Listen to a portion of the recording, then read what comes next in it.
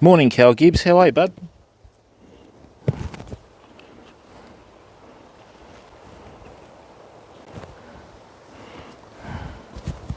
How's things, buddy? Good? All right.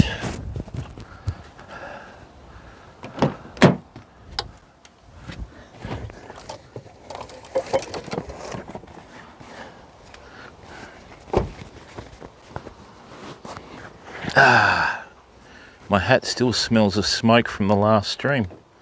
Is this one? My hat still smells of smoke from the last. You wrenched your back. See, the thing is, when you're younger, if you wrench your back, you can make stuff up and everybody thinks you're a legend. As you get older, they just think, oh, starting to get on a bit, you know?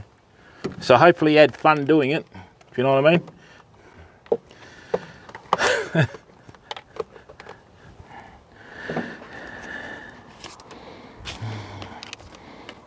Right, now, we've come down here at low tide, Cal.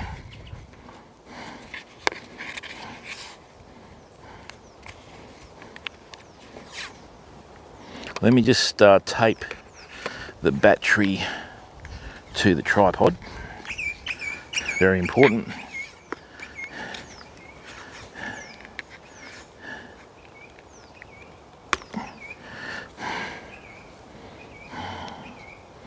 Right, that's ready to rock. When that's ready to rock. Excellent.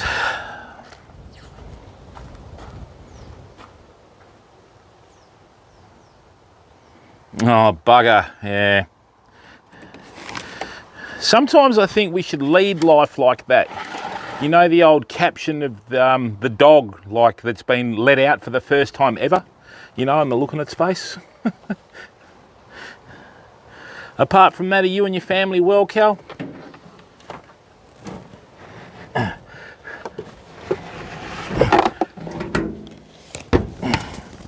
Oh, sugar. What's that? Oh, come on. Just a few little technical difficulties. Let's just chuck that there, so. Don't want to record every single breath. That's probably a bit better. All right, so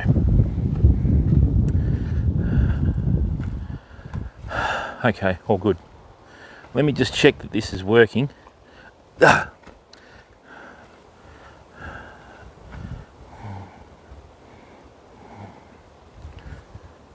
Very low tide today.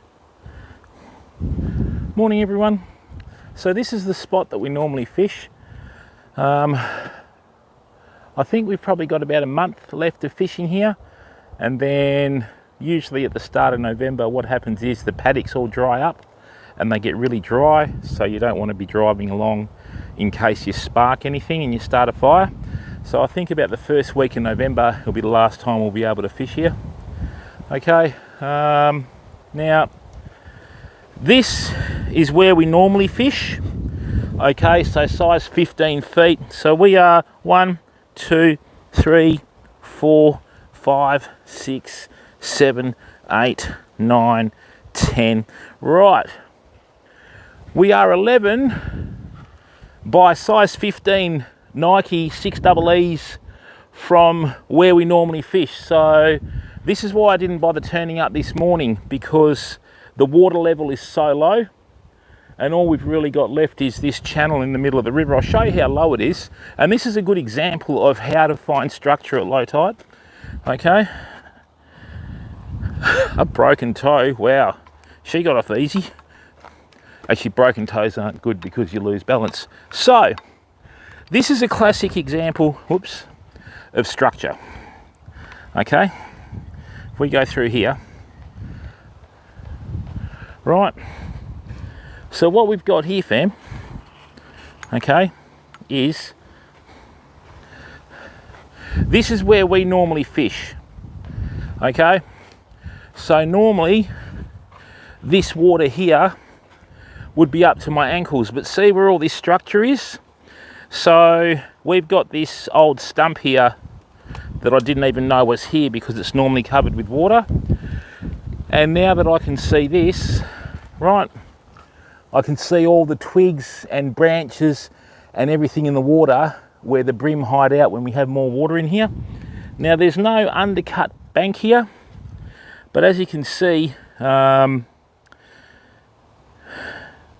it's probably up to my knees normally. Most of your water in a river is in, when it's full at the high tide, is in the top, I'd say 2 to 3 feet. Okay, because it's usually at an angle anyway. So what we have here, these are all the leaves from the eucalypts. We have part of that trunk that's in the water from this tree here. So as you can see, this is all scattered with structure. That's what brim live in, you know. And whenever I go to a new spot that I've never fished at before, okay, I will always go at low tide and look at it and make a mental note of what's where. Here we go. Here's a classic example. Ooh, just across the river there, if you have a look.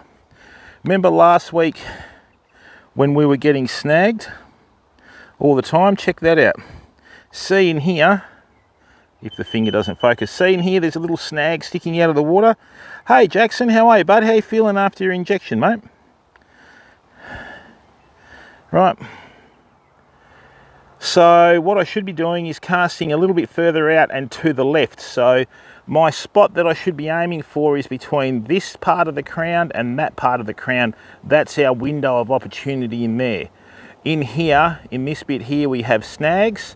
And in here, see that we have another snag. And because I can't show it on the camera, but I can see it from where I am, I can see that there's a branch that goes across there. So between these 2 points here is where the fork of the tree is that fell into the water, okay? Oh, awesome, Jackson. Yeah, when I had the first shot, mate, it felt like I'd been hit in the arm with a baseball bat. That's how sore it was. So that's, now we know this, we know exactly where to cast. Over on this side here though, if you have a look on this side here, we've got all the branches and that there. And if we come around here like that, there's not really much here under this, other than this little creek that feeds in. So we should be casting between here and here at the structure. Okay, so when you put it in the full screen, okay, so that's where we fish, there and there. Here's too snaggy and there's too snaggy. If we cast over that, right, we'll get snagged. So interesting. And like I said to you, unless you fish at a low tide and see all this, you won't know. Might try a different angle today. Let's try down here. Let's go in here. Oops. Sorry, fam.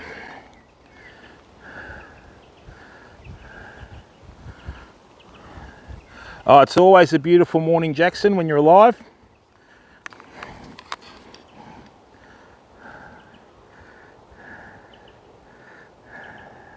And let me just check that we've got enough in here. All right, so look, this is the plan for today. And this is interesting too, because we're fishing at low tide, we can find out all the secrets of the river. Let me show you something. Can I find a stick, or maybe I'll use one of the fishing rods, okay?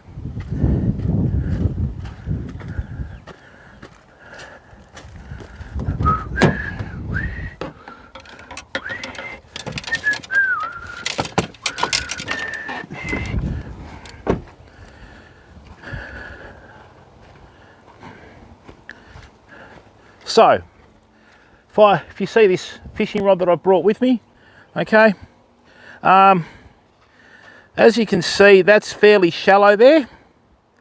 Okay, so we're not even down to the first guide from the stripping guide there. See, look, there it's just gone past it. All right, so the first 3 feet of that water is about that deep. It's fairly shallow, but go another foot past that and watch what happens. Okay, look, boom.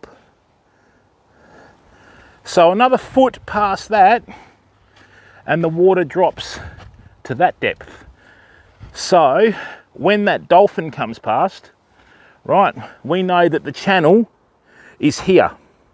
So obviously it can't swim through those branches and everything, it'll get stuck. So it'll just come through here, meander through the channel and head out that way, which means that end is the shallow end of the river and this is the deeper end, okay?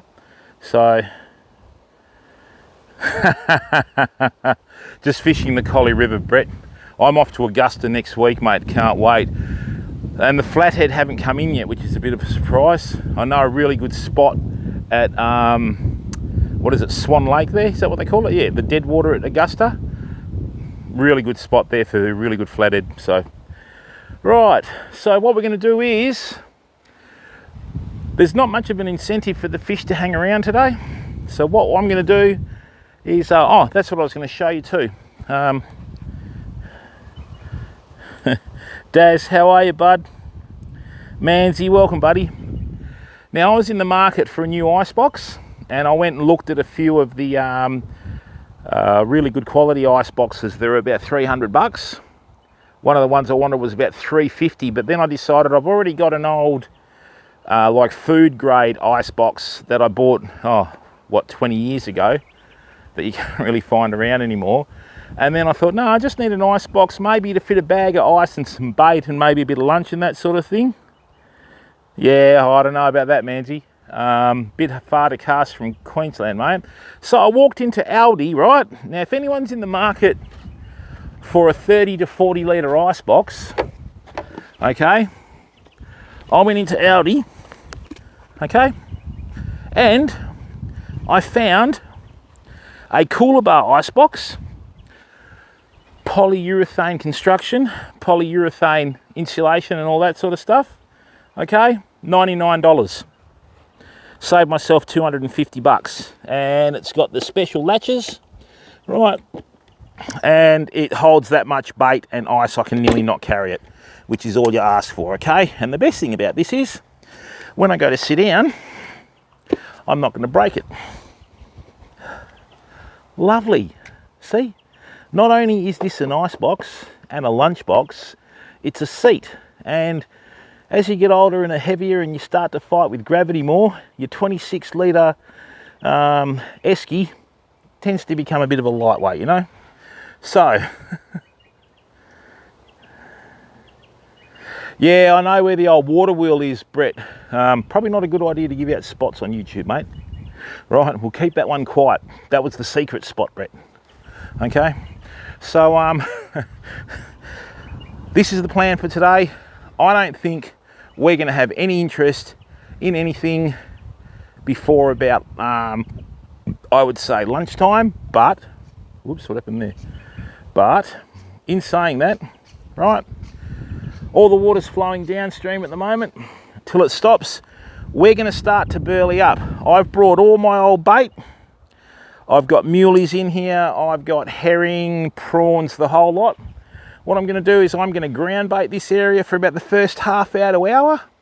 Then once the water starts creeping back up again, the plan is that the fish will smell all the muley and other stuff that I put in the water, and they will start swimming upstream with the Burley trail, okay? So hopefully, not only with the brim, but we'll get mulloway and other stuff that come up, because they have caught them here, fam, right? It's just, you got to give them an incentive to come in, okay? Right, so what I'm going to do is I'm not even going to bother to put out a fishing rod yet. I'm just going to go and get some scissors that I have for this sort of thing. I'm going to plonk this down somewhere so I can read it while I'm chatting with everyone, right? And then we're going to swap line out on a reel. It's going to be a busy day.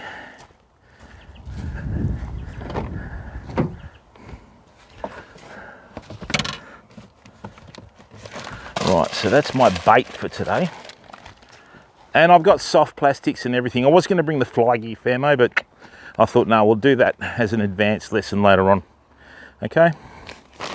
Now, let's plonk down here. Tell you what, I really like this ice box already. Get down there. Right. Nice. And thanks to the 8 people that have tuned in already. Okay. Now, I'm confident that if there's still a fish underneath this snag here, we'll be able to get it to come out. When I've done this before at the Blackwood River, the Deep River at Walpole, the Franklin River, like closer to the mouth where it empties into the inlet and that sort of stuff, you would be amazed what swims past like a big Burley trail once you get the going, fam. Okay, so what do we got here? Let's start off. What do we got first? Yep, that feels like some sort of fish. Yep, baby muleys.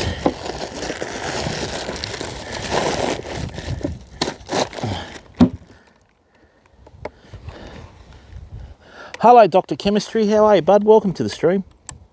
Oh, whoops.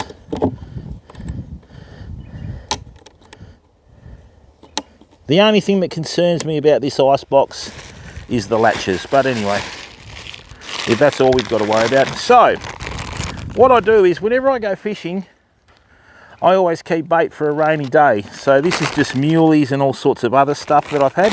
Right, I'm just going to start cutting this up and throwing it in the water. And then, as I said, oh, it's got quite an aroma to it. Whoops, never ever leave plastic in the water, fam. That's just going to get them to start defrosting, which means I'm going to stink by the end of the day. Okay, we've got some white bait. Now, don't make the mistake, right, of when you burley up an area, okay, running down like something out of a surf life-saving commercial and throwing the bait as far as you want to throw it, okay? Because it'll take off and so will the fish. What you want to do is you want to keep it in a little area, right, about, I don't know, 4 meters by 4 meters or 10 feet by 10 feet, and you want to bring the fish to you. So when you cast, you just cast to the edge of it and they'll see your bait before they see the burley, you know what I mean?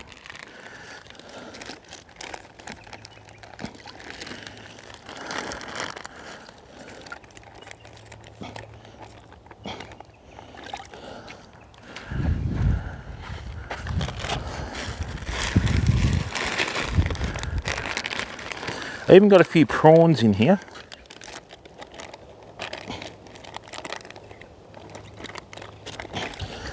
So what I'm going to do is I'm going to cut these up, right?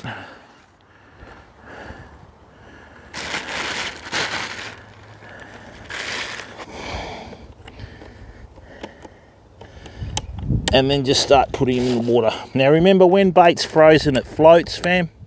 Right, so don't, you know, get sucked in, like I said, to throwing it as far as you can. I've seen that before in a boat, you know.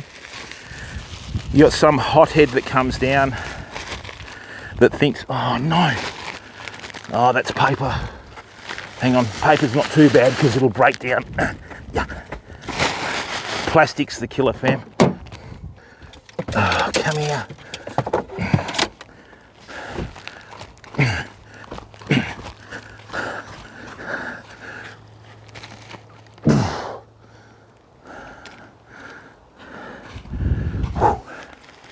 Don't you blow off. Hey. I'll leave that there just in case anything else happens. Now these herring, what are these? Ooh, mullet. No herring. No, I don't want to use those. Okay, grabbed the wrong bag there, but that's all right. We're going to use these herring on a nighttime beach fishing session we're going to do on Sunday. Oh, don't you go near the water.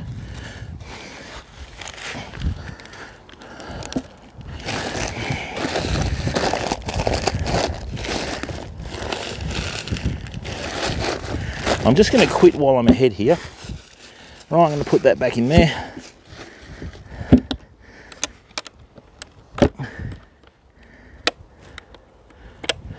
Yeah, thanks, mate.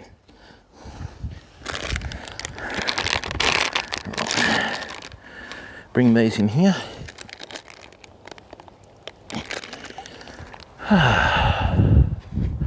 All right, let's just sit down and enjoy our day, famo.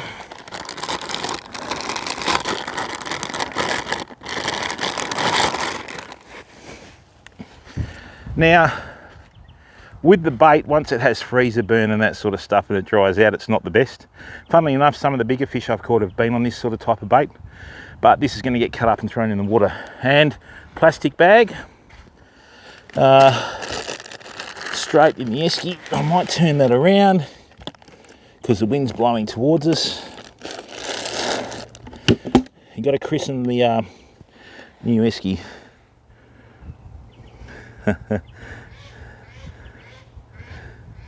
Hey there, Space Cadet, how are you, bud? Mate, thanks, buddy, how you going? Good? Good to see you here, mate. So many people are, I mean, I haven't been on Twitch for 3 months, and look, yeah, lot to it, mate. So, what I'm going to do is, I'm just going to sit here, right? I'm going to cut up, say, 1 muley at a time. How's life treating you, Mr. Space Cadet? You good? Hope Mrs. Space Cadet is well. So what we're going to have, right, don't forget to subscribe. You can do it on YouTube for free, Mr. Space Cadet. So, just going to cut up 1 muley at a time. Right, the ones that defrost first sink, the other ones will keep floating, okay? When I've done this before in other rivers, I've had fish boiling in front of me, right? And then out of nowhere they disappear, and then a big fish, like a big brim, will come through. That's when I'll cast a line in the water. But anyway, away we go. Oh, excellent, mate. A fire pit, eh? Look, I've been doing some campfire cooking streams. So if you go through some of the previous videos in the last few weeks, and you'll see a few really good campfire recipes, mate, and how to cure camp ovens and all that sort of stuff.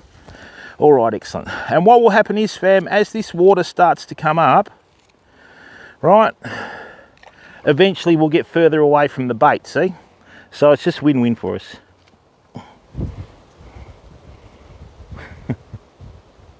The beerless esky.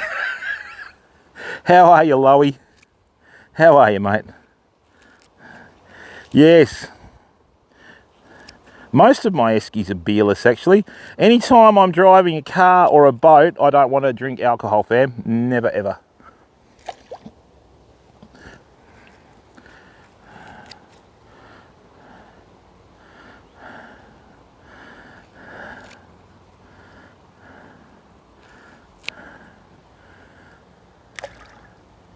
Now we're going to lose a couple to the middle there. They'll probably drift 6, maybe 8, 10 feet before they drop. Okay.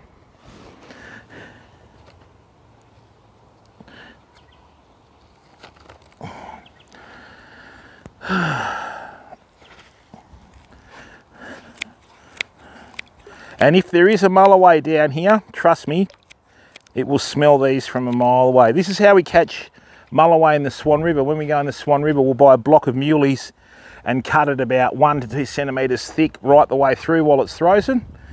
And about every 4 to 5 minutes, we'll throw a fair handful out. And then eventually the mulloway will come in, and we've caught plenty of mulloway where we've caught them on a muley, and when they've landed on the deck of the boat, they've just spewed out chunks of muley that we've burleyed up with. So, very opportunistic feeders, you know. All right. And I can smell the muleys from here. A bit like a fine wine, really, but not, you know.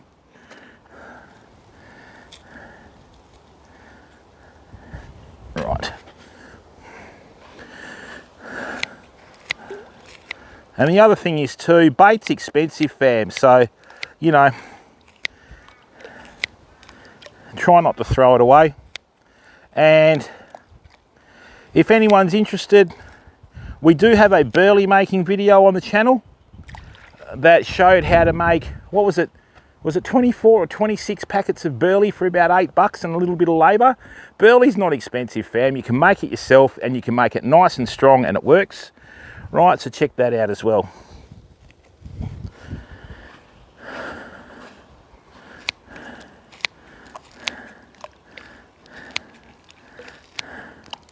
One year at Walpole, I was burling up like this out at this spot that they call Skippy Rock. No, is it Skippy Rock or the other one? Oh, I can't remember. And yeah, this huge snapper swam through and grabbed some bait. And of course we had no snapper gear, you know. So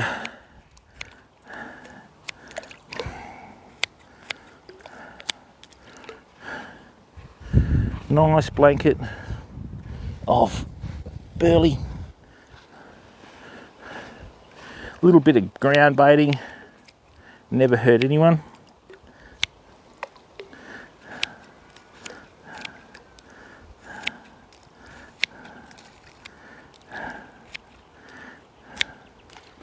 I don't think we'll see the dolphin this morning as it's a bit shallow, you know. Oh, prawns. Blech. Look, famo, see these prawns, how they've gone a really discoloured brown colour? They're not really much good, but they stink and they will bring fish in, trust me. Oh. Try not to get it on your hands.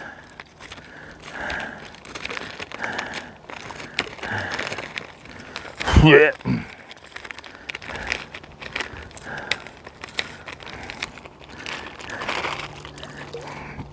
Oh, such a pungent aroma.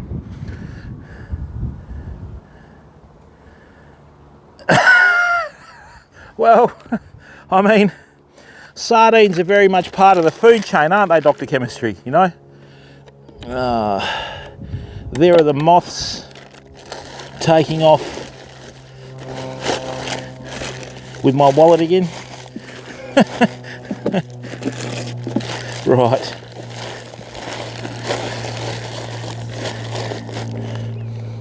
I might put out a nice big herring bait later, actually. Yes.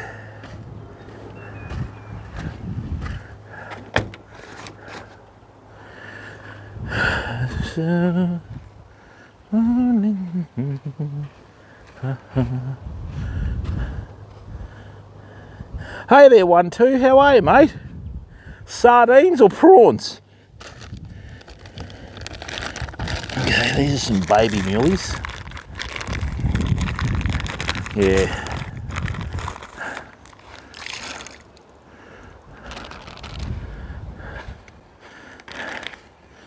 And making sure that I put all the plastic back into the AUS FAM. Oh, that's not good.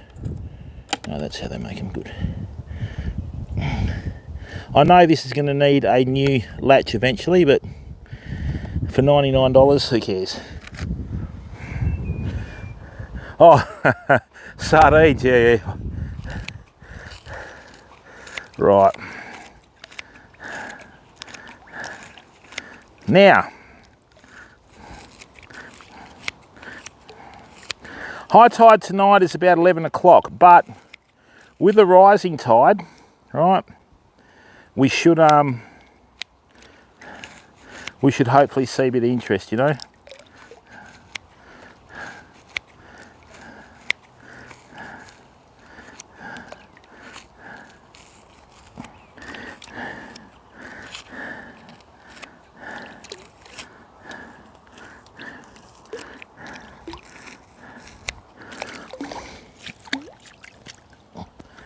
Okay, so we've got a blanket of Burley, probably about 4 feet wide for 1.2 metres. From here, probably about, I don't know, 3.5 metres or 10 feet. Okay, as this water starts to creep back up the bank and there's more water coming in, this shallow water will become deeper water. So that's why we always seem to catch fish on this snag, because the branches are falling over. And what we've got is, you know, the branches in the channel, which is perfect habitat for fish, you know. Hey Aussie Welsh, how are you, bud? Yeah, I don't know why it's doing that, mate. So we've got some more white bait. Hey, get that away from my shoes.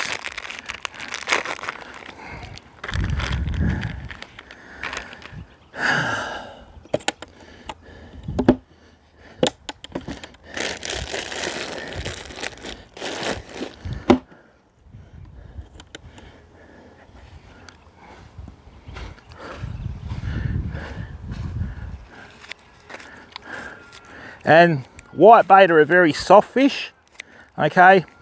Whitebait are actually my favourite. Whitebait on 4 sets of number 4 gangs, tarpons, is one of my favourite rigs to use in the estuaries and the river. But more so further south than here.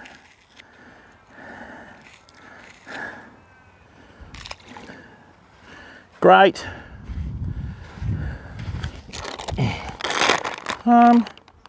I could probably still use some of these as bait, but I won't. Ugh. No, they're starting to discolour.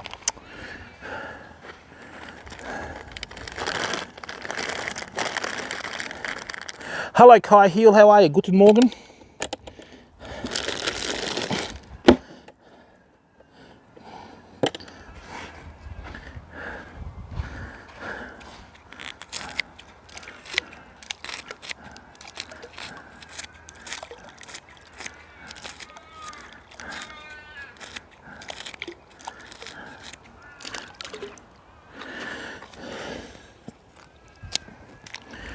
Nice.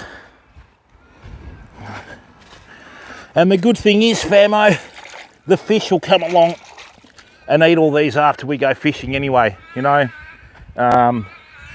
Bream, even mullet to a certain extent, even though they're not meat eaters. I've seen them eat bits of bait and that sort of stuff as well. I mean, the mice are shrimp that they feed on a protein, so is this. Great. So now, yeah.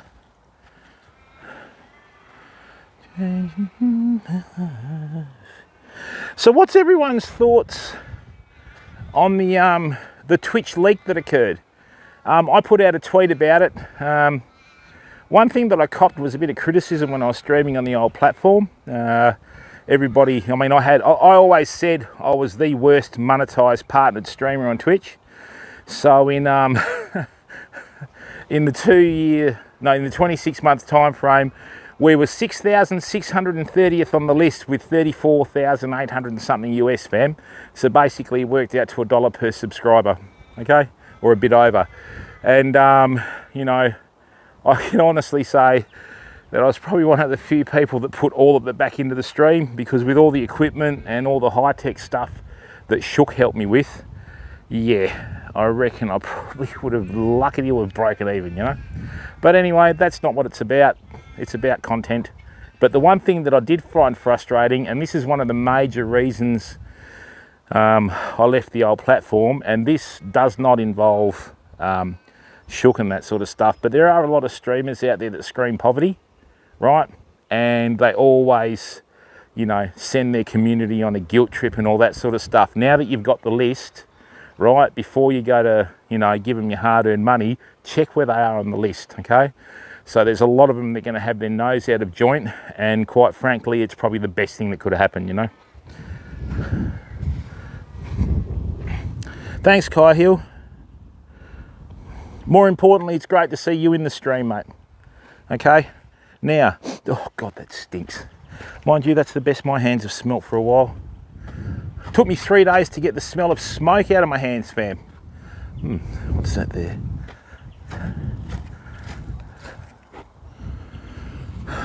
Okay.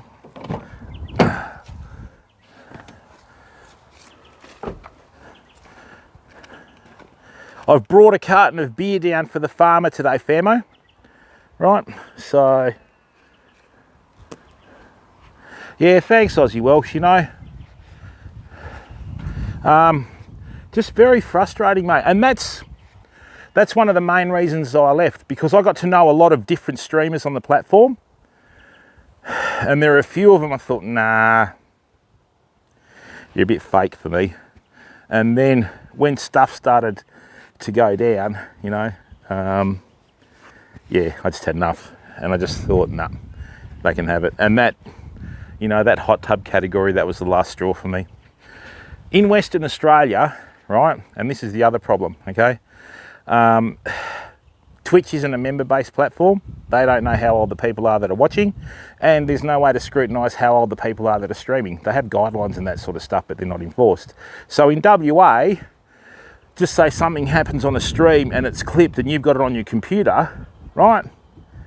and you send your computer in for a service or whatever, and it could be a clip from the platform, that's considered exploitation material in WA, and you'll go for 10. And I just went, nah, not interested. I don't want to have anything to do with the platform with those sorts of ethics, you know. So anyway, shit happens. TTV, how are you? Oh, mate, look, Aussie Welsh, I was slightly guilty of that. I've put up dono goals for other streamers before. I'm not going to say who, obviously, because that's in the past. And then one day I was looking at myself in the mirror and went, what are you doing, man? That's not you, you know? So, yeah.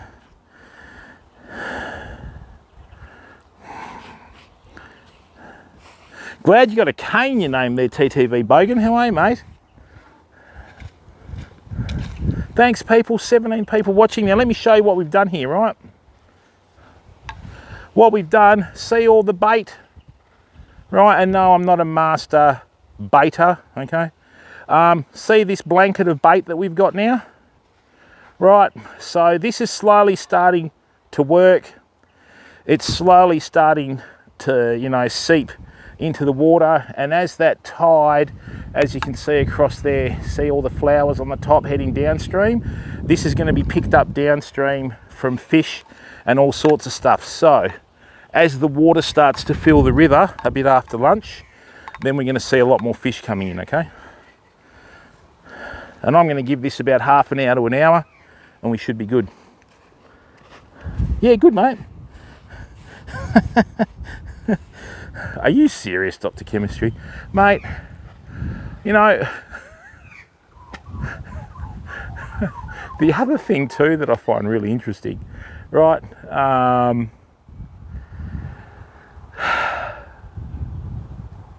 No, I won't get into it. I'm going to wait till the 24th of December, people. Although, you know, yeah, I haven't been on there since June. I don't care. But with this Twitch leak, apparently that's the first phase. Apparently the next thing that's going to happen, like phase 2 or 3 or something, when you sort of, you know, read what's going on Twitter and that, they reckon the next is they're going to have DDoS attacks and all sorts of stuff. But one of our mods, who I think is very knowledgeable and they know who they are, said that, you know, with the code being hacked, they said, I bet you there's a new streaming platform next year. And when you think about it, hey, if you want to go into competition with someone, you pay someone to hack their code and that sort of stuff. Smart business, isn't it, you know? And I agree with it. Rightio. No, I wouldn't, mate. It'd be really sick. All right, weirdo. No. That would be, there'd be a photo of that under cringe in the dictionary. Oh, God.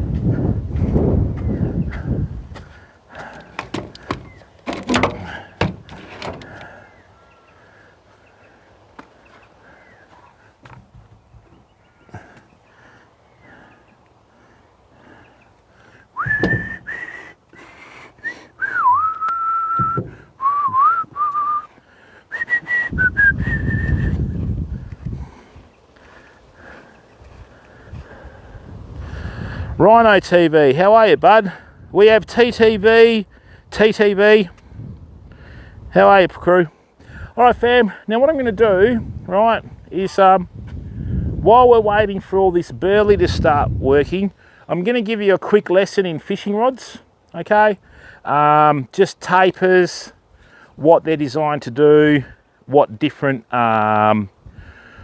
rods you can use for various situations. All right, and I'm going to show you how far rods have come in about, I don't know, when did I get that, in 1990? Wow, that was 30 years ago I had that rod built.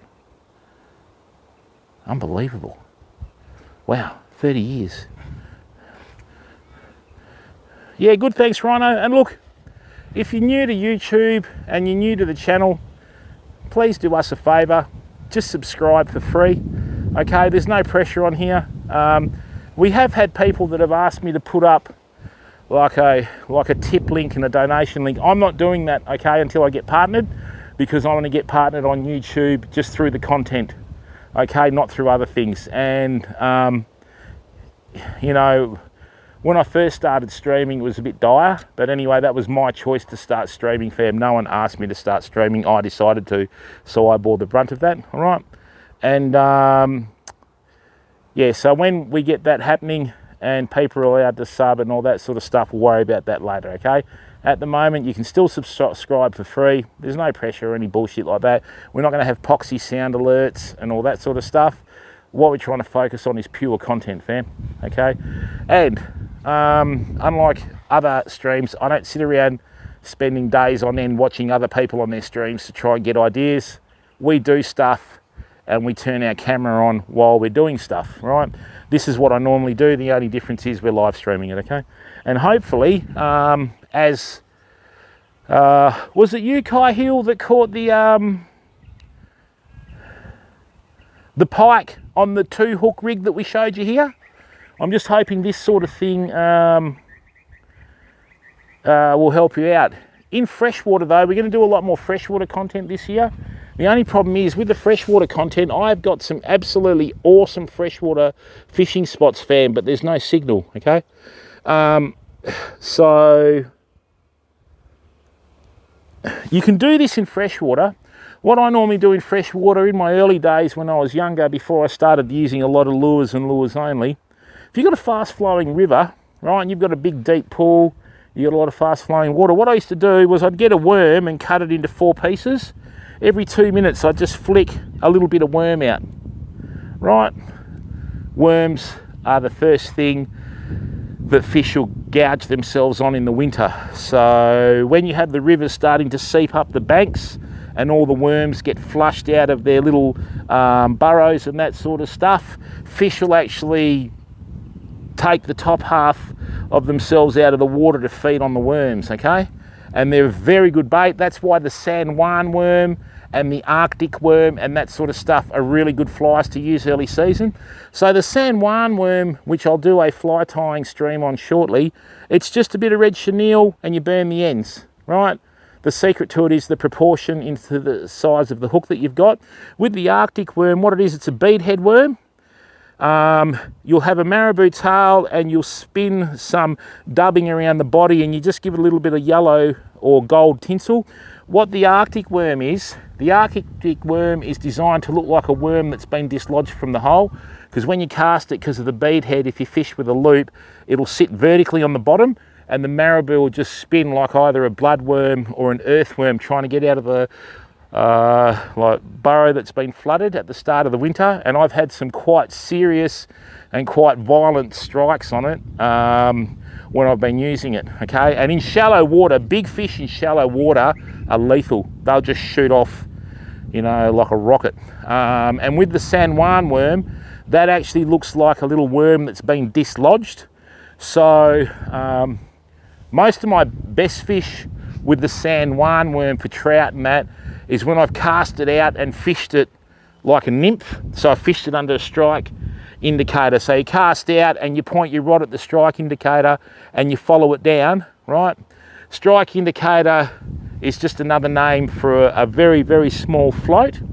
As soon as the float disappears, you know that a fish has come up and taken it, and then you set your hook, and they're quite lethal early season. I've caught up to 15, 20 fish, brown trout, rainbow trout, perch, etc., when I'm doing it. And yeah, they are quite dangerous, but it's like anything. That's called match the hatch in fly fishing. The reason why I'm talking about it is we're going to transition into fly fishing too. Yeah, there's not going to be any more gaming on the channel. I did a little bit of that PUBG for a couple of nights just to get the algorithm ticking over. Now the algorithm ticking over, fam, it's just going to be fishing, okay? So tomorrow night we're going to be doing a night fishing stream, hopefully, with the new moon and the high tide around midnight. We've got the generator, we've got the esky, we've got all that sort of stuff. So what we're going to do is we'll do a night fishing stream tomorrow, and I've remembered where the spot was where we got the snapper last year. So I'm hoping with the high tide and the new moon, and we'll have the lights set up and all the rest of it, and tomorrow will be a very productive fishing session. The other thing is too, it's the last Sunday of the school holidays tomorrow, so all the cheeky buggers are hopefully heading north, back home, right to do what they're doing, and we should hopefully have the beach to ourselves, okay? Hey, Kevin, what's going on? Back in the rucka. How are you, bud? Rossi Leek, how you going? Rucka. Hang on a minute. Yeah, isn't Rucka? Are you guys from Mandurah or somewhere? Well, they're very famous. I think, is that Rucka or just Rucka? Either way, welcome to the stream, okay? Like I said, if you're new to the stream and you're watching or you're from the old platform, subscribe for free. No pressure here, fam. Like I said, all we do is we just turn the camera on and do what we're doing. Now, back to our Burley. What we've done here, famo, right, is there's a little bit of Burley.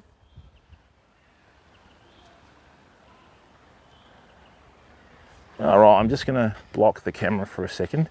Okay. There's just a couple of kids going past in a boat that we can't show. All right, you're not allowed to show kids on any videos, fam. You'll get banned. High tide's a bit later. I said high tide's about 11 o'clock. We're right on the low at the moment, so be careful. Oh yeah, I've been caught in the kayak, mate, trust me. Oh yeah, just around the corner where that sand flat is. Yeah, you hit that with the electric outboard, mate, and it hurts, so. Yeah. Right, there we go.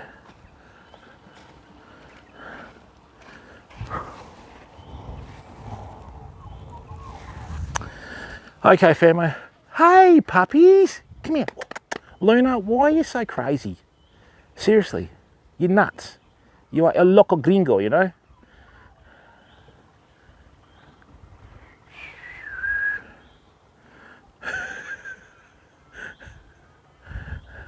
Come here, mate. Come on. You gonna come down to say hello or not? Come here. Come here, buddy.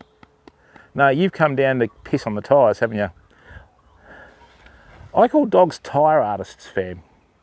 Because they do art on. Don't you dare. I've just cleaned them. No. Don't you look at me like that. Go and get out.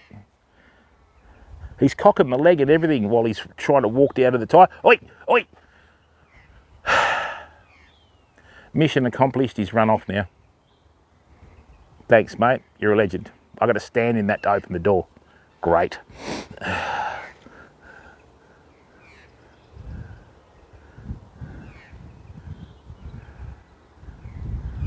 No, there's a dog, the farm dog. Yeah, I still talk to Shook, Kevin. Why wouldn't I talk to Shook, mate? You know, why wouldn't I talk to Shook? No, probably not. I think, yeah. I mean, Shook had plans to sort of get a caravan and go around Australia, and now he's got plans to get a house, so I'm probably not going to do anything, mate. I am going to go back to Fraser Island one day, but I'm going to go back on my own and just fish it myself. All right, I want to do some serious fishing. Been doing a lot of research on Fraser Island, and either next year or the year after, once this COVID thing blows over, even though I've had the vax and that sort of stuff, yeah, I'm going to go and do a serious series of fishing on Fraser. I just need to develop some technology a bit more. Once I've developed the technology in terms of getting signal and that, I want to go to one part of Fraser Island that I've been reading up on where you can catch everything. So, you know, but the biggest problem is to go to Fraser, it wouldn't be cheap, but that's what you do, you budget, don't you? And you put things away, and then that way you just repay that with interesting content. But we do have some islands down south. There's one in particular that I can kayak to. So I got a bike recently, as in push bike. I'll start riding that to get the fitness up. The only problem is to kayak to this island that I want to go to. You've got 6 to 7 metre great whites swimming in the channel underneath it. A little bit hairy, really, when you're in a 4.3 metre kayak, because if one of the sharks decide to start humping it, I think I'm probably going to let them. But that's all right. You do these things when you're young, you know. So we'll figure that out later.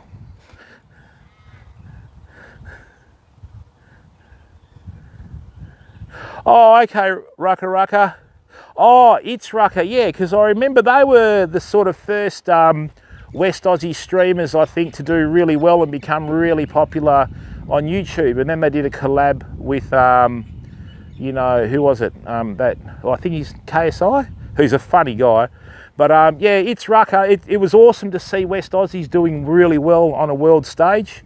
And, you know, the more the merrier. And the editing they did was amazing. I mean, some of the stuff that they did on there with how they edited it was just phenomenal. You know, it was better than a lot of the TV stuff. So yeah, it's just always good to see. It's good to see Aussies doing well on the world stage, mate. We don't have as much population as other parts of the world, you know, and it's just good to see any Aussie doing well. I mean, you look at the young bloods, right? That's there probably now. I think they probably, do they have a higher following? Irrespective of how many followers they have, it's just good to see them doing good on YouTube, mate. Then you've got people like Robbie Fishing, you've got Rocket as well, you know, just other Aussies on the East Coast that are doing really well. There's a few other channels that I'm finding on YouTube, and it's just good to see, you know. And I mean, Australia has some of the most unique fishing in the world. Although the West Coast where we are, I think we're a bit limited in comparison. Like you take freshwater, for example, here we have brown and rainbow trout and redfin perch that were introduced, and they're continually reintroduced. Although in saying that, I do know spots on the Warren River that I see trout spawning, but I don't tell anyone, now that I've told you, but I won't tell, say, fisheries or anyone, because they'll come in and try and zap them out, because there's actually a fairly strong movement in WA out of one of the unis to try and get rid of the trout, which I find really disappointing because, you know, I know that they do hammer the marron population, but that's more the redfin that do that, because every redfin you catch has always got a marron in its gob. You know, I've caught a redfin that big and pulled out a marron that big out of it, and they've got the marron sort of like feelers and that coming out of the redfin's gob. That's why black spinners in Western Australia work so well. When you fish with a black spinner, they look like nightfish, marron, leech, all sorts of stuff. And it's the most popular colour for catching fish in freshwater down here, you know. But we're going to do some fairly in-depth technical streams soon. We're at 2,500 watched hours, right? So what we're going to be doing fly tying, lure making. I'm going to take us to some really remote spots where we'll be fishing and like you know, I'll be walking along and a 4-foot racehorse goanna will run out in front of us, you know, and really wild spots that you've got to be really careful at. One spot I went to with a friend of mine, I fell in some quicksand next to a riverbed. If he wasn't there, I wouldn't have got out. So, you know, you just got to be careful, you know what I mean? Hey, Tipsy Max. Yeah, Kev. Yeah, I don't really think I'm going to collab with anyone anymore, because I'm going to try and put out as much unique Western Australian content as I can. The other thing is too, I'm probably not going to be very popular for this, but I'm actually going to do some YouTube channels where I'm going to show people how to drive to fishing spots. Because the way I look at it, obviously I'm not going to give them the really good ones, but the way I look at it, rivers are there for everyone to use, right? And if you're able to actually see how to get to a spot, okay, you know, families can utilise the campgrounds and people can utilise the campgrounds, you know, as long as they respect it, they don't leave any rubbish, they take all their rubbish with them, you know, and they leave it cleaner than they found it. Well, I mean, you know, to think that you're the only person that can go and fish a fishing spot is a bit selfish and ridiculous. So look forward to some dash cam vids where I'm going to drive down to a spot, obviously in, you know, probably fast forward to get to the spot. And these spots are going to have camping grounds next to them. where you can camp. And look, let's face it, nowadays life's a lot quicker than it used to be, and I've forgotten how to relax until I started streaming again, because fishing is one of the few things that really just relaxes me and I chill out, you know. So yeah, it's just going to be good for everyone, and it'll encourage people to go down south. The only problem is, you know, it's sort of a bit concerning. A lot of people sort of don't really tend to think of others, this themselves, on a gravel like road on an angle like that, and it's like, mate, what are you doing, really? You know, and then they expect to stop on a 5-cent piece. Little things like that that just don't get shown anymore, and they should get shown before something really bad happens, you know. So anyway, all right, so what I'm going to do is I'm going to bring out 4 different rods. I'm going to show you what the 4 different rods do and the different applications that you can use them for. One of the reels that we've got, I bought a new spool of 20-pound fire line. So what we're going to be doing is we are going to be putting a new spool of braid on, okay, and that way we'll be using it for the upcoming season. And on top of that, we'll give this about another half hour to hour to get going. I think everything's starting to slow down a bit, fam. So I'll find out when the next high tide is, but we are a long way from the coast. So if the tide turns at, say, 11 o'clock and starts to come in again, it usually hits us about 1 o'clock or 12 o'clock or whatever it is. But we've got all this bait in the water, so anything that's downstream, right, is going to cop a whiff of it. That's going to be sending out Burley trail for miles, or kilometres if you're metric, you know what I mean? And so all we've got to do is just give this river time to fill up. When the water volume increases in the river and the salt water starts pushing back against the fresh water, then we will start to get some fish coming up, and hopefully we can even get some fish on soft plastics today, you know. So what I might do while we've got this river at such a low tide, although it is not very clear, which concerns me, because you know, soft plastics are pretty good. See, with a spinner it wouldn't faze me, because with a spinner, when the blade spins on the body of the lure, it aggravates fish and they pick it up in their lateral line, and then what they'll do is they'll find where the fish is pretty easy.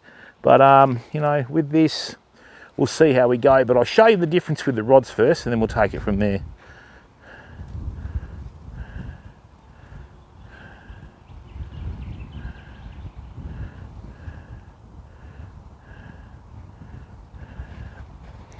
Dr. Chemistry, I love the northwest of Western Australia. When we went to Karratha, some of the scenery through there was unbelievable.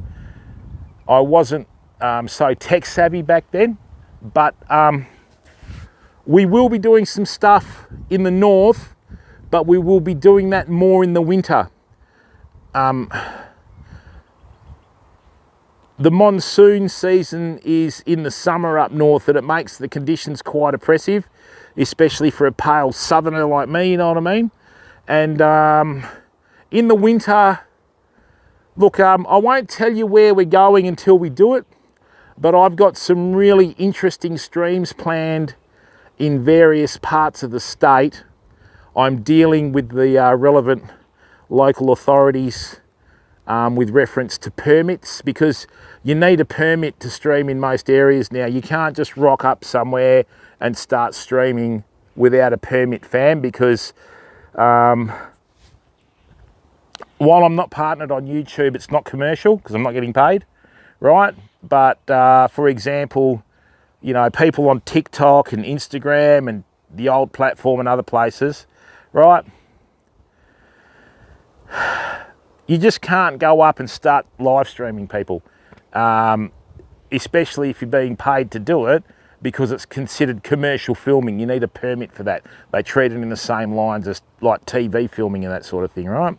So, yeah, you just can't do it. And look, people have their glory in that sort of stuff, but if they get caught, and they will get hit really hard, you know what I mean?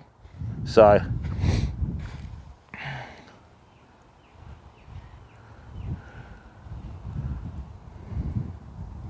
Hey Bob, how are you, mate? Welcome to the stream. Right. Now that's dropped, so I need to charge that, fam. Let's go and get these rods. No, that's okay. Right, that's charging. Excellent. We've got a C to charge. Okay, let's talk about fishing rods, fam. Why would you lock the door, Jimbo? Great. How can an animal that size produce so much wee? Oh, it stinks.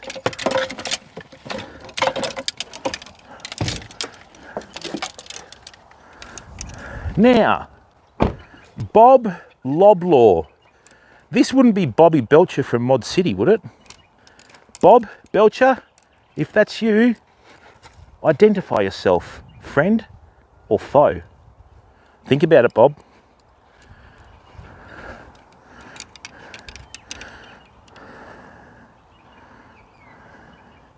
Yeah, out in the middle of nowhere doesn't affect anyone, mate, but, right, most of WA now in the tourist areas, right, are national parks. Okay, you need permission to do anything in a national park. So I have a park pass, the gold pass, that allows me into any national park in the state. And that means you're giving back, not just taking, right? But for example, I'm not going to say where, but there's places that are national parks. You just can't go there and start streaming and that sort of stuff because, yeah, you need permission to be in there. That's why it's regulated by the government. That's why a lot of national parks, you can't have dogs there, right? And, you know, so, I mean, you've got to be very, very careful, pal.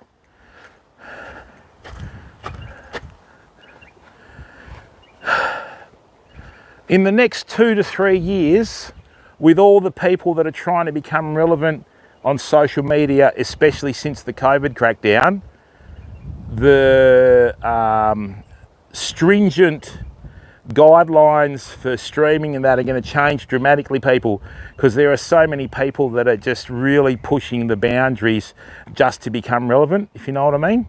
So, you know, it's like school photos, right? Schools need to get permission from parents to get the people that take the photos to come in and take the school photos. So if you think that because you're streaming that you can just go out in the public and just start, like, you know, streaming and filming like people that are under 18, you're absolutely dreaming, fam. And some streamer somewhere, right, is going to get nailed for it in a big way and used it as an example, and whoever they are, good luck to them, because they're going to need it, you know. So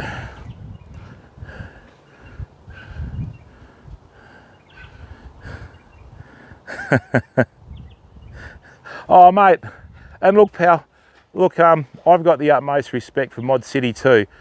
You know, that Sunday when Roland rang me, when he was alive, God bless his soul, and he said, do you want to come to Fraser? And I sat down and I was gobsmacked, you know, and I went, yeah, sure, Roland, but I can't afford to fly there. And I wasn't saying that to get a ticket out of him. He goes, yeah, we know that, mate. He said, but, you know, Shook's been there for I don't know how many weeks and not caught much, and it was right on the cusp of that full moon, which is a lot of pressure because full moon's not really that good a time to go fishing. So you know, I spoke with my wife about it, and then she says, well, you got to do it. And I liked Shook because he was really fun guy, you know. And look, with all the effort that he sort of like goes to and that sort of stuff, you know, I mean, when he hits the piss and that, he does change, but you know, that's why he came over for 3 weeks last year, so I could kick his ass. Little shit. And then, yeah, Roland flew me over there. And I mean, that was a big weekend. So I left work at, I think, 7:30 or 8 o'clock. And because my car was having a few mechanical issues, I hired a car to go to Perth with. So I got the 10:30 flight to Brisbane. Then from Brisbane, I flew to, what's it called? Where Roland and Vape and that live. And then I met them for the first time and got driven to Fraser and met Shook for the first time.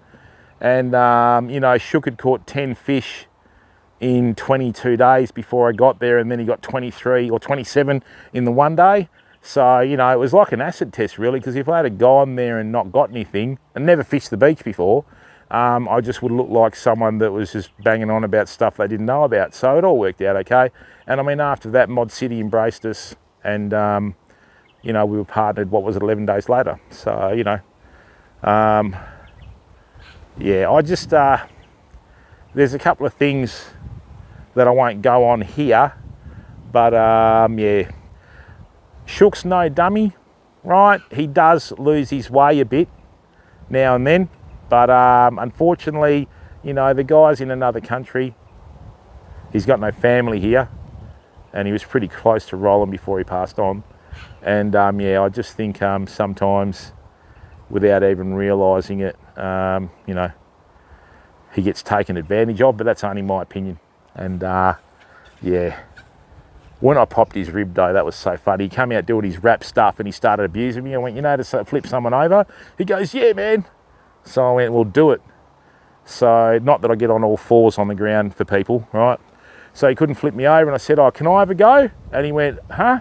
And I just grabbed him and flipped him and landed on him, and I heard and he's like, oh, me rib. And I went, do you actually know how to fight? He goes, no, I just watch YouTube.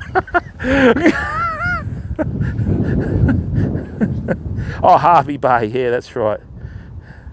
All right, so what we have here, famo, right, is we have 4 different fishing rods, okay? Now, even though, whoops, what am I doing here? Even though,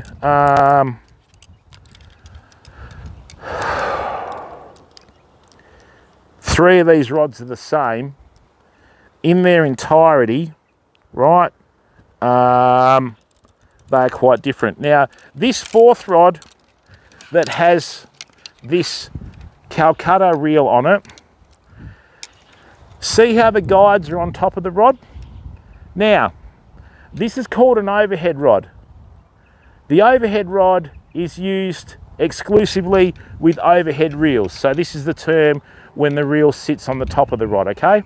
Let me show a few basic differences, right? What we'll do is we'll use the one that doesn't have any rigs on it, okay? So, with your, actually no, we're probably better off with that. So, with your spinning rod, the traditional rods like this have the reel underneath the rod, okay? All right, and that's how they're designed. So what you have here is, if I put a bend in this rod, see how the line pulls down on the rod? So you don't need as many guides as an overhead rod, and I'll show you why in a second. So in here we have the rod tip, and we have 1, 2, 3, 4, 5, 6 guides. Now, I had this rod custom built at a tackle store that I worked at years ago, right? On a rod this size, normally they'd have the tip and probably 4 guides or 5 guides max. The only problem with that is, right, now these are all top quality Fuji guides. See these, see the bend in the rod? See how we have a series of straight lines going to the guides, right? Ideally, you don't want to have too long a set of straight lines going through your guides. I mean, that's not too bad at the rod tip. Me personally, if I got this rod rebuilt again, I would get an extra guide put in there, right? You don't need to go to the extent of full silicons. Silicon in itself is not a very good material. Fantastic for lack of abrasion resistance, but are very fragile, especially upon impact. So what I have here is, I did have a silicon tip, but I just put the, is it the BNVLHG from Fuji? Right, so that's how these work. Now with overhead rods, totally different beast, fam. What you've got, okay, is you've got the rod, or you've got the guide sitting on top of the rod. Now see this? Now this is a custom built overhead rod. Now see here how you've got that line nearly touching the blank? That's an exaggerated curve though, because it would only get to there. that could probably do with an extra guide in between there. But what you don't want is you never want your line touching the blank. So with the overhead rods, these are designed to cushion the line so it doesn't touch the blank. So you have a rod tip and 1, 2, 3, 4, 5, 6, 7 guides. Now, on a rod this size, personally, if I ever got this rod rebuilt, which I intend to do, I would probably have about the tip and 8 guides, because the more you cushion the load of the line on the rod, the better of a curve you'll have, right? And more of the rod you'll get to use. Alrighty, so we've used this out in the boat when we had the old sponsor boat, right? And these are designed to be fished with the overhead reels.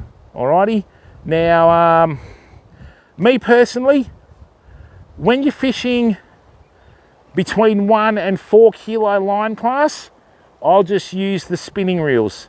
I spent a lot of money in the 90s trying to get these ultralight bait casters to cast ultralight lures. Total waste of time. I should have just stuck with the spinners. But that's, look, remember on these videos, all opinions on here are my own, right? And I just do them from experience. So 1 to 4 kilo, me personally, I just use spinning rods, okay? 6 kilo and up, overheads. I mean, that's a really good, that'd be a really good barra outfit. That would be a really good snapper outfit. And you can use your fishing tackle for a variety of different purposes. So for example, if you're wanting to start out in fishing, right? First thing I would say to you is, don't waste your money going out and getting all the latest this and the latest that, because you don't need it, okay? So what you need to do is, freshwater fishing and estuary fishing for bream, you can do with the same gear, right? So me personally, I like one-piece rods, right? Just habit really. I do have a 2-piece rod there that I'll never take apart anyway, right? So this rod was built for me in 1994 or 5, somewhere around there. Now, whenever you put a reel on a rod, okay, ideally you want the balance point to be within an inch from the reel seat, okay? Now this rod here was built with rope, not with hyperlons. Me personally, when I fish with rope, I can feel the slightest nibble all the way through the blank and the line because of the rope. With hyperlon, it tends to be dead from the grip back. Okay, on like when you're using larger lures and that sort of doesn't really matter. So if you're going to set up for bream, right, you can set up, or trout, you can set up for bream. So see that? That's absolutely perfectly balanced, although I do have a very heavy sinker on there. So that's the actual balance point here without the sinker, right? The reason why balance points are important is, in terms of fatigue management, I can sit there and hold that fishing rod with that finger all day, right? And virtually not succumb to fatigue running around with it. If your balance point was here and you were holding it here, it'd feel a bit heavier. So basically what it does is it becomes an extension of your arm. So see that there? So whenever I go into a fishing shop, I'll go to buy a rod, boom, I always make sure that the rod butt will hit my forearm there so I don't overcast. And then what you can do is you can literally point and shoot, you know, boom, like a rifle, okay? And that goes exactly at your target, alrighty? So balance points are important. It's more important in saltwater gear, you know, 8, 10, 12, 14 foot rods. You put your reel on there and you've got a balance point, okay? That balance point, put a brightly coloured marker on there and hold the rod, whichever hand you hold it with. I reel left-handed, you hold the rod there. That becomes the balance point for the rod. So that way you can pick up the whole rod, right, and hold it on that finger and it'll be weightless. And not enough people know enough about that. So what we have here, fam, this reel's been absolutely battered, okay?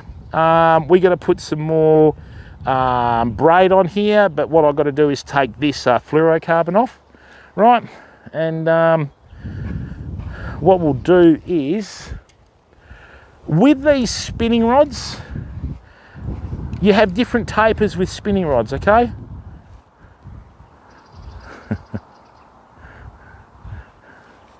Hey there, technically correct. How are you, mate? Now, is that technician with a new username or? All right. So,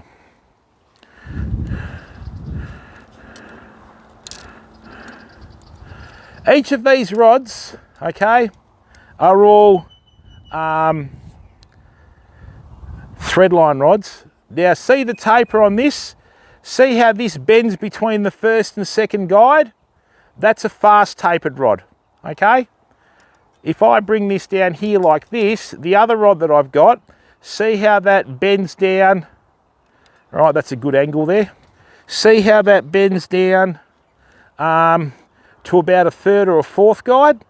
See how you have two different tapers there?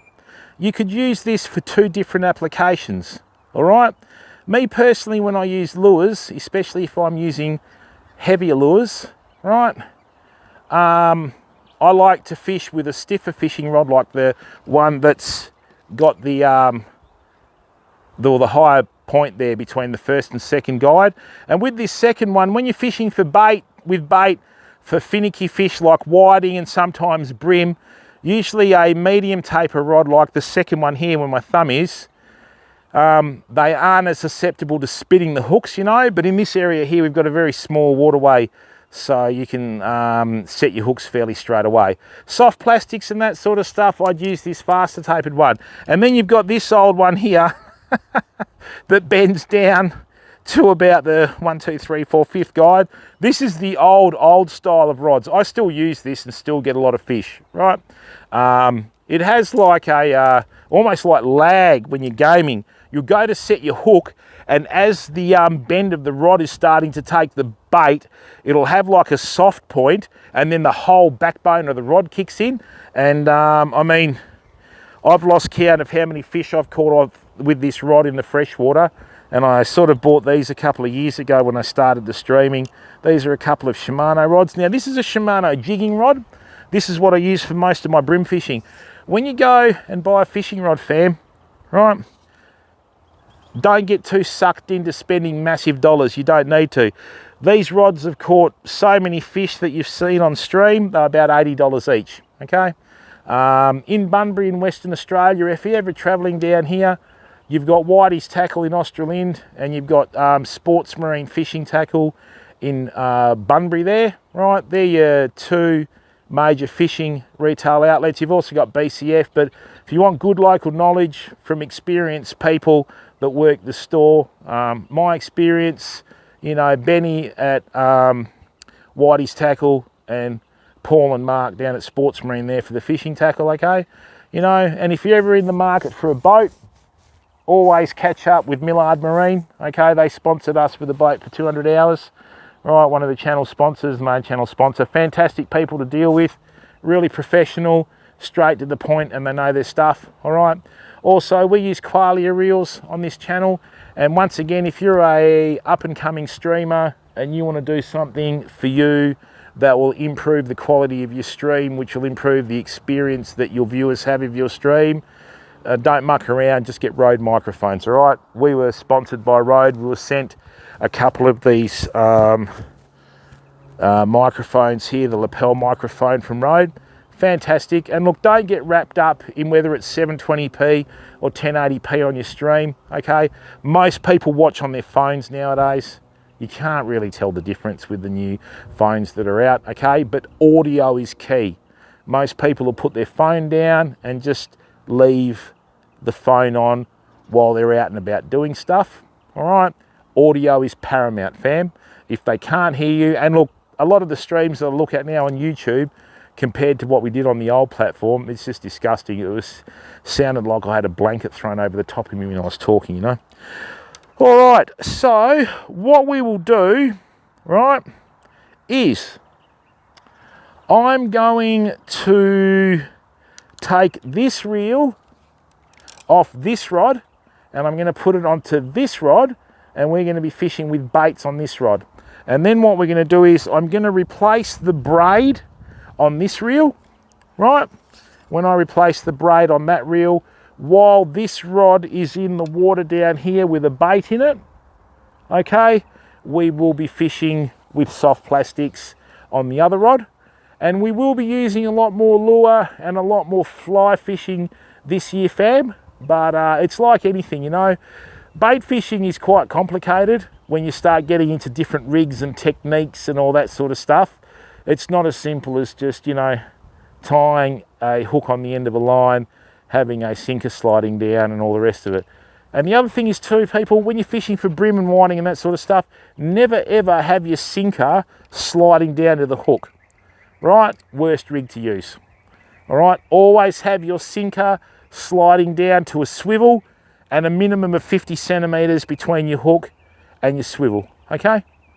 All right, always do that. And your catch rate will go up by 20 or 30%. And then if you start using braid, it'll go up by another 20 or 30% again, okay? But we'll talk about lines and that sort of stuff another time. So let's get going with this, right?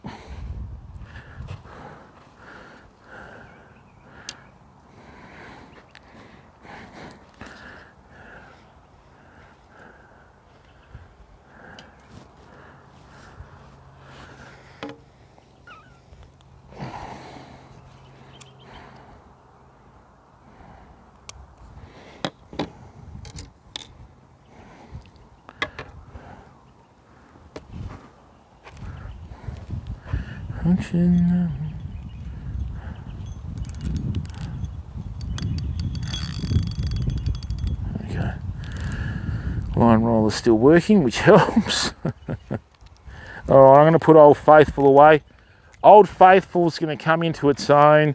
If you have a look at a lot of the early YouTube videos that I did back in 2011 or whatever it was, or 13, I can't remember when I first started. Ironically, I should have just kept going, but I didn't know that, right? This rod is the same rod that was used in those videos, all right? And yeah, it will be getting used again, fam. Okay, so let's just set up these reels now.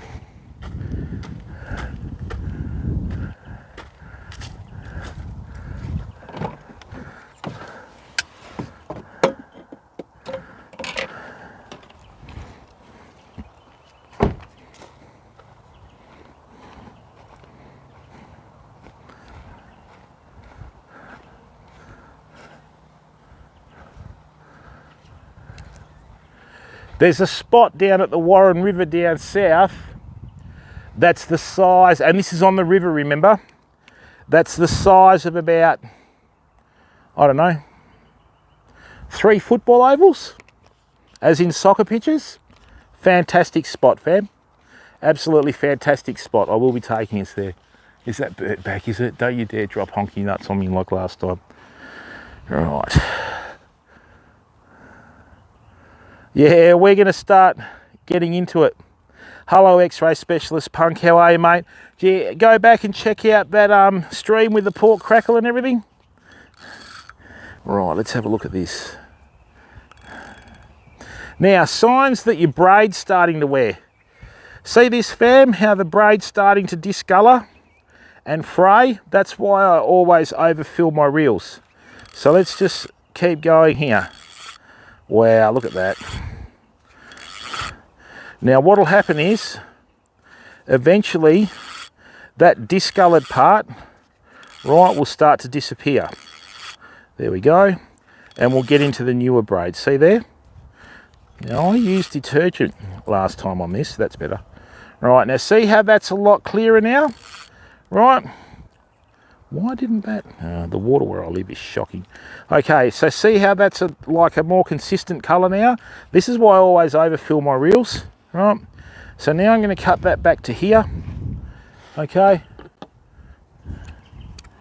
Like that. The most important thing, fam, okay?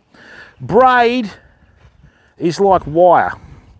Do not leave any braid anywhere, as what will happen is, if birds get their feet tangled in it, they'll die, okay? Native animals will get tangled in it because they've never seen anything like it. And this stuff is super, super strong. All right, now I'm not going to waste this fluorocarbon at all. What we're going to do,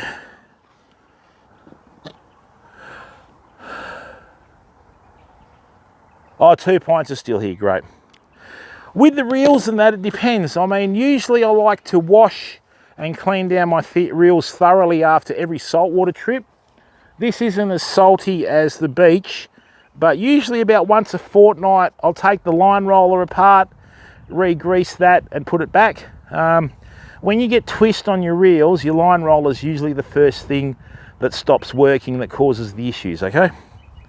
All right, now that's, yeah, I'm gonna use that for a rig actually. So see what I've done there?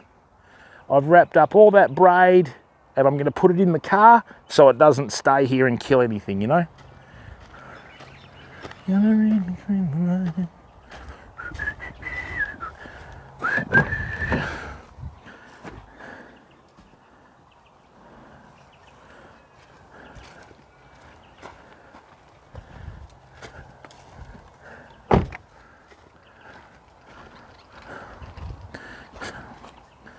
Even fishing line's just as lethal as braid, fam.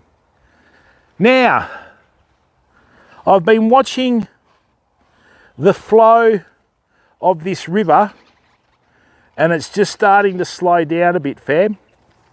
Right? Hear those birds? They're the native 28s. Right. So, this is what we're going to do, okay?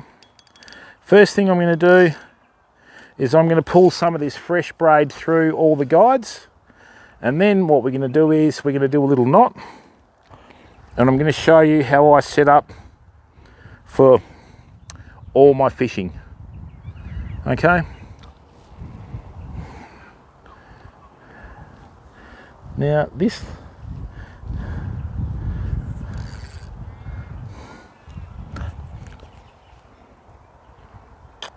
now is that a cut or is that just dirty? No, that's a cut. No, that's just dirty, thank God.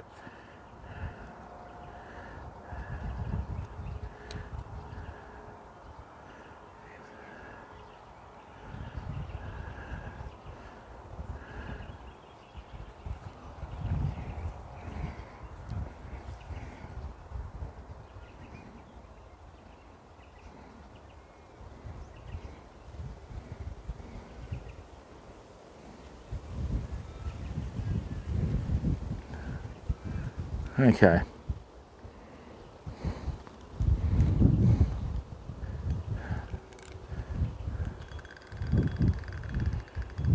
Right, so that's actually at a normal level now. So famo, what I do whenever I go fishing, I always do a bimini join. This line's really salty. That's not good. Okay. So, you're probably not going to be able to see it, but I'm still going to do it.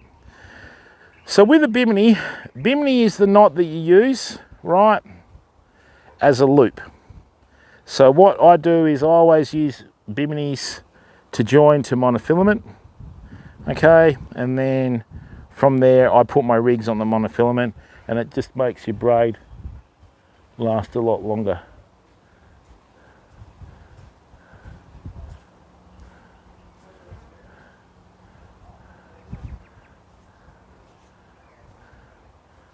Kayakers, they're all adults, that does it better.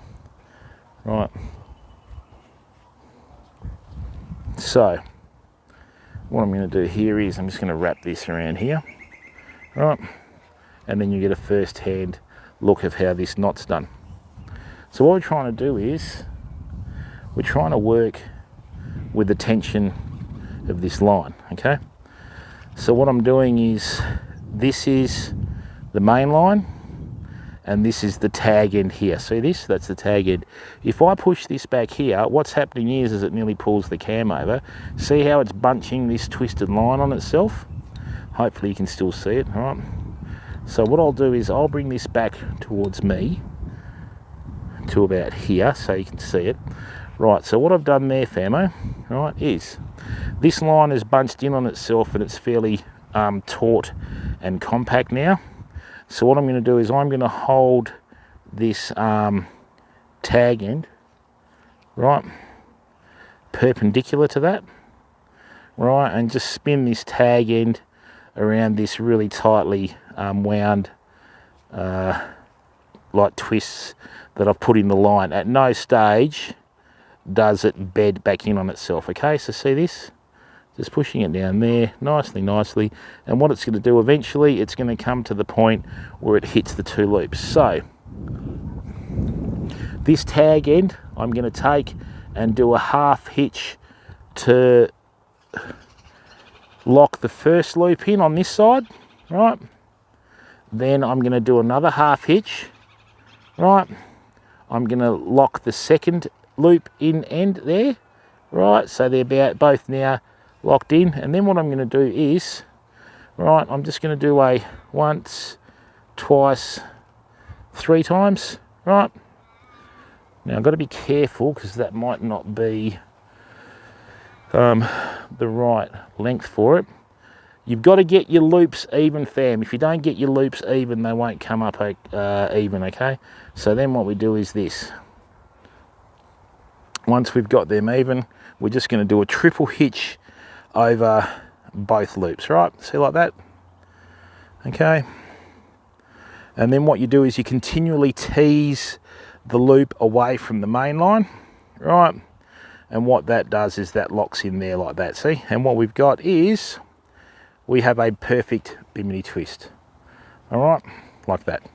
See, look, beautiful. And see how the tag ends come off? You can't see it obviously because of the thing, but see that there? See how that's come off beautifully. Now, if you want to be a little bit overly cautious, what you do is you just do your second triple hitch. Some people do half hitches. I just do a triple hitch. It just makes it easier. Right, and you've got a little bit of insurance if your line wants to fall apart, okay? So beautiful, there we go. And if you can do it out by the riverbank, you can do it at home easy. So see that, how it's bunched in? Now, if you want to be a little bit sneaky, right, a little bit of super glue, and it'll never come apart, all right?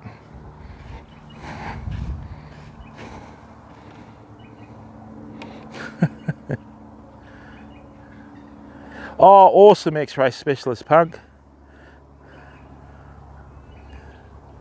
Scotty, how are you, mate?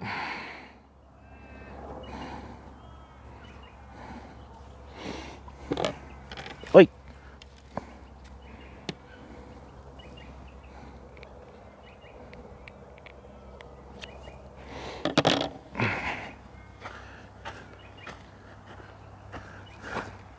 No.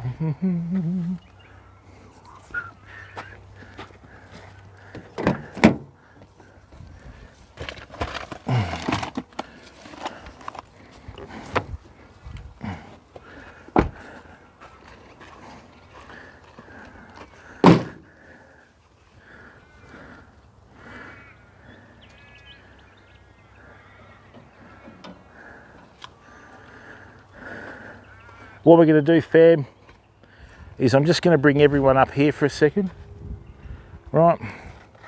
We're just going to leave that as it is there for a second. Let's just come up here, right? Excellent. I'm going to show you how to work all this right at the car.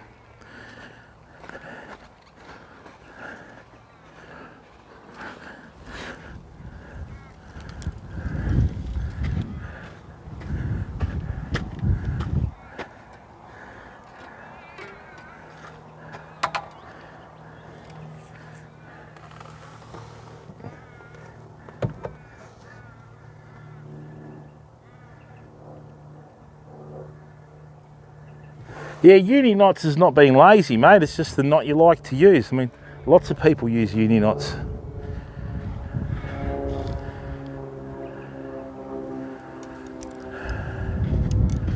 Right.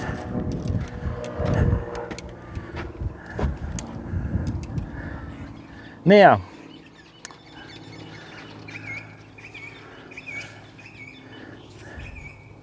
that's the bimini twist that we've just done. Right, oops, let's get that right there. Hey. Is that right? Yeah, that looks good. So, now what I'm going to do is 20 pound. That's probably not a bad idea. Okay, so I have some 20 pound fluorocarbon here. This is just going to be a little bit of a shock leader. If you continually cut your braid back when you're doing knots, you're not going to end up with the braid on there, you know, for a long period of time, and it's very expensive, right? So let me show you how to join this bimini. This is just called the bimini braid join. You find it in all the books, right? So first thing you want to do is you don't want to have that too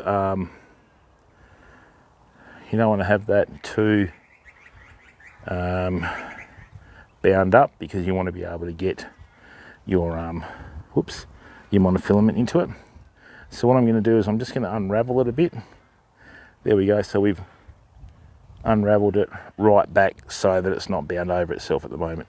So make sure your loop is at the same length on both of them, so it's even. Okay, so what you do is once, twice, 3 times, 4, 5, 6, 7, 8, 9, 10. Okay, then back through here. That's pretty easy. Okay, and then what we want to do is, now, see how that line started to bed on itself? Right, we're just going to bring that through so that it just starts to bed on itself like that.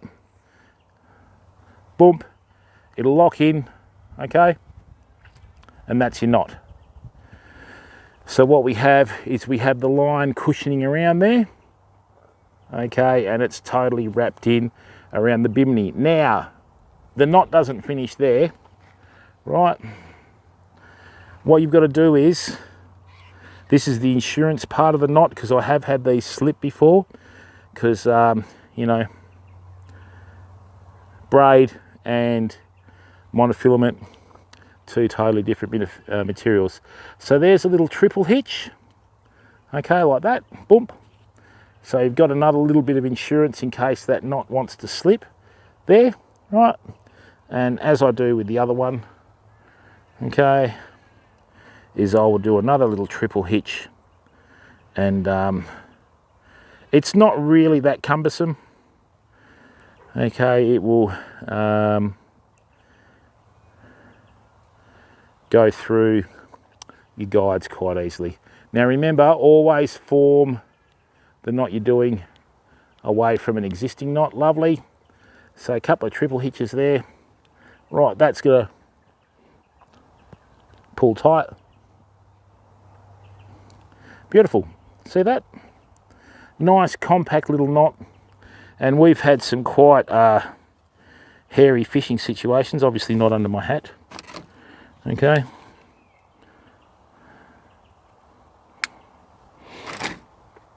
And away we go.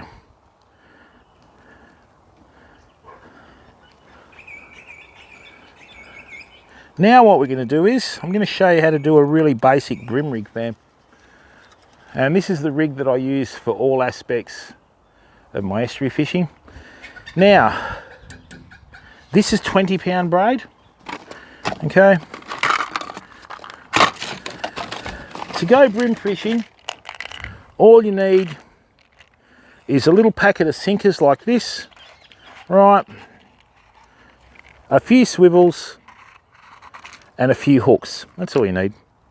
Right, so what we're going to do is, I'm going to take one hook out. They're not chemically sharpened.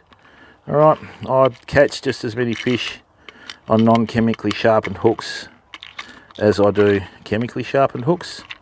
Right, I'm going to get one swivel. All right, this is all I take with me when I go brim fishing. I'm just chasing brim. Okay, now this is going to be for soft plastics. So let's take let's take that out.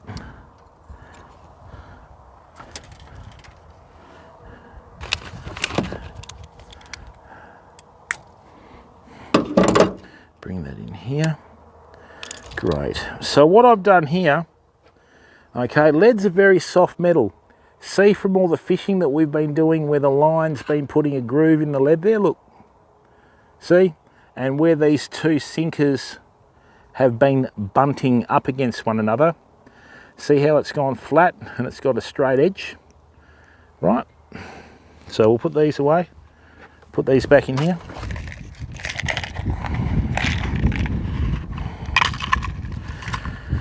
What I'm going to do is just going to go and get another sinker. Or did I have it in here? Let's have a look.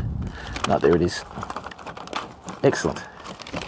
So, I've got a little bean sinker here. Right. That's going to do the job. Now, a couple of little points of interest. When sinkers come out of moulds, they usually have like a little lip on them. Right. I always take that off like that. Lead is a very soft material. I'm actually getting some lead-free sinkers coming in from overseas, fam. They're a little ways off yet. Right. So, what we've got there, I like these bean sinkers because they bury themselves in the sand and the soil quite easily and they'll disappear. All right.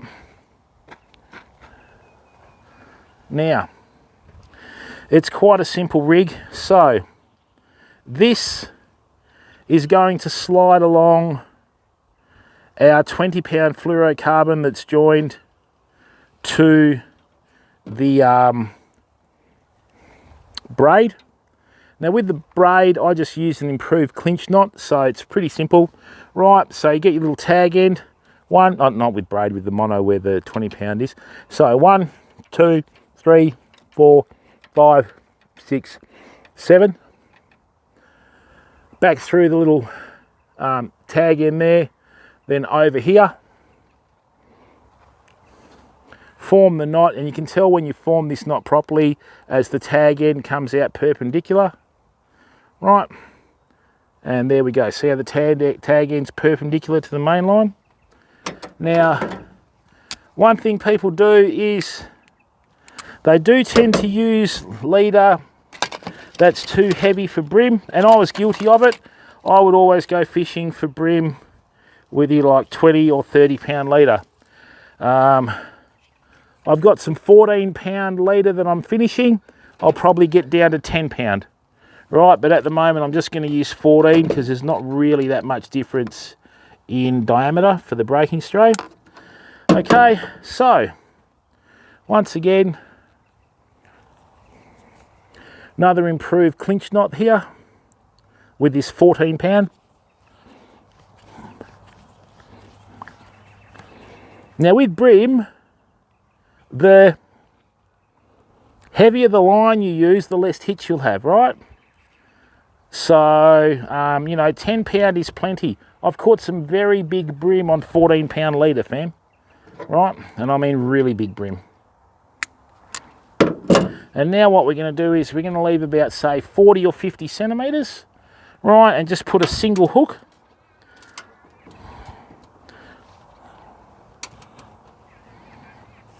And we're going to see if we've managed to attract anything from downstream, upstream, and see if that little burley that we put out has worked, okay?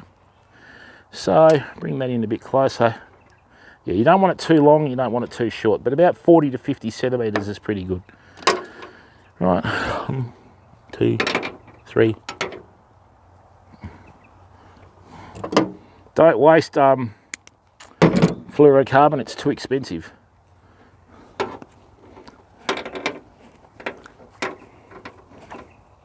Wait, where'd you go?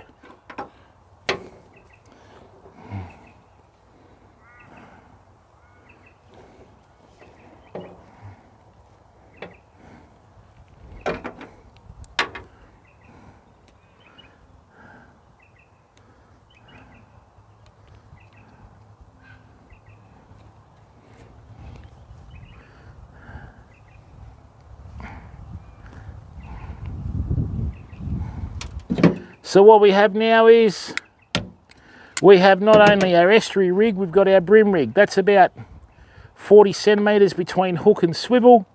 and that slides down to the swivel, where ideally you'd probably want to put a little plastic bead, a clear bead in front of that just to protect the knot, but the lead weight will work around it. Now remember, when you've got a sinker between you and your hook, you've always got to grab your spool just before it hits the water to flick your bait out, because if you don't, the sinker will hit first and your bait will spiral around your line, okay?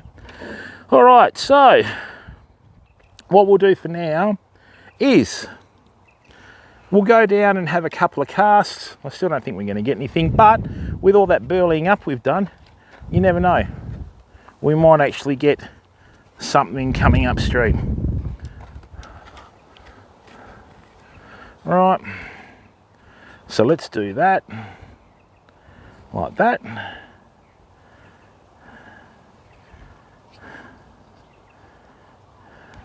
Might get this up a bit higher actually.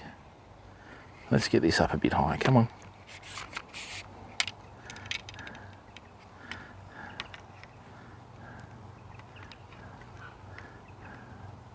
That's probably a bit better there. Great. Lodge that in there. Adjust the tripod there. All right, famo, let's see what's out there. Now remember, always enjoy your fishing. Enjoy your environment. You know, whoops. Hang on, we'll just wait for this boat to come past. They got a couple of young kids on there, so we don't want to film them, obviously.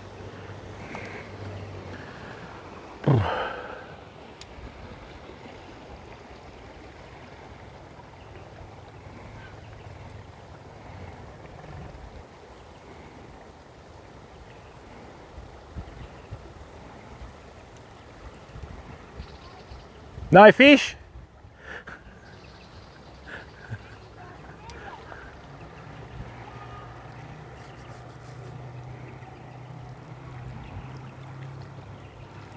In rivers like this, fam, electric outboards are essential if you want to catch really good fish, okay? Electric outboards are essential. Anything that's motorised will make too much noise, right, and scare your fish off. And I've proven that with a ex-brim fisho. They all use electric outboards purely for that reason, just because of the noise suppression, you know? Right. I told those guys I wouldn't catch anything, but anyway. Rightio, so what I'm going to do here, famo, is there's some absolutely beautiful, you can even see some of the oils and stuff going off the fish further downstream. So I think this water's crept up a bit because all this was a bit further down. So the tide is starting to change, which works in our favour, you know. You know, let's face it, you're not going to catch fish every time you go out. Oi, don't do that. Let's just see if there's a fish there. Excuse me, burpees.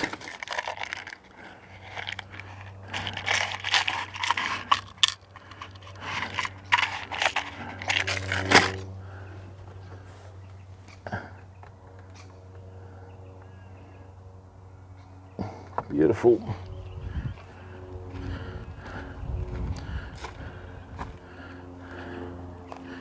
All right, so is everything still good, fam? We've still got signal and stream and everything. Just no one's really typed anything for a while. I'm worried that we've lost the stream, you know. Right, so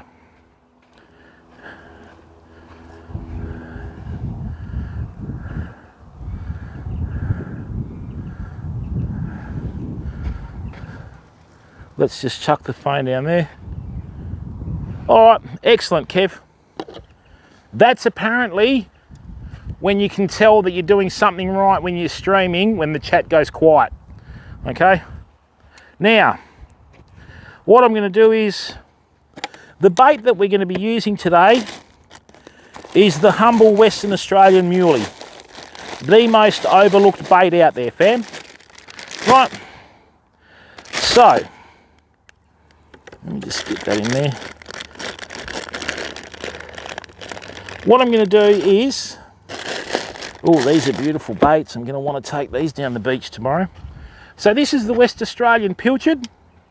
Okay, I'm just going to cut the tail off. I'll keep the main part of the fish for tomorrow's beach fishing session. Okay, chuck that down there. Oh God. So what we're going to do is, we're going to go, see where you've got this fish here, you've got the top of the skin and the bottom, so that's a darker colour than that, and that's shinier, right? So what we'll do is, okay, that's how you bait it, all right? Like that. See how we have the hook point at the closest point there, right?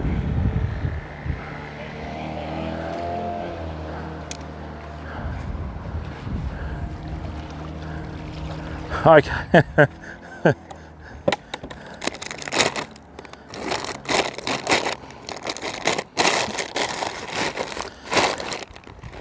It's like a freeway here today, fam. Okay. Now,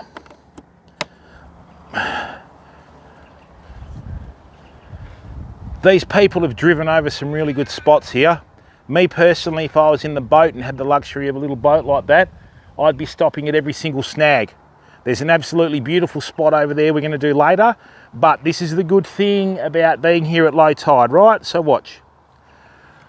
All right, so that's our rig. My first cast. Now see here, I'll show you on the phone, right? So see here how we've got these two snags here. Don't finger. See, we've got these two snags here. Normally they're underwater, right? Normally they're underwater, okay, in there. We're going to cast to here because the fish will dart under and you won't be able to cast underneath the snag or over the snag because you'll lose your rig, right? So I'll get you to watch over the shoulder there. We're not going to fish across the stream or the river, sorry, too many boats.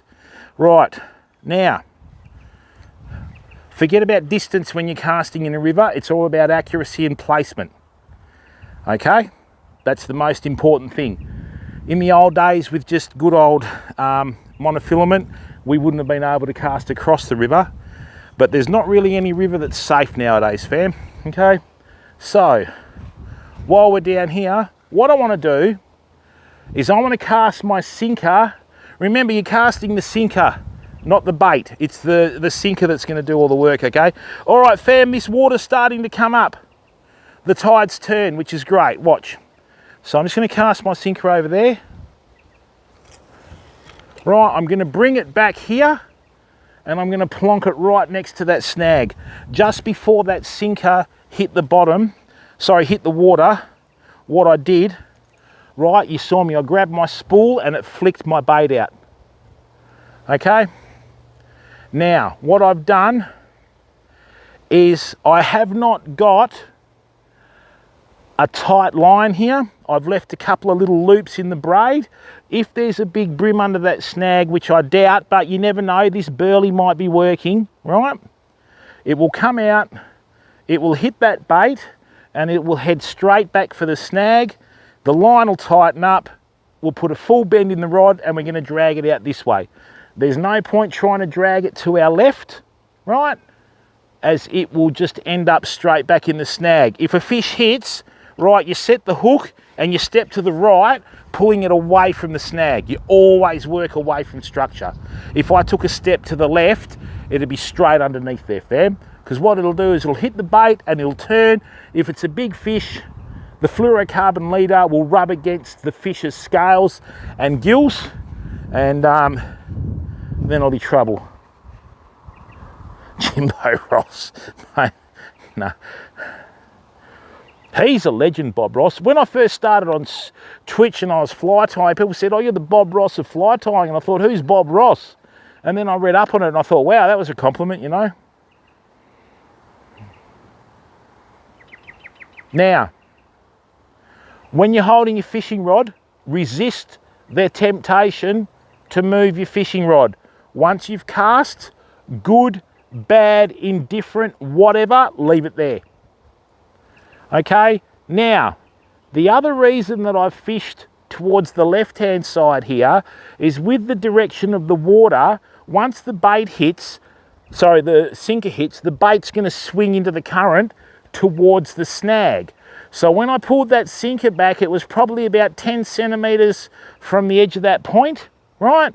With the water still flowing downstream slightly, that bait has gone in towards the snags, even closer to the fish, okay? So that's the method to the madness of what we're doing. So little things like that, a lot of people don't try and take into consideration, but it makes all the difference. If I cast upstream, right, all that will happen is, like some people when they fish baits and that, they'll cast directly upstream. All that happens is the sinker sits and then the bait comes towards you and wraps around the line. Go away. You've got to, bloody flies, you've got to fish in a way that maximises your chances of getting a fish. So as I said, right, sinkers where the point of that stick is, and the bait within about 5 or 10 seconds swings round and ends up under the snag. Now, I think I've got a little bit of line movement here, famo. Right? Let's hope so.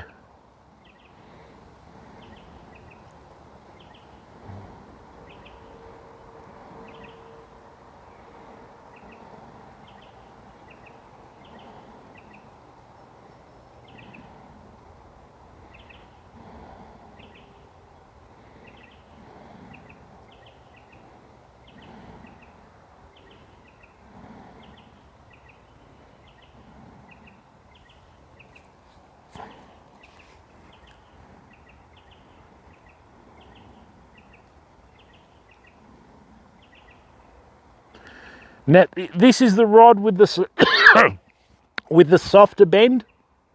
Okay, so the fish is not even going to know that it's been hooked. Okay, but like I said, I don't think there's going to be many fish down here anyway at the moment with this low tide. But there's no right or wrong with fishing, fam. Okay, there's no right or wrong. If you're catching fish, you're doing it right.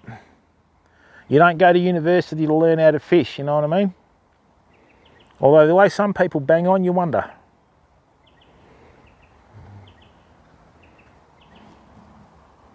Yeah, this is starting to seep back, but it's still a very, very low tide, fam.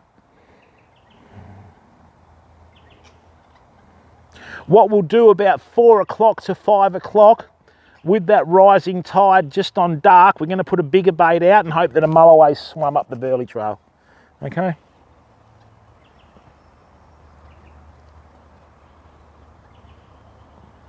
Hey there, Alex Berman.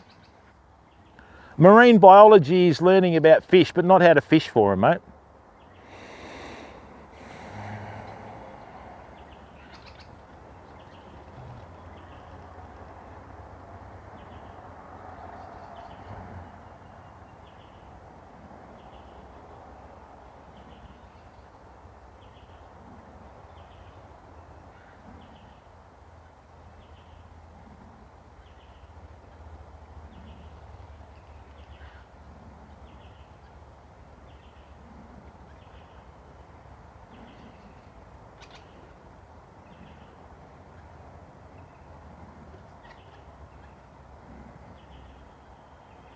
We've had a heap of small fish that have come into the Burley trail, fam. Now see all this here? I don't know whether you can see it just in front of me. It looks like little raindrops. That's not rain, that's little fish that have come in to feed on the Burley. This is good. This is really good. So where there's little fish, there's bigger fish, okay? Now these little fish here are sort of like a mottled brown type olive colour.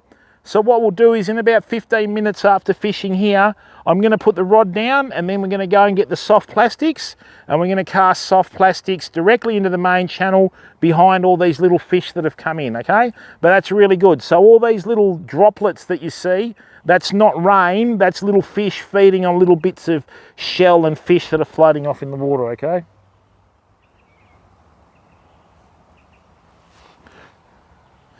Norman Dmitrievich, welcome to the stream, mate. Dobro večer, sorry, dobro utro, dobro što dojede, spolajti.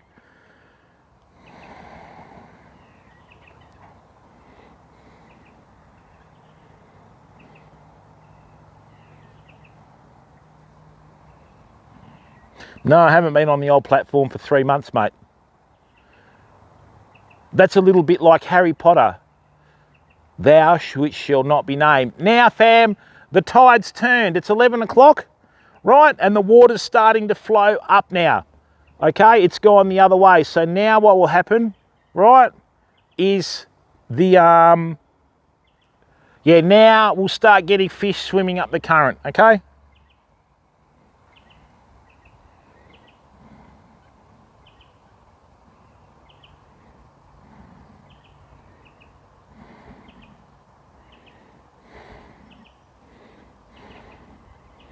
Hang on, what have I done here?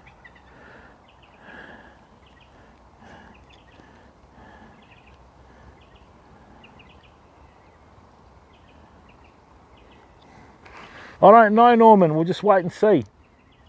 I've just put my first bait in the water. The tide's only just changed, fam. All the flowers and everything that were flowing downstream have started flowing upstream. That's good. Right, you never know. We might even get a few fish on the soft plastics today.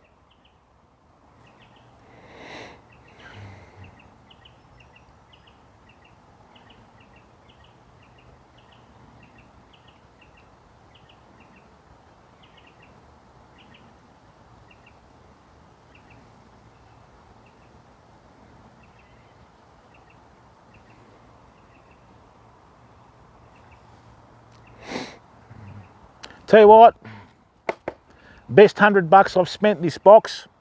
Seat, bait holder, it'll hold water, your lunch, everything. This Burley's working. We should be in for some fun this afternoon, fam.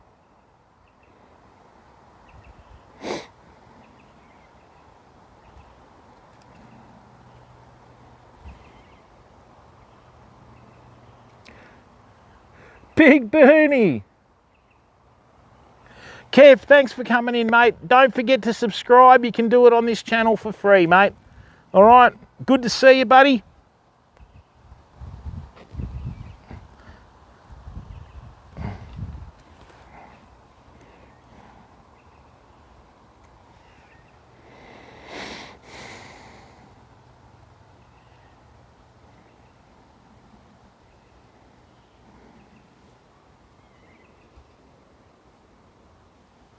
And if there's anyone that's new to the stream, don't forget to sub. And please do me a favour and everyone in the community and click that like button, fam.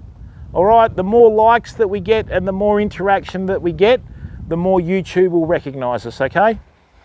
And like I said, tomorrow we're going to be doing a nighttime beach fishing stream. Nighttime beach fishing is my element, fam. Most of my youth on weekends was doing that. All right?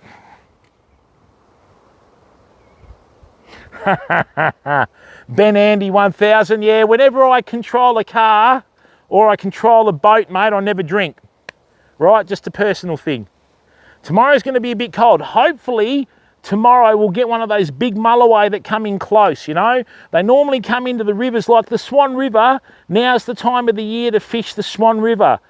Late September, early October around Mozzie Bay and that sort of stuff.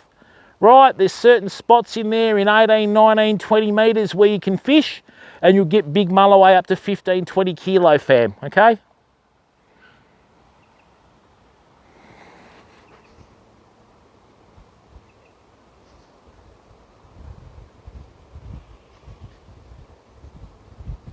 Oh no, Alex, that's not good, mate. Did you let him know about it or what? Probably the best thing to do next time you go running, run behind an angler, mate.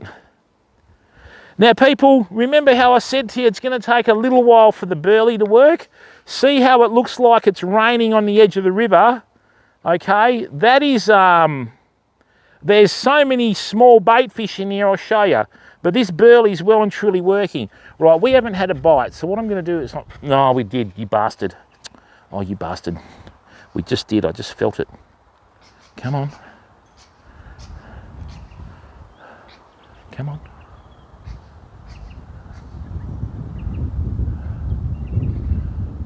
Very light nibble though. I'll just show you what's happening. Where can I do this? No, actually, I can probably... No, I'll do it here. I don't want it to go towards the snag. I want it to go away from the snag.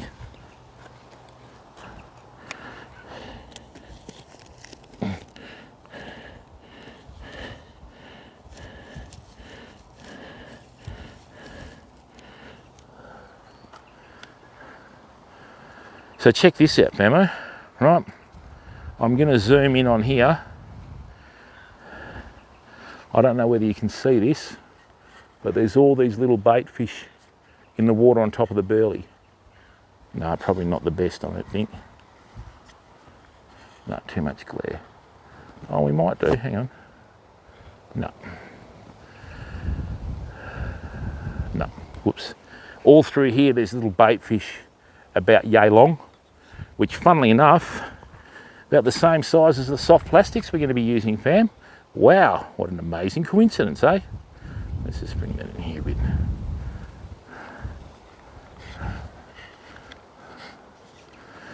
All right, so we've got one bait in the water.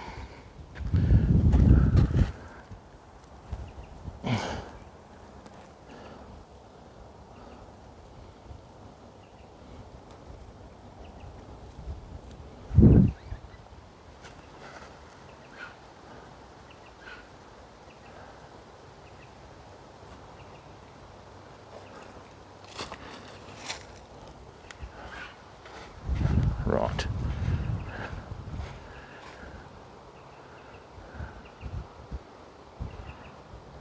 Good work. I'll just get this other rod set up now. Okay, so what am I going to wind this onto? I don't really, I don't know what I can wind this onto. This.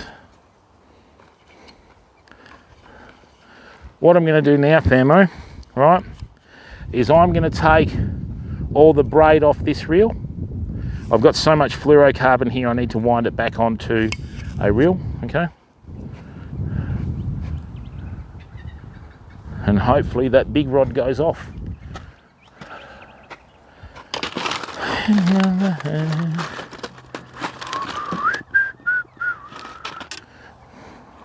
How much fluorocarbon did I put on here?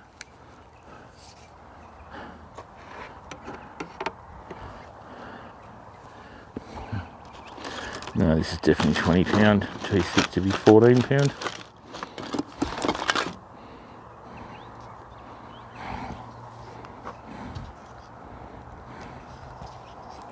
Oh, here comes that boat again. Hang on, fam.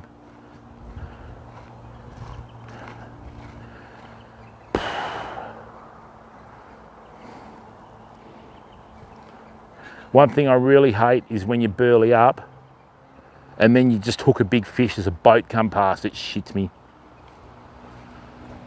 Look at all the bait fish in the water there. Here, you can probably see them from here, eh?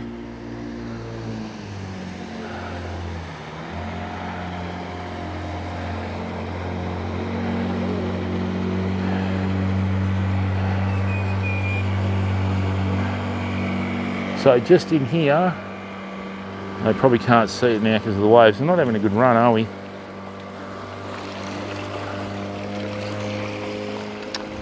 And that's not a bad thing, having the water stirred up like that. That's actually quite a good thing, believe it or not.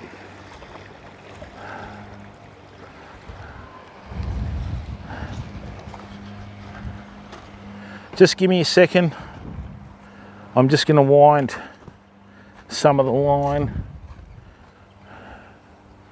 onto this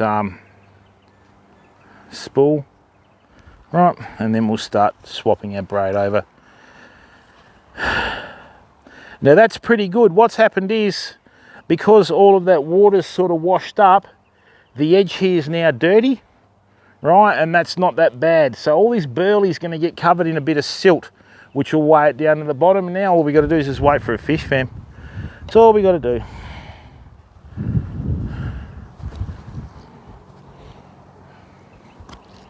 Okay, nice. Just going to get a bit of tape.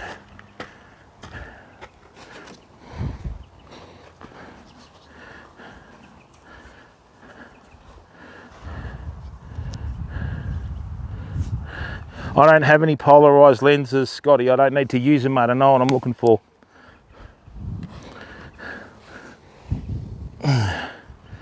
And unfortunately, I did order some polarised lenses for the Ultranote, but they never turned up. Funny that with COVID, isn't it? Righto, fam, just give me a second. Just going to put this 20-pound fluorocarbon back on the 20-pound fluorocarbon. Right, like that. Jeepers, I put a lot on here.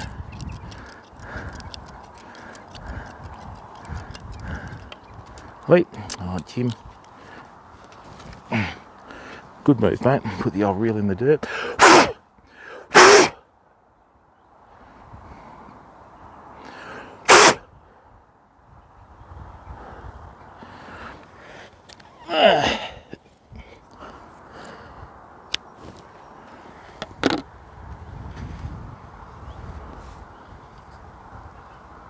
Oh, awesome, Alex. Well, what I want to do is go down the beach tomorrow and catch a fish at the beach, and then come back and show you how to cook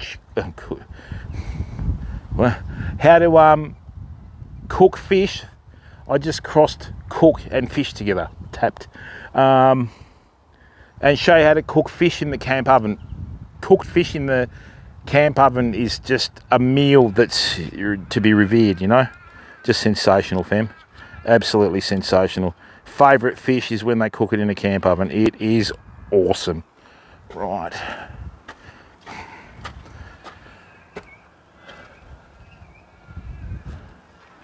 Now what I've got to do is begin the slow process of winding all this braid off this reel.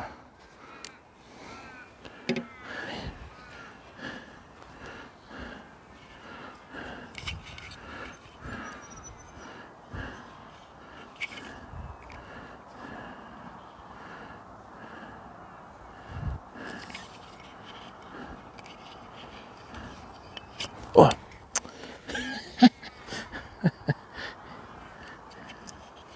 As Mrs. Brown says, what for Egypt?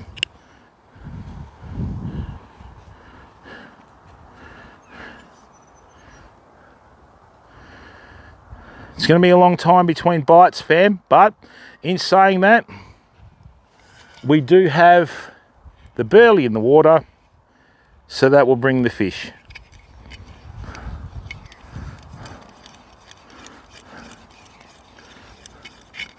Yeah, the blueberries are a good one, aren't they?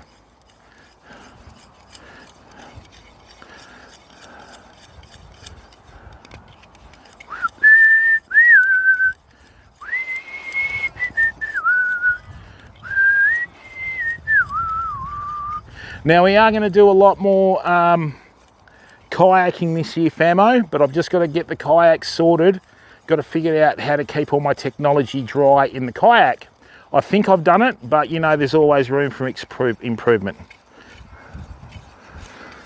All right, just give me a minute. I'm just gonna go and do something. I'll be back in a second.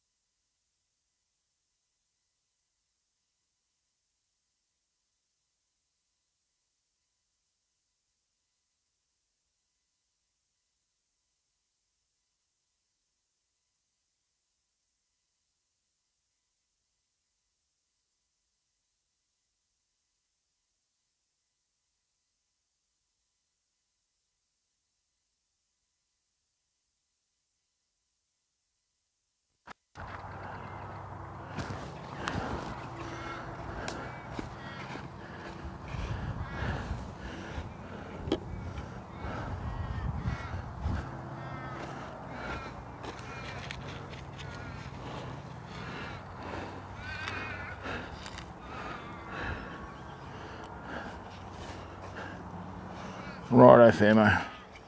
I won't spoil your view of the river. Those little fish are coming out in force, fam.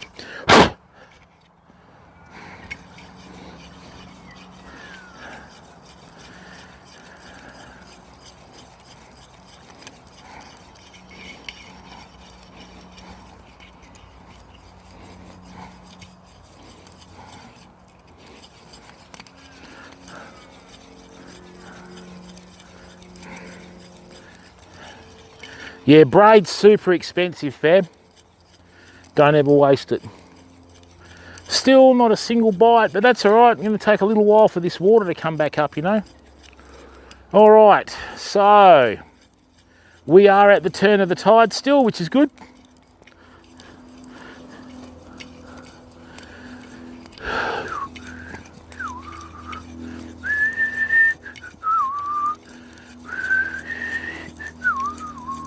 And hopefully we can get some good fish before the dolphin comes in.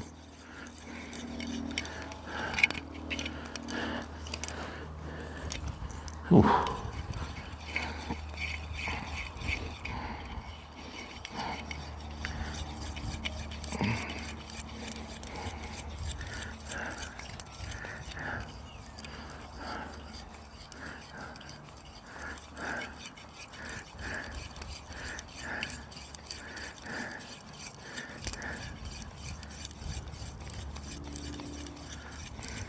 Hopefully we get a good stream tomorrow night on the beach, fam. It would be lovely to get some good fish, you know. All right, nearly there. Come on.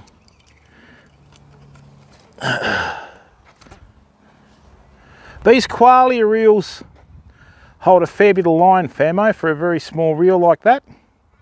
So as you can see, that spool's got a fairly good capacity on it, and we've got a fair bit of it on there, you know.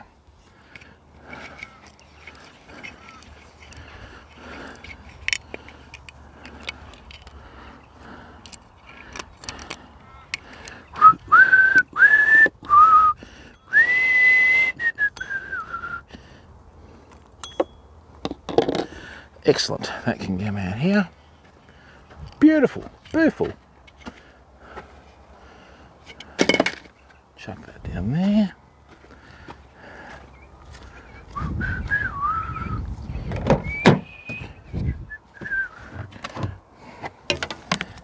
Don't forget to hydrate.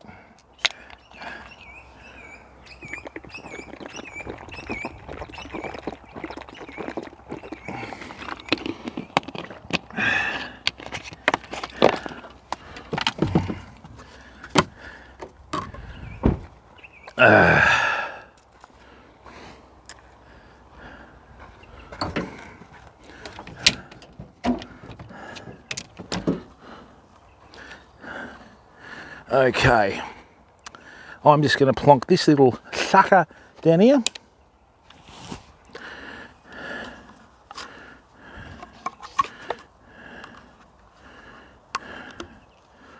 That's a fair bit of braid.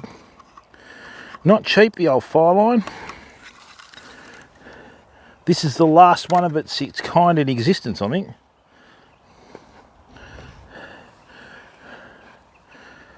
Wilgadamus, how are you, bud?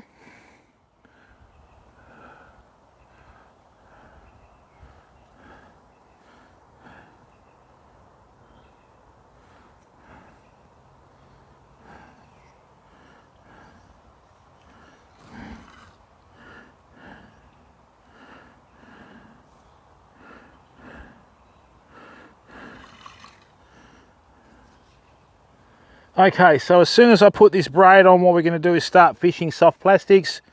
We've still got that bait in the water. We've got all this burley at our feet. So when we've actually got some water in here, fam, it's going to start to work in our favour. Oh, I think I paid $45 for the old light box, you know.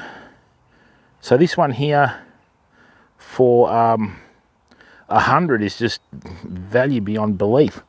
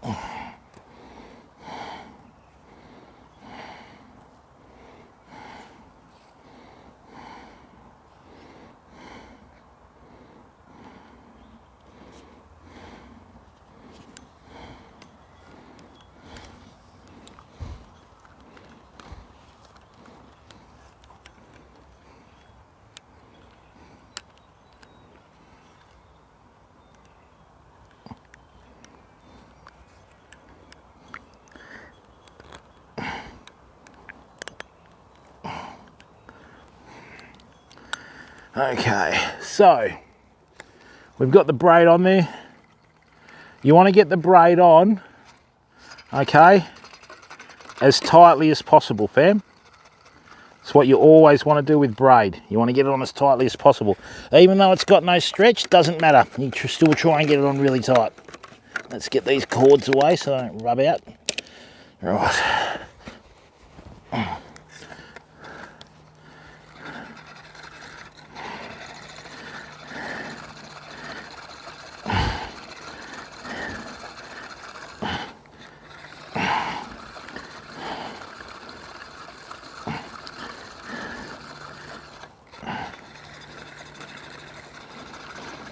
And as soon as we get this braid on here, famo, what we'll do is we'll start flicking out some soft plastics and see if we can get them on that.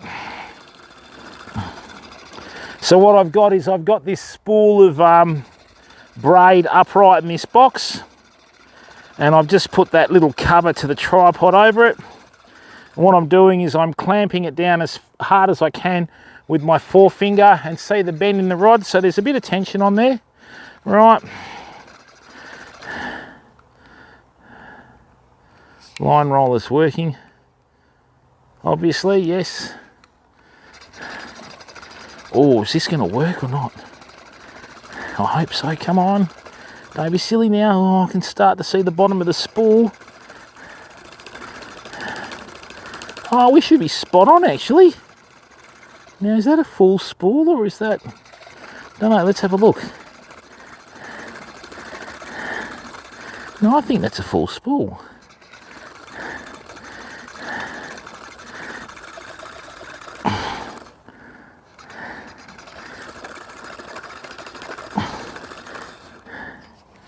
Haha, yay! So what's happened is, that's actually filled absolutely perfectly, see? You could not ask for a better result when filling that spool. Look at that, spot on, beautiful. It's directly in line, got about 2 or 3 mil between the edge of the braid. Tell you what, the old braid leaves a coating, doesn't it? Rightio. So, even though we've had no fish yet, that doesn't matter. Now, what I'm going to do, right, is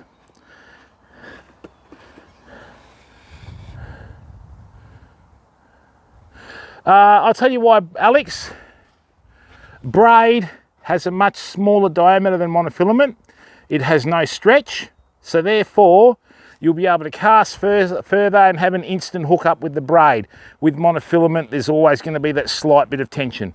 All right, so you'll cast further, you'll be able to detect more bites, and you'll have more control over your soft plastic. Right, let's see what's going on here.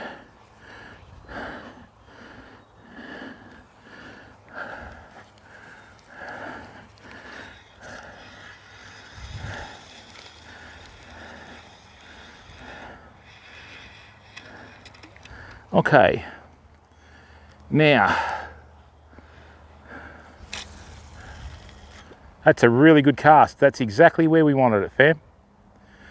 We know that there's always fish under that snag there. Don't know how deep it is there, but anyway, we're going to find out in a minute.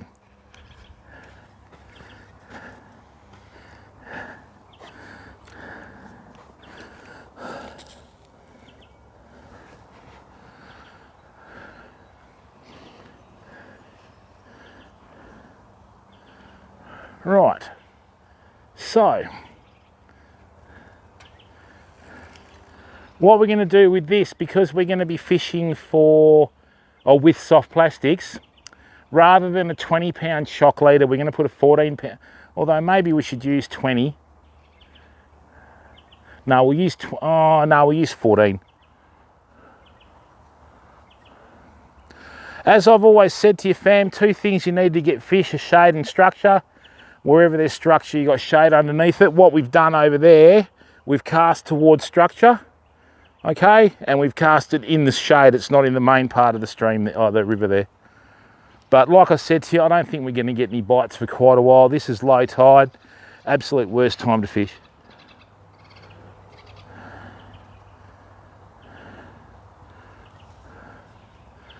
So let's plonk this here. Gonna need to charge that phone in a minute. Oh, is that charged yet? 100%, lovely. Let's put that on the microphone. Yep, we're gonna need to charge the microphone in a minute too. That's good.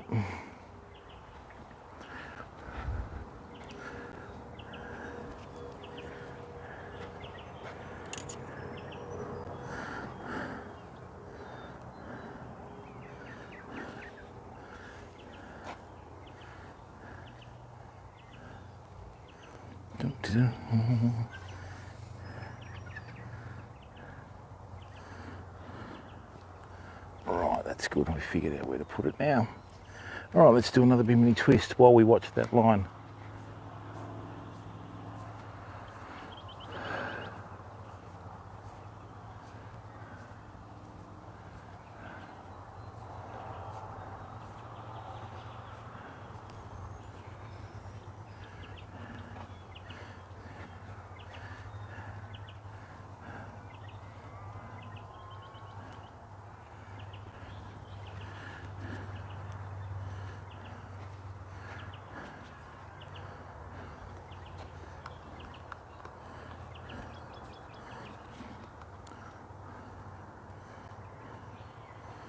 Oh, don't pull the tripod over.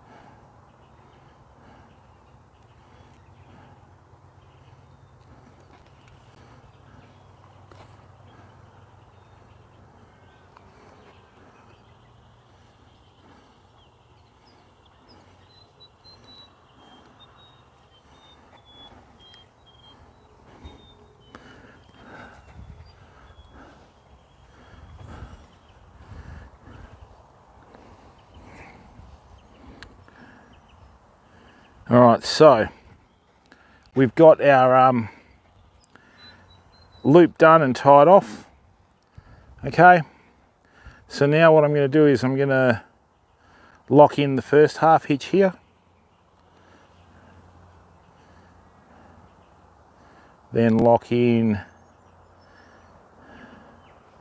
the second half hitch here.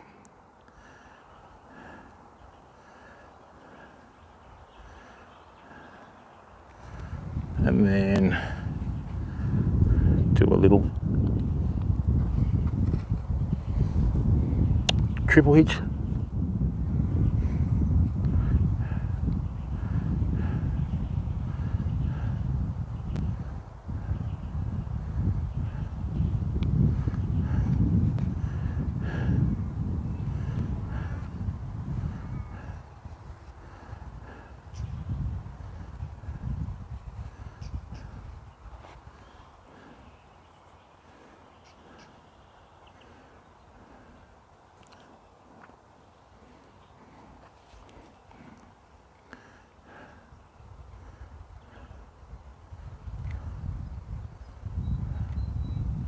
All right, 2 triple hitches and we're done. That's great, isn't it? Let's go. Not a single skerrick on that Famo. Not a single skerrick. All right, let's go back up to the car.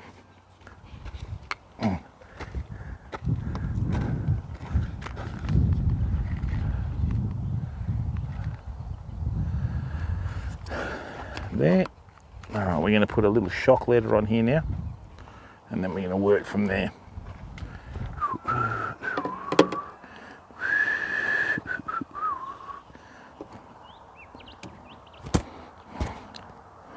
Right. Got 2 triple hitches on there, nice.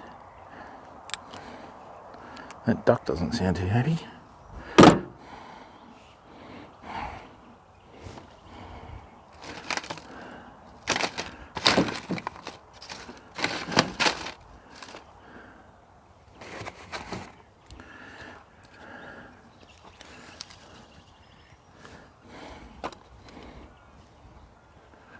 to 28. God, they're funny, those things. Better start charging that phone. All right, so what we're going to do is we're going to join this braid loop to this monofilament. What you do is you just cross them over. 1, 2, 3, 4, 5, 6, 7, 8, 9, 10. Back through here.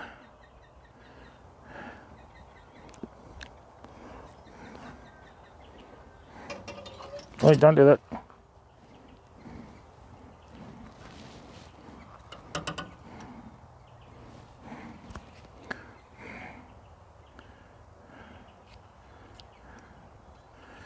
Okay, so that's locked in now, same as the first one. All right, now that line just straightened up a bit, fam. Had a big bow in it before, it just straightened up, so hopefully there's going to be something on there.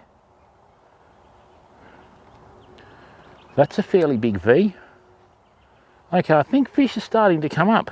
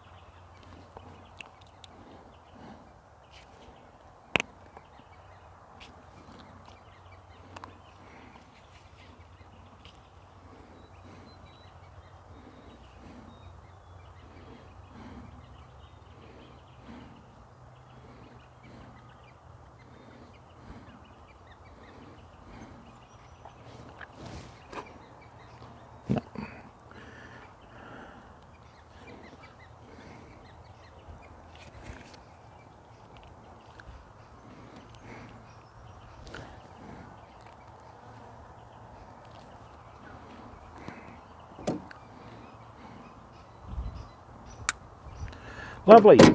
So we've got our shock leader on here now. We've got our little world of braid there. Now what I've got here is I've got a very small swivel with a cross lock snap. Okay, so that's what I'm going to attach. How much do I need? Probably about a rod length there. Braid doesn't have as good an abrasion resistance as monofilament, so it's always handy to have a shock leader on there, fam.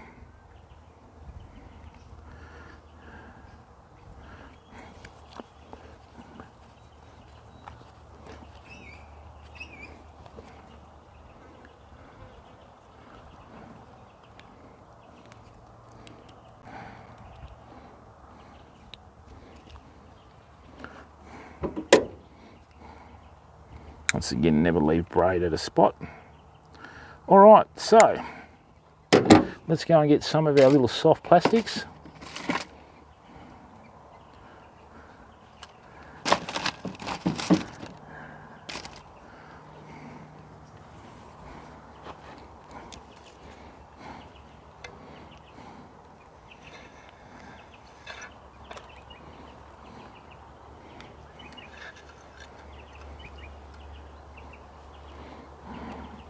That's going to be okay, famo. I'm just going to go and get some soft plastics out.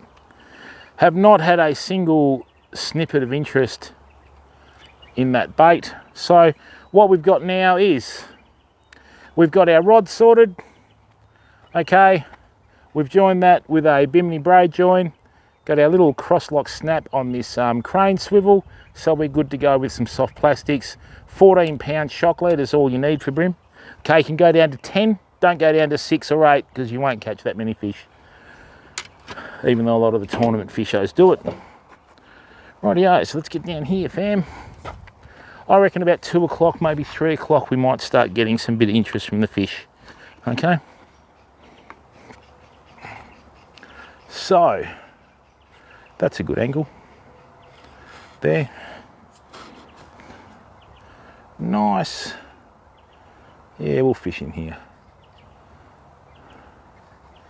Right.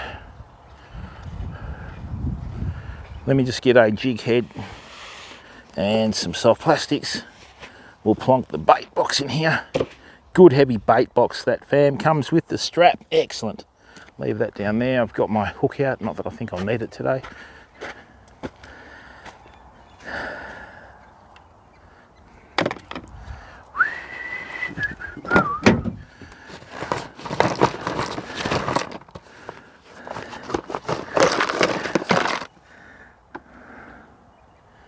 Okay, so where do they go? Oh, here they are.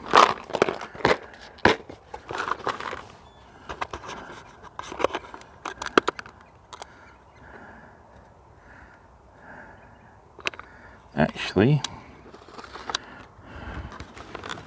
that might be a better option, I think.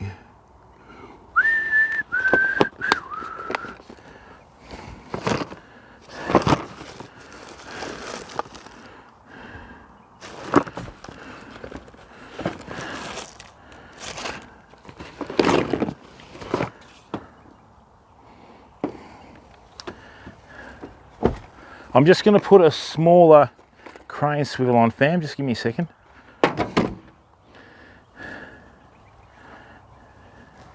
I thought I had, that was the smallest one I had, but I've got one smaller here.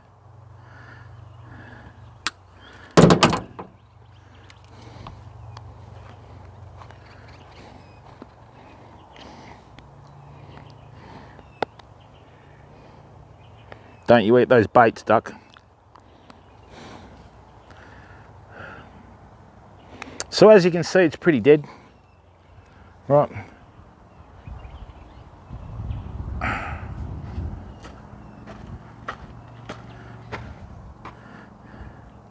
But it gives us a good chance to get some practice in with our soft plastics.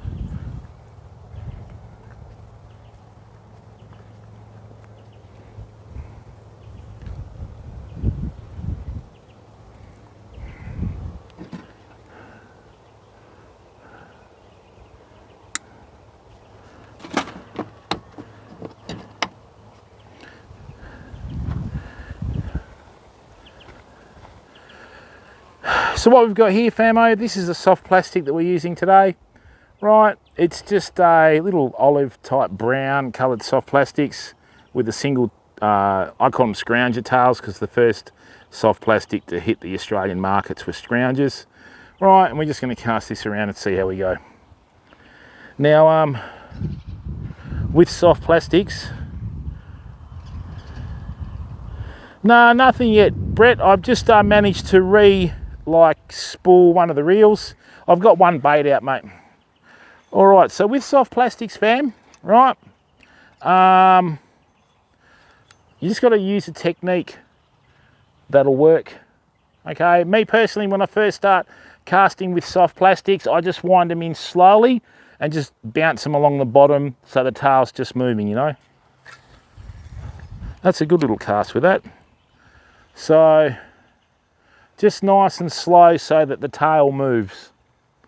Right, you don't need to go too quick. Right.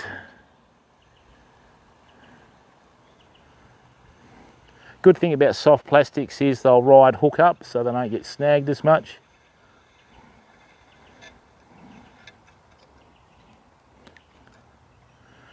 Okay, now, the other thing is too, always have a bit of structure in your casting in terms of how you go about it. Usually the first couple of casts like this that I do when I first spool up a reel is I get it to do that so that the line will just go back on the even tension that the reel puts it on. Right. So what I'm doing here is I'm just winding slow enough so I can feel that tail pulsing on the soft plastic. You don't want to go too quick. These soft plastics will be deadly for redfin perch. Redfin perch absolutely love them. Right.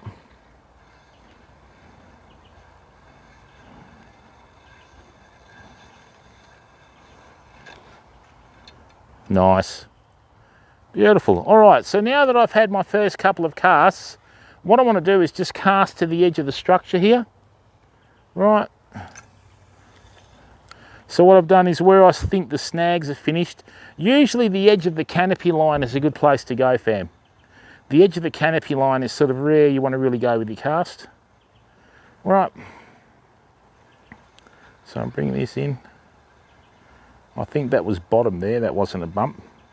Now the other thing is too, rod position is important, right? When you're fishing with soft plastics. If you want your soft plastics or your lures to go deep when using braid, you point your rod tip at the water. I've even put my rod tip on the bottom underneath the water to get lures to go deep. If you want your lures to lift, right, you lift your rod tip up. So the more vertical the rod tip, your lure will start coming towards the surface with braid. So you can cast into snags, as long as you can see the lure, you lift your rod tip, right, over that snag, drop it under the other one, over that snag, and you can fish some places that you can't really fish with the jerk baits and that sort of stuff, or your floating lures that dive. But with these soft plastics, you can literally drag the head over rocks and that sort of stuff, and the hooks won't catch, okay? So second cast about 6 inches to the left of where I just cast, right? And just enjoy what you're doing. Don't turn it into a competition. Just enjoy it, fam. You know? And the good thing about this is when we go down south to start doing our freshwater fishing, and we'll use these soft plastics and that, right? Oh, why is that? Okay. So the tail got caught in the hook. That's not good. Get out of there. Come on. I'll have to re-rig that. Okay, so that line straightened up a bit, fam. There's something going on there. I don't know what. Nice work, lovely. So it had a big bow in it. Then it straightened. So there might be something looking at that bait. I hope it's not another turtle.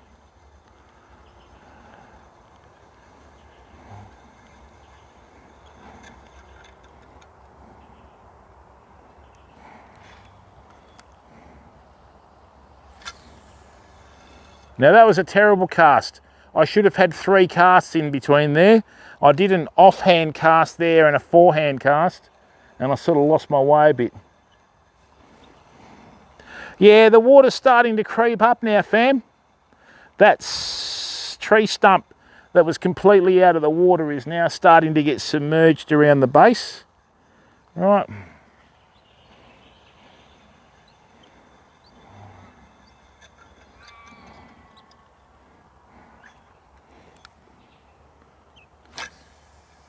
That's better.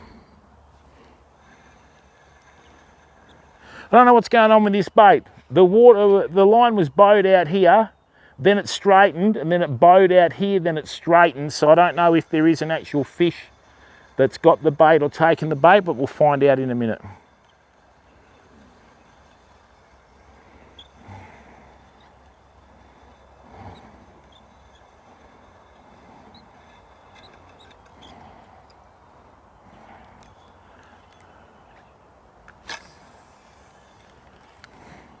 These are really good casts with this.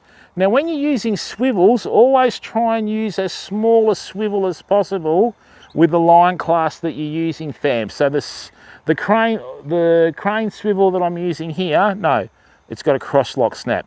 This little, yeah, but the crane swivel with the cross lock snap that I'm using here is rated for 25 pound or 20 pound or whatever it is. And I've got 20 pound braid that I'm using on the reel. Hey birdies, what are you doing? Now let's go around a bit further, more into the main body of the river. So it's a lot deeper out there. So ducks coming out of everywhere. Right, so I've got to give it time to sink. When you cast out, as you see the V coming towards you, you know that your line's sinking, right? When the V stops, you know that it's hit the bottom. So as line lays in the water, it'll continually make a V shape. Right,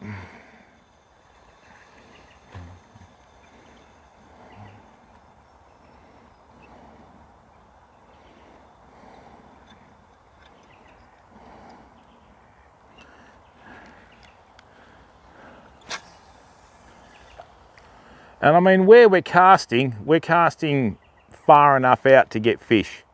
You know, like I said, it's not so much distance, it's more accuracy, you know what I mean?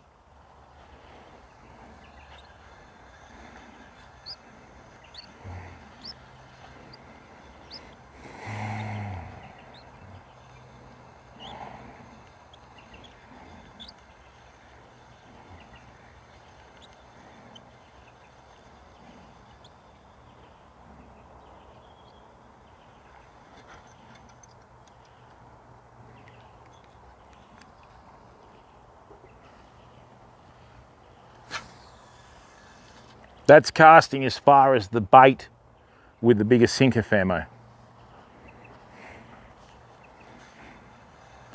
So what we're doing is we're bringing this through the main part of the river. So if there are fish that are here, but like I said, it's too low a tide at the moment, fam. What we might do is just watch this, oh, was that a little bronze? Thought there was a little bronze shape in the water there. In spots down south where the rivers are a lot healthier and you've got a lot more fish, you'll sit on the edge and you'll see brim swim over snags. Unbelievable. Gets the old heart racing.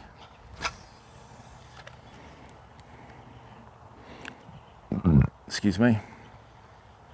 If I was fishing a freshwater river for trout, I'd be casting upstream and retrieving towards me.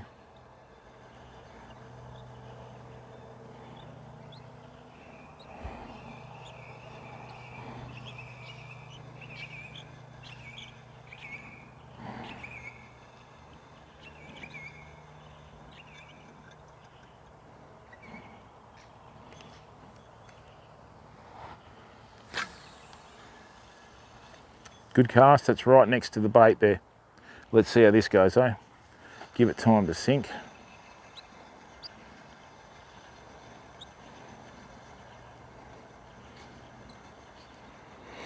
That's a good thing about bait. You can just leave the bait out there, rip out another fishing rod and reel, flick your soft plastics around, get a few of your lures going, and just see what's out there, you know?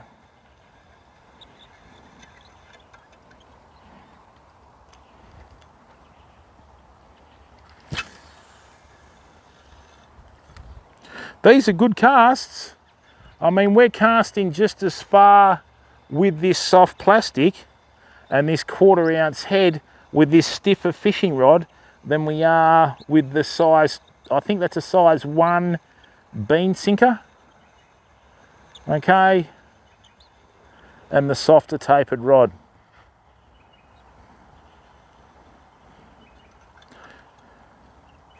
Now in some spots down south where there's a lot more brim, right?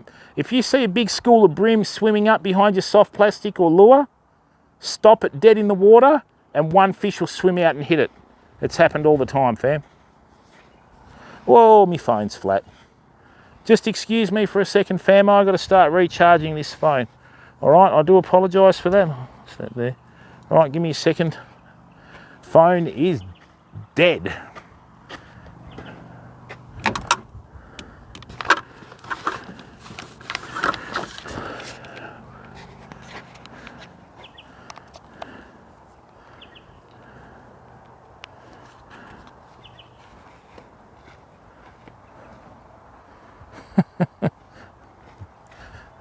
0%. Unfortunately, there's no feature on YouTube where you can just read the chat and not have to watch it, you know.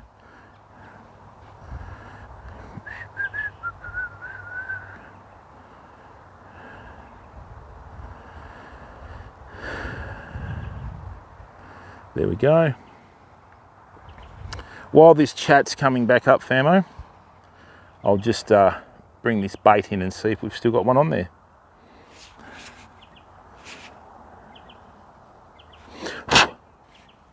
Another thing too, right, if you're a streamer or wanting to stream, C2C connections are the only way to go when it comes to recharging all your phones and other gear, right? So make sure you've got your C2C connections. You can never have enough battery packs too, fam, okay? All right, oh,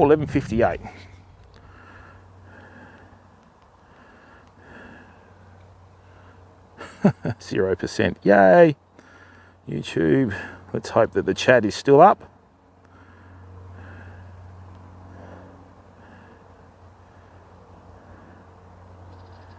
Hey, Spudwagon, how are you, mate? Yeah, Spud.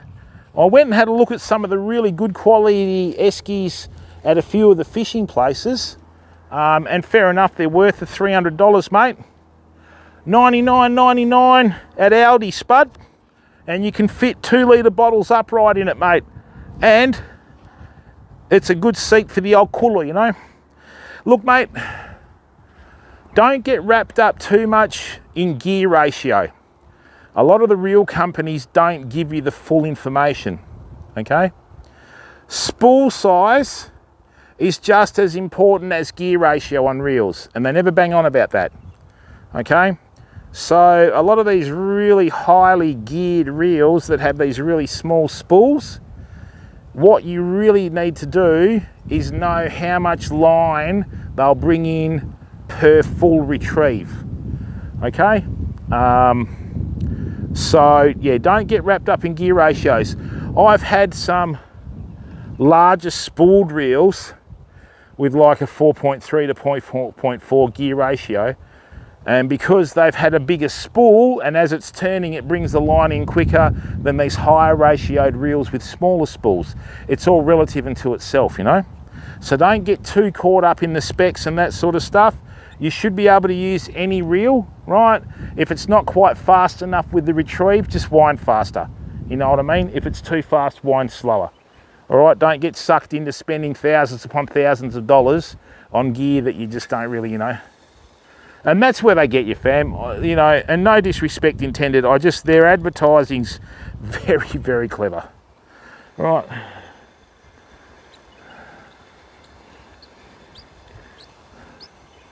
All right, fam, this river's starting to creep back. Excellent.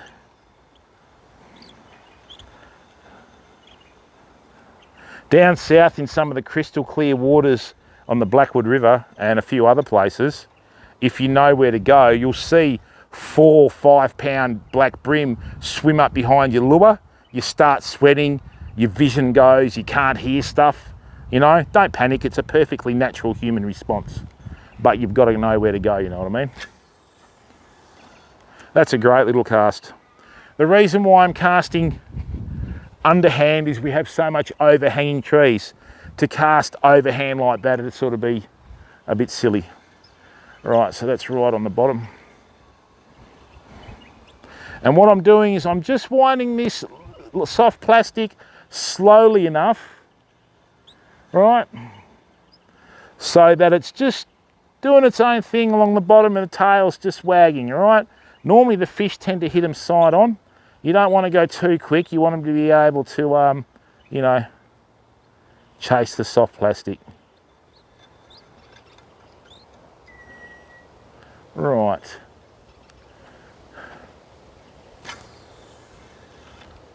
Oh, that hit that tree. That's pretty good. Go and get out of there. That was a really good cast. So what I've done there, fam, is my first cast really wasn't that vigorous, right?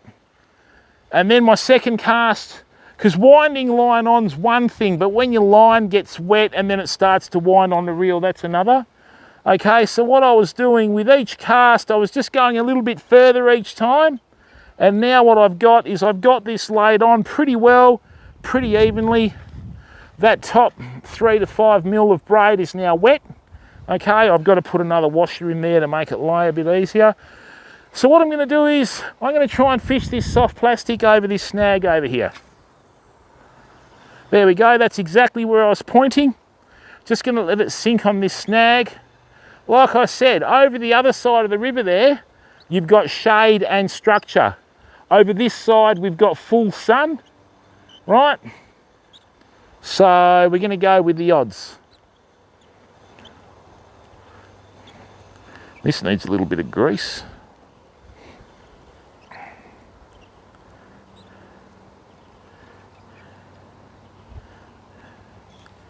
Unfortunately, we don't get too many flathead in this river, so.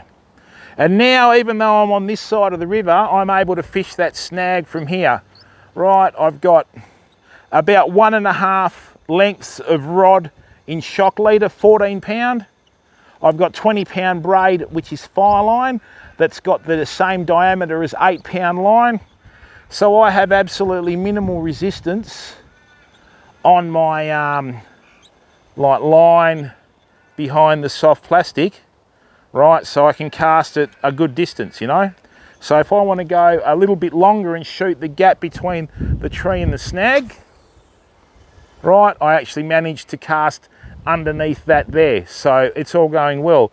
But all the shades over the other side of the river, if a fish is going to hit, it's going to hit this soft plastic in the shade before it goes out into the full sun. Okay? There's a beautiful spot over there.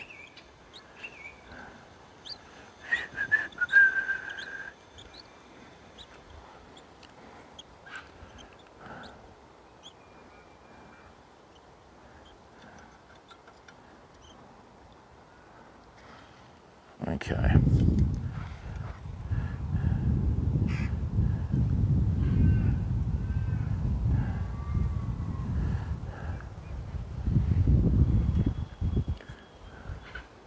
I'll check that braid a minute. Right, just over this side of the river, we've got some low-lying branches as well. Just going to give them a go. Right, so what I'm going to do is I'm going to work from left to right along there, okay? I think that's fairly shallow in there. Going to take us down to the Warren River in a few weeks, fam. I've just got to get permission from the landowner. Then we're going to see some really good fishing, okay? I got one spot in the Warren River there. In the old days, they used to do they used to like herd the cattle and take them down to the coast and that on the horses. And you're sort of fishing the river, and across the river you've got all these freshwater creeks coming in. If you can flush a lure in the freshwater creek, I've actually been smoked on 20 pound braid by a perch, which is probably the most embarrassing day of my life. But anyway, it took me a long time to start sleeping again, but I managed to, you know. All right, so we're going right across the river there now with a minimum effort, okay? So as you can see, the rod that I'm using today is more of a jigging rod, okay? You can use up to 160 gram lures on it, but I just use this for brim. A lot of your big brim, when they hit the bait, you want to turn their head and drag them out as quickly as you can, fam, right? And with this fast taper, which means that the rod's much stiffer, it'll load a lure up a lot quicker, right? And you'll be able to get a good cast in compared to the other one with the softer action. Nice. If we were down the Warren or the Donnelly River, we probably would have got about 4 trout by now, and we probably would have got about 10 to 15 perch. But that's all right, we're fishing for brim today. I couldn't get away. I wanted to go further down south, but you know, I'm still modifying the kayak so I can fit the antenna on it. Once I've got the antenna on it, then it's happy days.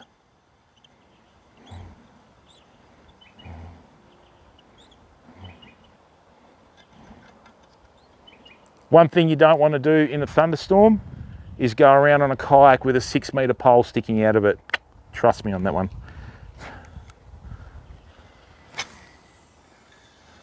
That's a really good cast. Just to give you an idea of how much line we cast off there. See that? There's probably about 5 mil of line from the edge of that spool. 4 to 5 mil, that's how far we've cast with this. Rightio, I'm going to try, let's bring this in a bit slower. I'm just going to jig it off the bottom. Sometimes with these soft plastics, the lead heads will end up burying in the silt on the bottom, so just give it a little bit of a bump and it just clears the head up, and the soft plastic will swim through.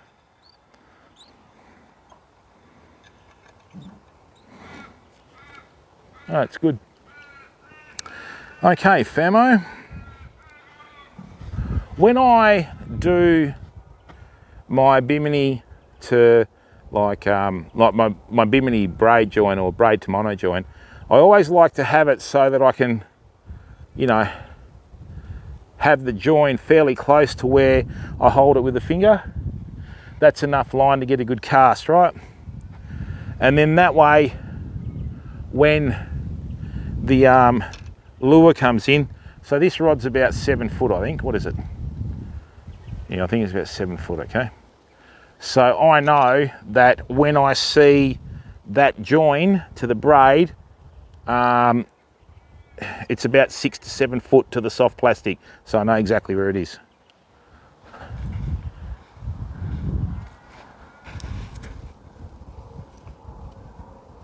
Did this go off again? Oh, you cheeky bugger. Hang on, fam.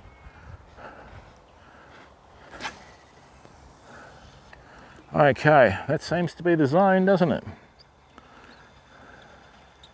All right, famo, now, with the angle of that sun there, we've got some more shade that's crept in here. Right, so I'm just going to wind this in.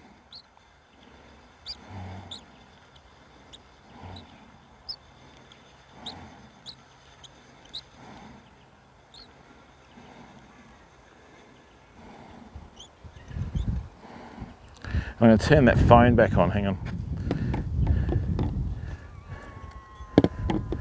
Sorry about not reading chat.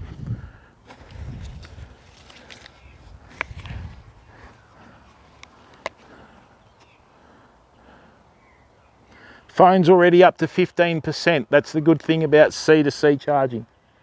Right, now why is that line doing that?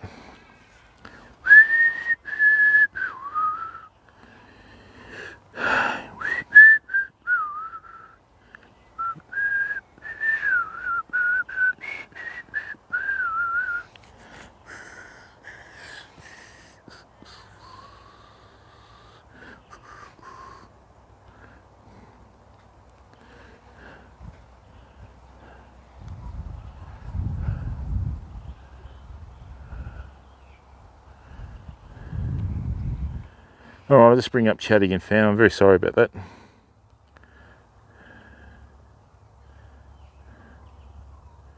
All right, that's better. All right, let's see what this bait's doing, famo, yeah?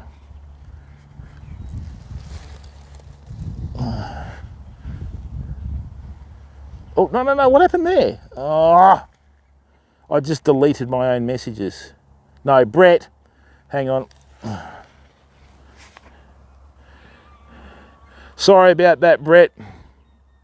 But what happened was I put the phone down in the grass and the grass touched the screen and deleted a comment. Sorry, mate. Right, let's see if we've still got a bait on there.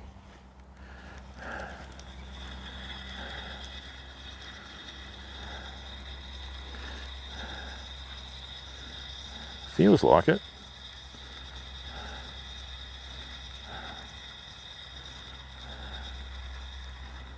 Yeah, covered in leaves and junk. Has not even been touched, famo. All right, so let's try a new spot today.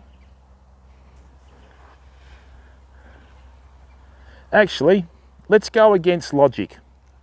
Right, let's go against logic, fam. No, come here.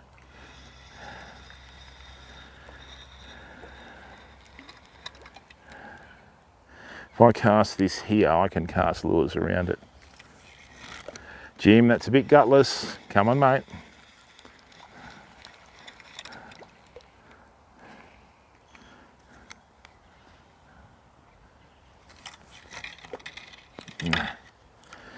All right, fourth cast. See, this is a lot softer action rod than the other one. So it's a bit different to cast. I'm going to reduce the distance between the sinker and the rod tip. Ah.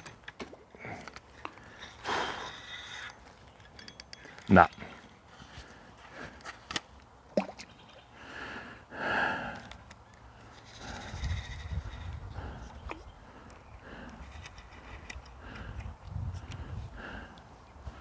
Right. We lost the leader. That's all right, we didn't lose anything else though. Hang on, fam, let me just put some more 14-pound fluorocarbon on here. It's a bit silly, Jimbo. What'd you do that for?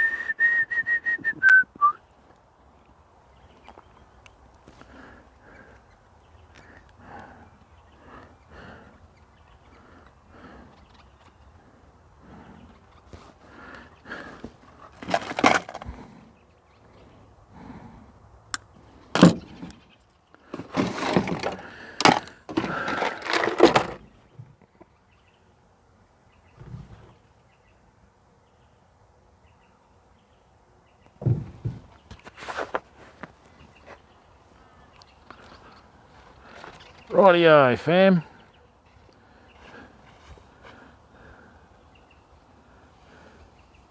Alright, that's charging. Good work. Now, just trying to figure out where we're going to cast our next bait. Might go across the river to the left a bit, fam, but over on this other side is a beautiful deep cut bank that's, I think, reachable from here. And the good thing about that is there, if we cast over there, we'll be able to fish in here. But, you know, stranger things have happened. Let's just chuck this down here. So does anybody have any questions they want answered, famo? If you got any questions you want to ask about fishing or streaming and that sort of stuff, just ask. And if I can answer them, I'll answer them for you, okay?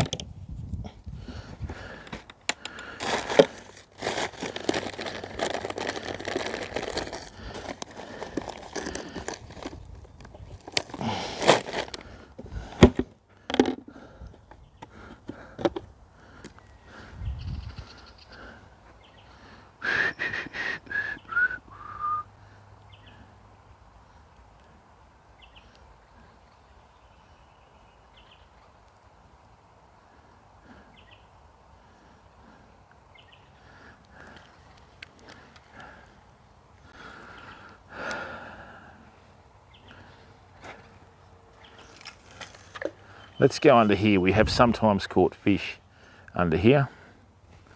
All right. And what we'll do is just plonk this rod down here. That's a nice little natural, oh no, we'll put it over here. Hang on. Nice natural little rod holder in a tree root there.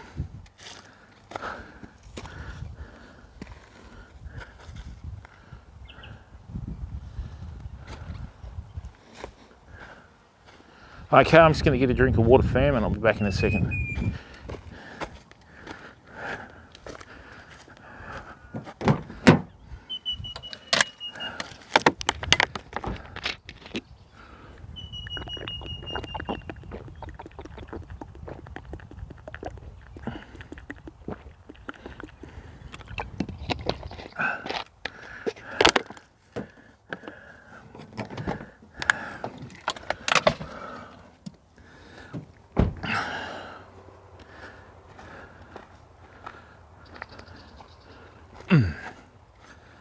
I might just sit down and enjoy the day. Oh, let's grab a seat, fam. I won't even bother to stand for this. Oh, rest the old legs, hey? Let's see how we go here. It's a good little cast. Give that time to hit the bottom. Rightio. Oh, it was a cormorant. Get away from here. Foxes of the sky and foxes of the water, those things. They're horrible critters. Excuse me. But if there's cormorant around, there's usually fish around. We know that.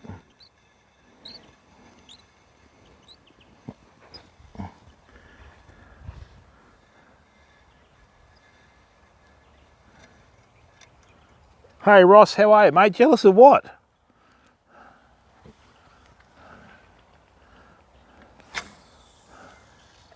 That's a good cast. Gonna get a bit closer here, I think. They need to figure out how to make a floating esky, you know, to cover all bases when you're in the ocean. They do usually have them. They're called boats, but you know. Rightio, this water's starting to climb back up to the bank, fam. So hopefully in another 2 or 3 hours we'll have enough water to get fish. Actually, I've got an idea.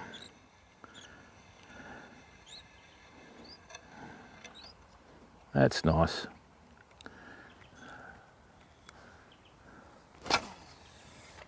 Bit vigorous that cast, but that's okay. Yeah. My next cast should have been next to the other one, fam, but I just thought I saw a bit of water movement and I thought a cast to it, but you know, not really a good idea.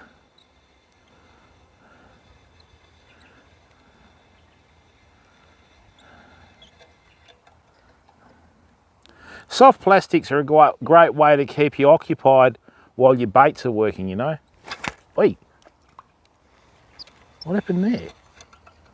Why did that flick over? Oh, hang on, must have got caught.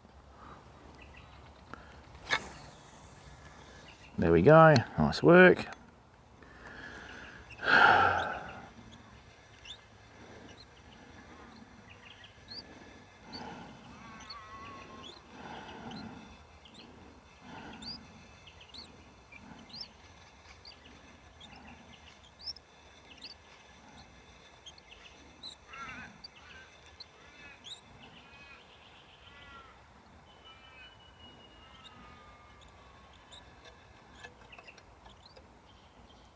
Soft plastics are working very well.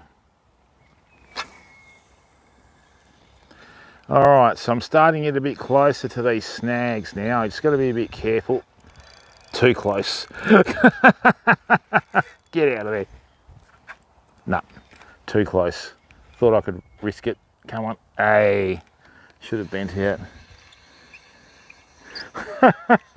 Sorry, Ross. Take the pins out of that Jimbo voodoo doll you got, mate.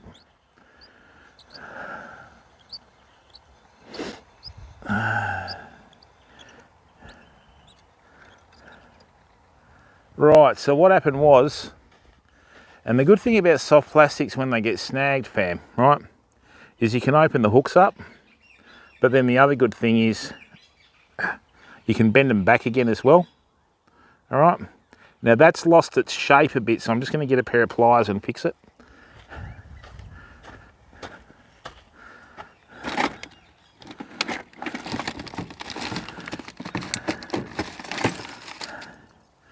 Shouldn't really have that fishing line directly in the sunlight there, Jim. It'll heat up. Don't do that.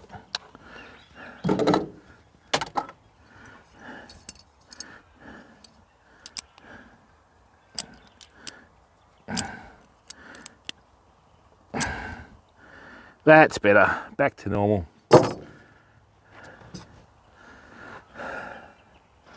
Right. Obviously no fish under that tree. Let's hang on a second. Let's bring that here. What I'm going to do, famo, is I'm going to try a really long range cast straight across there. Right. I've got a heavy enough sinker, so let's do it. Come on, give me the bait back.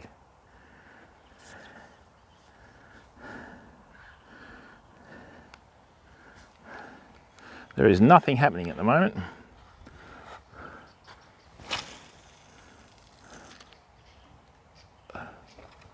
How the hell did I get in there?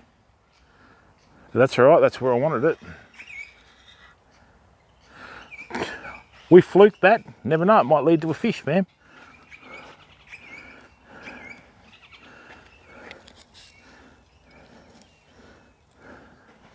That may well lead to a fish. Let's see. Hope so, that's what we're here for. All right, fam, I just got the pliers and bent that hook back to a far more natural shape. Okay?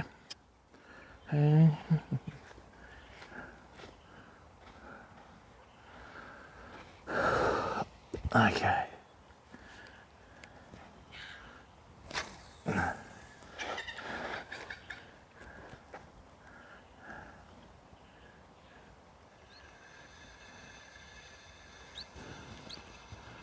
Another thing too in Australia, if you're allergic to bees, always be very careful on the edge of the river, because bees will be right on the edge of the river taking the water out between the sand and all that sort of stuff there. Okay? They need water to chew the nectar that they've sucked out of the flowers to make honey, you know?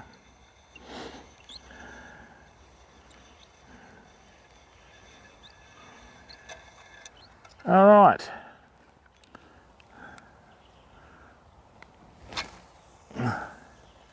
That's a nice cast. Just nice to be able to chill out next to a river, famo. Got the new seat. Life's good. Hopefully it gets a workout tomorrow for the fish. Good thing about having an esky for your bait and another one for your fish is you can keep it clean. Last thing you need to do is mix your bait with your fish and all that sort of stuff.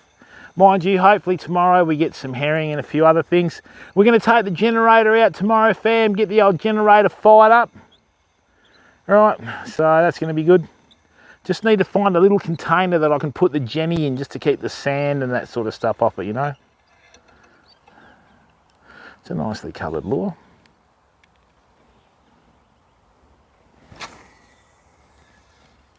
See what I mean about point and shoot? When I hit that there, wherever I'm pointing to with the rod tip is usually where the lure ends up, fam. That's how you get your accuracy right.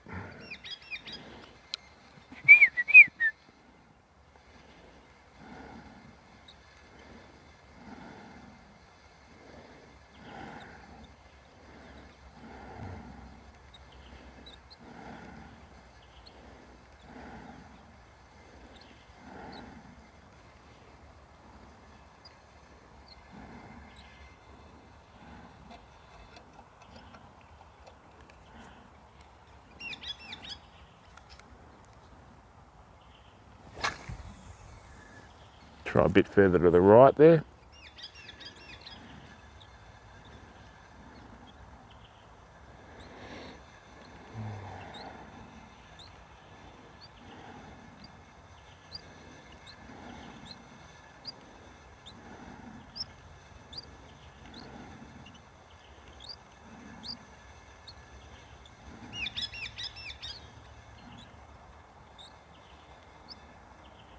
All right, so I've just seen the join where the monofilament is to the braid, and I know exactly where the lure is. Rightio. The shade's starting to creep across the river here, fam. So what we'll do is get a little bit closer to that foliage, let it sink a little bit more.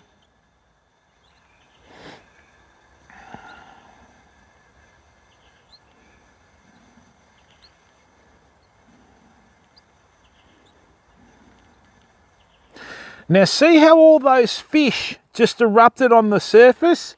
That signifies to me that there was a fish underneath him chasing him, which hopefully means, yeah, the tide is slowly building, which is good. Hopefully we've got enough water in here by 5 or 6 o'clock, you know. Is that an eagle?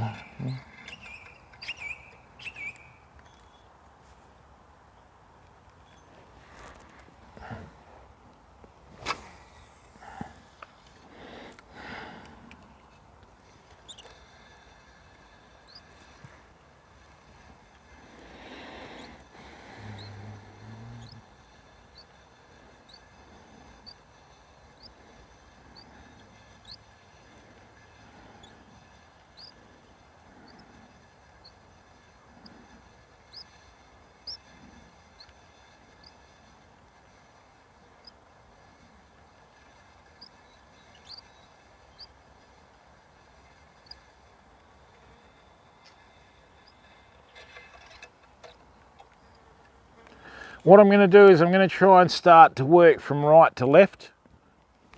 Ah, not that far left, Jimmy, you idiot. That's where the bait is. Bring it in. God. Looks like a little mullet skirting through the water. Right. That hook's still okay. Great. Righto, Jimbo, let's try that again, yeah?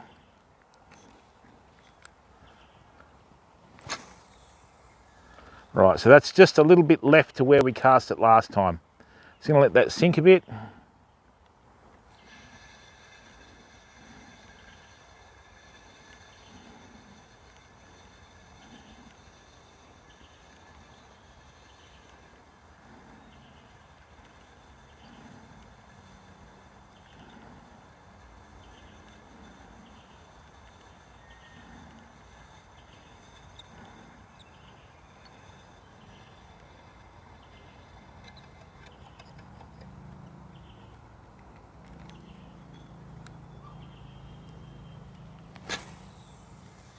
That's too far to the left. I should have had another 3 or 4 casts in there.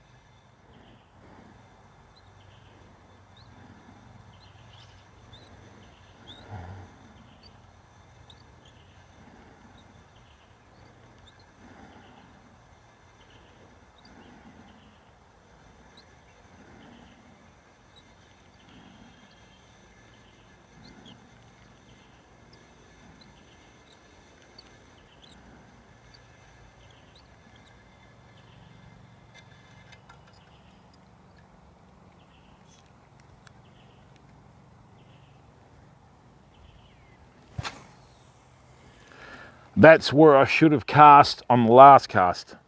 We're just working our way right to left. This river's starting to come back. It's starting to reclaim some of the bank, fam.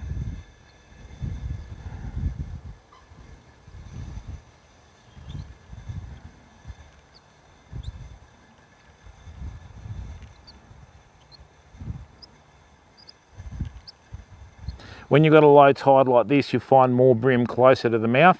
As the water comes up, they move upstream again.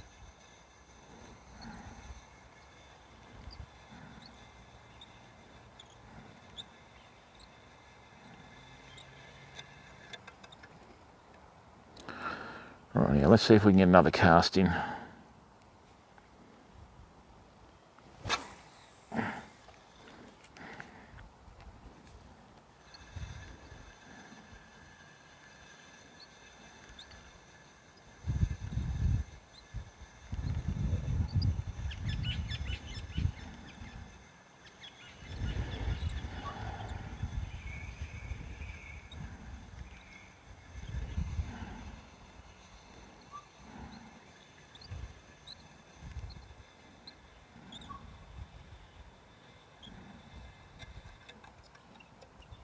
Rightio, what I might do is just give it a rest for a second. Right, with the soft plastic, we haven't caught much. Or anything.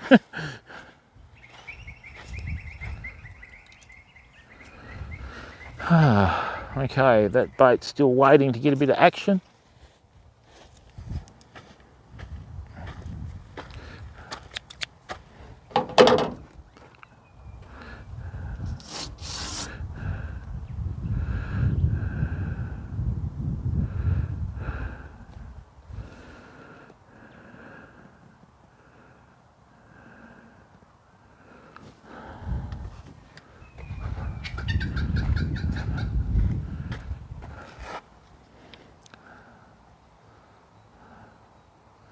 Alright, so that's full. We bring that back down to here. This is good. I'm getting a good gauge of how long it takes to charge stuff. That's the phone now. Yep.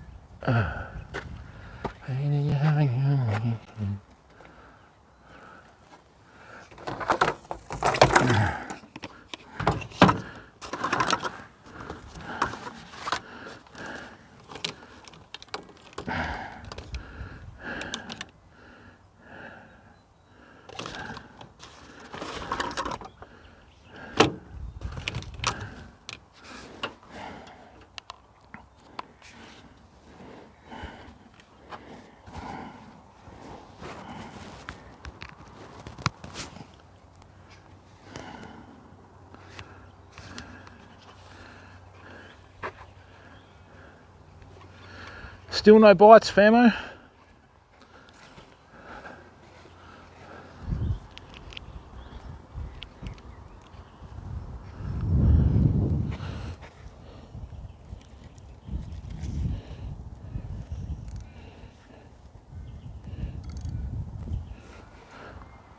Right, I'm going to leave a fair bit of slack on that now, and we'll just keep busy with the soft plastics, eh?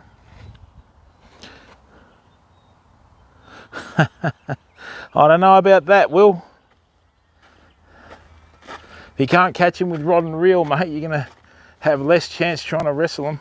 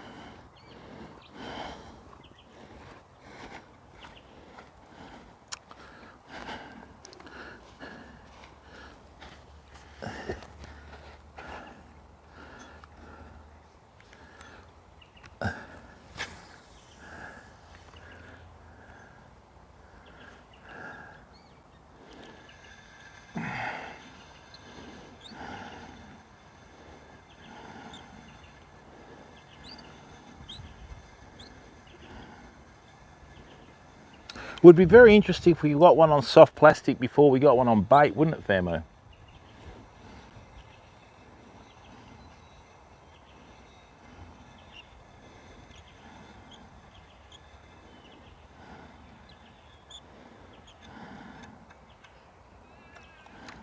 At least we caught a twig.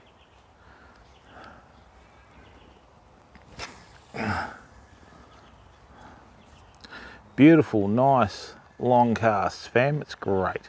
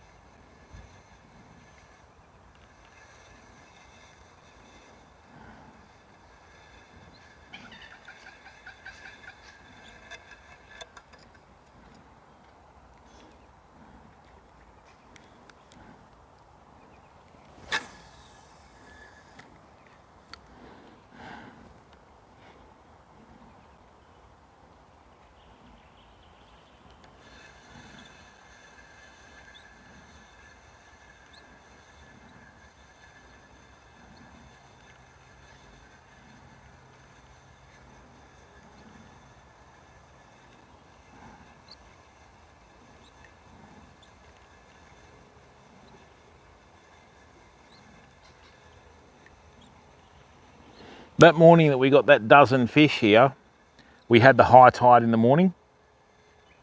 All right, that's better now. The water's starting to come back in. Just see it's starting to pick up, fam. Slowly but surely, all the flowers that are on the top of the water from the trees are heading back upstream. So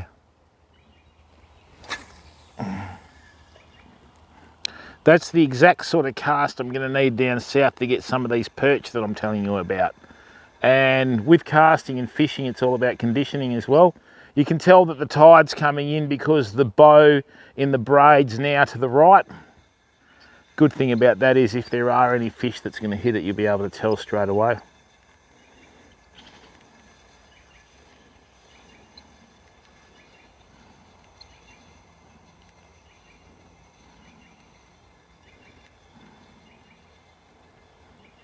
We're in for the long haul today, famo. In for the long haul.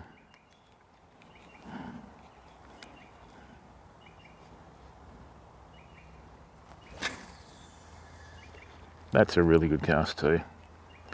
The accuracy's starting to come back, fam. I thought I'd lost it there for a minute.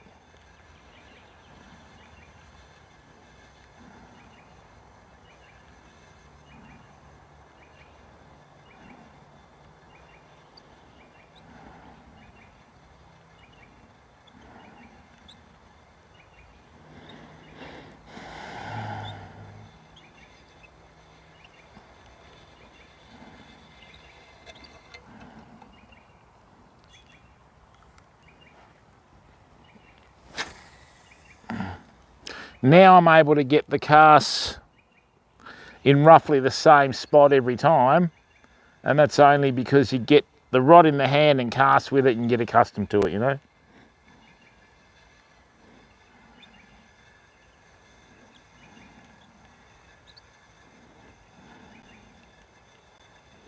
Just gonna have to go to Twitter for a second, fam.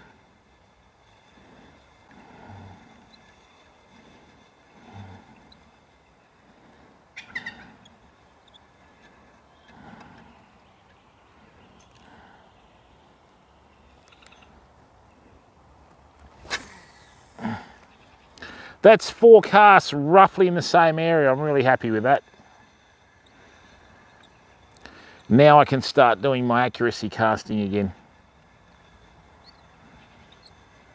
When you get a bit long in the tooth, or when you lose your teeth in my case, it tends to get a bit much after a while.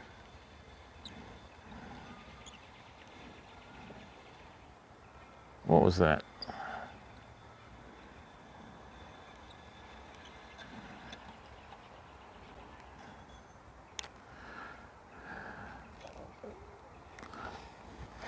As a rule of thumb, when you're fishing, the more accurate you cast, the closer you want your lure to your rod tip, the more distance you want, okay? Generally, you have a longer distance between your lure and your rod tip, okay? So, trying to find the balance in between is the hard part. And trying to not get caught up in cords is the tough bit. Get off there.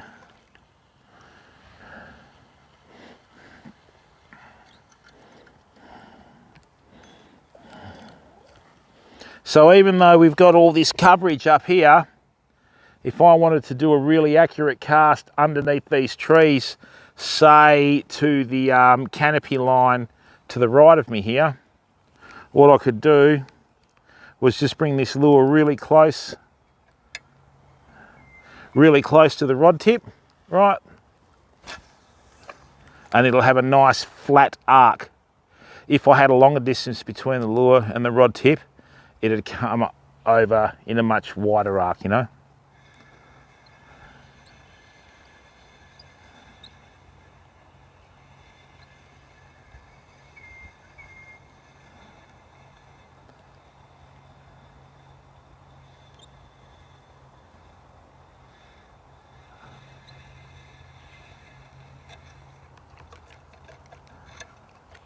Obviously, if you've got people flying past in boats, you don't want to do long range cast, you know? That's better. When I did that cast across the river there, I turned the rod side on and used the backbone of the rod.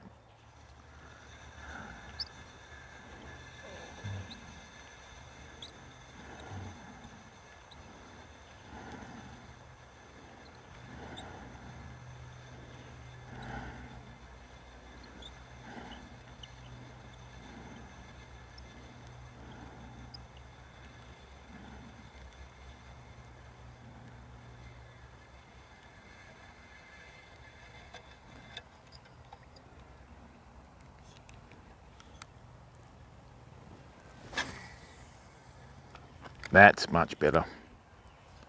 Now we're back in the groove.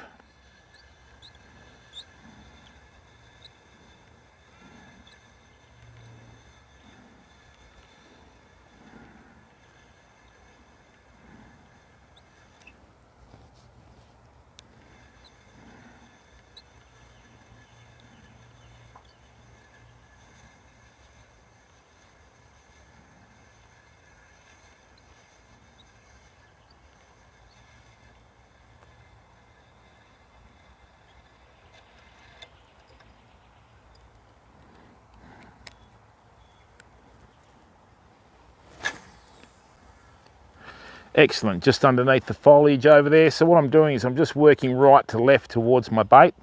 I'll get to the phone in a second. And this is what you've got to do with your fishing, fam. You've got to cover every single square centimetre of the water. Righto, this tide is coming in, this is really good.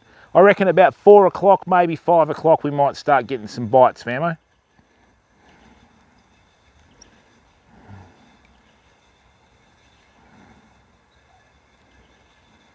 And you never know, we might even get a small river mulloway or something like that, you know.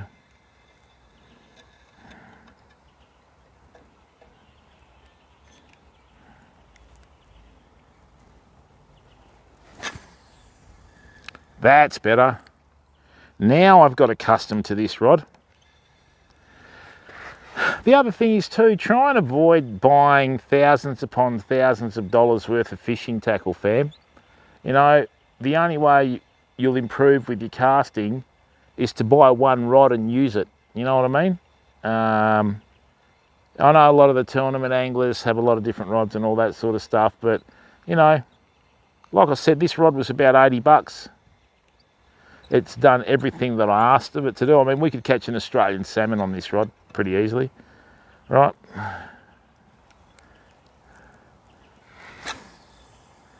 Ah, much better.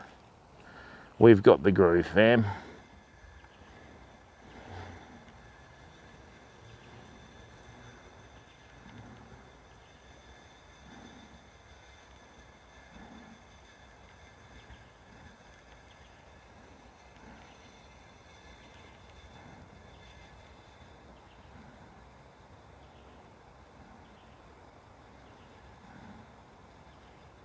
Now there was a bump. I don't know whether that was a twig or a fish or whatever, but that was a bump.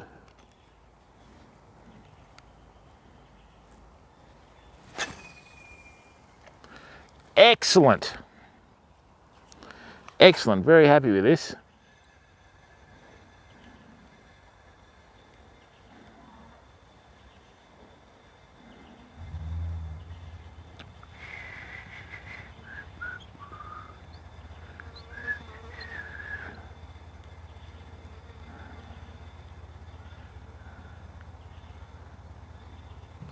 Yep, the tide's starting to come back in now.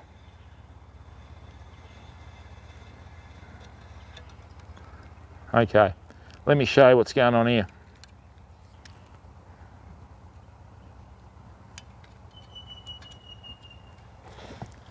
Okay, most of our rivers in Australia are fairly tidal.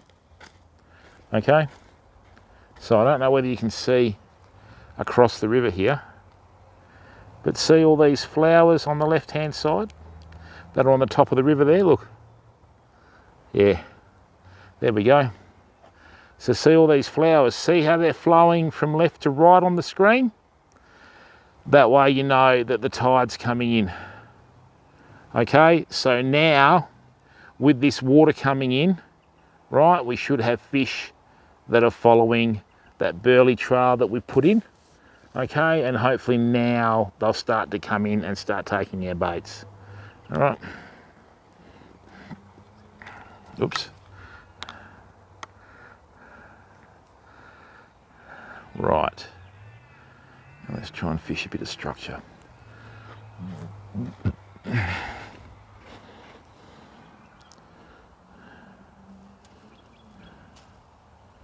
Hi Mike, how you going? Yeah, the river mouth is to the left, mate. Yeah, Will, I've already said before, mate, we're about 30 hours south of Crocs, buddy.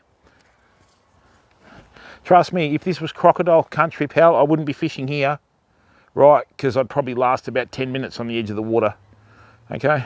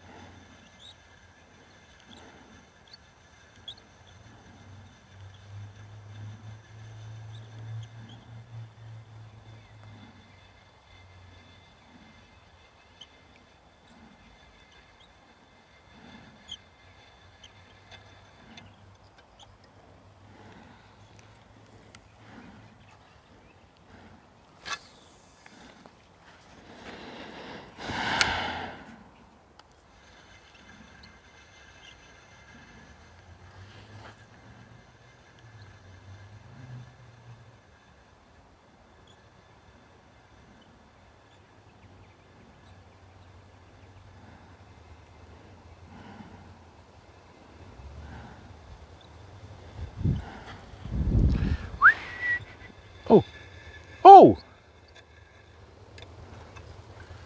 That was a bite, fam. We just had a very small fish hit that lure. That was a bite. Yes. Let's do it again. As it retrieved past that snag, something came out and hit it. Awesome.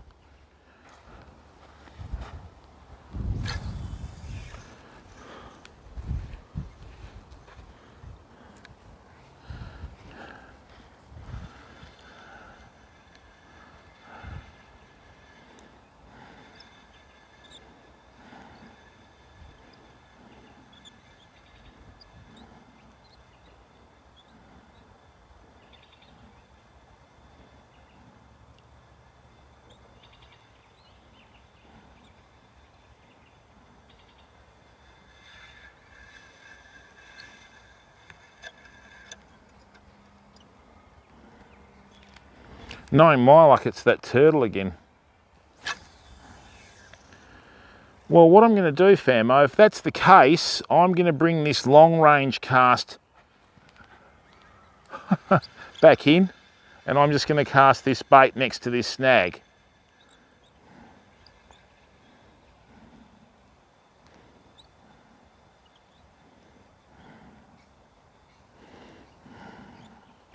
Got so much burley in this water, it's great.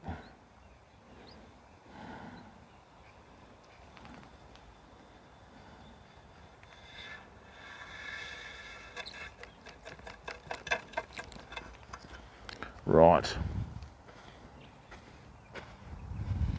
Shane, how are you, mate? What's going on, bud? I see that you've been playing a bit of the old gaming on Steam when I uninstalled it last night. I see your profile on there. We're on the same friends list. Hope you're well, mate. Good to see you in here. If there's anyone new that's watching the stream, please click that like button and also subscribe for free. That way your notifications will get turned on and you'll know when we're going live, people. So great to see so many old faces back in the stream. I just got a little bite when I was retrieving that soft plastic past that snag there. So what I'm going to do is I'm going to cast next to the snag again, and then we'll start mucking around with the soft plackies again, okay? How much charge have we got in there? Excellent, 74%, that's great.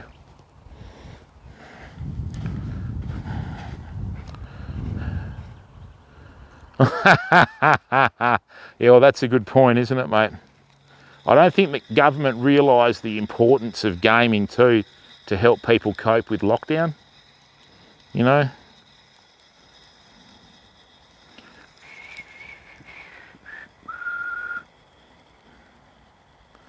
Now, let's see, is there still a bait on here? Of course there is. Has not even been touched, famo.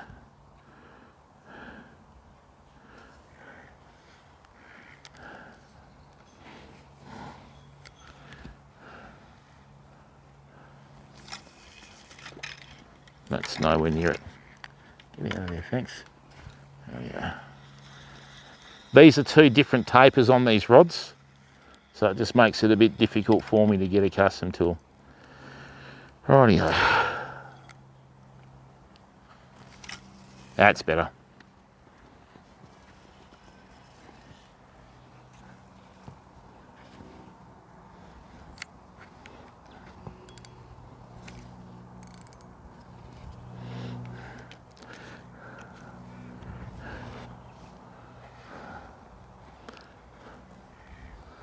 All right, let's sit down and chill out, fam. Sorry about no fish today, but like I said to you, with the low tide, I didn't think we were going to get any action at all. And technically we haven't. All right, 26%, good. Yeah, no cooking stream today, fam. We're just doing fishing today, so.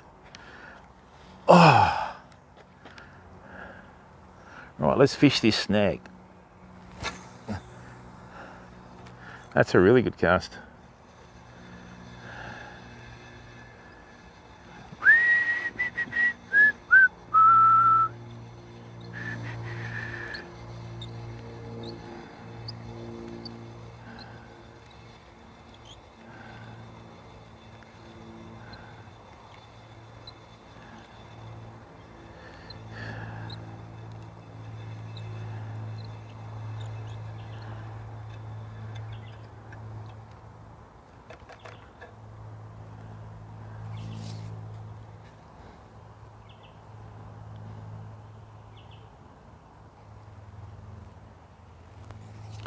good that this water's starting to come back in.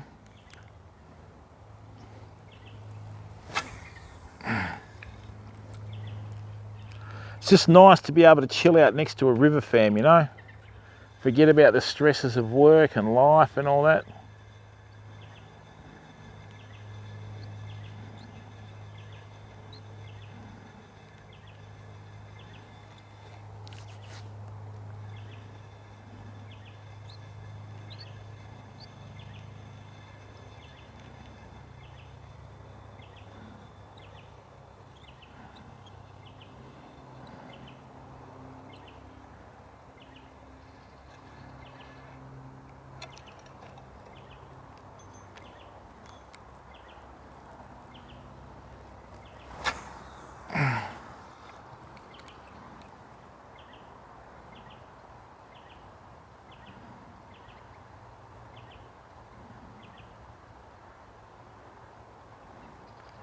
That's fairly deep over there, fam, and snaggy. All right, at least we know how far out the snag comes now. No, we're not going to get this back, I don't think. Ah, no, we lost it. What did we lose though? No, we got it back. I think it's just the hook's bent.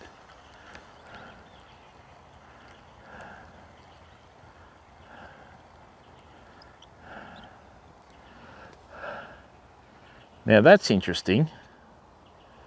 Well, I think we might have to go to the 20 pound, fam, because the 14 pound snapped then. We've still got the braid, but the 14 pound snapped. Interesting, isn't it?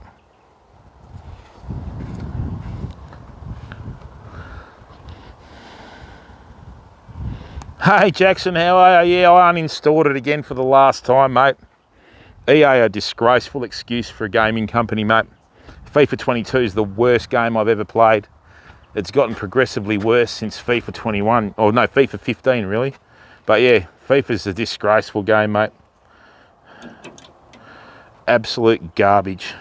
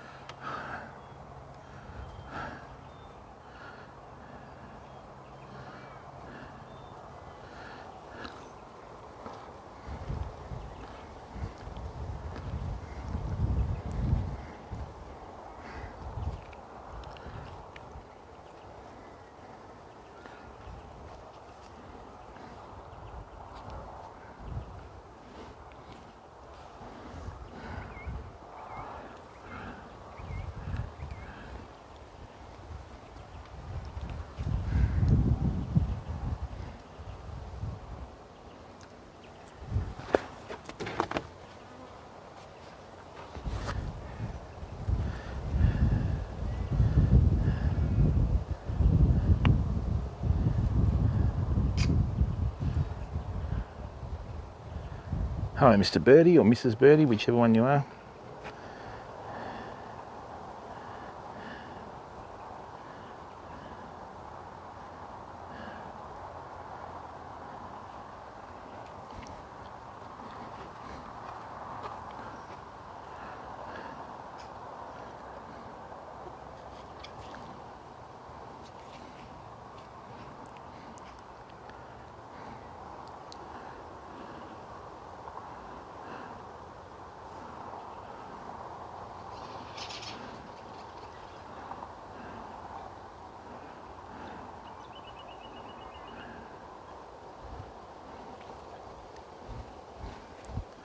All right, more 14 pound.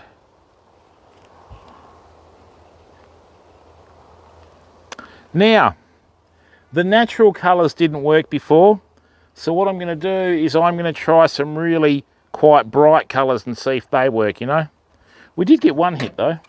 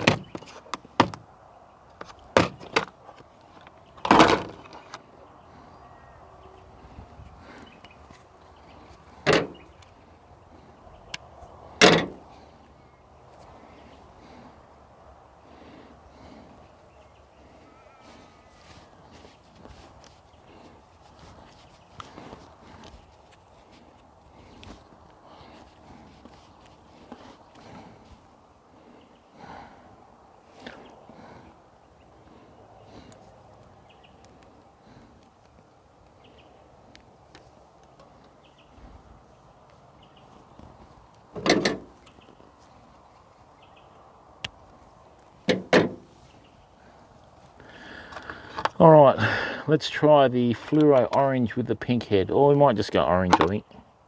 Fluoro orange with a yellow body. Let's go with that.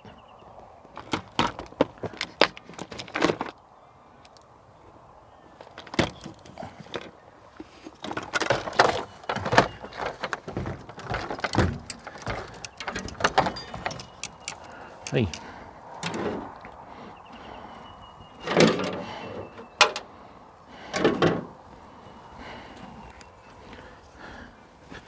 Righto fam, we had the like a lead head with a olive body before. Now we're going to have fluoro orange with a yellow tail.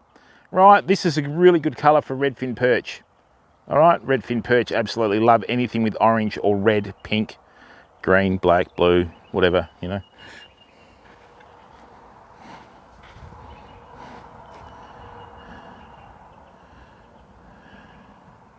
Hey Michael, how are you?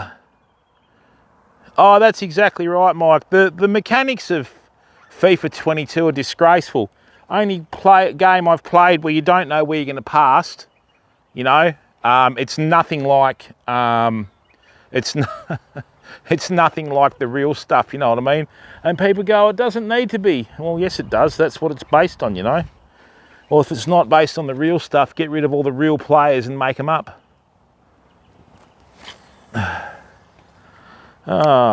It's just horrible. The passing's disgraceful. The shooting, the gameplay. And the other thing is too, if I, you know, because you have to pay to win really. So if I've got an 86 rated team, why doesn't my 86 rated team that I paid for perform better than an 83 or an 82 or an 81 rated team that I'm playing against in squad battles? You know, it's just a disgrace, mate. Total waste of time. But that's all right. Uncle Elon's coming. As soon as Elon's here, I'm going to get rid of land-based NBN. Right? And just go to the dish. And hopefully it works out better because, yeah, it's just disgraceful. They are not interested in providing a good game at all. All they're interested in is, as Mike said, they're just interested in money. And you can tell that. Games haven't really improved in 40 years, fam. I can remember playing in the arcades back in the late 70s and early like 80s.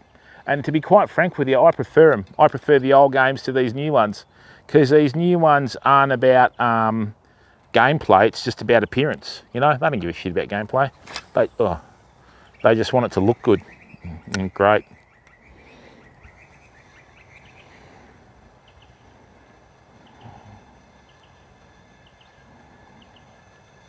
And I get there's a lot of really hard-working FIFA streamers out there, right, that put up with it because it's their livelihood.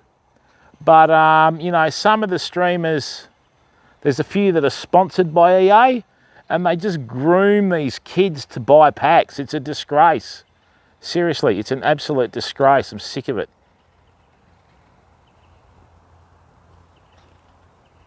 You know? Oh. Yeah, that's good, Jim. Wrong side, mate. Whoops.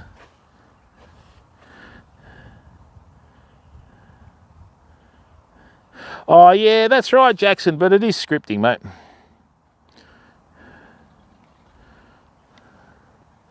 I mean, there's a lot of people that have become very famous playing FIFA because they were pioneers in the early days, you know, and then everyone started doing it, so. But, yeah, in terms of the game, no. If EA was a car, oh shit, what happened there? If EA was a car, you'd take it back under warranty. Oh, that's what happened. Yep, we've got a bigger swivel, so we're starting to get line twist. Excellent. Whereas when we had that smaller swivel, we had no line twist. How am I going to recover from this one? I need a heavier lure. That's how I'm going to recover. Oh, don't do that. I knew it. But anyway, I'll see if I've got that smaller swivel anywhere. Very hard to get good quality small swivels, you know. Don't be doing that. Yeah, you shouldn't be doing that because you weren't entangled when we did it.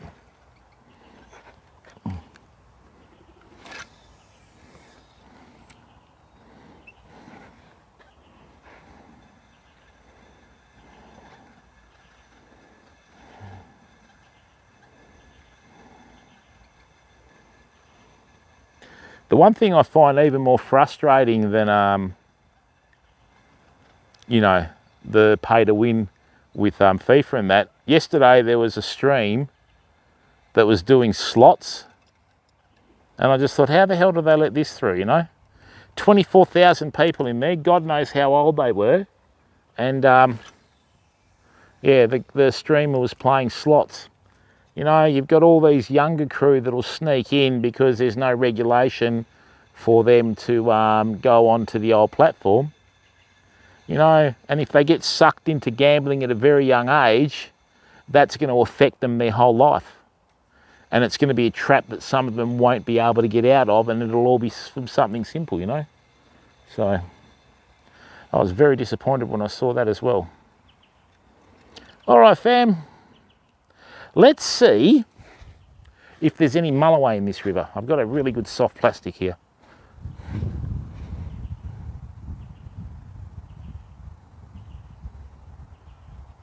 Extreme, how are you? I don't even know who the streamer was, mate. All I saw was 18 plus gambling stream in the title, and I went, oh my God, here we go. And there was 24,000 people in there, and they were playing slots. I don't even know who the streamer was. You know, yet another reason I left.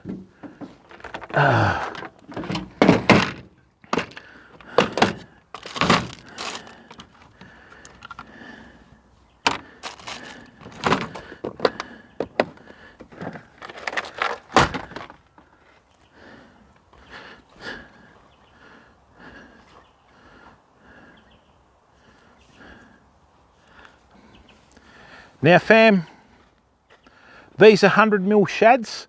I actually use this 4-inch lure to catch redfin perch down south. I've been absolutely smoked by a massive trout with this too. So what's happened is the lures are actually molded around a weight which is connected to the hook with a turned up eye, and it's a very lifelike fish. This is the saltwater colour. All right, but let's see if we get anything in this river.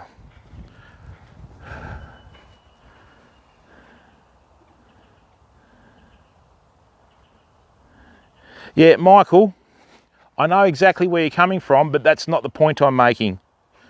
The point that I'm making is it doesn't matter whose money they're using, mate. They're on a platform where no one knows the age of the viewers.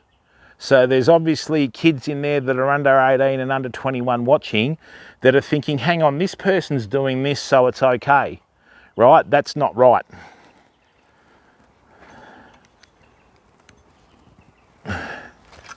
Oh, lovely. That is a beautiful cast. Let's see if there's any mulloway in here. Nice. Well, I can feel that working all the way along the bottom. Whose money they're using is irrelevant, mate.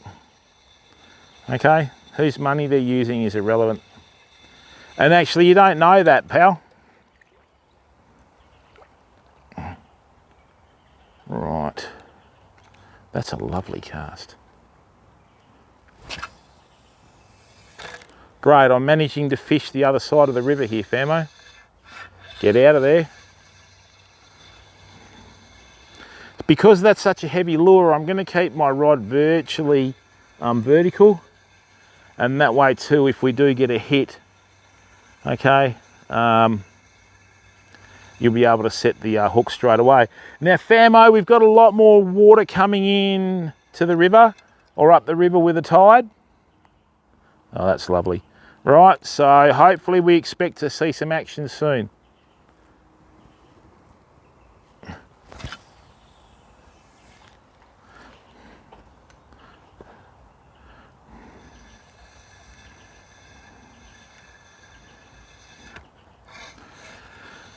Redfin perch absolutely smash these lures, and blue's a colour that I use a lot of in fresh water. A lot of people say, no, it won't work. You're like, mate, just go away. One of my biggest perch of 20 inches long was caught on a blue spinner. Blue's one of the few colours that they'll see in deep, deep water, fam. Red's the first one that disappears. That is so lifelike, I need to get a few more of these from overseas. Good cast. Right, I want to try something here.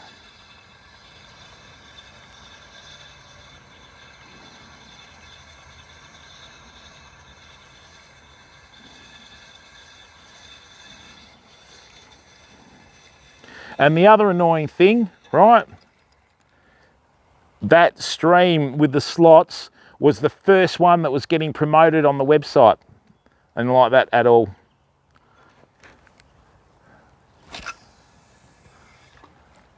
Great. Love using these shads.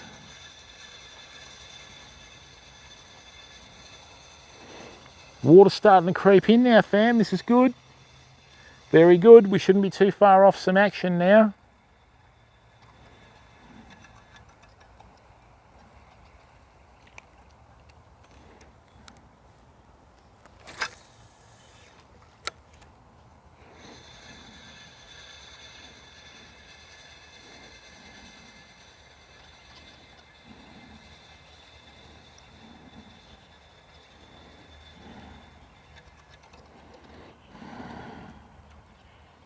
Let's go a bit shorter between the rod tip and that. I'm going to do an accuracy cast between those two branches.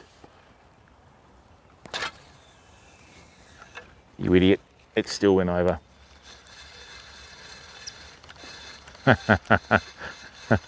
Ever seen a flying fish? Alright, bring it in. There we go. There's a little trick to getting them out of trees. I'll show you one day, famo. Didn't think it was going to go that far. That's it. We're back to point and shoot casting, fam. Only took about 3 or 4 hours with this newer rod, so it's all good. That's one good thing to come out of today, the old point and shoot casting. Got to be able to look at a target and hit it with fresh water, because if you don't, your window of opportunity with your fish might be gone.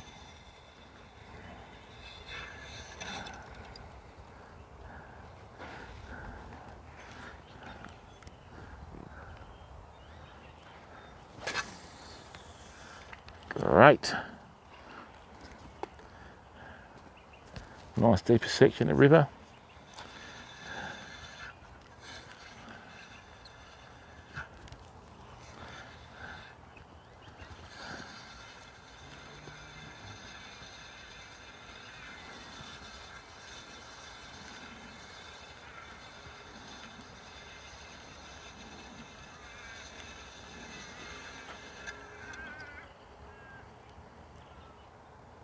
That tail's working lovely. It's rocking left to right like a fish. Nice. Let's go again.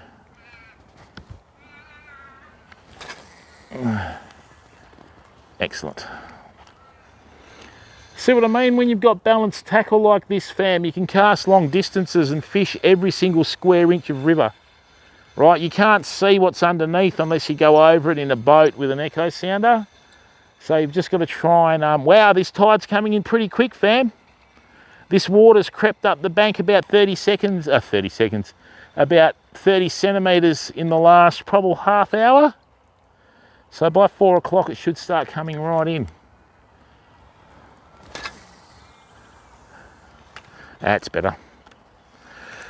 And the reason I'm using all these lures here today on this river is when we go down to the Warren River, right, which is a very wide and deep river, like the waters are jet black, okay, we need to be able to cover long distances with accuracy.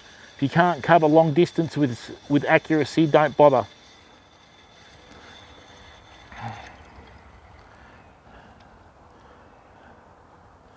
Rightio. Let's go again before we change. Nice, get out of there. Get over that snag. No, it's stuck on the snag. Knew it. It's a problem with braid. As soon as it grips wood, the moment it touches wood, it sticks to it. Oh, we're on, that was a good bite. That was a really good bite, fam. That was a really good bite. Oh, how far did that come in? Oh, that was a good bite. The fish are here, I told you. That was a really good bite. Oh, absolutely smashed the bait, famo. Absolutely smashed the bait, look at that. So what we're going to do is this. Right, okay, so the fish are here. Here, fishy, fishy. Let's go back again. Whoops. Right, I'm just going to put this down And now we're going to be holding all the fishing rods.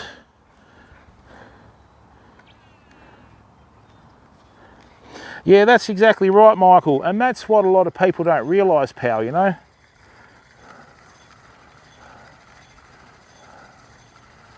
All right, so did we get the, what do we get back? Yep. Once again, we saved the braid, but we lost the fish. So, yeah, that's exactly right, Michael. And you got to remember, mate, you know, I don't know how old you are, whether you got kids or not, but kids nowadays are very susceptible to technology, mate, you know, so that's how they get them. You know what I mean? Well, first fish of the day, fam. We've had a line in the water for 4 hours or whatever. Finally get a bite and it doesn't hook up. What I'll do is I'll give it 2 or 3 minutes. Oh, come on. I'll give it 2 or 3 minutes with this bait, then we'll change to another one. But all this burley that we put in the water are bringing fish into us, you know.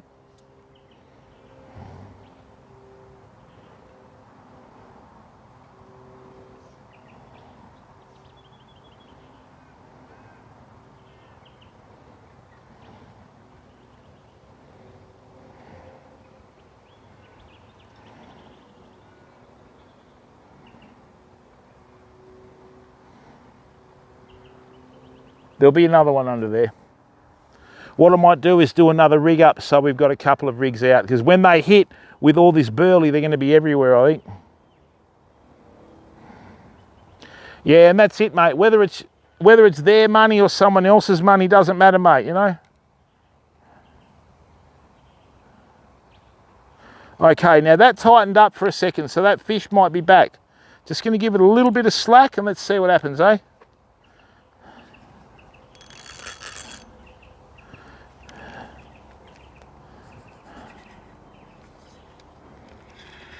No. All right, we need to get some bait on here. Hang on, fam.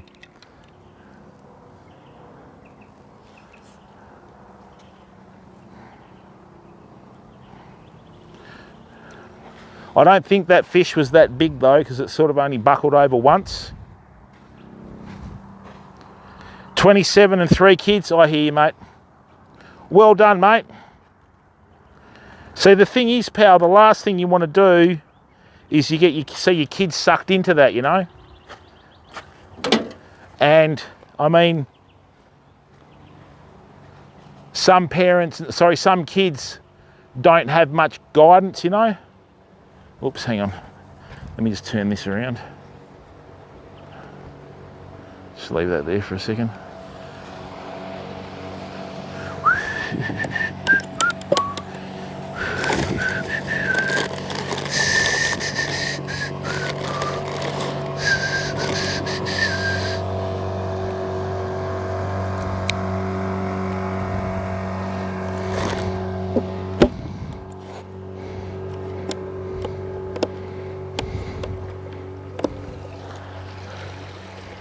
Good, they've stirred the water up again.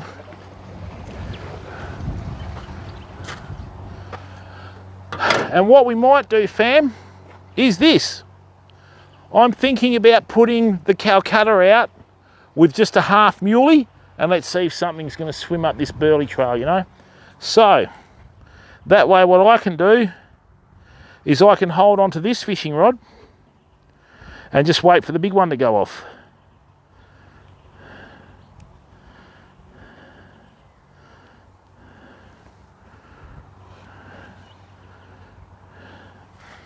Right, that's gone now.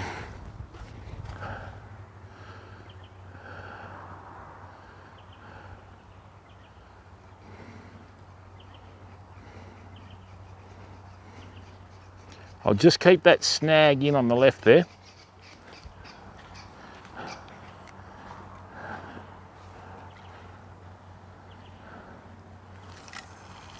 That's a good cast.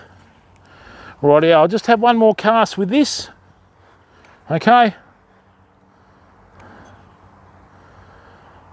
And then what we'll do is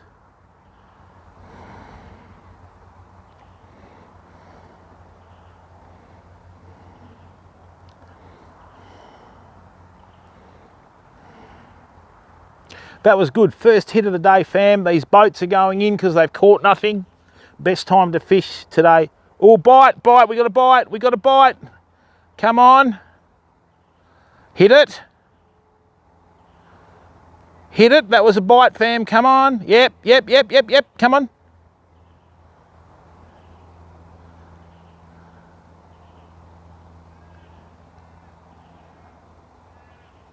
Swim off with the bait. Come on.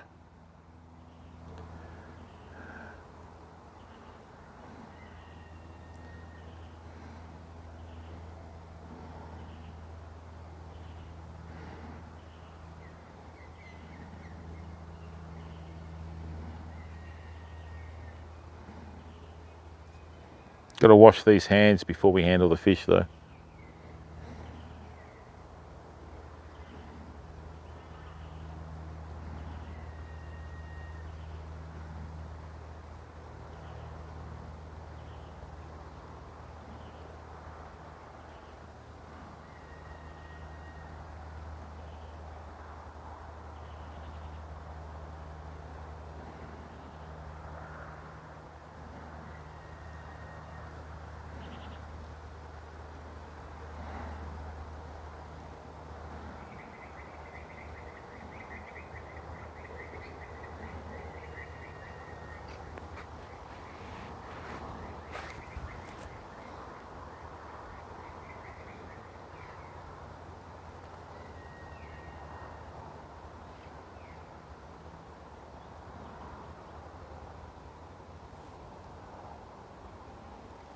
That was a fish that just hit something on the surface, fam.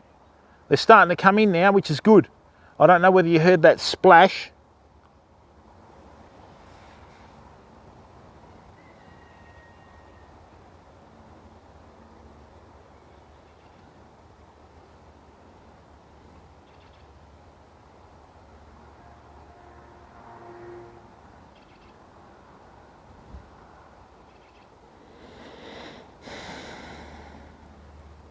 Time to send out the Calcutta, I think.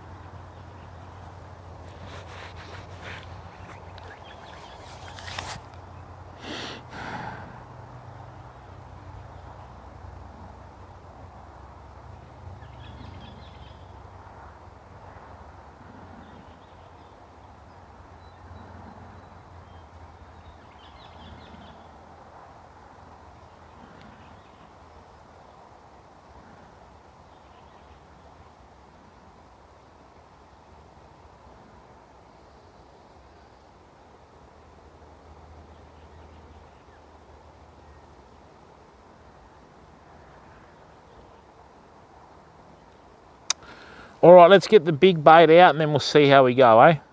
But the thing is, if I put this down, that's when we get a hit, you know what I mean?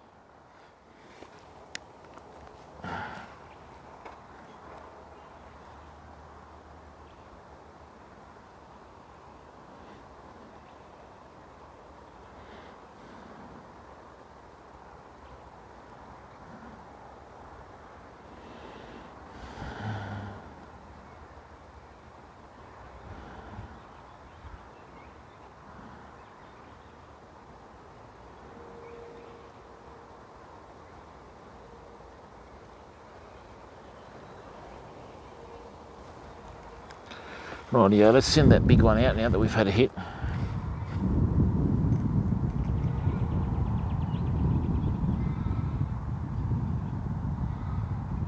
Hey Ada, how are you, buddy? Yeah, if you wet them, it's okay. But if they're dry, it's not.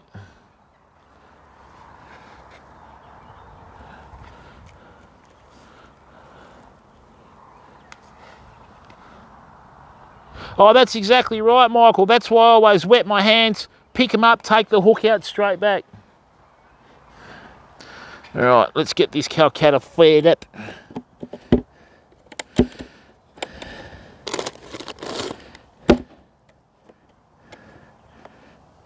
Good little icebox, this bugger.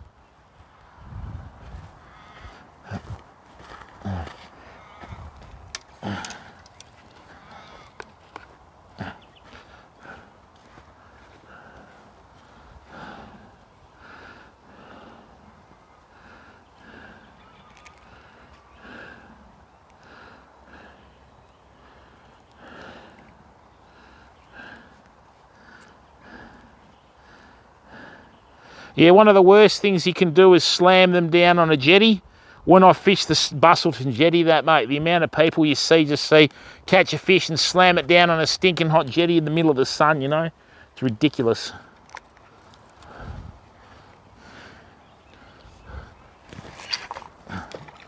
What happened there? Why did that catch?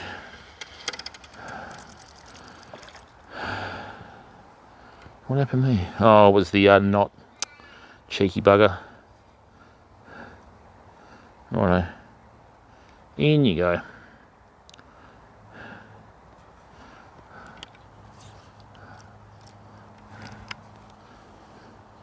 Sometimes the knot catches. Why is that catching?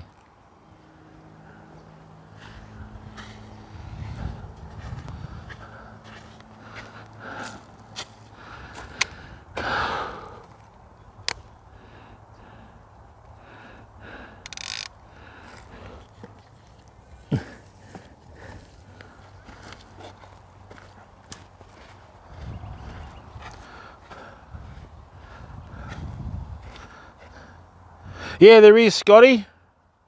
You're just slamming out assignments. Excellent, Adder. You'll get that present Thursday next week, mate. Okay? So something to look forward to, man. I'll send you the details on that later of where to pay and everything, mate. But you'll have it Thursday next week. 1:30. Now the time started, fam. This is the golden hour. All right, I'm going to get close enough to this phone so I can read it. Let's check this. Yep, transmitter and receiver.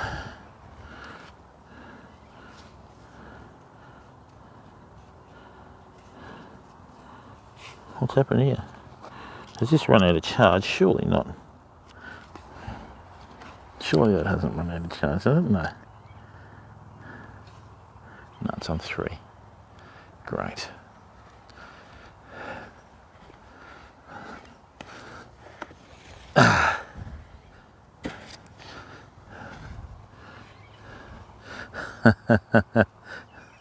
Yeah, and I think I found those flies too, mate, so I'll send you some of those. But what we'll do, famo, on YouTube, what we'll do is, I've got a good idea for YouTube, right, but I'll wait to show you. It's a good concept, but I'm not going to tell anyone yet in case anyone tries to run with the idea, so you'll see it when it happens, okay? You and me both, mate. Now it's 1:30. These fish should be here in good numbers by about, I would say, 4:30. So 4:30 to 6 o'clock is when we're going to have our peak time with this fishing, fam. Still not enough water in here anyway.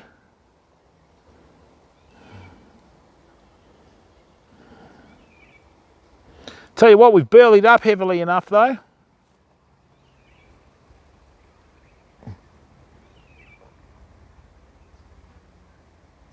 Thanks, Michael. Thanks for coming in, mate. Nice chatting with you as always, pal. Thank you very much. Don't forget to leave a like.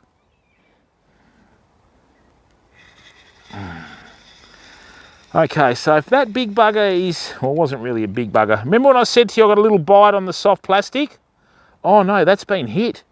Oh, that's been smashed. Oh, you cheeky bugger. That's been smashed, fam. Oh, don't drop it in the sand, Jimbo. When you wait for a fish all day, oh, great. Get out of there. I can hear the sound. I'm going to have to blow that out with a compressor later.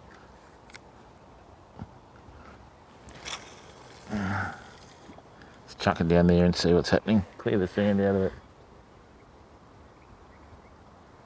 Thanks, Scotty. Don't forget to leave a follow, everyone. I'm here for the long haul too, matey. We've been going for 4 hours and we've had like 2 bites, one on the soft plastics and one on the bait. So hopefully now, once the sun starts to drop on the other side of the river behind those trees, then we'll start getting some hits, okay? Thanks for the support, Scotty. That's really good of you, mate.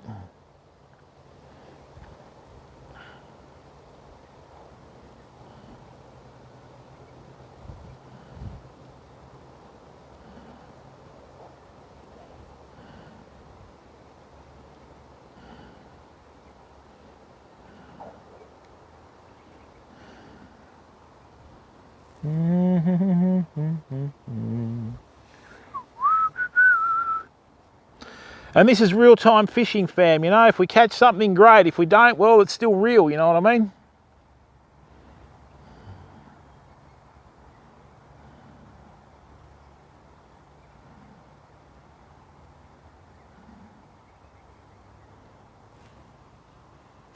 Let's just plonk this under here for a second. Good one, Jim. You got sand everywhere.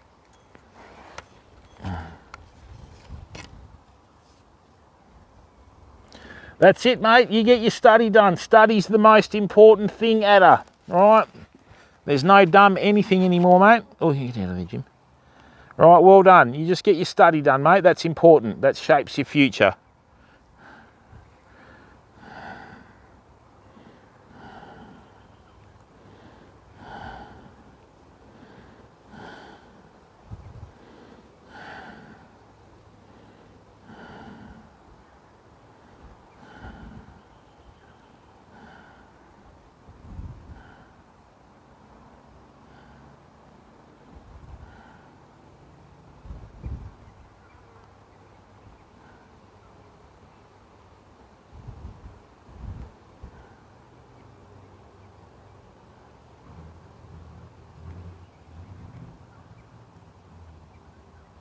Yeah, I hope so. We get more than a couple though, mate.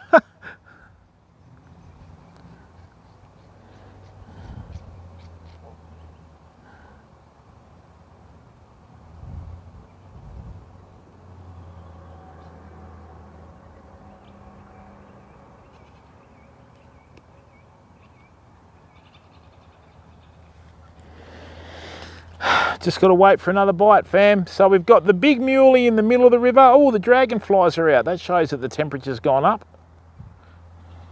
Favourite food of dragonflies is mayflies, fam.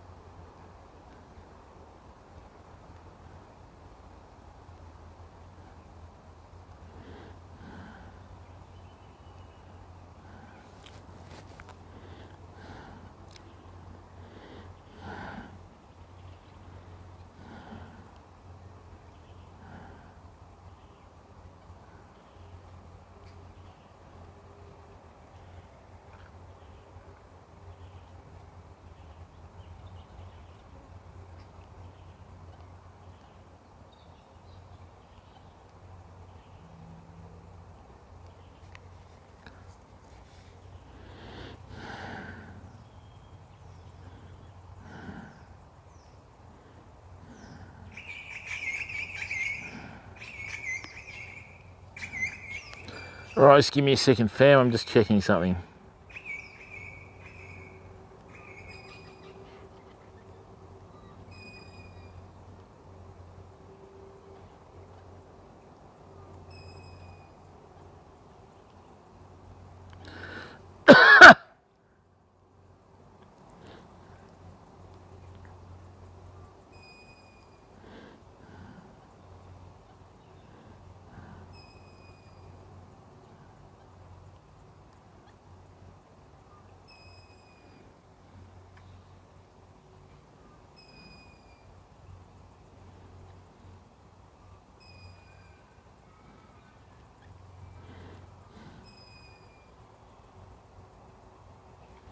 In 5, is it, Scotty? I don't believe in that sort of stuff, mate.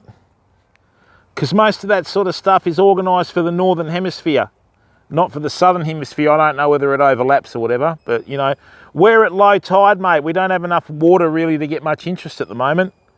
Last time we really cleaned up here when we caught and released over a dozen fish when the water was up where the tripod is. So I don't think we're going to get any fish. Mind you, a lot of these smaller fish are sort of really getting pushed to the surface. That usually means there's other fish underneath it, you know.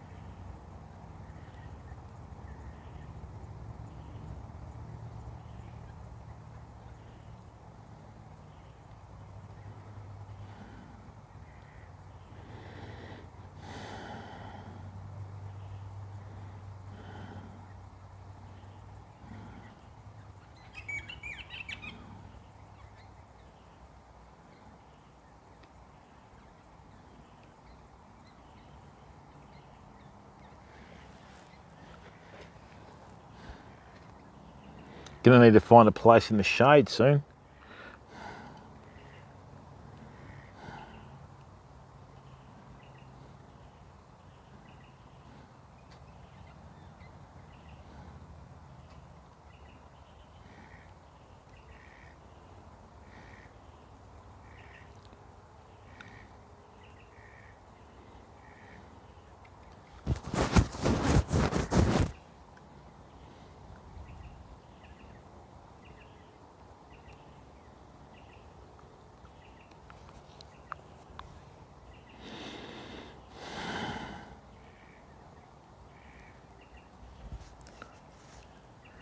This line has straightened up a bit though.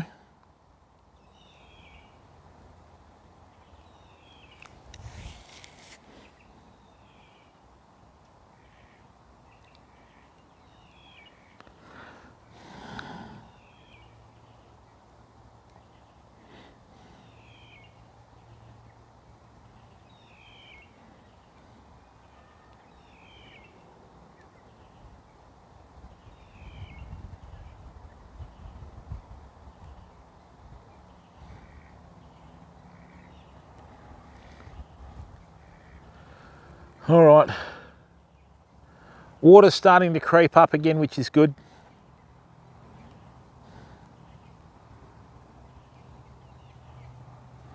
Just nice to be next to the river, like I always say, fam.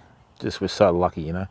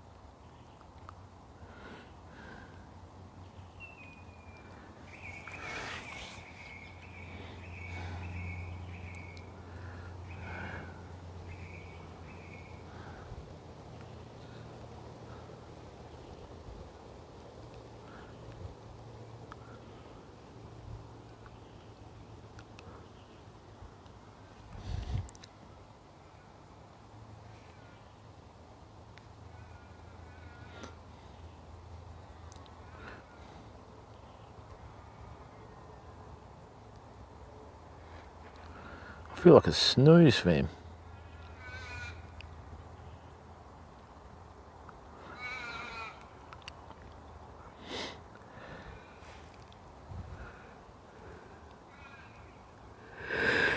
Excuse me.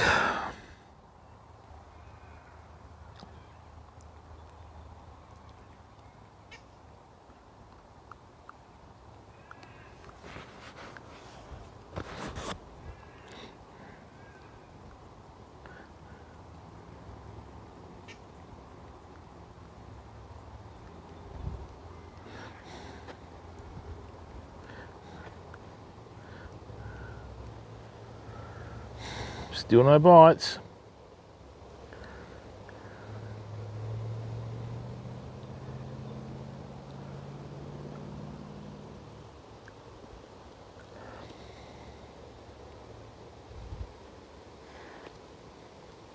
All right, phone's up to 31%, which is better than nothing. Yeah, I probably would go head first in the river, culpable with the size of my head.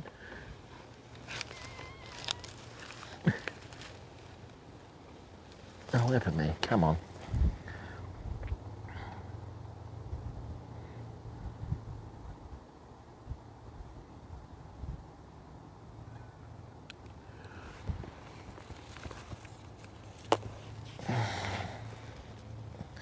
Not much kelp. We had one bite in 4 hours. I've burleyed up, I'm just waiting.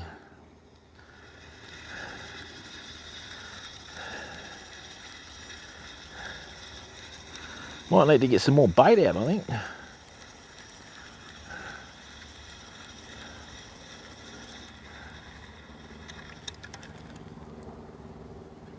This bait has been smashed, I think.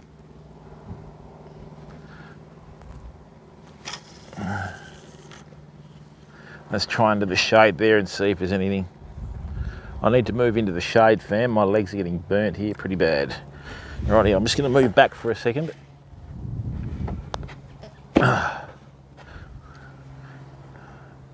Should see all these bait fish around this Burley, fam.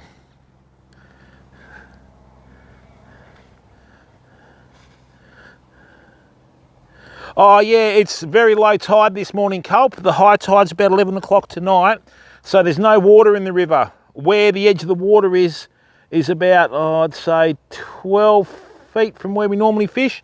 No, maybe 8 feet from where we normally fish, and 12 feet from the spot when we got all those fish. So, you know, it's not really the best in terms of water depth, but it is what it is, mate, you know.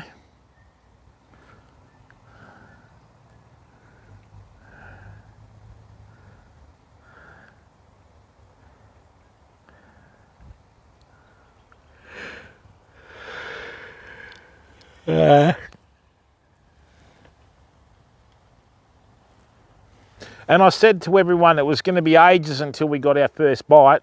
We got a couple of bites on the soft plastics, and then we got a bite on the bait, but I don't think it was very big.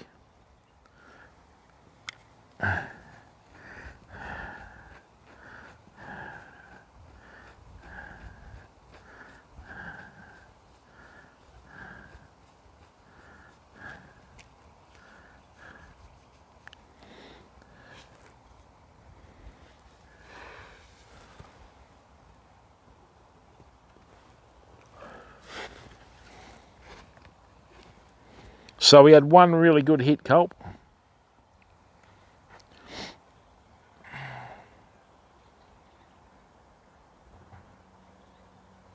The temperature's just starting to heat up a bit. The mayflies are mating mid-air.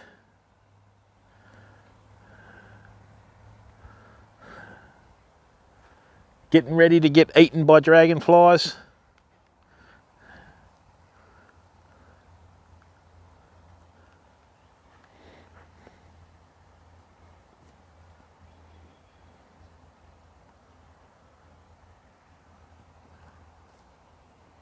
The water has crept up about 2 feet, Culp, and everyone else in chat, so.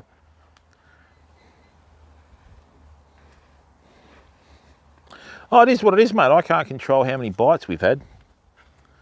That's just fishing.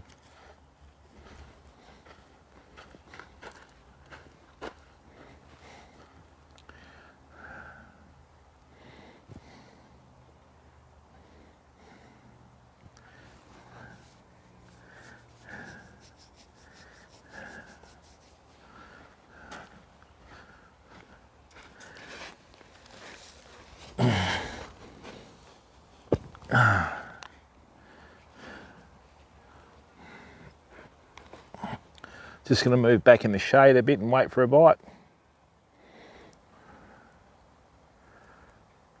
Now the water's flowing downstream again. What is going on?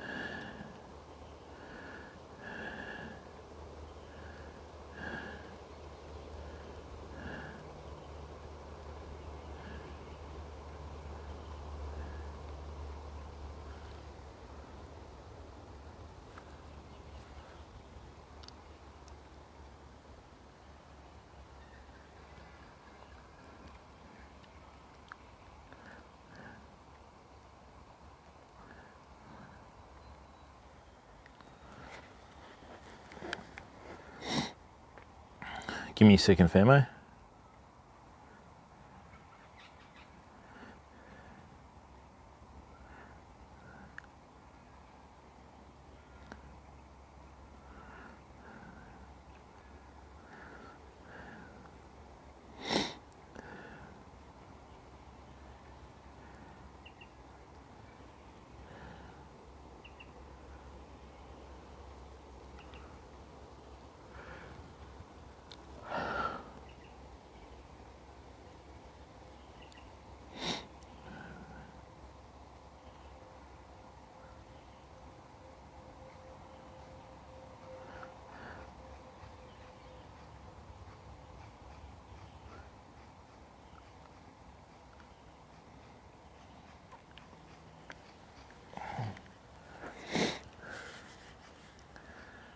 Bit of heat coming through now, which is good.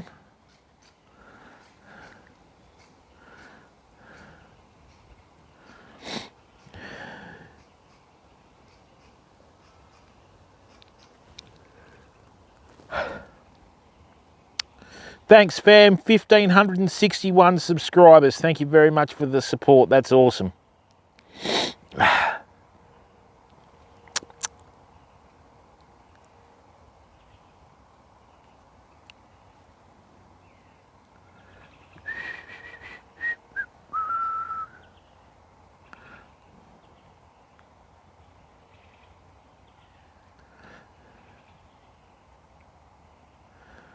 Yeah, I know about culpable, and it's just fishing, mate. That's how it goes.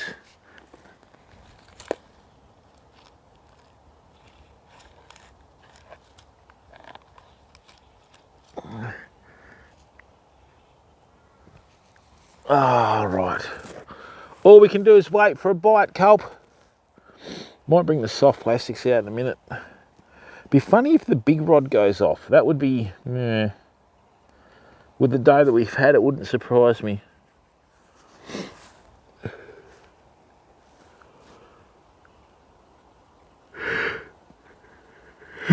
Excuse me.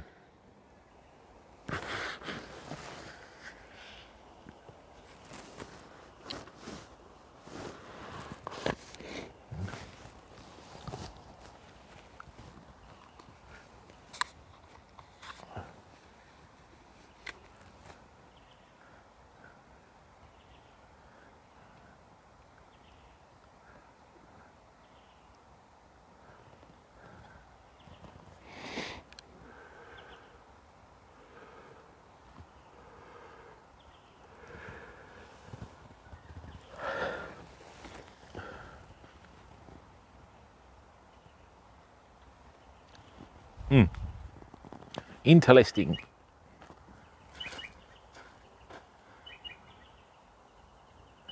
It's 5 or 6 minutes to 2. We've been going for nearly 5 hours.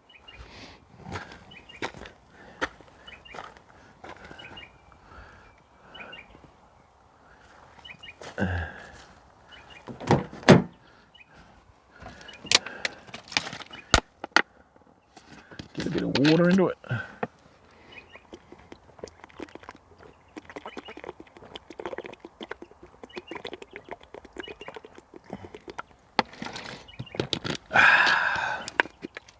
That's better.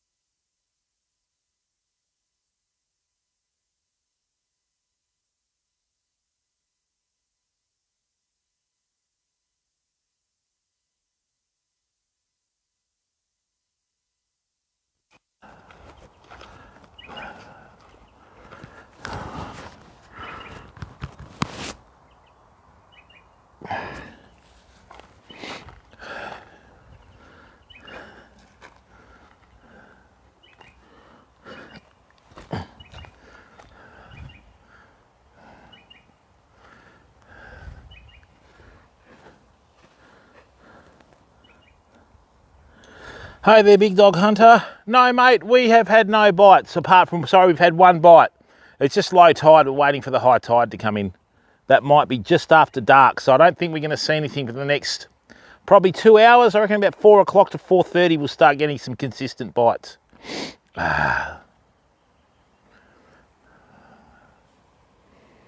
But that's fishing.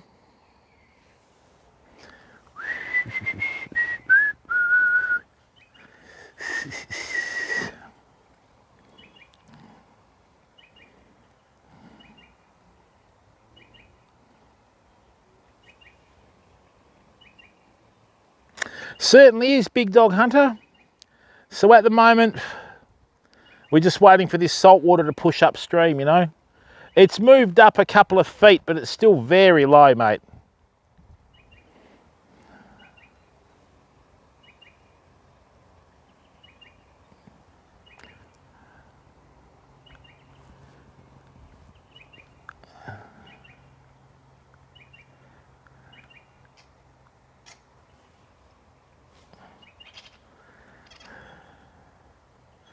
All right, hopefully another 5 minutes we'll cast close to this snag to the left of us again, where we got the bite.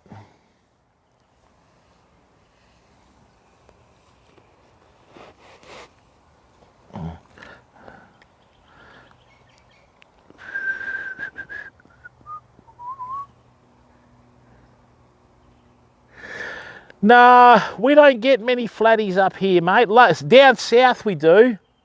But up here we don't. I've actually never caught a flathead in this spot. I've only ever caught brim. I have seen trout here in the winter, but further upstream. So,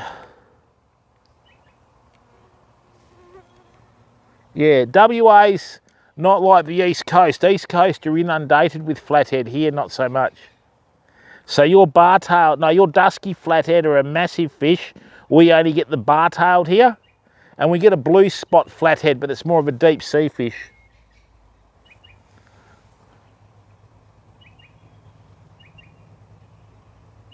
Oh, you're near New South Wales? Oh, okay, mate.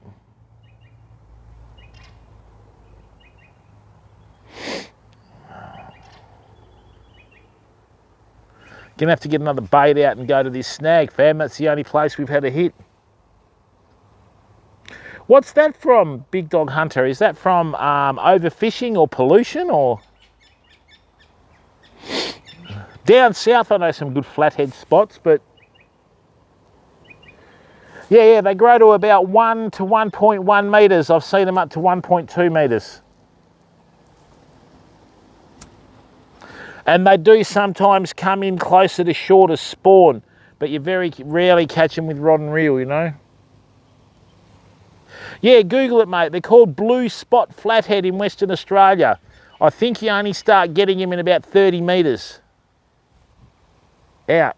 So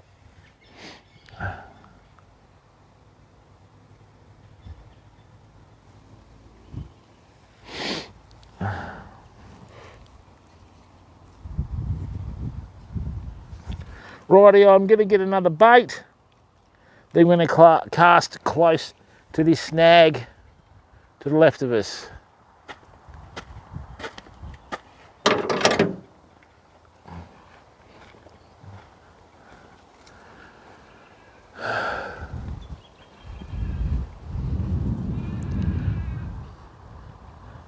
Now, one metre is 3.3 feet. They grow like that. I've seen them caught off the beach at Walpole like that, but you're going to know where to go. Yeah, it is, mate. It is. Beautiful eating fish too, the old blue spot.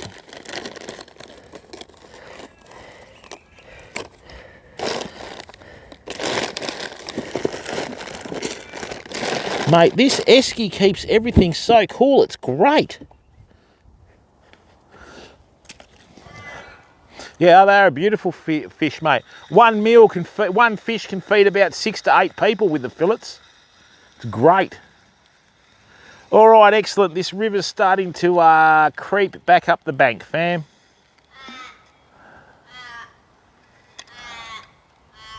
Now,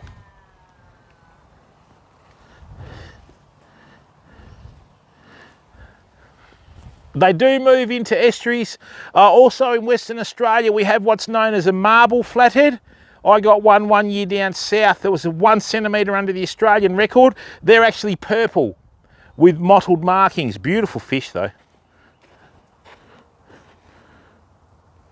Yeah, we do a lot of it here, mate. When we got sponsored with the boat last year, we did nearly 140 hours deep sea fishing, and I even took the community to Karratha, right? So, you know, it all worked out. Rightio, so we got a bite here. I'm going to cast close to this snag again, and this time I'm not going to let the rod go, okay? Hopefully the fish has forgotten what happened.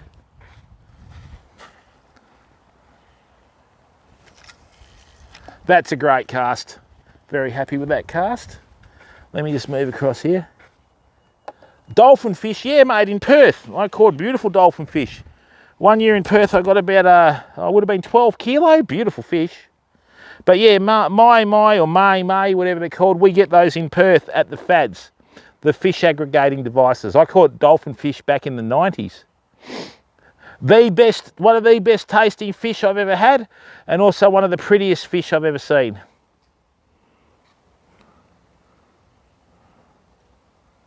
No, not a common flatty. It's called a bar-tailed flathead. So you get them on the east coast. So they have like the yellow line on the bottom, and they have like black stripes on the top. That's the bar-tailed flathead.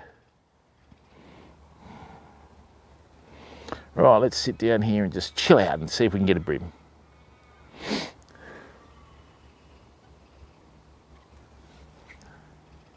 Hope you're having a good day, Big Dog Hunter, and I hope that you're not in lockdown, mate.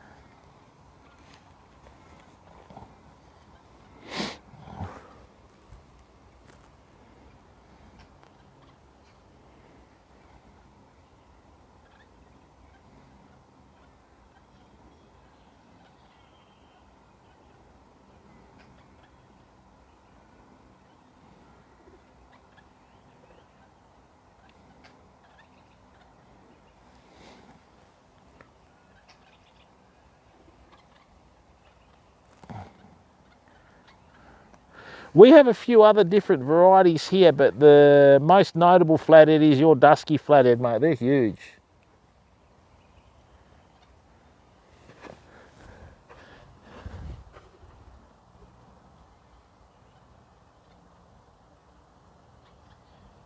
Yeah, big dog. Usually all catfish have a barb behind the neck and on the side, and flatty have two on the side of them, okay? That's why sometimes when you fight the big ones and they roll on the leader, they'll cut through it. But yeah, all good fun. It's one of their defense mechanisms.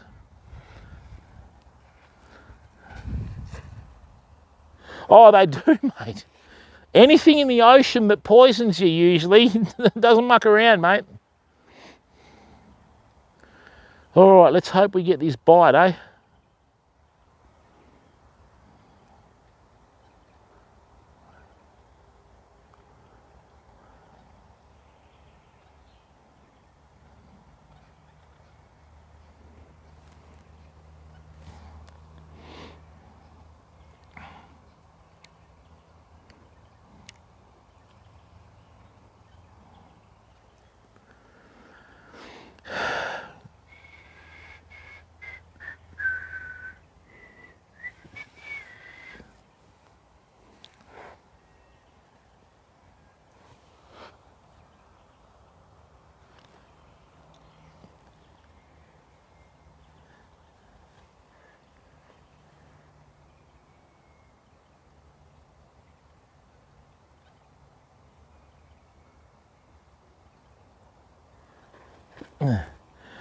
Brim have slowed down in Perth because they're sporting, okay. When you say eeltail catfish and featherfin catfish, I'm not familiar with that name, Big Dog Hunter. We only have our freshwater catfish and estuarine catfish here in WA. So maybe you're referring to a similar species. Isn't your eelfin catfish black and white in the East Coast? Ours aren't here, ours are more of a mottled colour, and the freshwater ones are jet black in colour.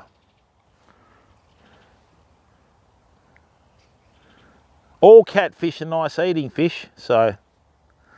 Hello, Mr. Duck, you're lucky this isn't Hunter Call of the Wild. Wah.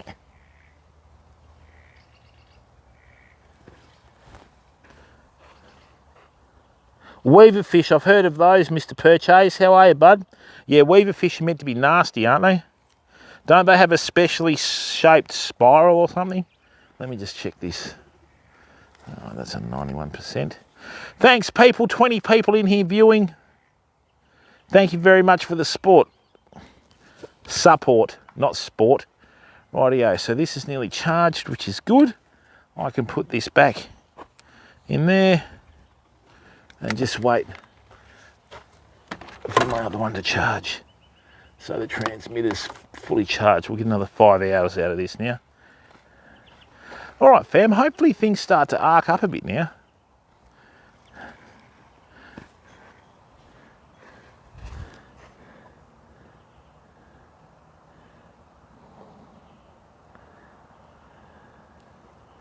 Yeah, but not like, have you seen those, have you seen the Wells catfish over east? They grow, overseas, they grow 8, 9, 10 feet long, mate. Ours aren't massive here, not at all. That's a massive catfish. It's a big set of whiskers swimming around, isn't it? All right, fam, I have no idea what this river's doing today. Just goes to show you can have the right moon phase, but unless you got the right tides. That morning that we fished with the new moon and the rising tide in the morning till 11 o'clock, that was phenomenal.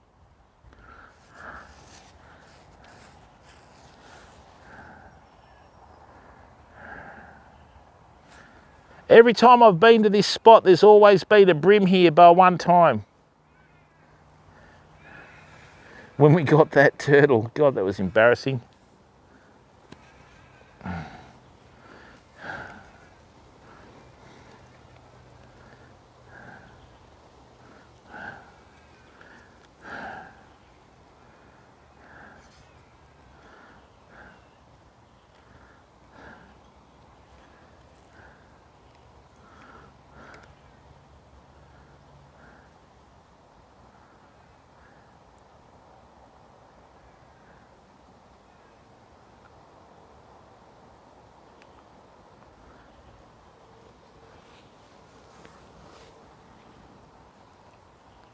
We'd have more chance of getting a mulloway in this river than a flathead, Big Dog Hunter.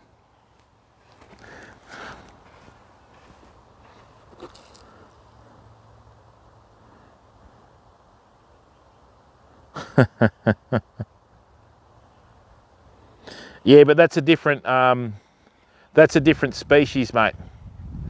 You know, the Queensland groper is equivalent to the Goliath groper overseas. I feel sorry for Goliath groper, mate.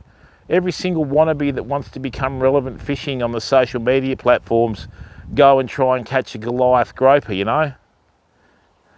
Apparently they nearly got fished to extinction a few years ago, so...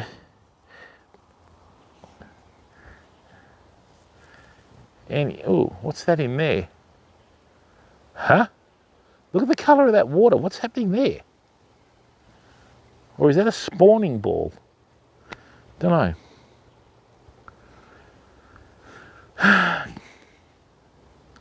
Got to wait for that sun to go down over those trees. Yeah, the river was creeping up quite quickly there for a while, but it seems to have settled down a bit. Although it has come up probably a couple of feet from where it was this morning. Still got a long way to go yet.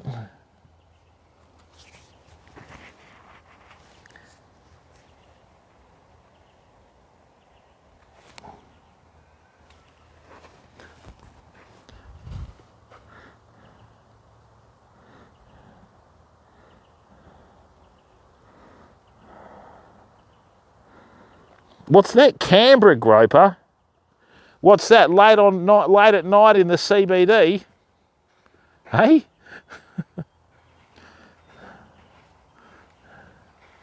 Rightio.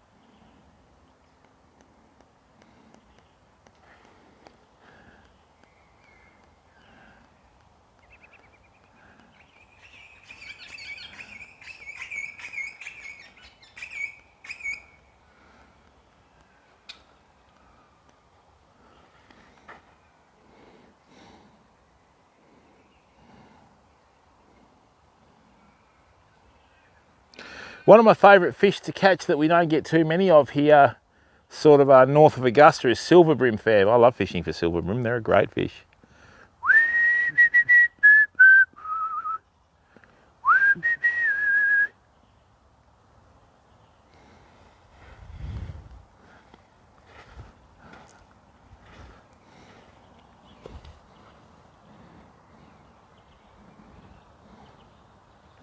Oh, well, Big Dog Hunter, it's like sharks, mate, you know?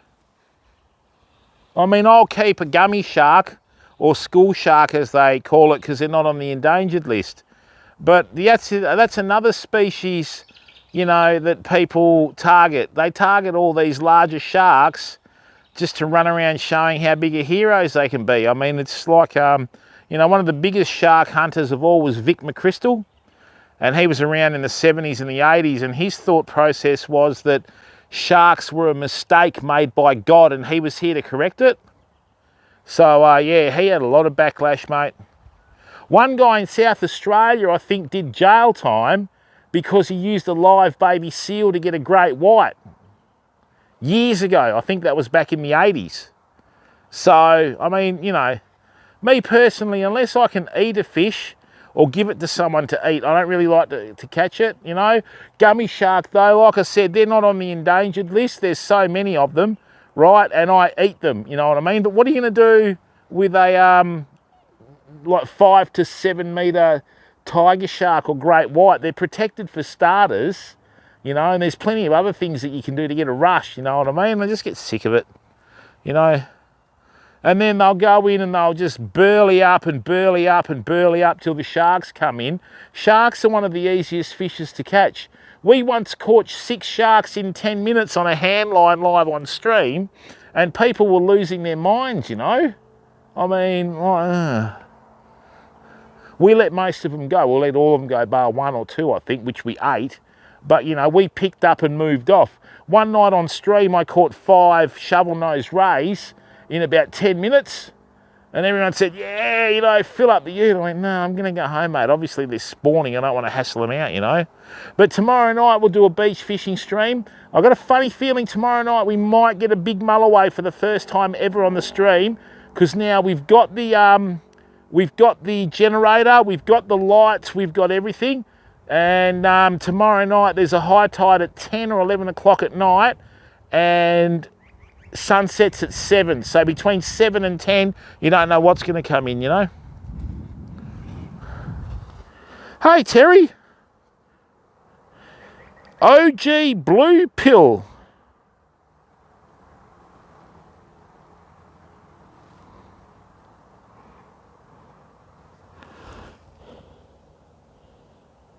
Was it McChrystal or Hislop? No, Hislop. McChrystal's the other one, sorry. Yeah, Hislop, Vic Hislop, I think, sorry. Was it Hislop?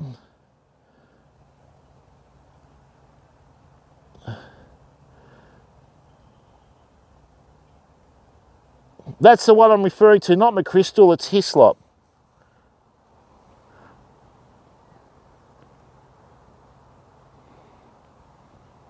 Oh, that's exactly right, Bolt. The shark fin soup trade was responsible for over 8 million sharks being culled last year, people. There's more people than fish nearly in some instances, right? And yeah, why would you catch a shark to cut the fins off and leave the rest of it? I mean, from what I've been told by people, shark fin soup tastes terrible anyway, you know? So, I mean, like I said, gummy sharks, they're a school shark. You can catch them from the beach, you can catch them from everywhere, and they're good, you know what I mean? But things like tiger shark, like remember when we saw Tezza the tiger shark? We had it, like a lot of people were appreciating looking at the shark, and then someone said, oh, why do you try and catch it? It was like, mate, really? Come on, mate. Give it a rest. You know, and we got far more out of it, okay, you know, looking at Tezza than trying to catch him. And the other thing is too, this is another reason why I fish catch and release, fam.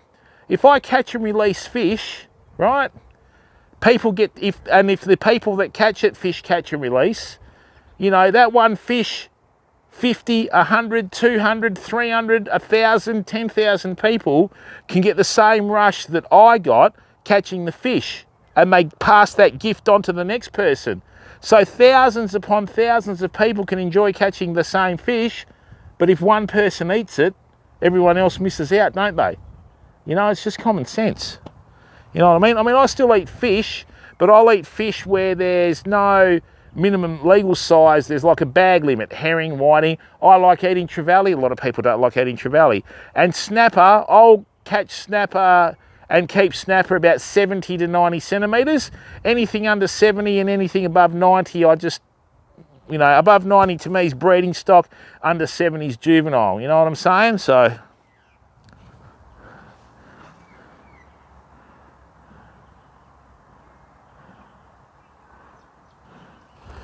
mate. Oh, it does, Scotty.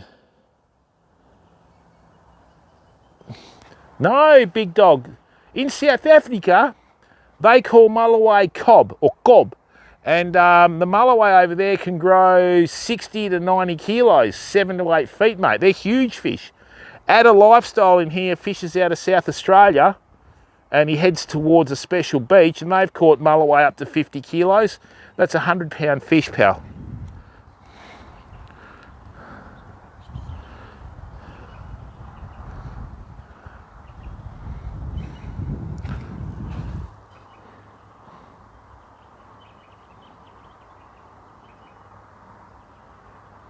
Beautiful. Now that's a good fish.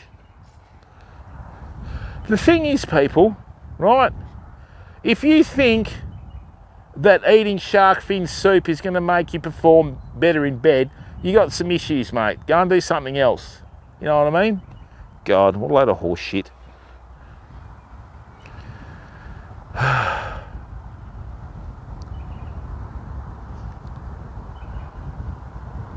While I'm holding this rod, I'm not going to hook a fish, am I? The moment I put it down though, it's going to go off.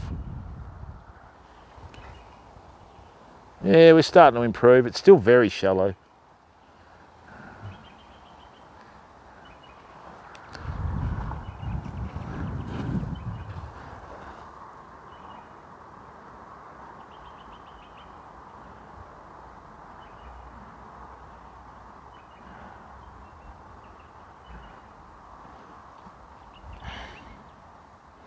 Dougie Fishing, is that on YouTube too, is it?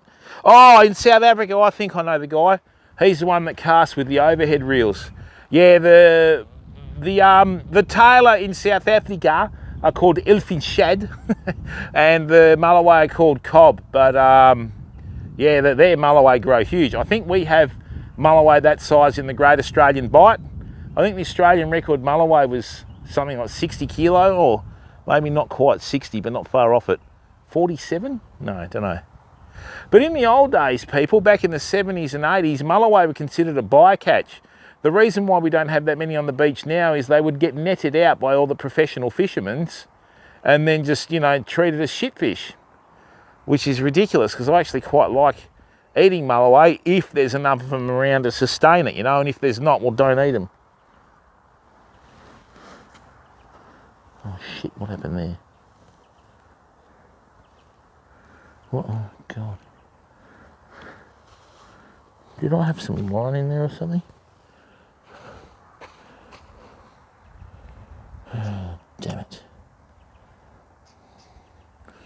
Is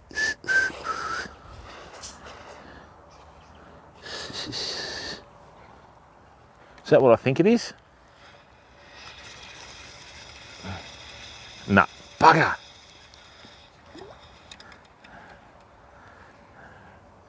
Right, that bait hasn't been smashed.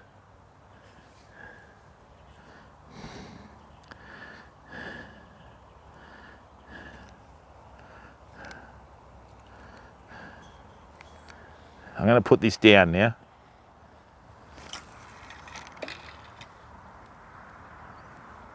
That's not close enough for me. That's a bad cast.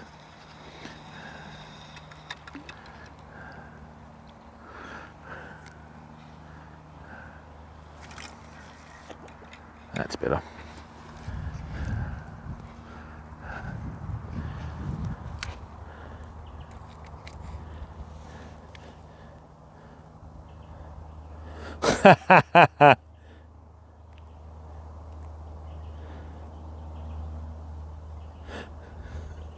That's the way, Alex, you tell him who's boss.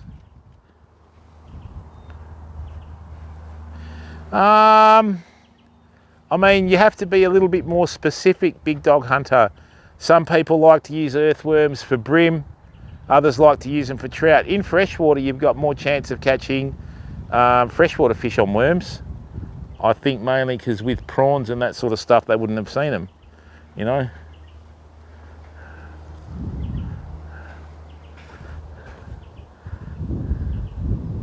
I'm just using Western Australian muleys, Big Dog. Just the tails of muleys, and I'm saving the bodies of the muleys for the beach. That catches everything in WA, mate. I'm not using river prawns or coral prawns or anything.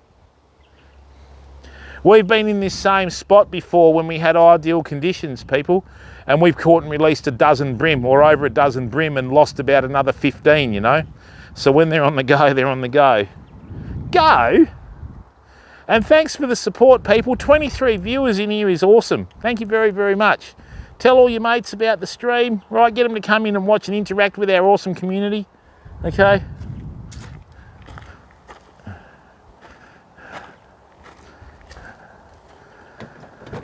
This is it, this is it, this is it, this is it.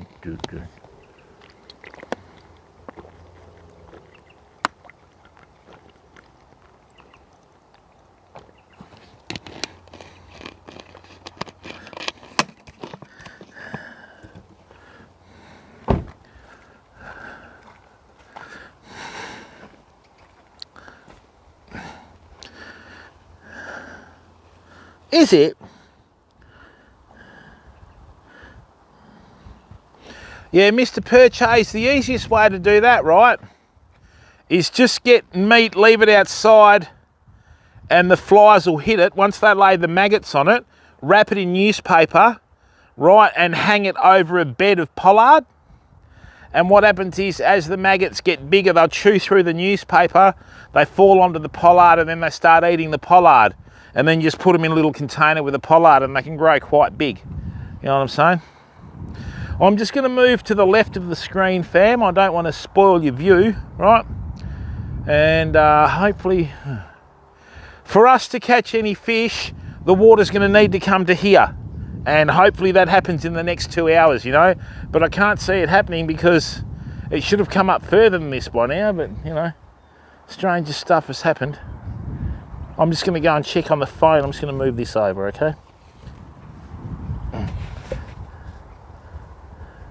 Yeah, prawns are good, big dog. But, I mean, one of my favourite baits in the estuary, right, is... and I use this down south, 4x4 tarpons, not 4O's joined, with white bait. Fish with that same rig, great. I've caught over 200 fish in one day using that rig and let go of them all too. Yeah, that's the way. And that's how you make your own maggot farm, Mr. Purchase. Maggots are baits though. When you have the rotting seaweed over here in WA and the maggots breed, flies breed in with the maggots, herring will eat maggots before they eat any other bait, you know. Hey there, baby blue from heaven. How are you, mate?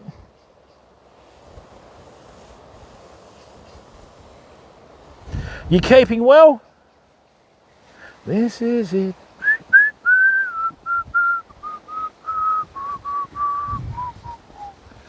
I'm just going to check when high tide is, fam. Let me have a look. Right.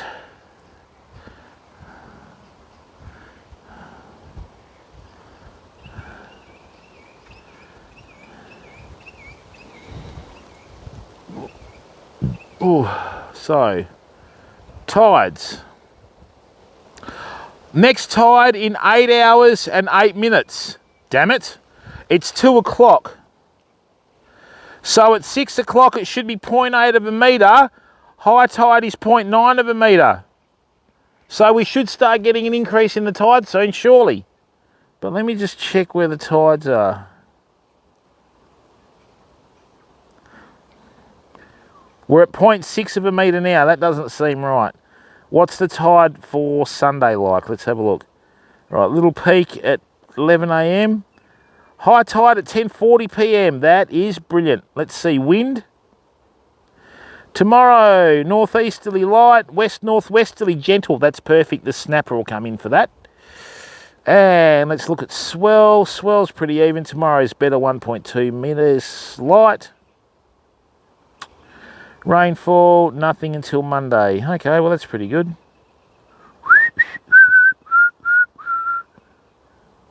Oh, awesome. Glad to hear that, baby blue from heaven. That's awesome that you're doing fantastic. Well done.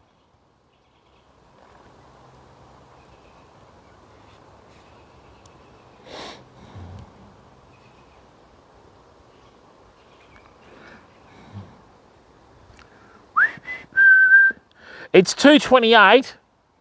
Unless this tide picks up in a real hurry, I don't think we're going to see any fish till about 5 o'clock, fam. But that's all right. So what I did today, for those of you that are just tuned into the stream, this morning when I got here, I got a lot of old bait.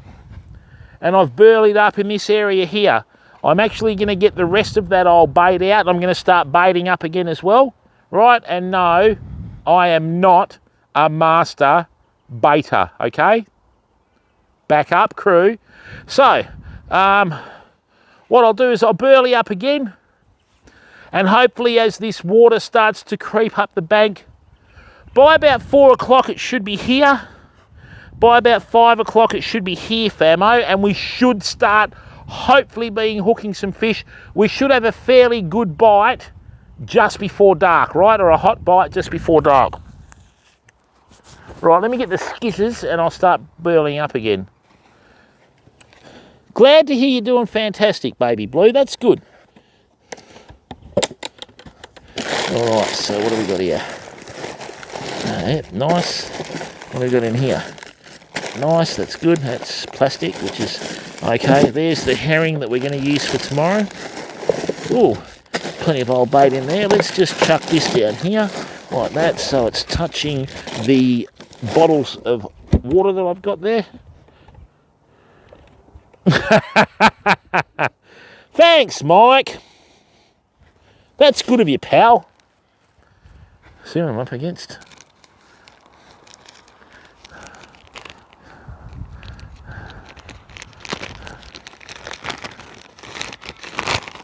All right, let's get these mullet in the water.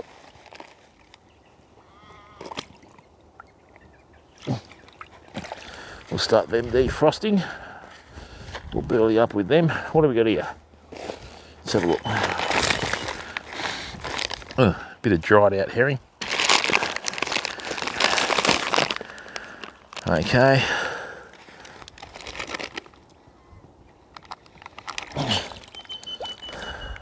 Let's get these muleys drying. Oh, sorry. Defrosting.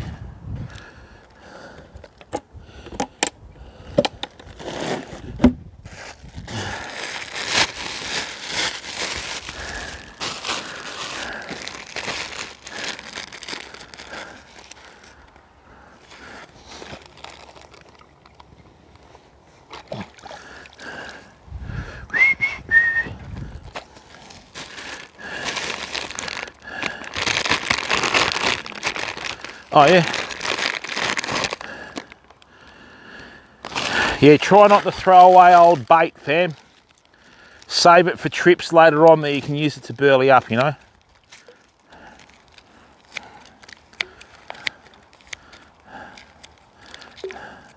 I'm hoping we get enough bait in this water to attract a mulloway, fam. That's how you got to do it. That's how we did in the Swan River.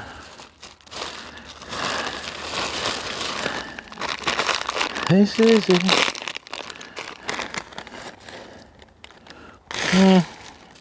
Those prawns look okay, but they're a bit old.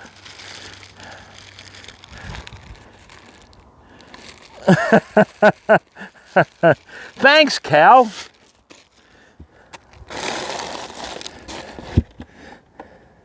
Don't worry, mate, I am too. Some of the stuff that I come up with.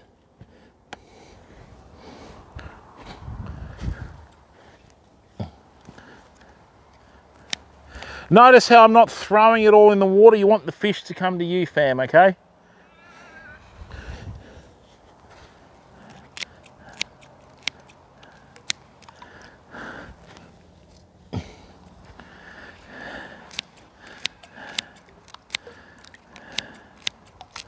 So tomorrow we'll do a night beach stream, fam. All right?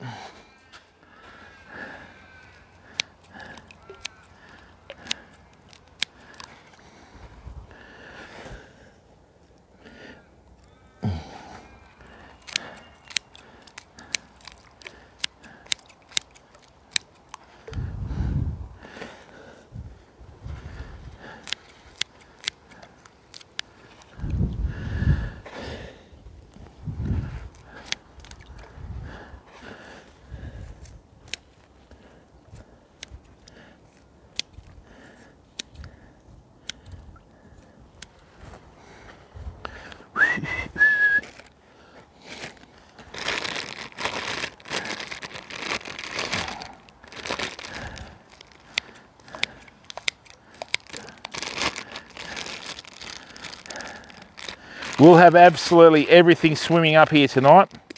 Oi, don't do that.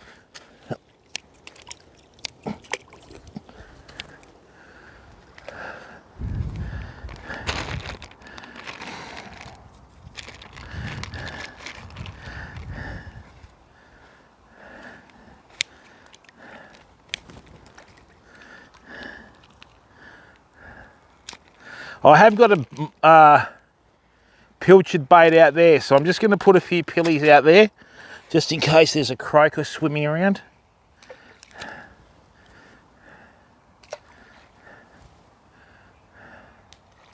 Nice. The reason why I call mulloway crocus is if you're in an aluminium boat, say in the Swan River or in an estuary somewhere, and you hear like a giant sized frog coming through the floor of the boat, that's actually mulloway. That's how they communicate.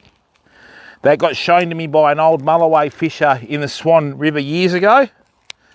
And we'd go along and I go, what are you doing? He goes, listen to this. Couldn't believe it when it happened. So he cuts the motor, we're going along.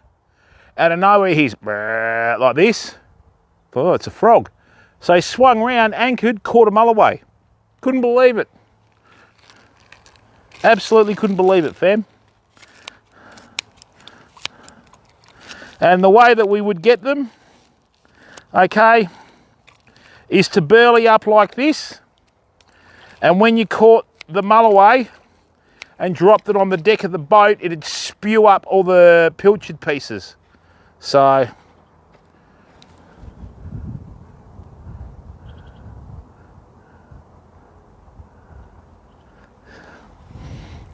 yeah, stingrays, once you've caught one big stingray, big dog hunter, you've caught them all. Okay, it's no big deal, mate, but don't do what other people do and kill them and just leave them on the shore. Put them back in the water, pal.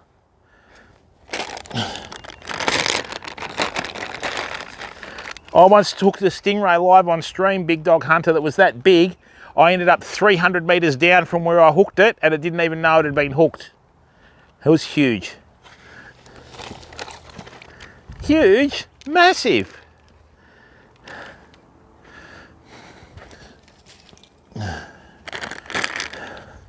Might find it a bit hard with the Loch Ness monster, mate, because they're not real. And I know that because I've been to Loch Ness.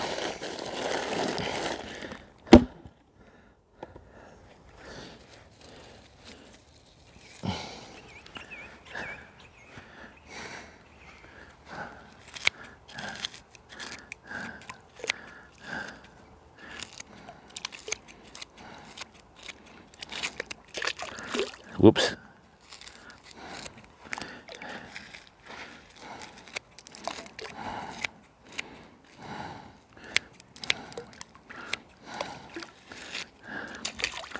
Don't do that.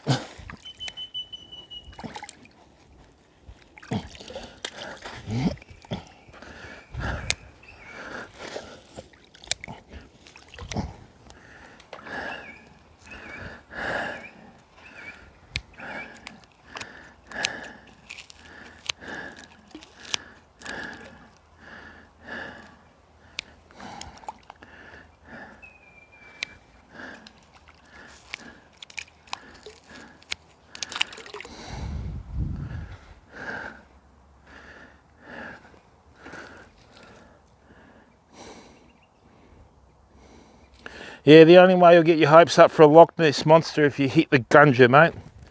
Then you'll be able to catch anything you want.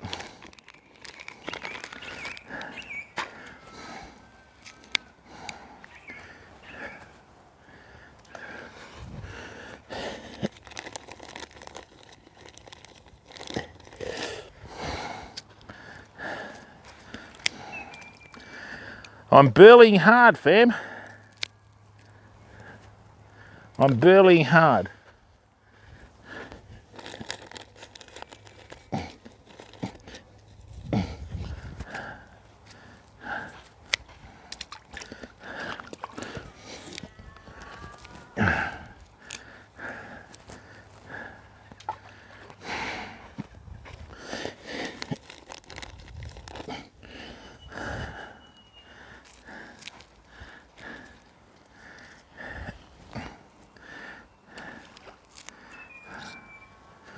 Let me just bring in this Calcutta.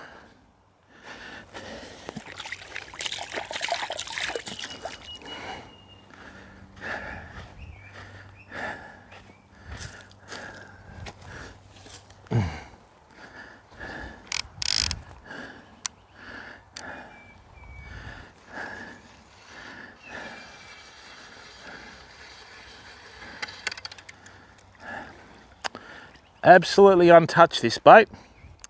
Look at it. Untouched.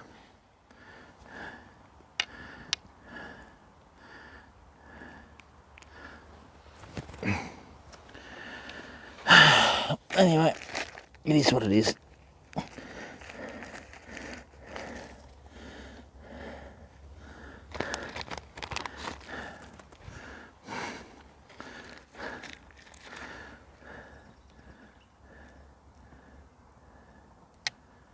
Oh no, we'll go.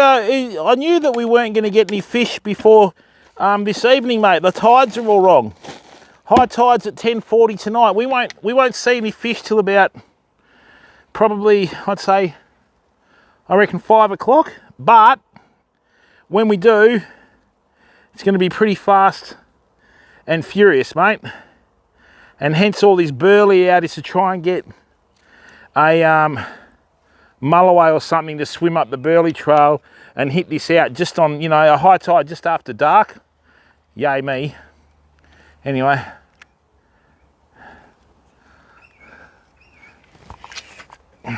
Why are you doing that?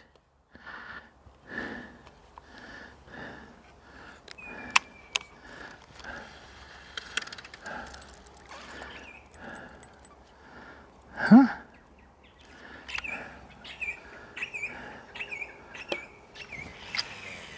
That's better. Jeepers.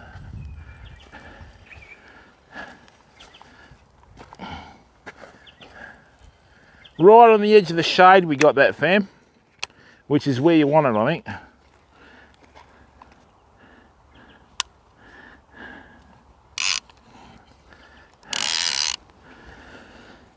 Right, that's good.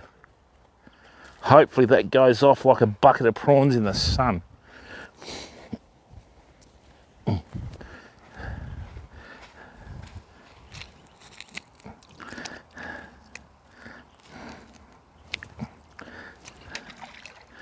Right.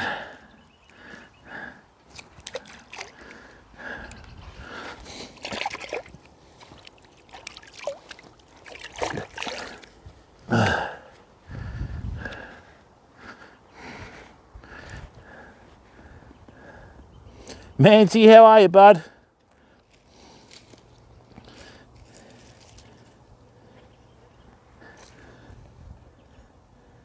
Hey, the Josh Life, how are you, bud?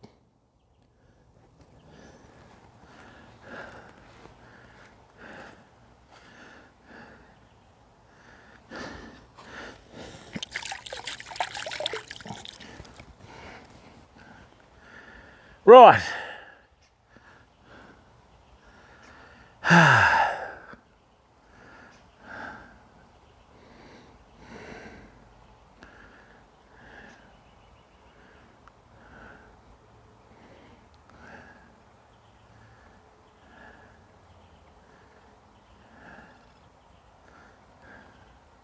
We're only going to be able to fish here for about another month, fam. November the 2nd, the fire bans are in place. And these paddocks become really dry with lots of grass in it. So once November hits and the fire ban, we won't be fishing here anymore. Okay, because the last thing we need to do is drive through with our four-wheel drive in the paddock and something sparks somewhere and it starts a fire because it's like one big giant tinderbox, you know. Hey Birdie, what's going on? Let me just wipe my hands.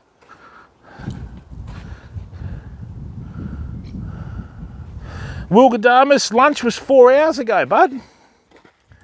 I had a good breakfast, so I didn't eat lunch.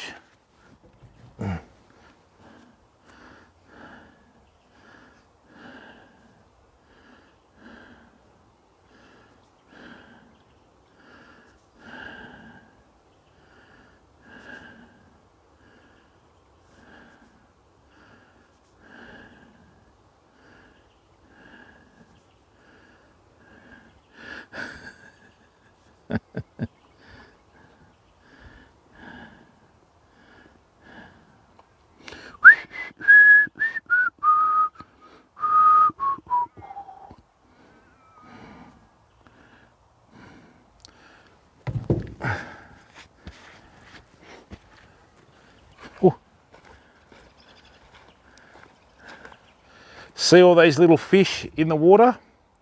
Just in here. And look, people, thank you for the support. We got 24 people watching. Thank you. Just in here, it looks like little raindrops. It's not. It's actually fish that are feeding on the burley. All right, so with all this burley that we've dumped in the water, fam, I'm hoping for good things today. Rightio, let's go to the wide angle now. Okay. Awesome, that's good. Now we can all sit down and wait for a bite together. All right, I'm gonna call it. I think the big rod's gonna go off today. Don't know when, don't know why, when, how, or whatever, but I think the big rod's gonna probably go off before this.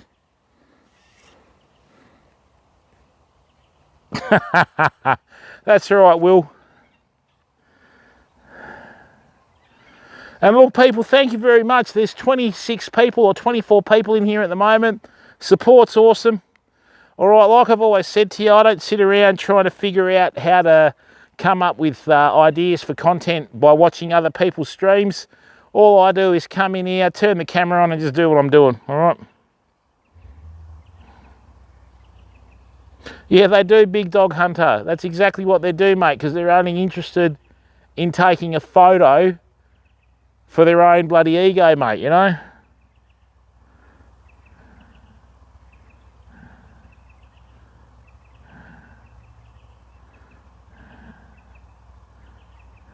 Yeah, you're welcome, Will. This is what it's about, mate. It's just stress-free. Everybody comes in, we have a bit of a laugh, you know what I mean? I make an idiot of myself, as per normal.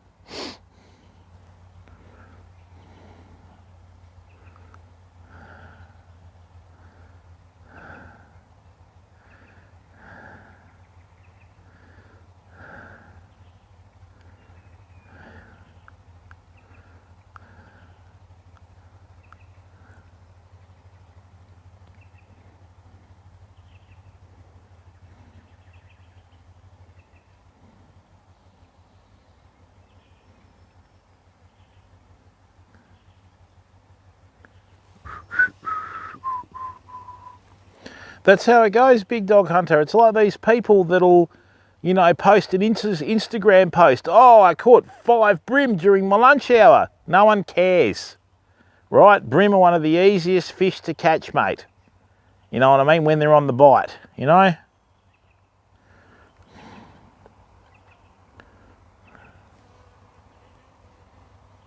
Oh, you're welcome, Terry.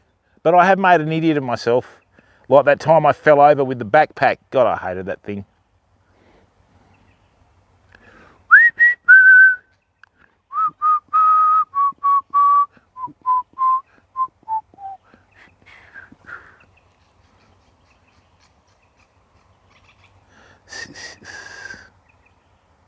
Yeah, all the little fish are feeding on all this burley we've got in the water, fam, so. What time is it now? 2:47? Nah, we got plenty of time. We won't see a fish for 2 hours, I don't think, fam. Just being straight up with you.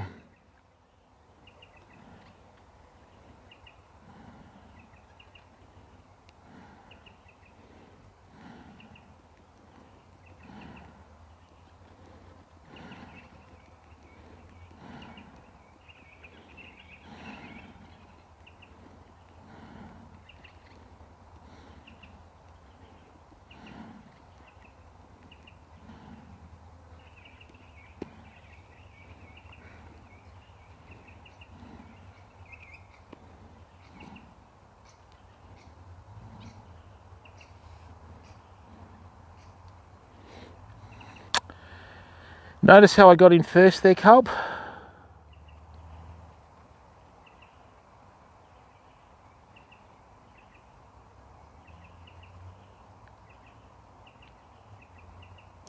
I don't know about that, Mr. Purchase. I don't think social media is doomed. I think people are doomed for using it.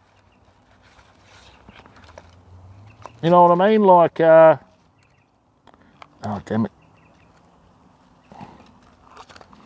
Oh, just get away from there, bloody scissors. Oh, I know what you mean, Mr. Purchase. Yeah.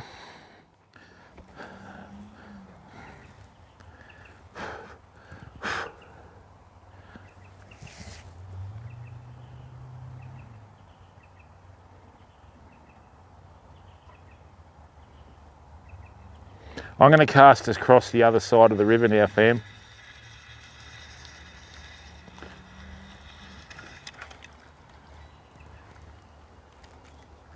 Let's see if we can get one over there.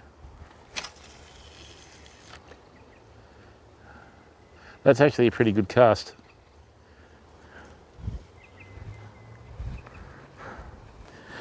Yeah, YouTube's not too bad, mate.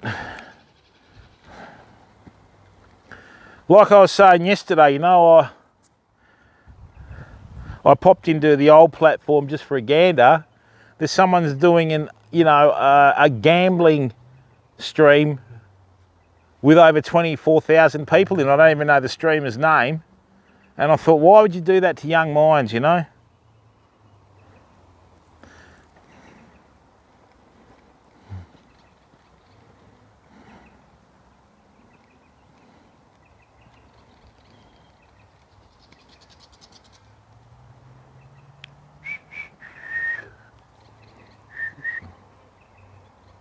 Okay. Don't use Facebook or Instagram. Okay, mate.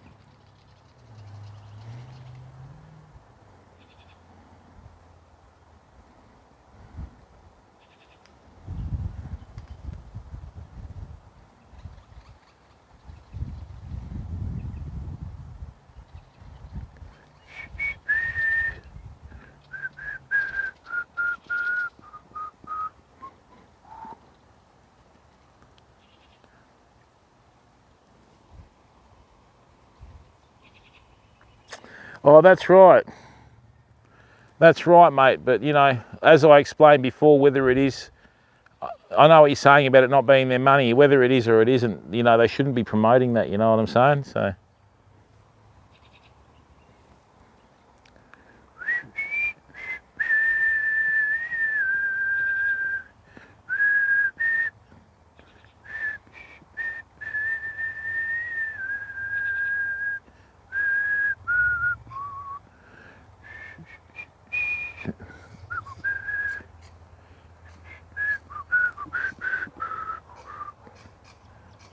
It's starting to get a bit warmer, Terry. I think it's around 20 odd degrees Celsius. I don't know what that is in Fahrenheit.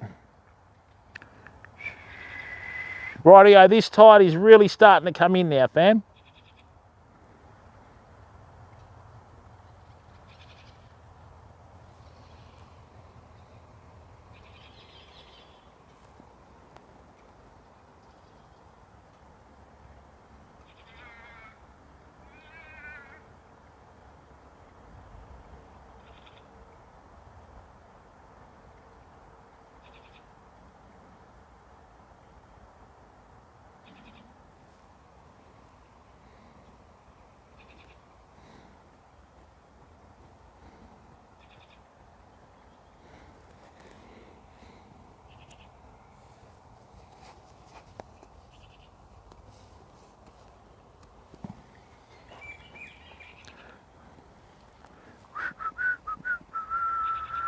Oh, 68 Fahrenheit, okay.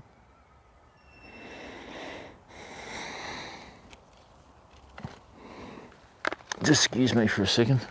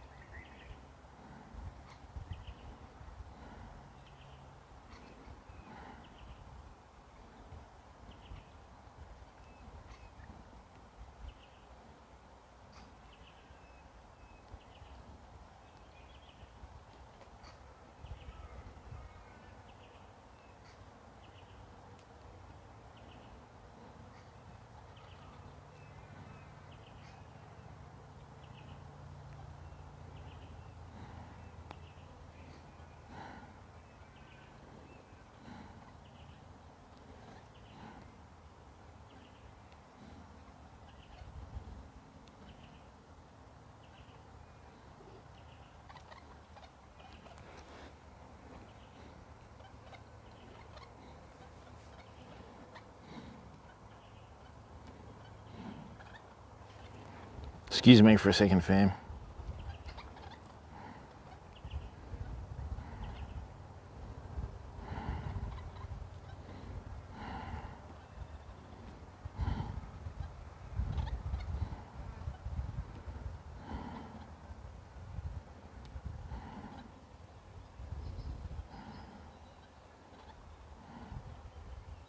Not yet, Ada.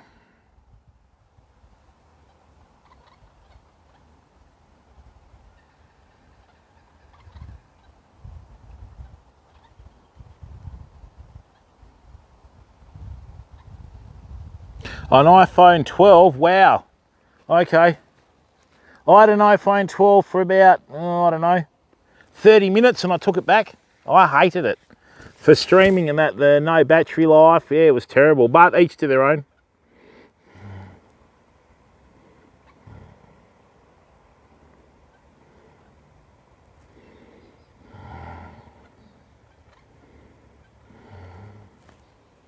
What was that?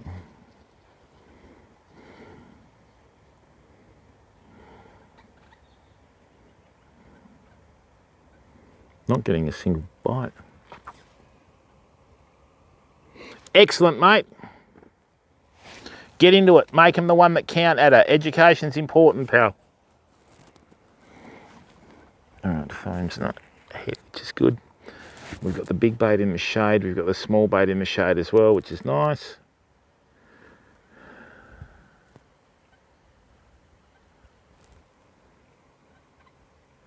Still don't have enough water to get a bait.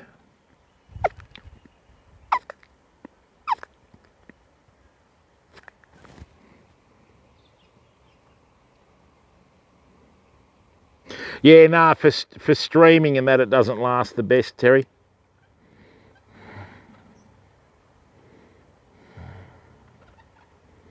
I think this Samsung Ultra Note I've got, it's, look at that cormorant over there. This Samsung Ultra Note, now if there's a cormorant there, there's fish there. Yeah, this Samsung Ultra Note, its battery is 46 milliampere. I think the iPhone's like 2800. It's not very big at all.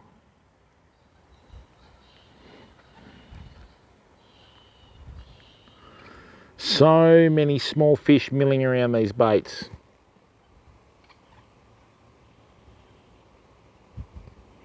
They're cult fans. Oh, what do you mean by that? I started off streaming with an iPhone 6S, mate. Then I went to Android and never looked back.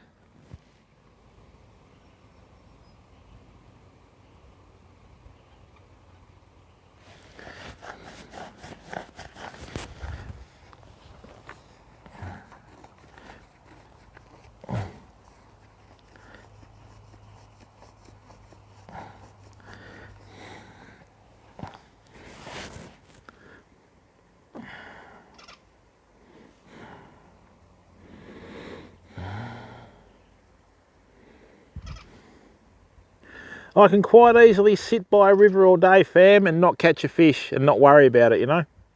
As long as I've got a line in the water and I've got a chance, we'll get it next time.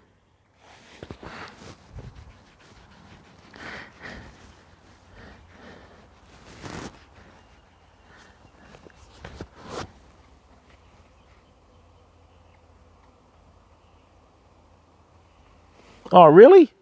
Why would you sort of get shitty about that? I mean, everybody's entitled to an opinion, you know, and if you're sort of going to get into someone because they use a different phone to you, really? Surely not.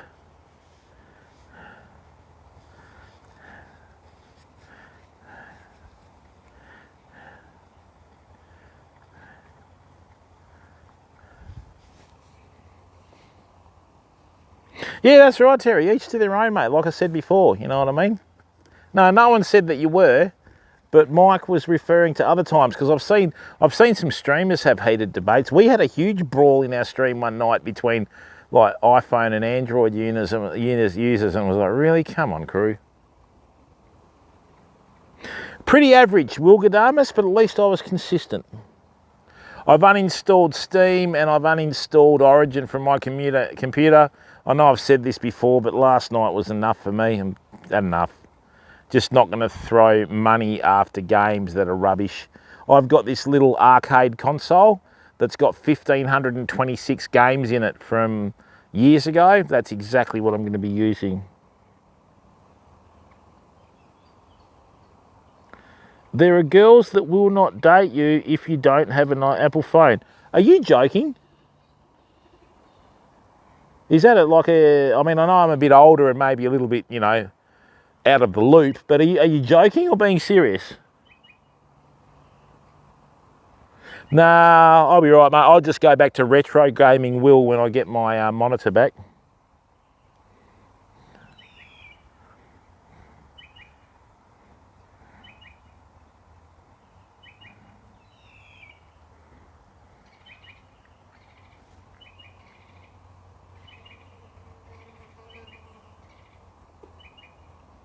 Yeah, but Mike might be in the States, Jackson, and that wouldn't surprise me.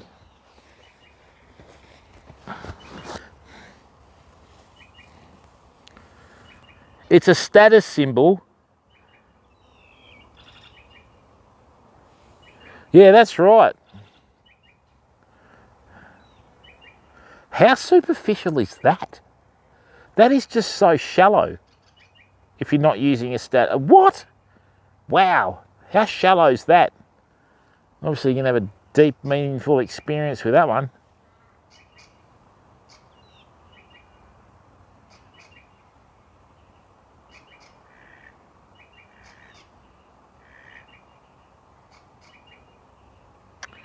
The Psycho, what's a snap score? Hopefully that was a shark nibbling on its legs and then it took off and now it's going to hit our bait.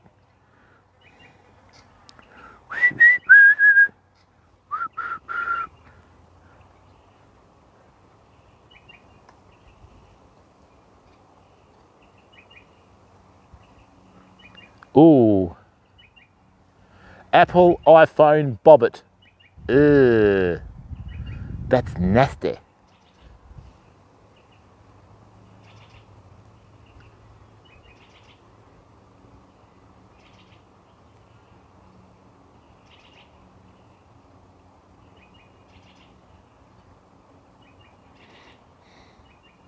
On Snapchat, when you send a message, a score, really? Wow. Oh, sugar.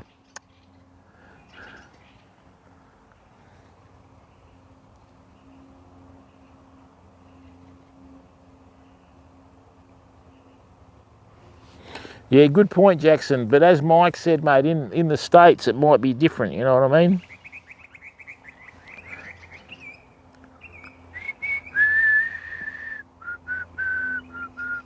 So I was sort of seeing someone years ago before I met my wife, obviously, and she would grab my phone and try and go through it, and I go, what are you doing? I'm just checking when you've got someone else. I went, well, that's the last time you're doing that. What do you mean? I mean, I'm taking you home, right, and all the best. Sick and tired of Psycho. Psycho is not attractive, nor is it fun. Shit. Shit. Shit.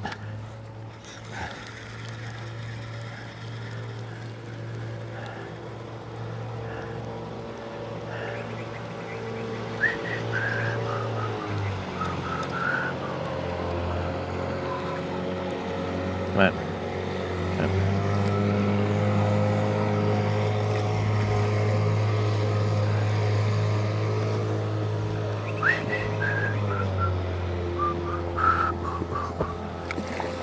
Well, at least we didn't catch an outboard.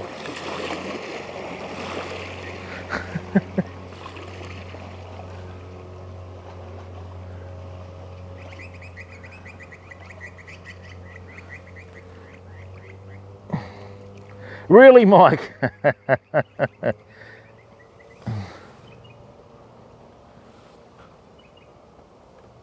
Don't. Ada, see why? You're so wise, master. Oh, you're very... Grasshopper, you need to find mountain and give advice, yeah. Yeah, well, Jackson, stranger things have happened, bud.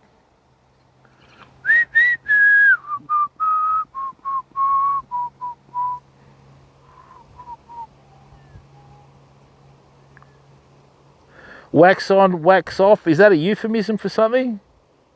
Oh, personally from my experience when I was bouncing for 15 years, usually the really like, I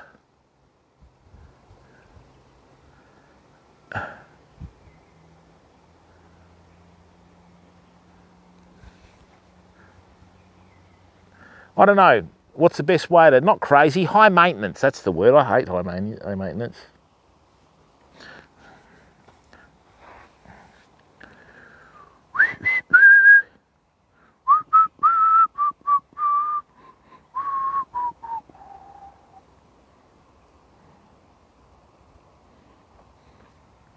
Thanks for tuning in, everyone. This is really good of you, you know.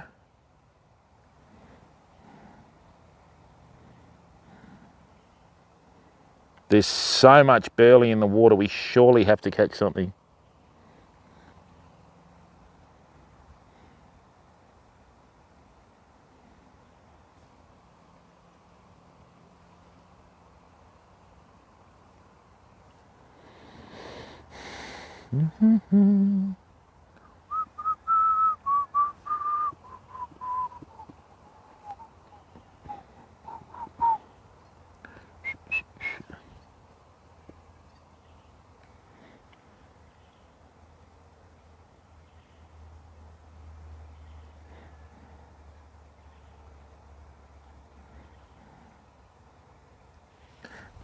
We've had one bite all day.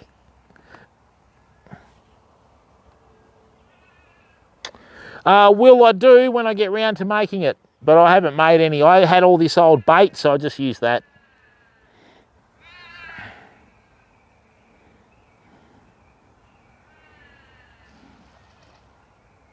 Is that another cormorant or a duck? I hate cormorants. Oh, that's good. Ada. It would be nice, Scotty. Oh, that's exactly right, you know. And when you're younger, Ada, you've got the energy levels to handle crazy, right? When you're older, you're like, yeah, whatever. You only have to sort of worry if they start sacrificing small animals while you're sleeping, you know. Then I tend to get a bit nervous.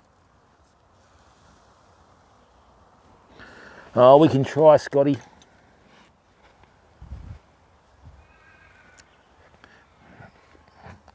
I've got a funny feeling that big one's going to go off.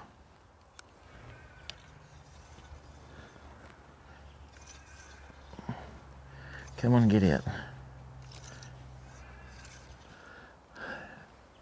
Get off there.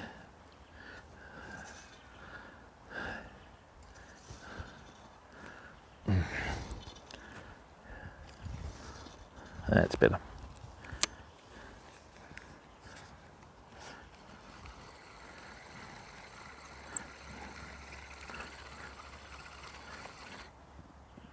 All right, we're going to attach some more leader to this.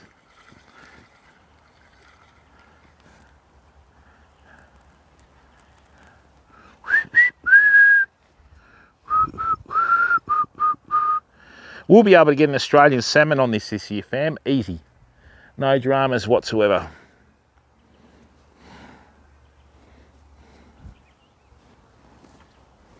Just going to get some more leader, give us a second.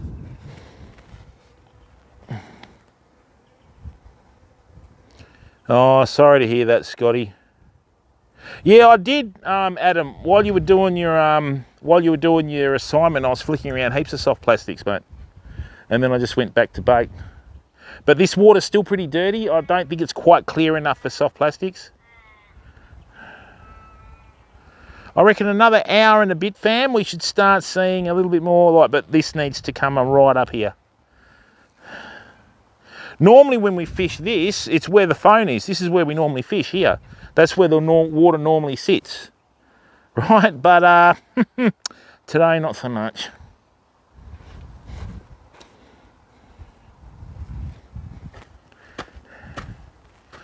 This is it.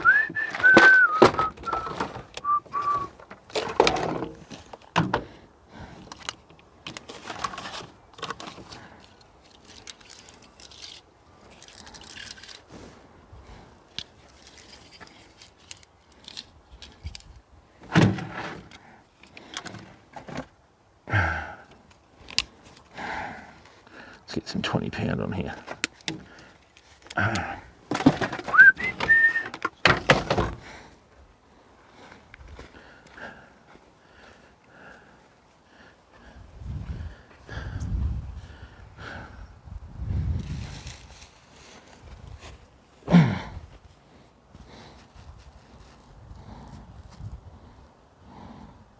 Oh, nice one. Gonna go and use them for bait. Thanks, Ada. Good luck, mate.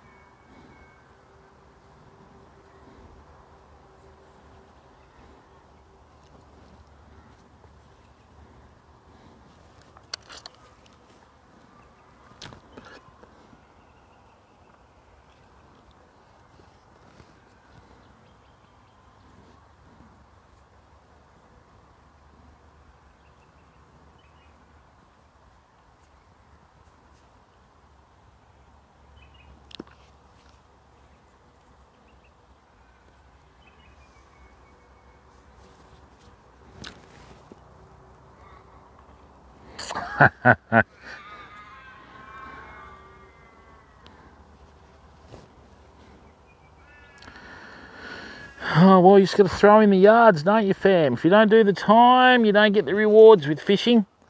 An old mulloway fisho in the Swan years ago told me they usually average 40 hours of fishing time per mulloway.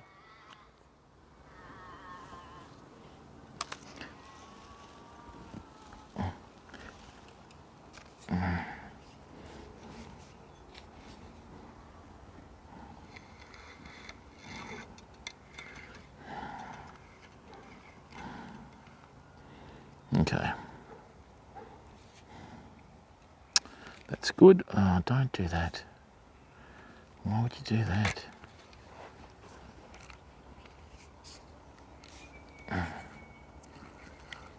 Don't. Oh, it's it's a line on the spool.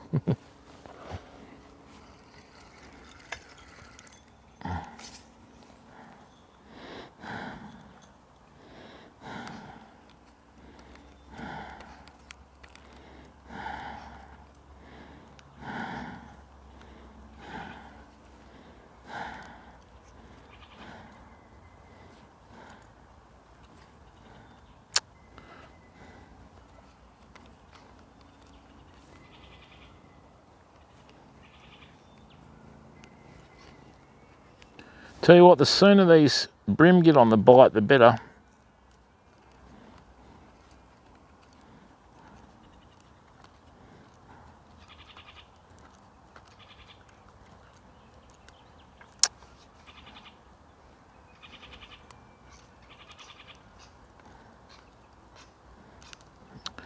For God's sake.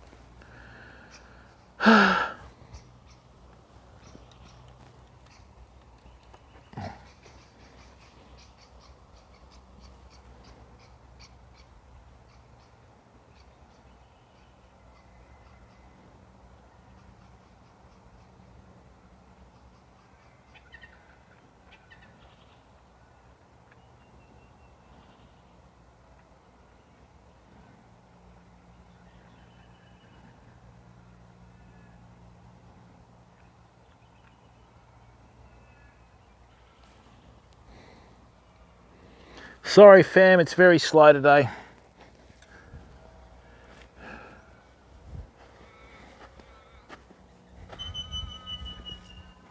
And I really appreciate the fact that we've still got 20 people watching. Okay, thank you very much for giving up your time to come in, famo.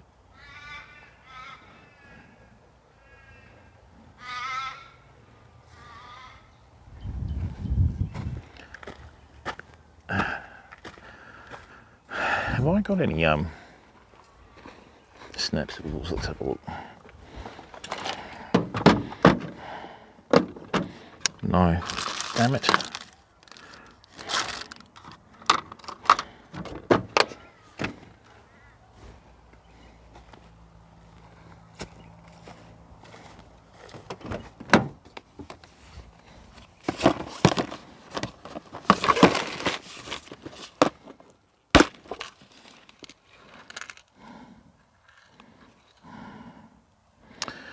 Oh, I do have to get some.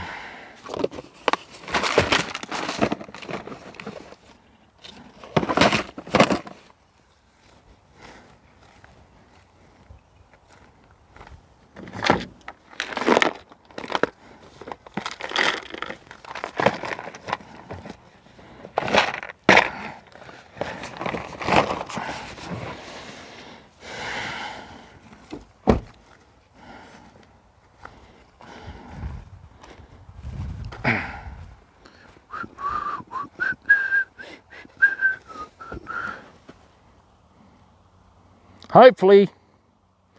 That's the thing about fishing, Scotty. You never know when they're going to turn up, and every cast could be a fish of a lifetime, you know. I'd like to blast a few of these bloody cormorants out of the sky.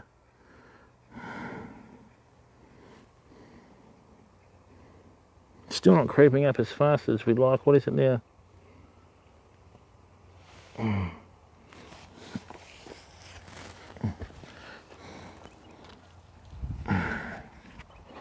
All right, it's 20 past 3. We've got 3 hours of fishing left, famo, so. Is that charged yet? Beautiful. Let's charge this as mine is recharged. We should get 3 hours out of it.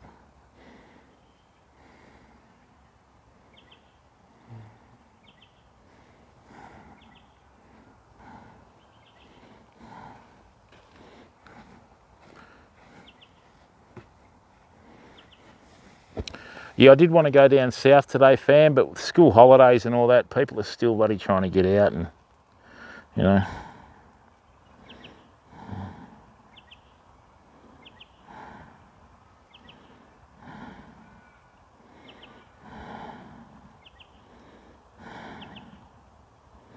And if you're new to the stream, please hit that like button, okay? Just click on like so we get more sort of recognition from YouTube to get it out there.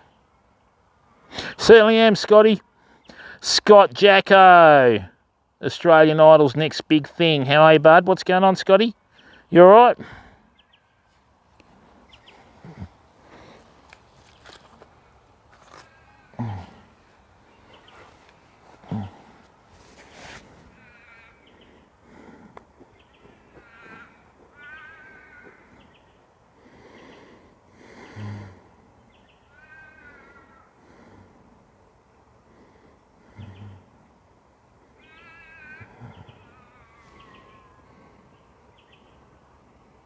Oh, it is, Scotty. I've had one bite all day, mate, but we had a very, very low tide this morning. So I knew we weren't really going to have any success till this afternoon. But I have burleyed up and I am waiting for the fish to turn up, Scotty. The water has come back towards us about, I would say, a good 4 to 5 feet from where it was this morning, though, you know. How you been keeping, Jacko? You good? What's going on, Jacko?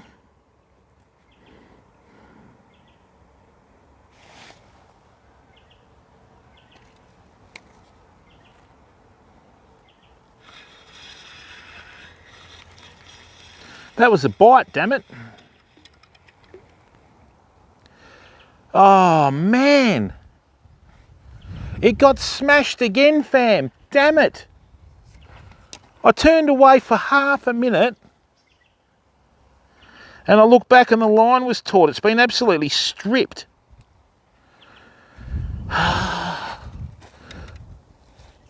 Oh, awesome, mate. As long as you're still employed during COVID, mate, you know. Really? Oh, damn it.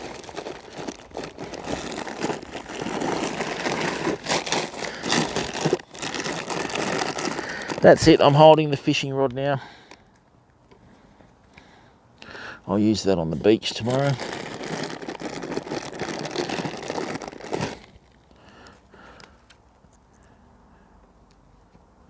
It's been one of those days, fam. That bait was a bit big though. But that's all right. We live, we learn. Well, that's good, Jacko. You can have that one.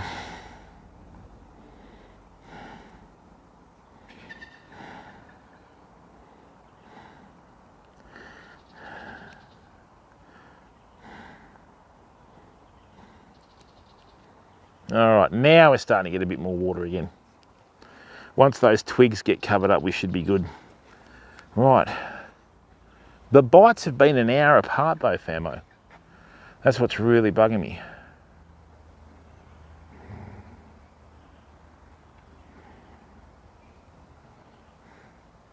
We've still got a boat upstream too, so I can't really do any long range casts. Get out of there. Come on. This is when the fish of a lifetime comes along. You've had a crap day, been waiting for a bite all day, and out of nowhere, whoompa. Oh, that'll do. I'll take that. This is when it happens. This is when it's going to go down, fam. Yeah, nearly 3:30, mate.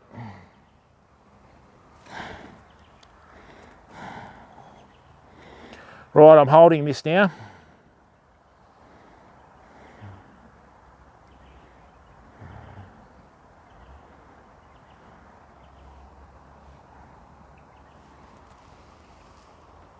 Yeah, I've been fishing since 9 o'clock, Jacko.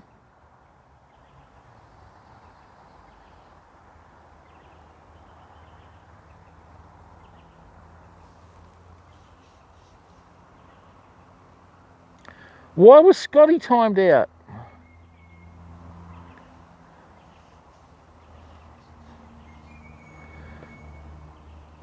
This bot.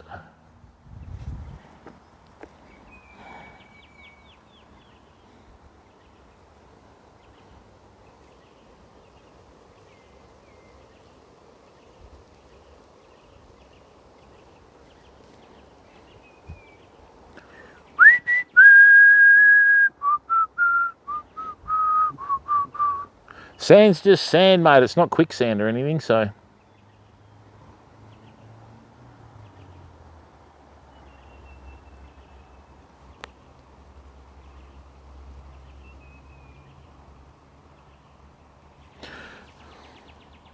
No, this is too coarse to be quicksand.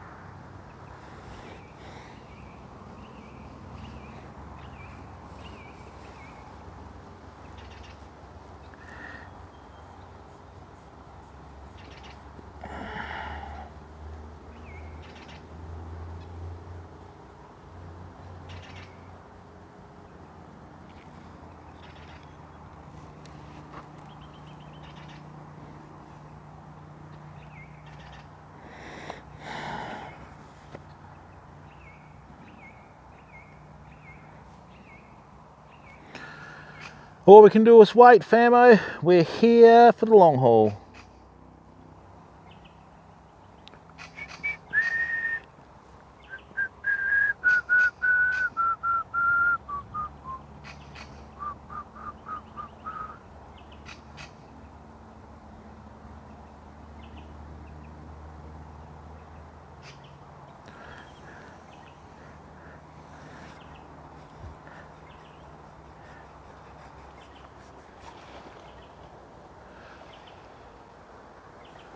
Was that the duck or the dolphin? What was that? Whatever it is, the duck just shot off. That late afternoon cool breeze.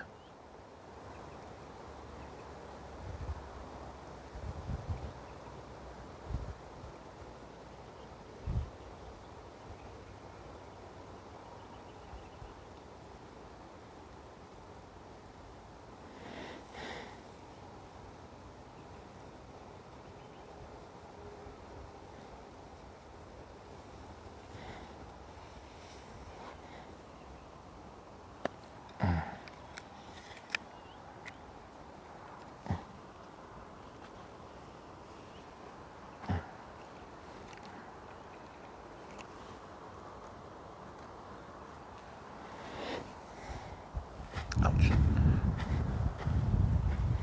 Thank you, people. There's 25 viewers watching. Thank you very much for giving up your time to come in and sit down and watch me catch nothing. Oh, God. Sorry, people.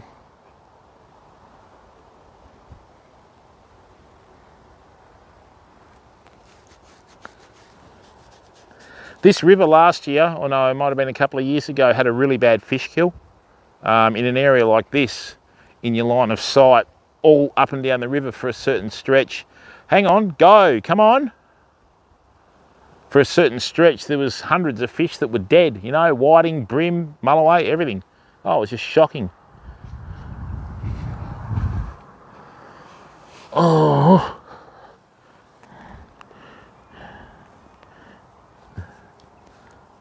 And that was bird shit, thanks. I'm surprised I haven't been shat on myself yet. Oh dear. Oh, so if people during the week, someone from a travel agency who'd been watching the YouTube videos contacted us and wants me to do like fishing and campfire cooking tours for some of their tourists. So that's the power of YouTube, you know.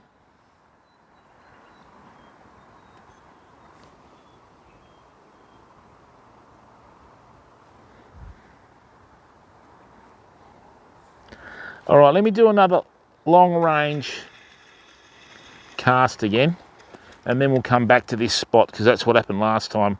Last time when it went to hit the bait, it went quiet for a while, and hopefully something's turned up across the river there.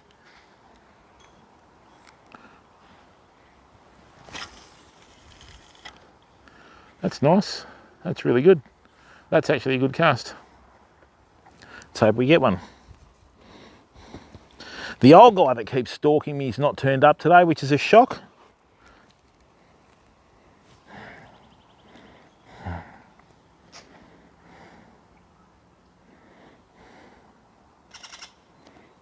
See, I knew that, oh, that's not the dolphin, is it? Or is it? I knew that it was going to be quite early in the morning, but I came down, burleyed up, ground baited and everything got ready, you know? That's what you got to do.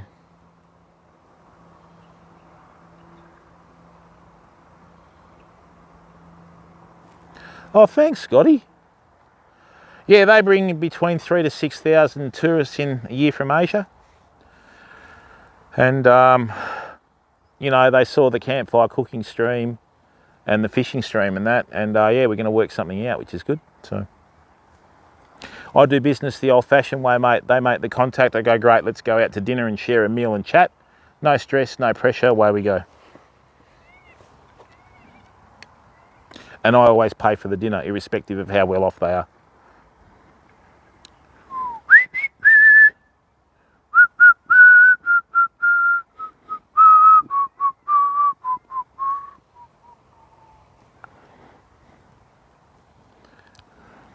All right, this is the witching hour. It's started to get a little bit cooler. The water's creeping up a bit more quicker than normal. So hopefully from here on in, what's the time? It's 3:32.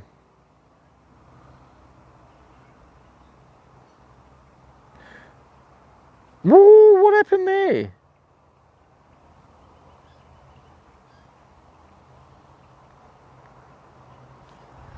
Huh?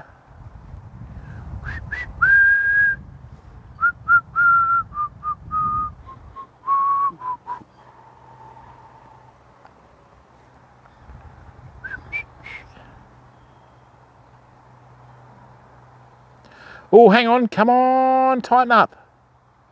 Come on, line.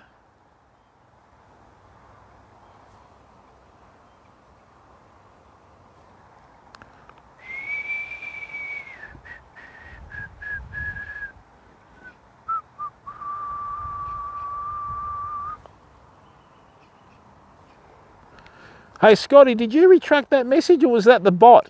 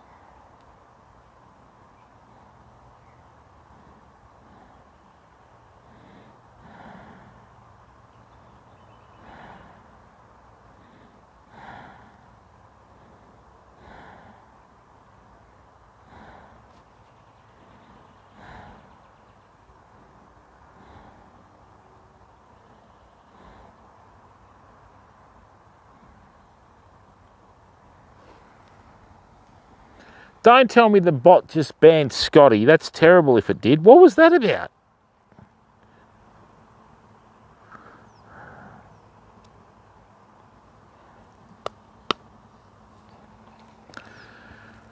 Hang on.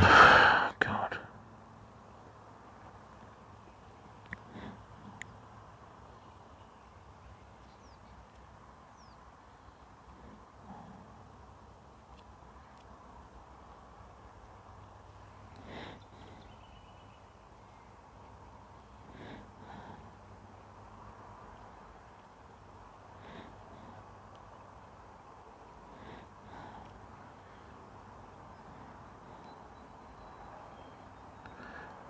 Oh, you're here. Okay. Phew. Yeah, I don't know what the bot does sometimes. Other than go a bit Nazi, so.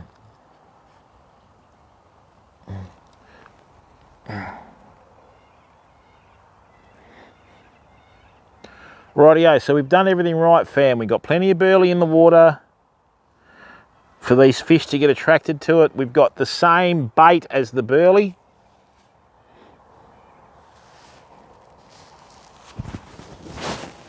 And this is the reality of river fishing. You've got to put in the yards, fam. You very rarely come out and just clean up straight away, you know. Excuse me.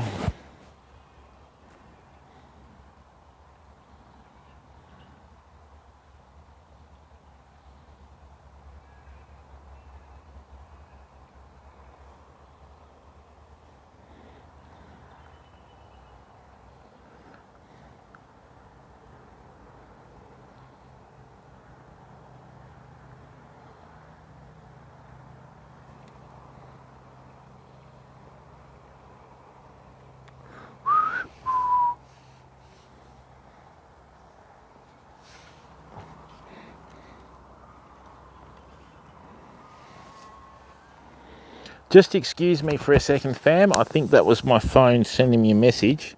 I'm just going to go and check it. I'm just going to put this down here. I bet you any money that rod goes off too.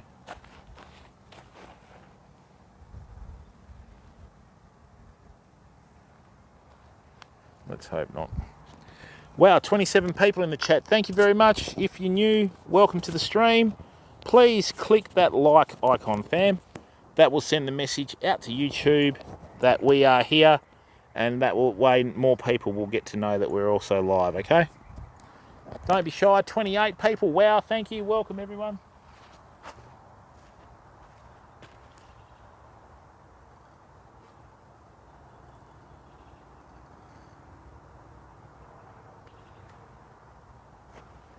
Okay.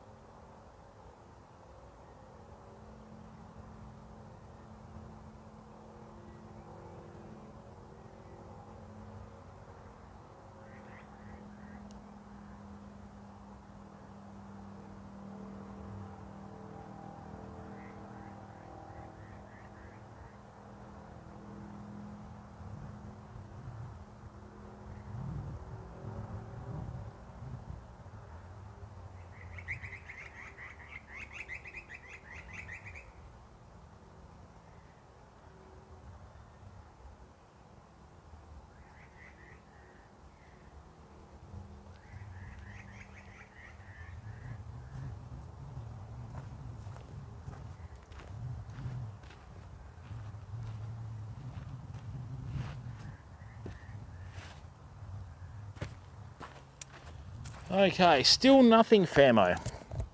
But that's all right. Like I said, 4:30, 5 o'clock, 5:30 was when we were going to start getting fish.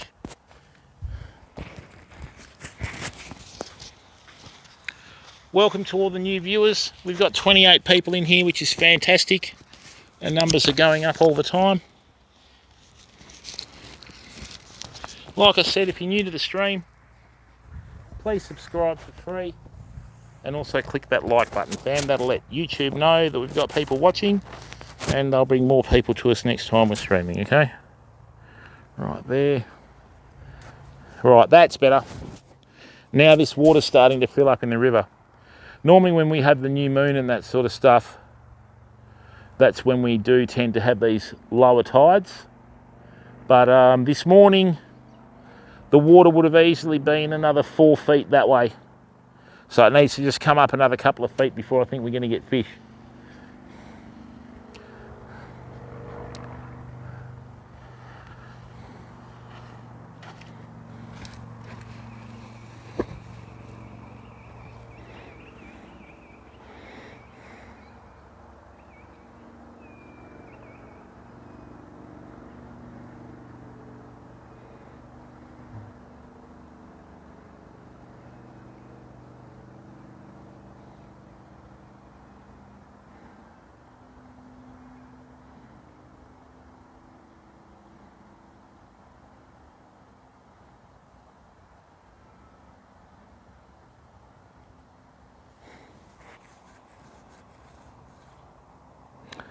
Minor bird. I think it was a wattle bird. Unless that's what you... Vault, are you in WA or the East Coast?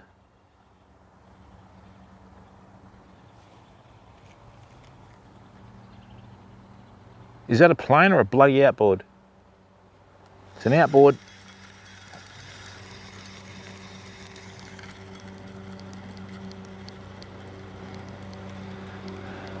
I would not be built along in this river at low tide like that, mate, at all.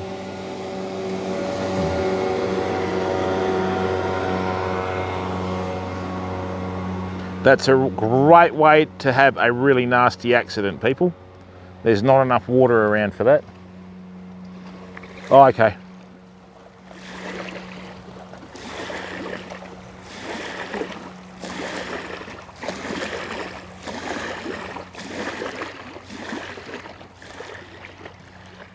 Rightio, let's try under here. Sometimes we get them under here.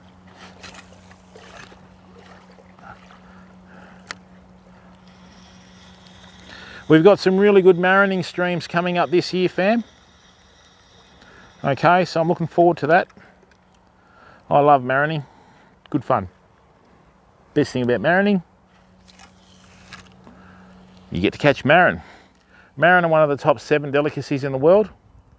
So not this weekend, next weekend I'll be heading down to Pemberton. And I don't think we'll be able to get phone reception, but we should be able to get the footage recorded and work from there, okay?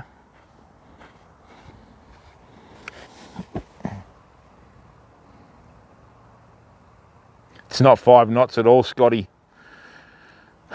Remember when we were doing our streams with the sponsored boat last year and we'd get overtaken while we were doing 8 knots? How many times did that happen, fam? What a nightmare, you know?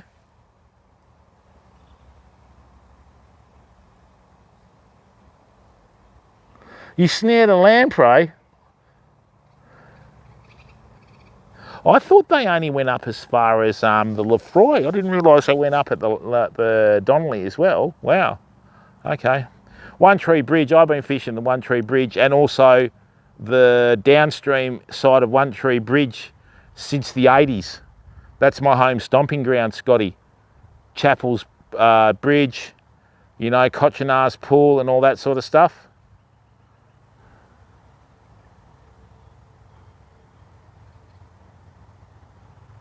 The Donnelly's beautiful down there. I've caught so many fish down there.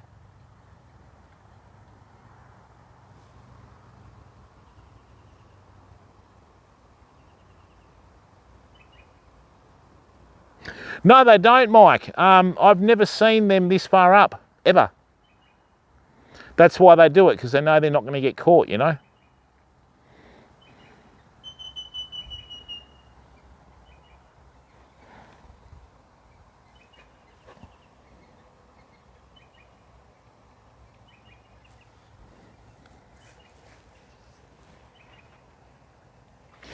Yeah, they spawn in the rivers here, big dog. About October, actually.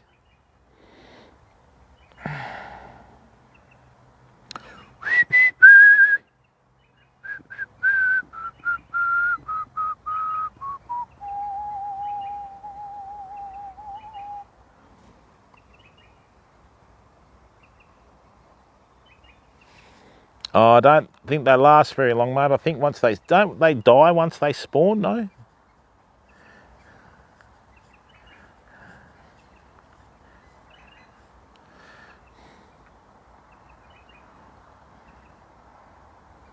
This water needs to catch up.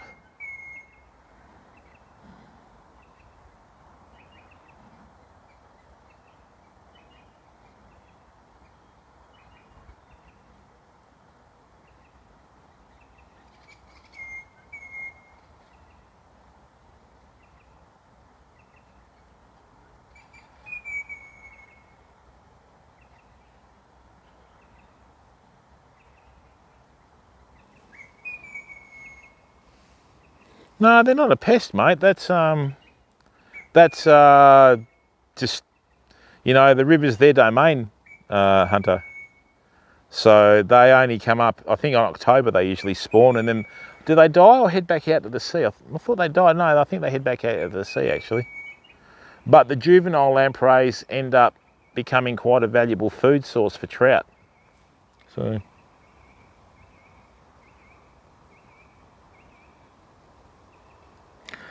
Hey there, animator guy. How are you, mate? Welcome to the stream.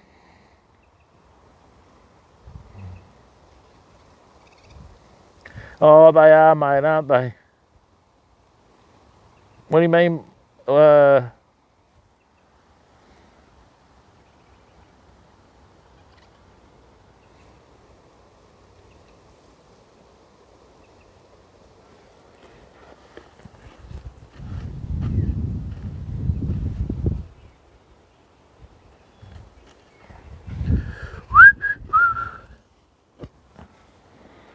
With reference to?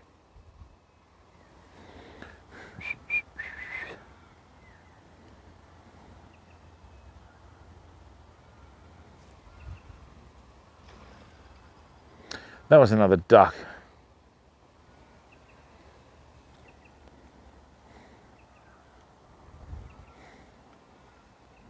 Yeah, so you'll be walking along the river and then you'll see like the Lefroy Brook in Pemberton and then you'll see a heap of lampreys in there.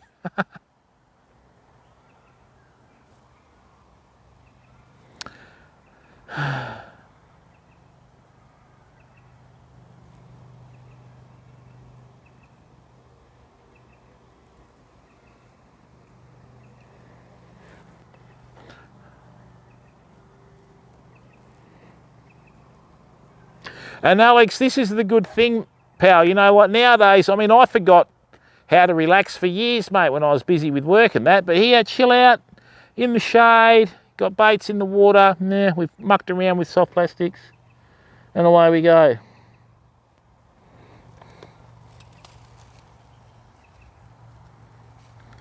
Fish on. First fish of the day, fam, you ripper. Told you they'd come in.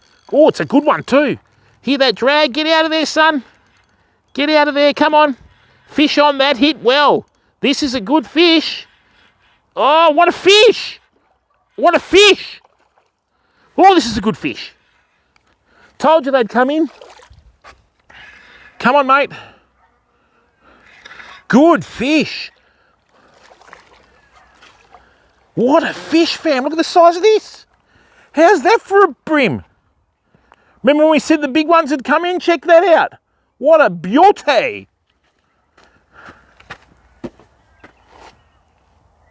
$45. First fish of the day. You ripper. Come on, son. Let go. I need to take that hook out, please. Righto, matey. Thank you very much for gracing us with your presence. All the best.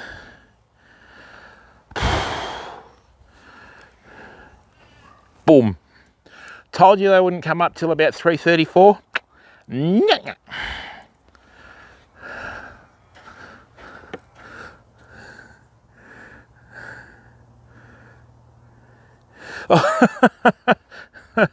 Did you see how thick it was across the front? Seriously.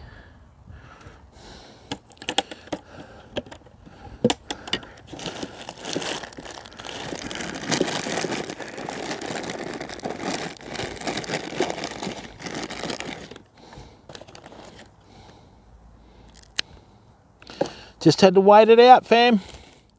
Now, it's on. What a fish. First up. Thank you, Vult. And see how I wet my hands, everyone, before I picked the fish up? And then what I did is I like plonked it down and looked at it. I didn't let it hit the metal because the metal would be hot. And then straight back in the water and it was gone before it hit the water, dearly. We've got a lot of brim turning up today, fam. See all this burley? Beauty. Right, what a fish. That was a good hit. Now, the reason why I'm using this softer tipped rod than the other one, this one is going to cushion a lot more and they don't even realise that the hook's going to set, okay? Now, let's go again. No, not in the tree, Jim. See, one fish and I go to water. That was a really thick fish. That was a beautiful brim. When you see the big bronze side like that in the water, wow. No, see, look, Jimbo, it's just one fish, mate. I know you've been fishing all day, but chill out. Right. We're going to go back to the same spot. Oh, that'll do. What a beautiful fish. Told you they're in here.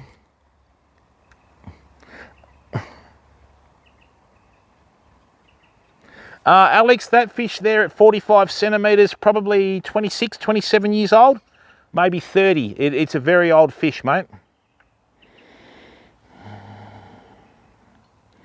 That hit like an absolute freight train, fam.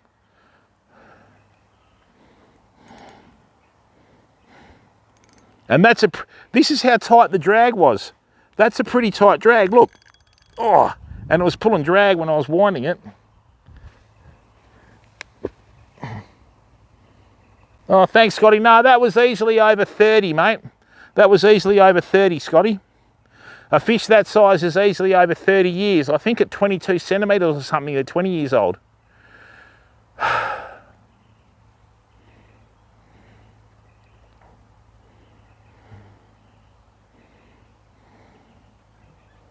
Good fish. See, with all this burley and this water starting to come up, see how they're starting to come upstream now?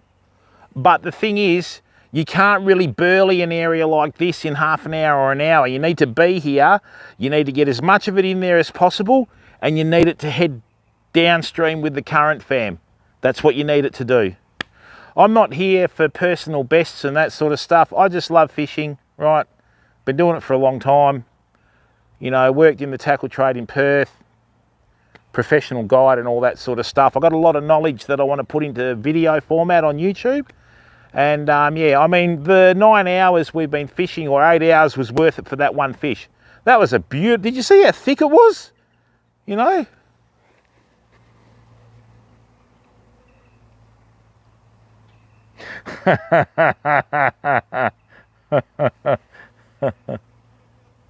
Oh, well, Scotty, seriously, mate, any fish that's out of the water for more than 10 to 15 seconds, stuffed. Trout are a classic example, right?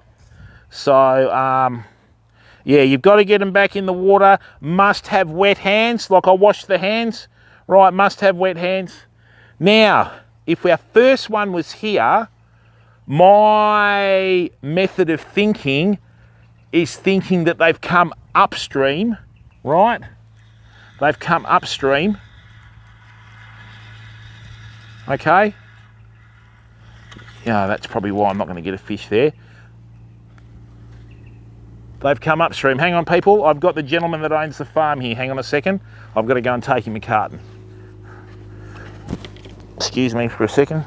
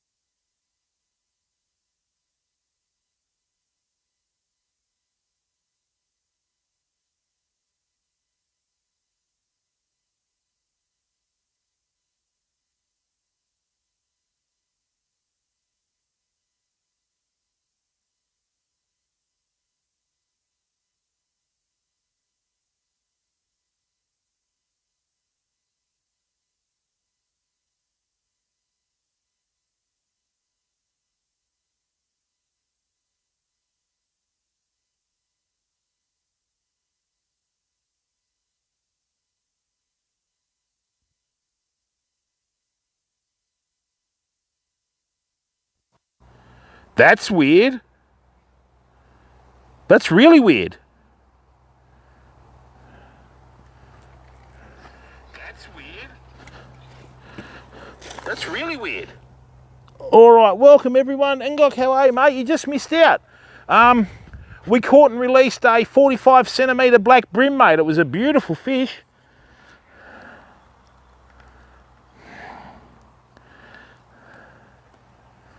We got it just underneath this tree here. We don't get many fish under this tree, but when we do, they're usually belters, you know. Sorry about that, fam. The microphone turned off. Yeah, we just had the farmer turn up. I messaged him and said, look, I've got a carton of beer, so his dad came down to pick it up. And that's the deal, you know. I have no problems at all buying beer and that sort of stuff, and that's how I work with farmers. Beer is the language of the economy, fam. That's why down south I've got about, I'd say about 15 k's of the Warren River I can fish. When I rock up, here's your carton of beer. Yeah, good, just leave the gates as you find them. Yep, no worries there. Off we go. So, a lot of these smaller fish are starting to leap to the surface again, so there might be a fish underneath here. I'm just going to take in some of the slack on this braid and just wait. So what I'll do is I'll sneak around the corner out of the way, right? And how are you today, Engok? Good? Oh, no, I know that. That's just the bot, mate.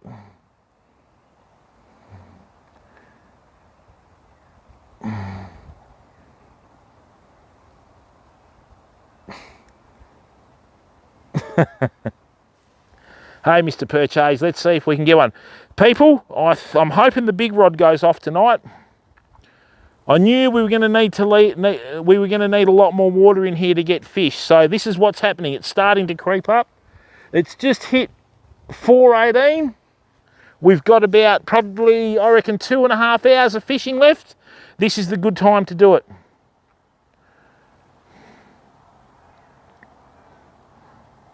What a great fish. 45 centimetres first up, boom. And sorry about the delay, fam, but, you know, it's good to deal with honest, hard-working people that are salt of the earth, you know. Thank you very much to the 23 people that are still sticking around. I'm very sorry if I annoyed anyone, but I just had to shoot off for a second, or 15.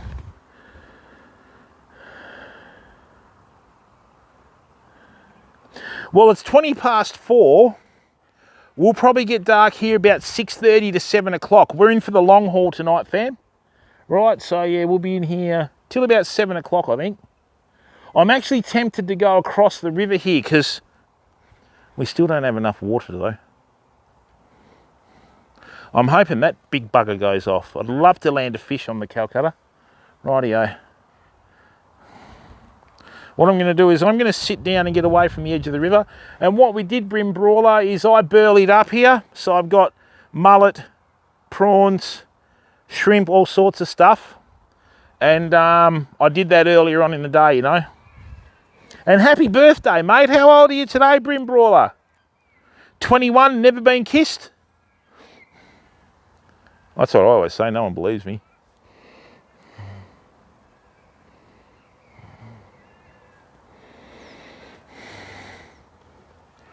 That was a good fish. Always tell a good fish, it hits hard straight up, you know.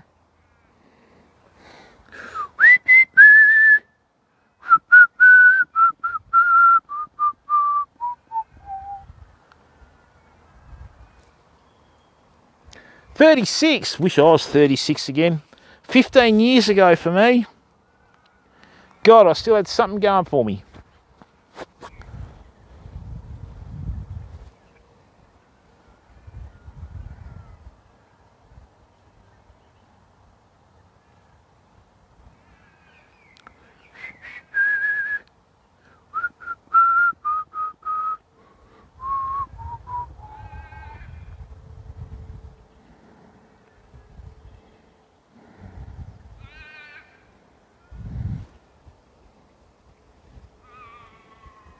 See you, mate. Enjoy your birthday, and I hope you and your family are well.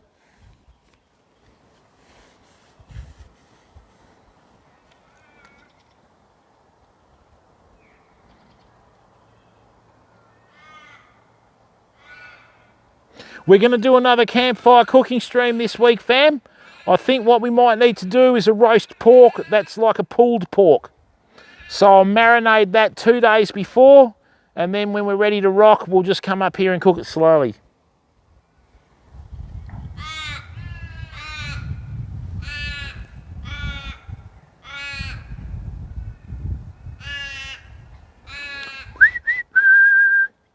There are so many bait fish in the shallows over this like Burley fam, it's great.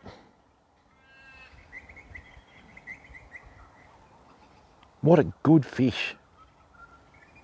Nearly ripped the rod out of my hand.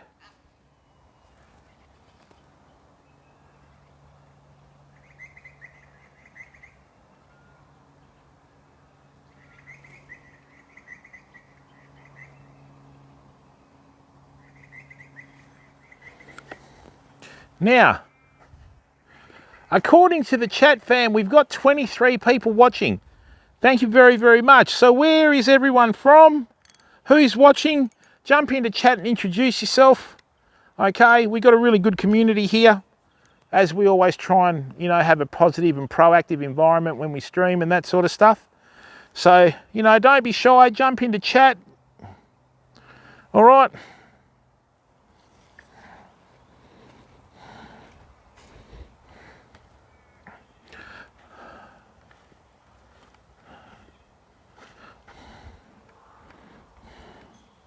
We've got a truly multicultural stream, which is good. I think what I'm going to do, famo, is after this bait goes out, I'm going to reel that in. I'm going to put another muley on there and cast it out into the middle.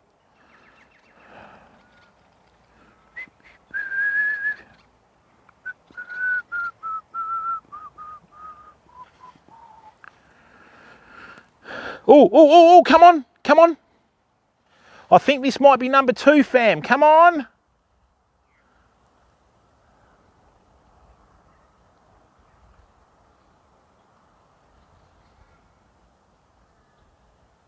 Come on.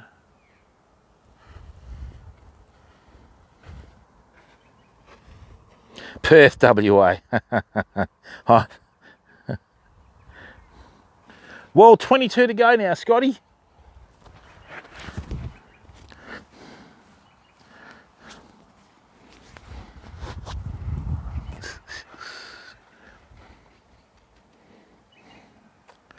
I don't want to leave this out in case I miss a strike.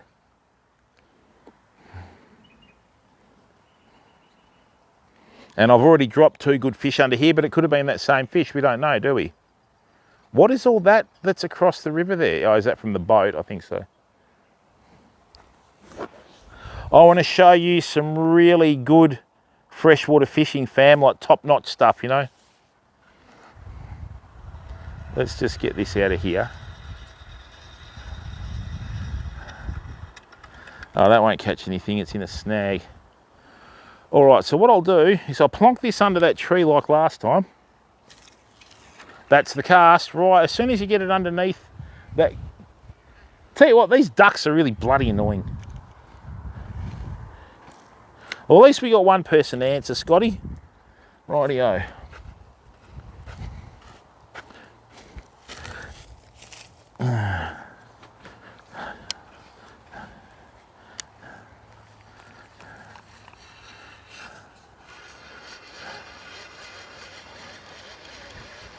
These Calcutta 700s are a very smooth reel, fam. All right, nothing at all on that.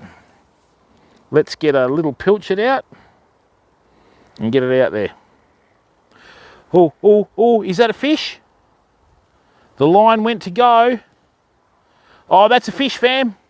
That's a fish, I think.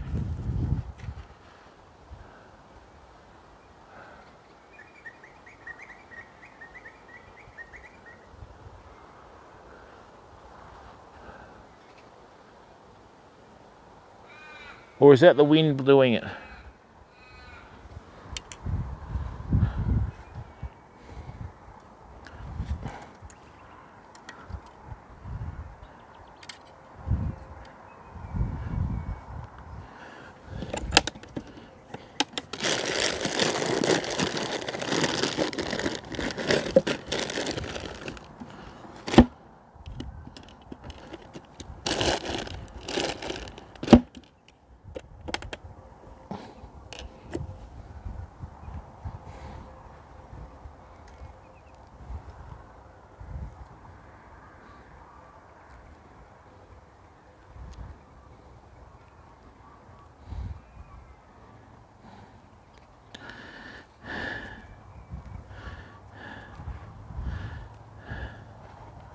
Rightio.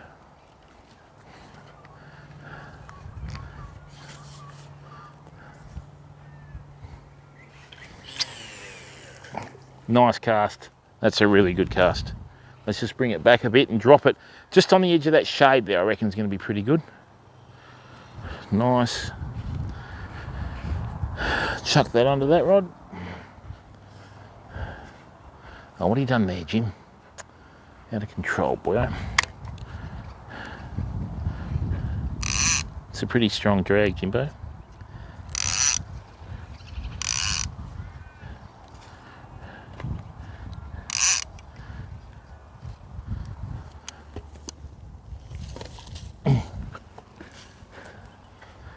Right, let's get this back.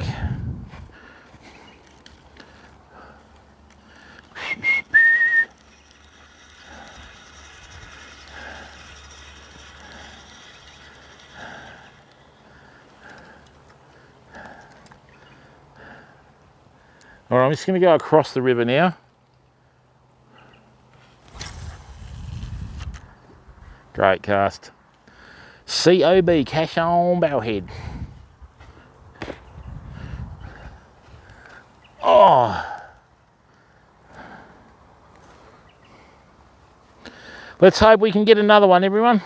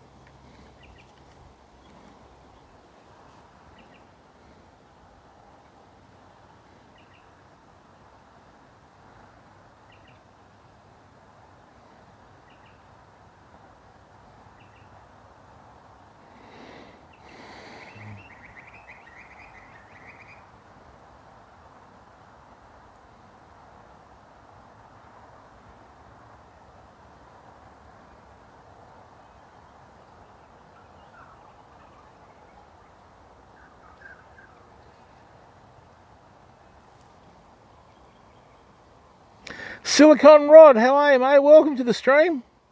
There sure is, bud. Oh, in Melbourne, okay. Yeah, well, we're 2 hours behind you, mate, that's why. So what does that mean? It's 6:30 where you are and it's pitch black, okay.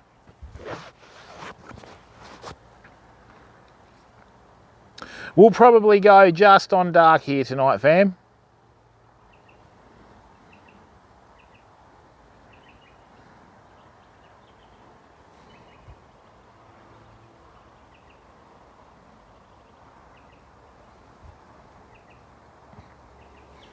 How was your day today, Rod? Did you get up to much, mate?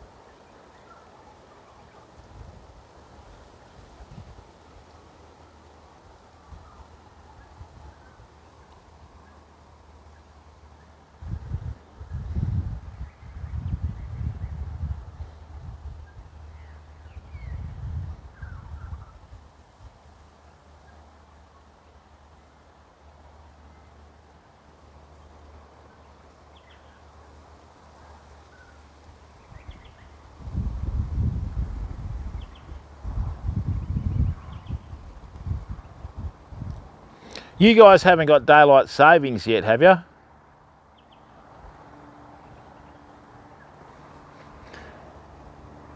Hey Ray James, how are you, mate? Welcome to the stream. Yeah, we got one fish that was a really good size, and now we're just waiting for sunset, And then once we have sunset, I'm hoping some other fish will come in. Yeah, sorry to hear that, Rod. We don't know how lucky we are in Western Australia, mate. You know, like, yeah, we just don't know how lucky we are. I hope that it all works out for everyone over east sooner rather than later, mate, you know.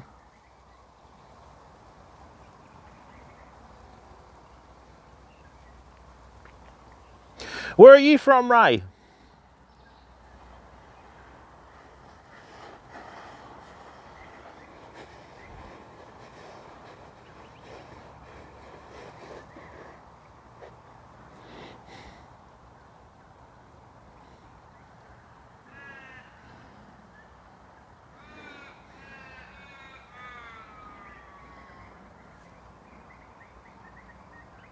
Oh, okay, so you've got daylight savings already. That's interesting. Yeah, we don't have it here.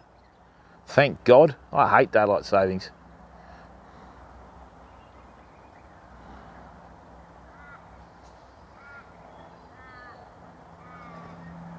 It's like having jet lag, daylight savings. Oh, you're in Kwinana, Ray. Okay, welcome, mate. I'm down south near Bunbury. And it's been pretty quiet. I was going to go to Augusta today, but yeah. I stayed local on the Collie River, so.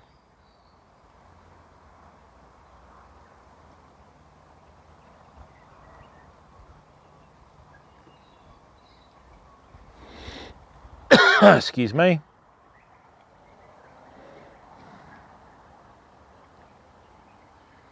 And look, people, if you're new, please subscribe for free. Turn your notifications on. We're more of a live streamer than a VOD producer, you know what I mean? So yeah, we like live streaming to YouTube, fam.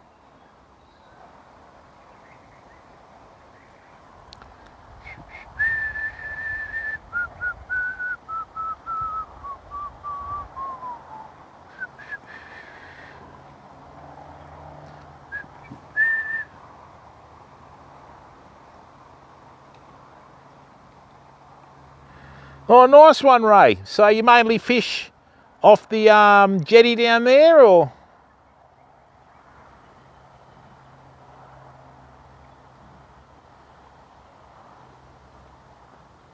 I hope that fish is not the only fish we catch today.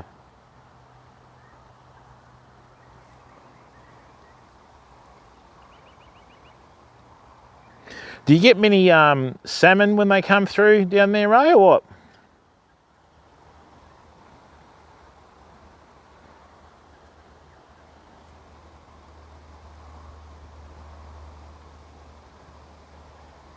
Butterfish, they're like a black and white striped fish, aren't they, Scotty? Don't know. No, they're not. No, hang on. What's the butterfish? I think I caught one day. Out here in, no. Can't remember. Oh, no, I think it was, yep, of the old wreck of the SSS Kwinana. Strangest living and non-living thing. I haven't caught anything that's non-living, mate. Strangest thing that I've caught. Oh, God.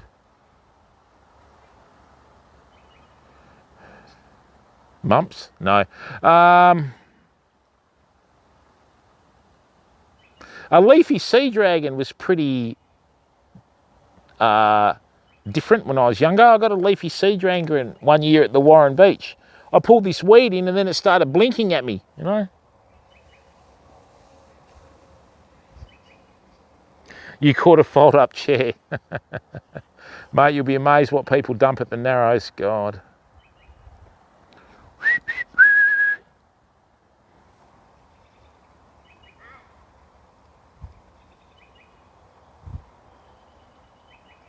Butterfish, they're a small blue silvery fish. I think I have caught them.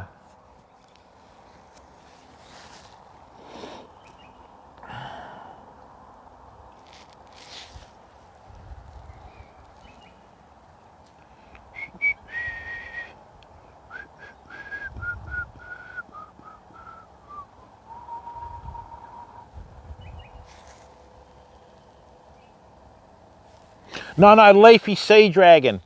Leafy sea dragon. It got tangled up in the weed. That's the only way I caught it. You caught a few old crab nets.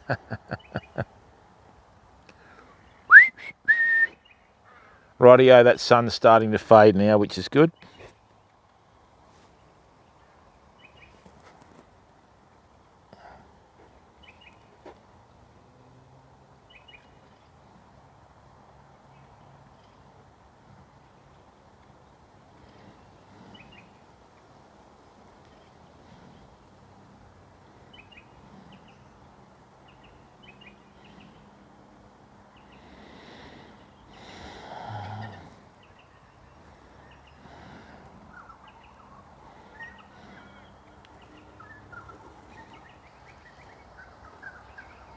All right, we've finally got some shade near that snag, fam. Let's try.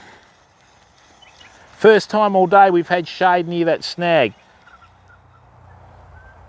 Is that a leaf or a fish?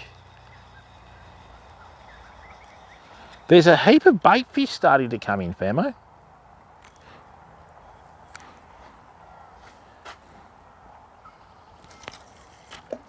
That is the cast. That's exactly what we wanted.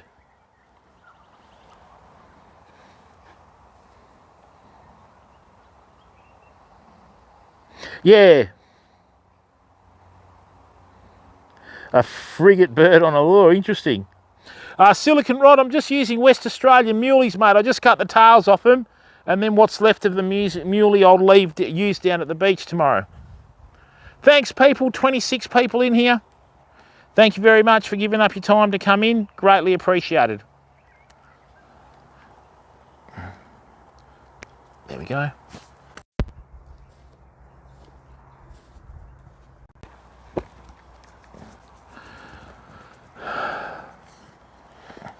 In those days, we didn't have the internet. We had to look it up in a book, you know.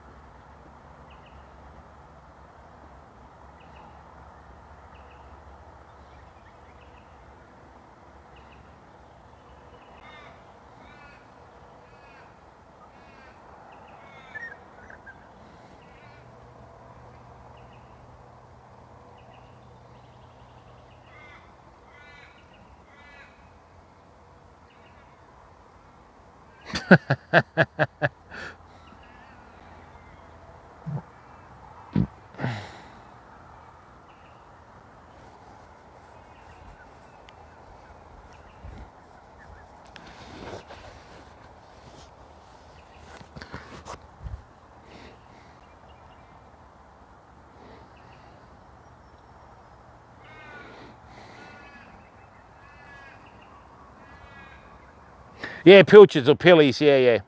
A lot of people don't use pillies for brim, but I do.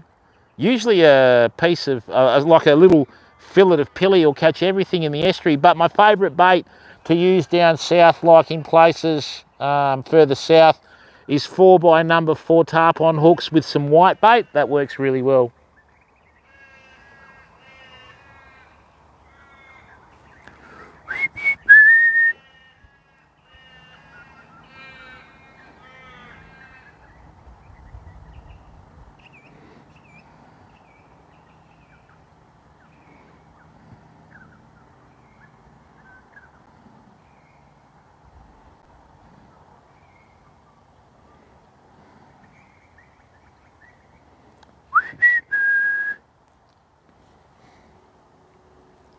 All right, that sun's just starting to drop down behind those trees.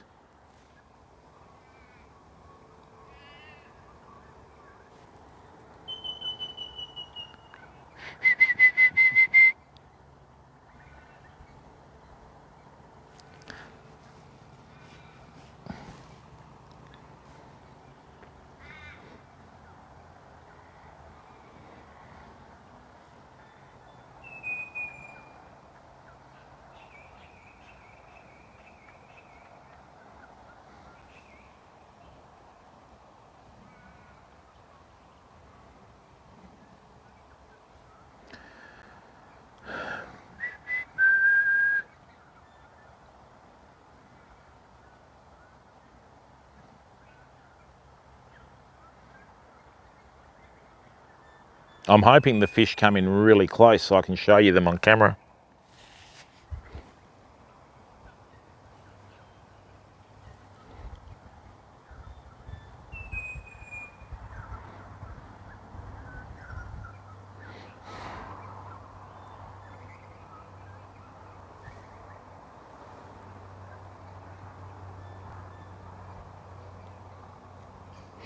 Yeah, Ray, that Golden Ponds, I've been out there before, but yeah, that carp fishing is fairly specialised, isn't it?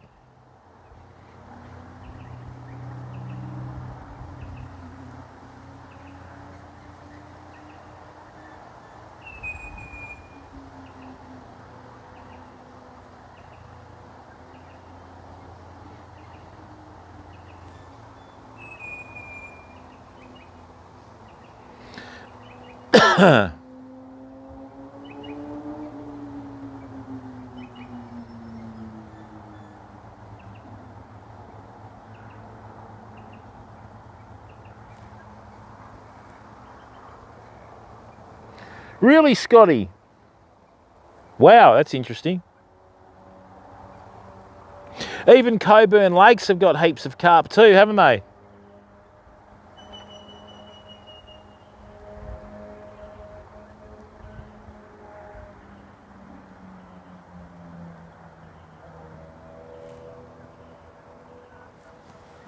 And thanks to everyone that's tuned in. Please, if you're new to the stream, subscribe for free. And also click that like button, fam. That way it will just let YouTube know that we've got a good little stream going. And hopefully they'll spread the word a bit more, you know. Oh, those ones, yeah, I know what you mean. What do they call them? Not pole, they call them, oh, yeah, it is a pole, but there's a special name for them in the tournament. I can never fucking remember. Is it a whip? No. A lot of that gear that comes in from overseas is pretty specialised, all right? 17 metres long, wow. That's right, because they have like the internal tubes and they just keep sending it out, don't they? And they're ultra light too, aren't they, Ray?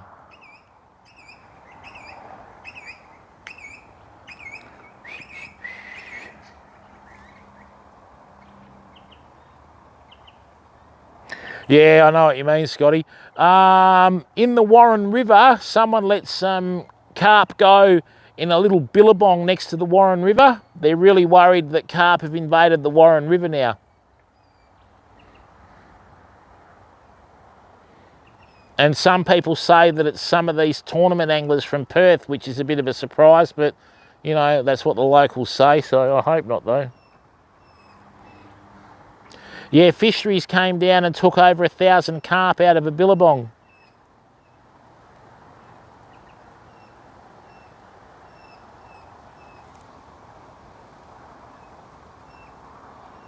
Yeah, that's the one, yep.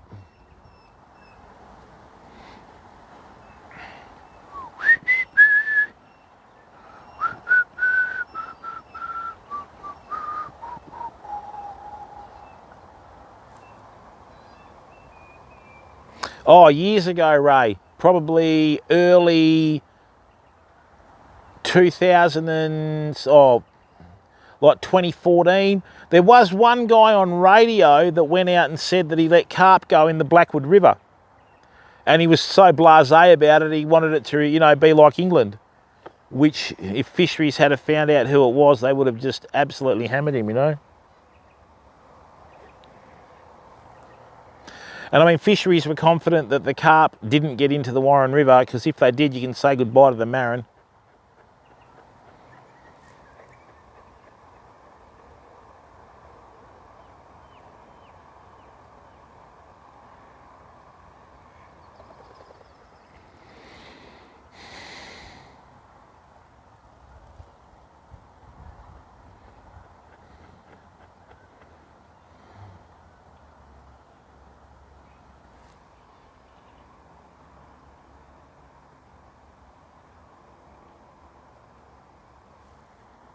But yeah, that was common knowledge down south.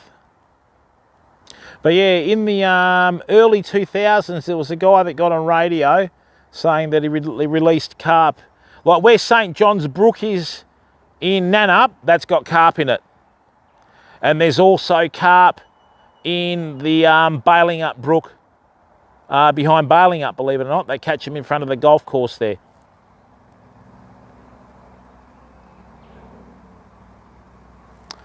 Yeah, they are huge, mate. And carp are one of the few fish that can feed vertically like that. So they'll rip everything out of the waterways, you know. And if the carp get into the freshwater part of the Warren, say goodbye to the marron.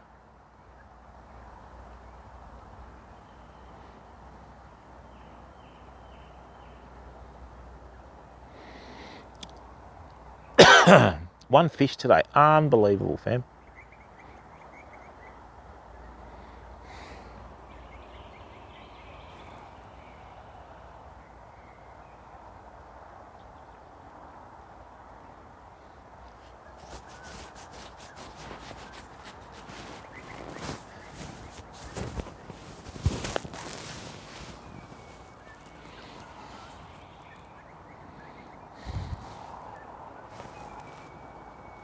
$14.7 kilos, 29.4 times by 0.2. So that's a 35-pound carp. Wow, that's huge.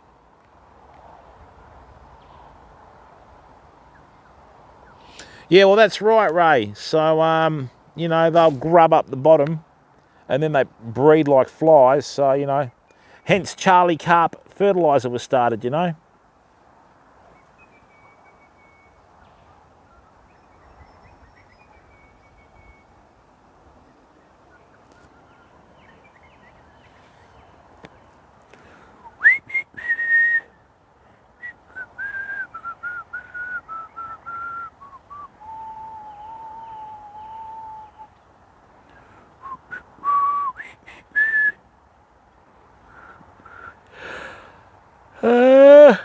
Yeah.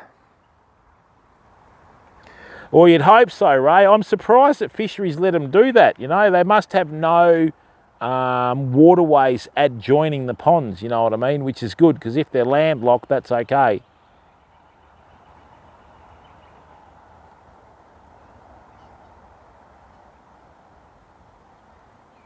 That old boy there's pretty cool too.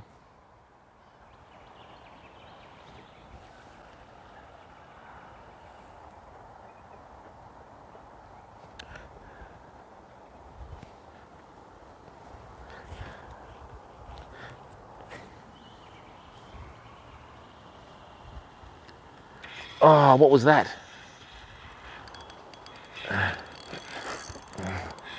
No. Thought it was a fish. It was a stick. All right, what I'm going to do is I'm going to go back out there. Actually, I might even just go into the middle of the river. I can't really cast too far across because of this boat that's roaring through. So what I'll do is where we've got the burley and the fish, right, I'll just cast in here and then just put that in the channel and see if we can get one.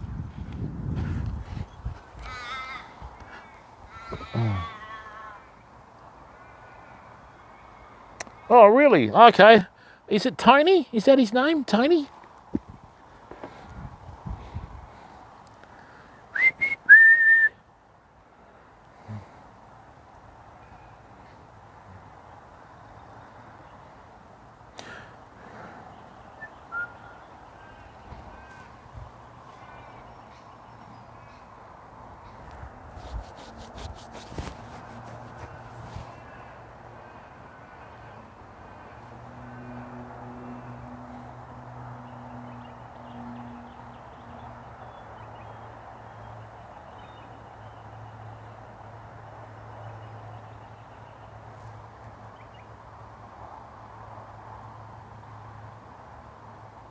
Okay, nice one.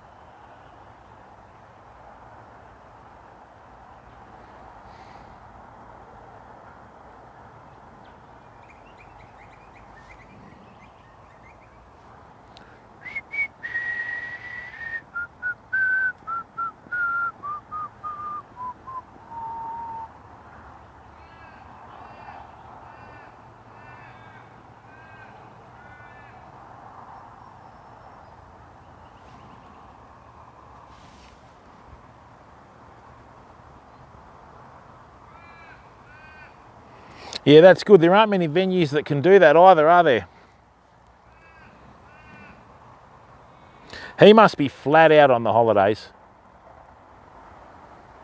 And once King Trout closed in Pemberton, there weren't really places you could go and catch and, you know, keep trout and that sort of stuff, so.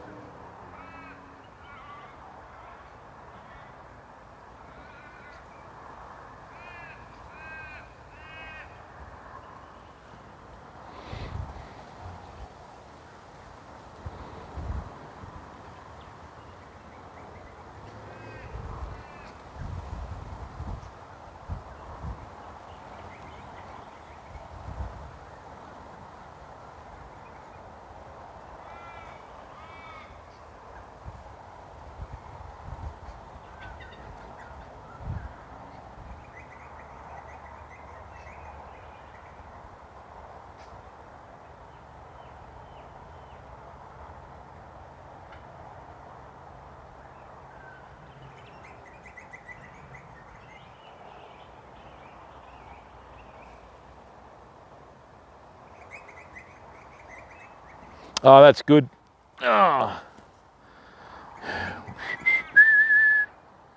Rightio, so where are these fish? Come on.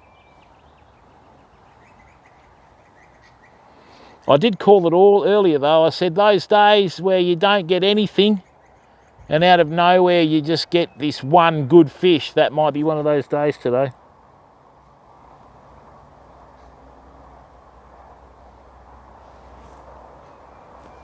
All right, fourth. Oh, did you see that in the middle there? Did you see that big swirl in the middle?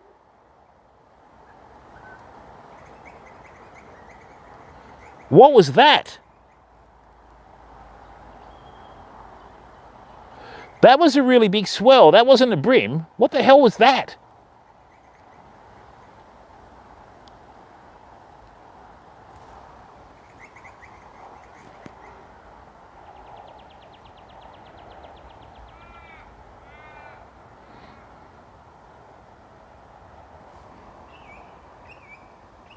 Oh, there's plenty down here, Scotty. That's what I mean. Like, yeah, as this tide comes up, the water's still very low though. Yeah, I'm hoping, Ray, I have got a pilchard in there that has got a Mulloway's name on it, I hope. Or it could have been a little river whaler. I don't know though. But that was a lot of water to move. So unless there was a little school of fish in there, you know.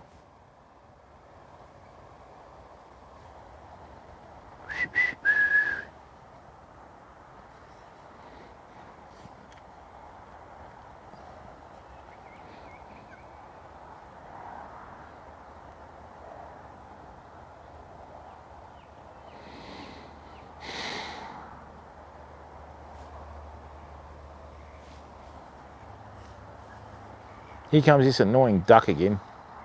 Really?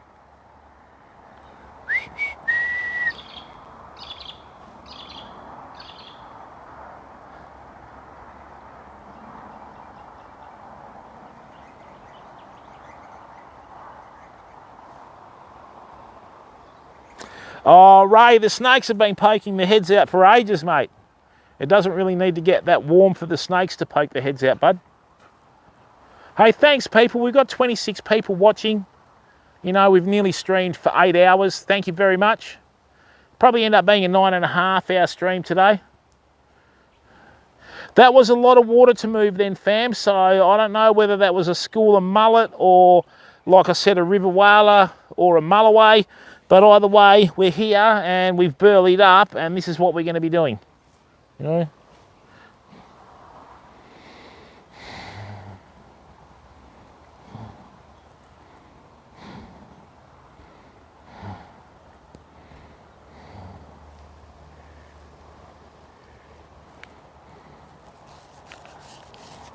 And that's right where the pilchard is. So hopefully that reel goes off, you know.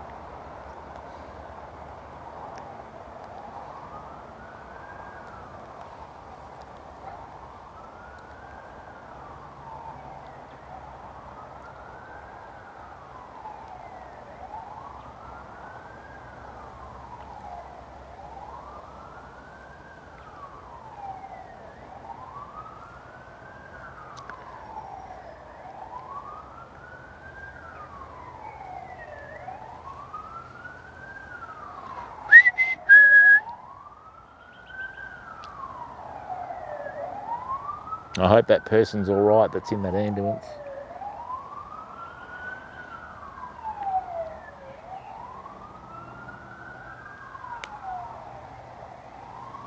That's also got the cop siren as well. Someone's had an accident, damn it. School holidays, everyone's going back, it happens.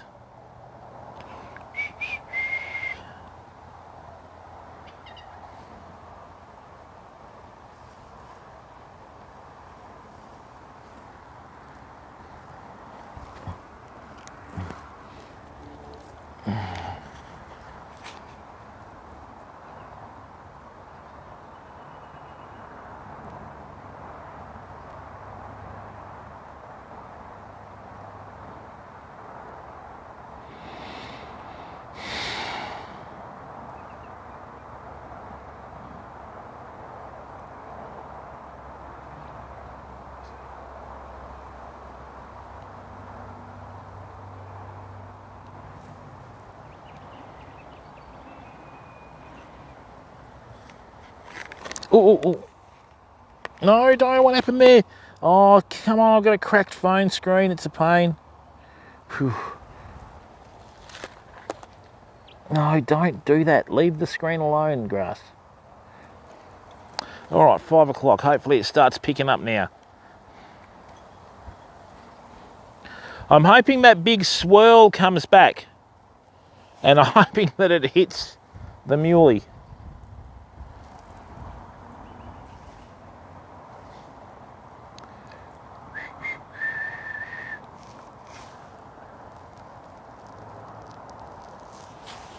And thanks people, 25 people watching, thank you very much.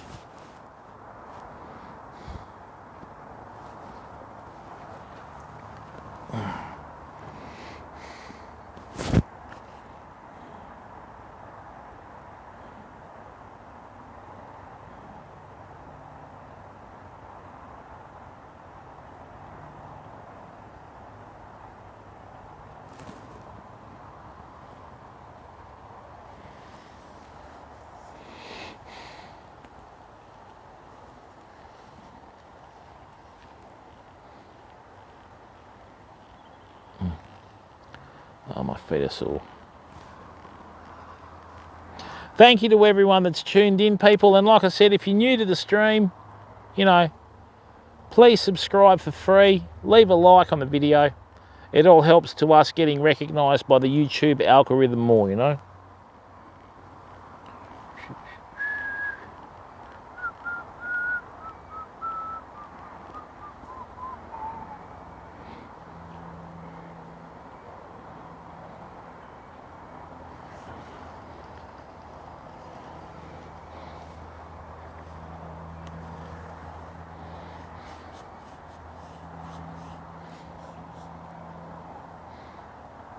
That was a lot of water that got moved then, fam. I was a bit sceptical with that.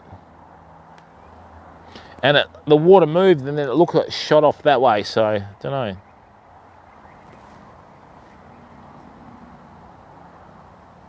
But we could be doing worse things.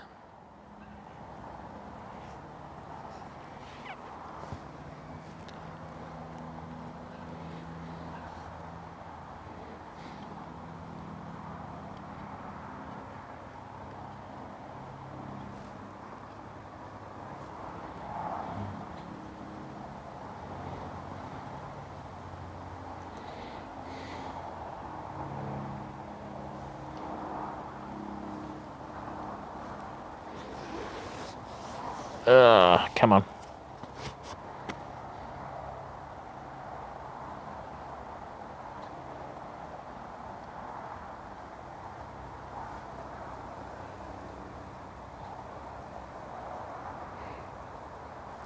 Yeah, it could have been Scotty, but what was underneath them that made them shoot off, you know?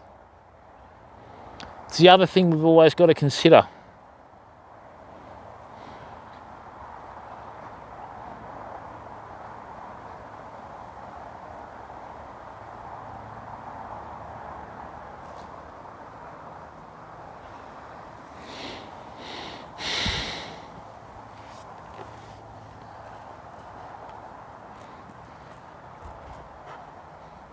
It's a pity we couldn't have a high tide in the morning, isn't it?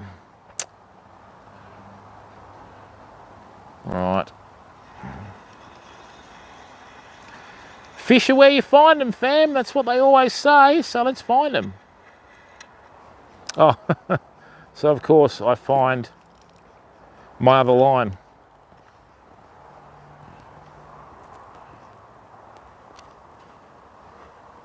I thought I lifted it up enough to get it over that. Let's go there.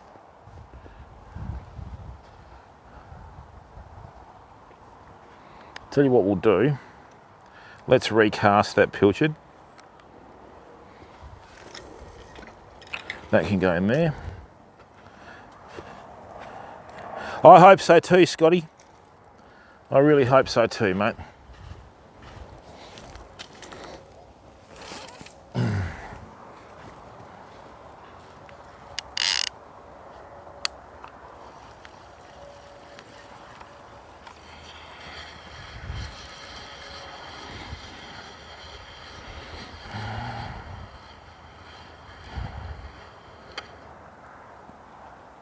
What happened there? Why is that all the way up there? Oh, that's why. Don't tell me that's come off.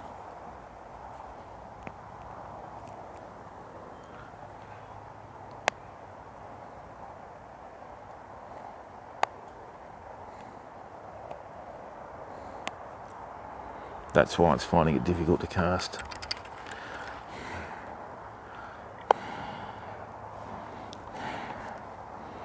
Still got the half hitch on it, nice.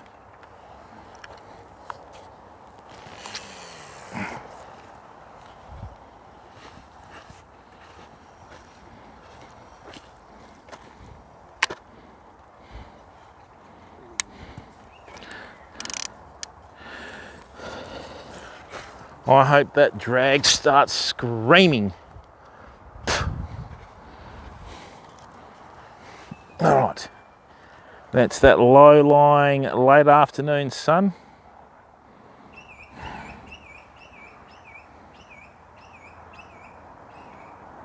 Bird sounded like it was saying bigger, bigger, bigger, bigger.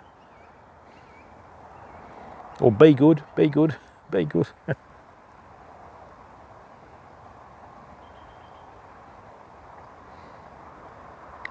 Really, Ray, what? When you say north of you, are you south of the river or?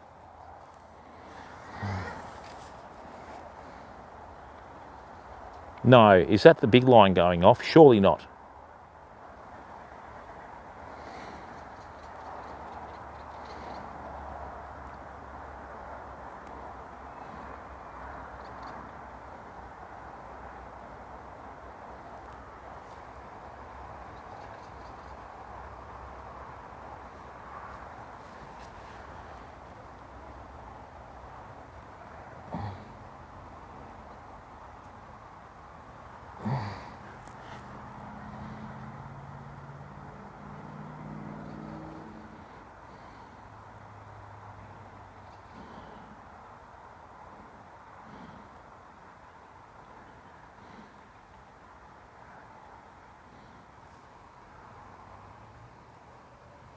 Oh, okay, nice one.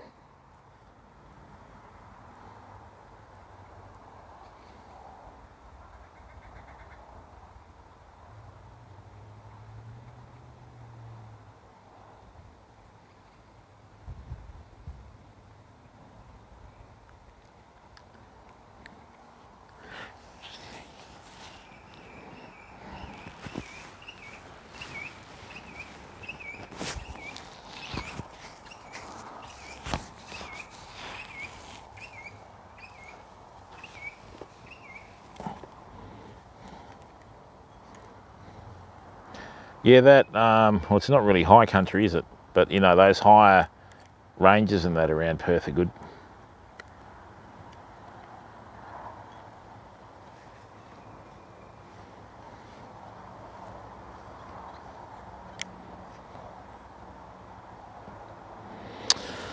That spindle's loose. I've been getting so many fish on this reel.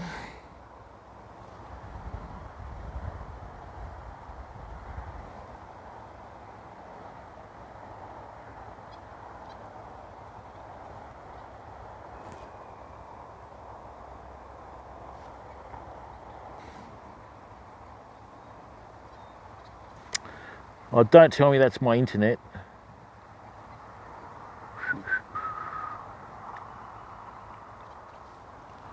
I bet you someone's phoned them both. Telstra.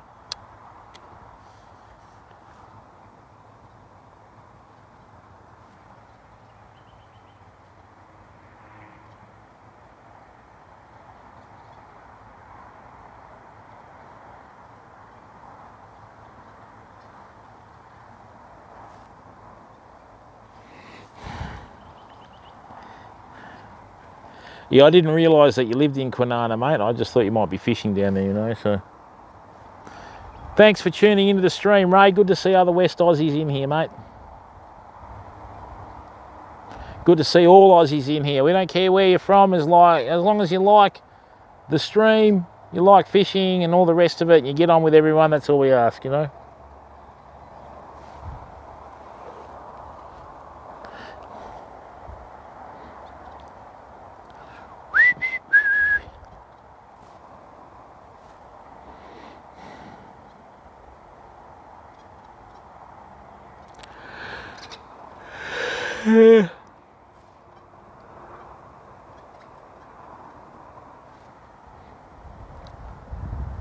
Just going to wait for this sun to duck down behind this tree, and then I'm going to get my headlamp, fam.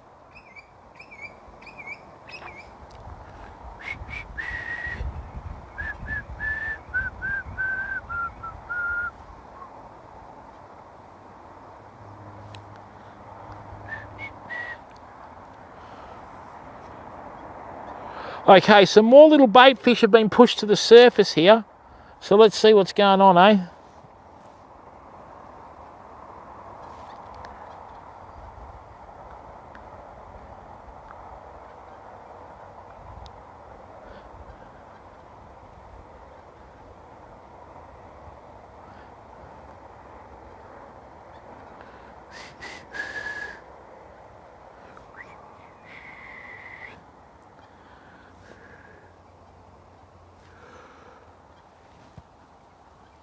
I'm hoping we hook something decent in the next hour and to an hour and a half, famo. Tide still not very high though. Don't think it's going to go high tide till about 1 o'clock in the morning here, but that's all right. Tomorrow night we're going to do a night beach fishing stream, fam. Looking forward to that. Love it. And hopefully all the yard apes have gone back to bloody school or in Perth, you know.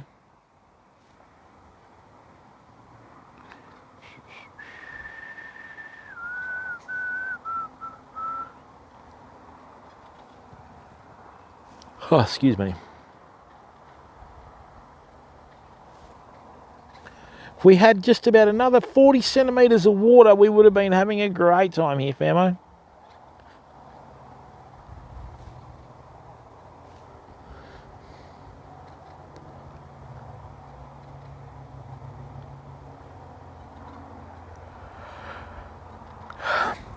Oh, what was that?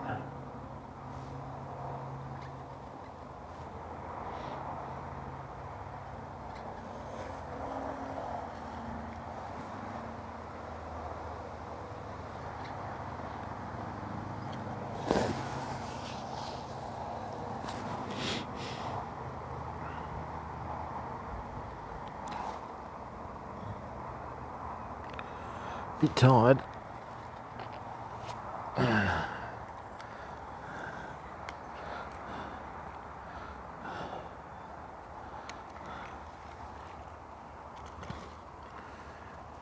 I've already done that, Ray. I did that for about 3 hours this morning, mate. Nothing played.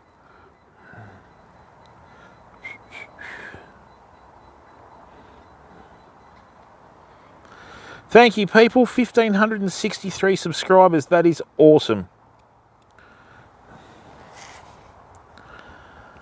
Onwards and upwards.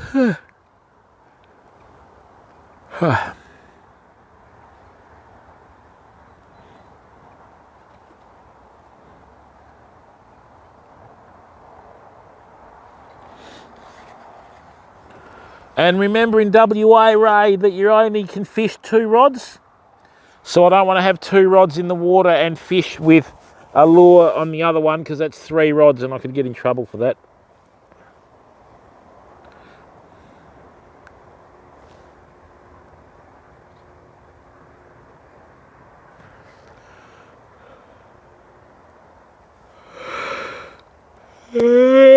Excuse me.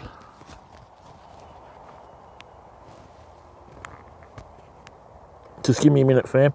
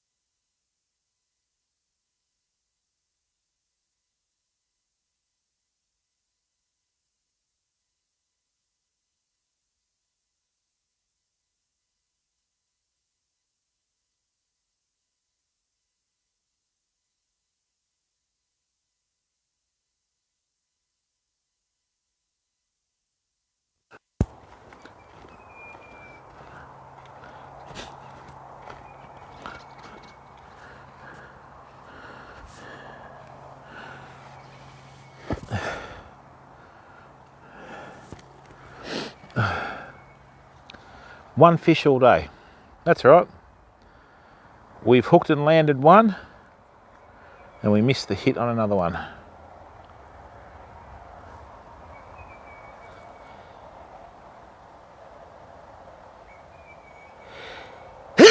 Excuse me. Oh, sorry about that. Excusez-moi.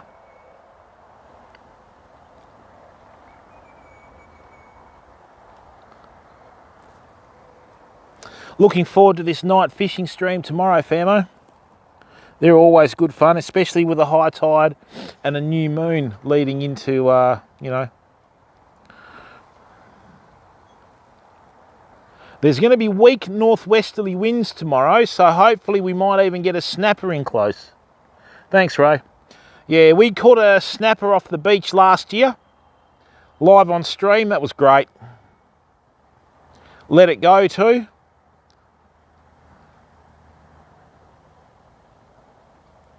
Right, okay. What was that?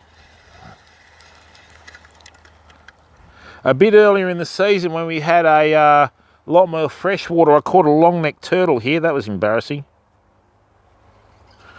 Now, is this boat going to come back down the stream? I think they will.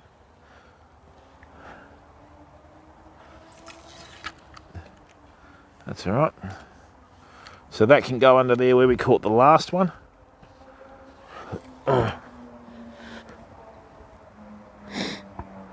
Hey, Scott Jacko. I've got to work in the morning. So I'm going to be probably... I'd like to be out there by 4 o'clock. I don't know whether it's going to happen though. Don't know yet, Ray. It might be a local beach. It could be a beach further north here. Could be a beach further south here. I'm going to ring a couple of people and just ask them how they've been going on their fishing on the school holidays. And once I figure it out, yeah, we'll see what happens.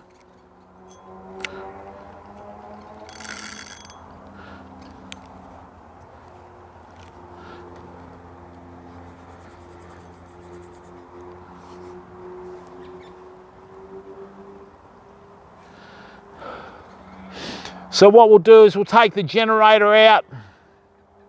We'll take everything out.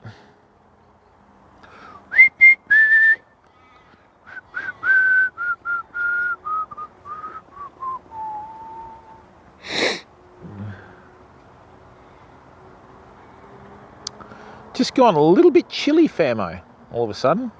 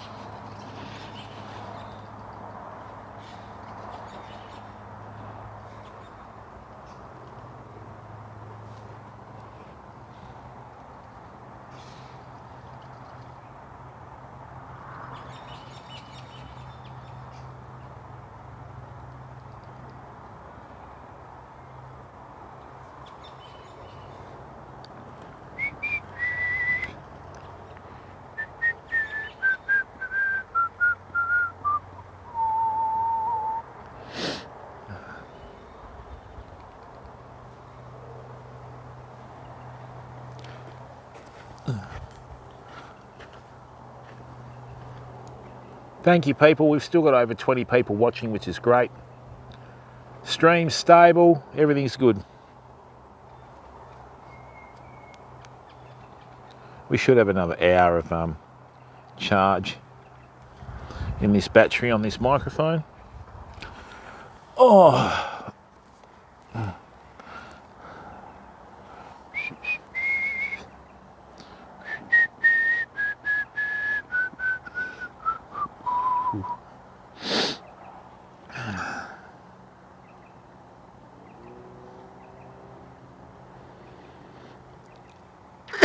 Excuse me.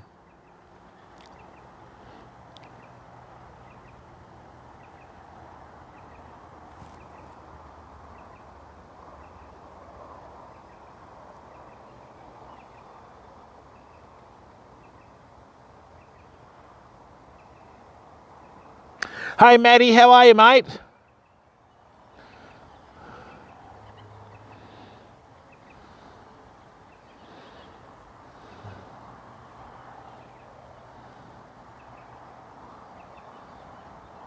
One 45-centimetre brim, first fish of the day.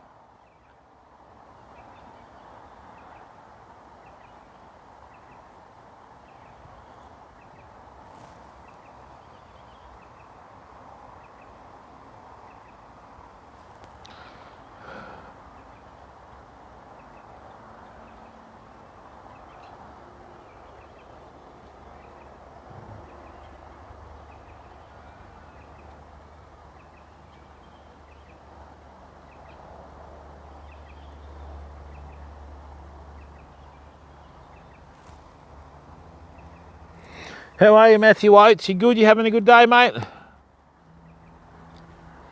I need to go and get this headlamp in a minute, but we should be okay. It's just that dusk is when the snakes come out, and obviously, you know, near water live frogs, etc., etc. You know the drill. Yeah, Collie River, Matthew.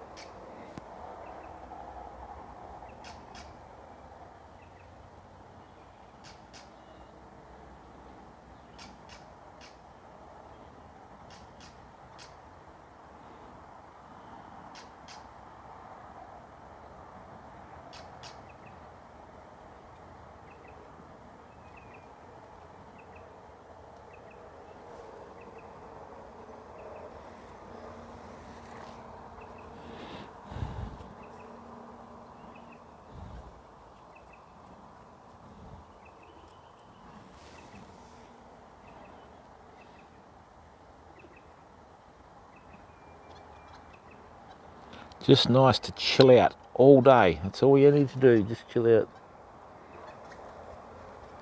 Matthew, where are you in Australia? Are you in WA or?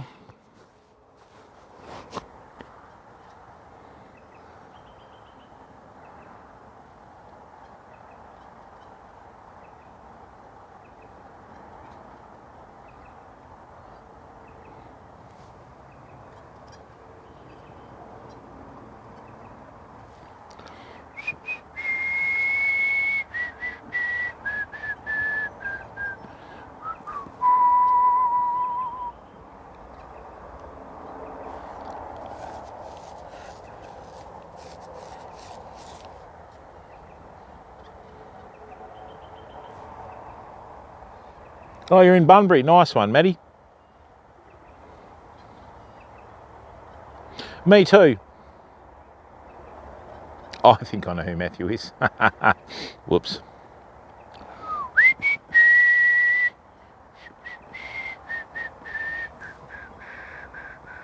Got it, Matty. I know exactly who you are. How are you, mate? Thanks for jumping into the stream. Good to see you, bud. Yeah, we got one fish before, mate. We've had a very low tide. With these new moon and that, you have a lot of tidal influence. And the first fish that we got was 45 centimetres, right? And we dropped one earlier in the day. I wasn't holding onto the fishing rod. And oh, God knows what, you never know when you lose them, you know. So I've been burleying up in the river here, mate. And what I've done is I've got a big pilchard bait out. There's still, normally the river's up to about here when we fish it. When we came here this morning, it was about another 4 to 5 feet down that way. So that's how much it's come up. But yeah, that's how it rolls, you know what I mean? We are going to do another campfire cooking stream this week, fam. We've only got about another month here with the cooking. I don't know how much longer we're going to have with the fishing, but we are going to start venturing down south. The car gets serviced on Wednesday. When it gets serviced on Wednesday, after that, we are just going to go feral with fishing. All right. And Monday we get a bit more rain, and then I'm going to show you some freshwater fishing spots and some estuary fishing spots that are going to hopefully blow your mind, because we have some very good fishing in Western Australia. And like I said to you, I've been fishing for over, 35 years, okay, flat out. But, you know, it is what it is. And just want to show you some of the places that we fish. Okay, some places that I fish, we catch redfin perch up to 20 inches long, which is 50 centimetres in the metric. Beautiful eating fish, redfin. They are my favourite eating fish. Right, let's just get this out of here. Now, that has darkened over the other side of the river. Right, so let's just chuck this out and leave it. What a cast. Did I just grip the microphone? Did I lose my bait? No, I think I must have. There was a splash over there. I think that wrapped around the tripod, did it? Sure did. That nearly ended up being a disaster, didn't it?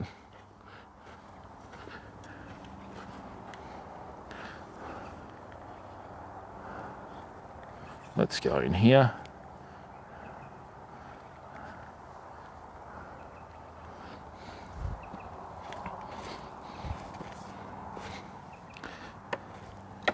Nearly.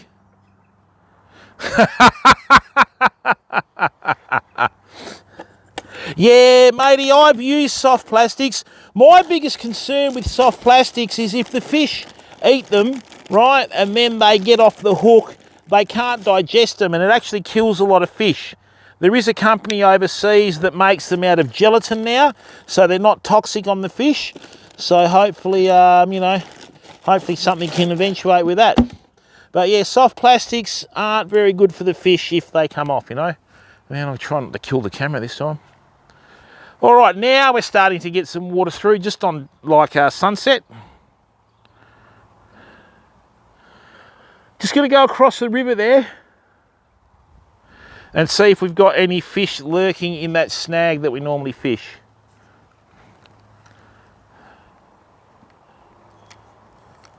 Try not to kill the camera, Jim. Lovely, that's the one.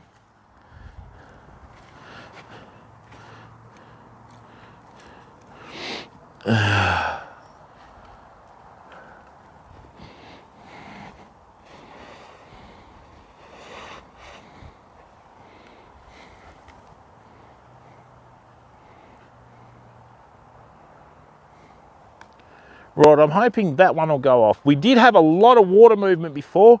Don't know what it was.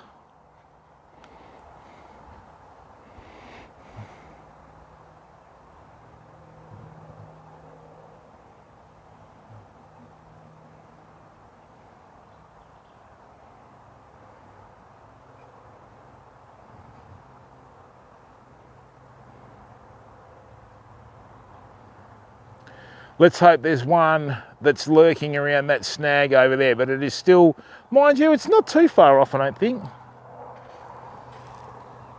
Crypto, how are you, bud? Hello, Mary.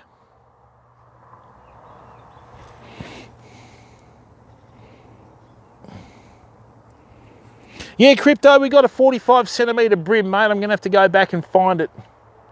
So I think it was about 7 hours and something minutes in, which is good. Thank you, people. 22 viewers. Thank you very much for giving up your time to come in and watch the stream.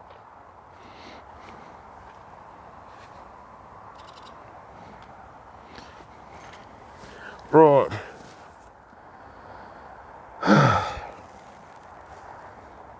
I've got a pilchard bait here, and I've got the little pilchard tail bait over there, fam. So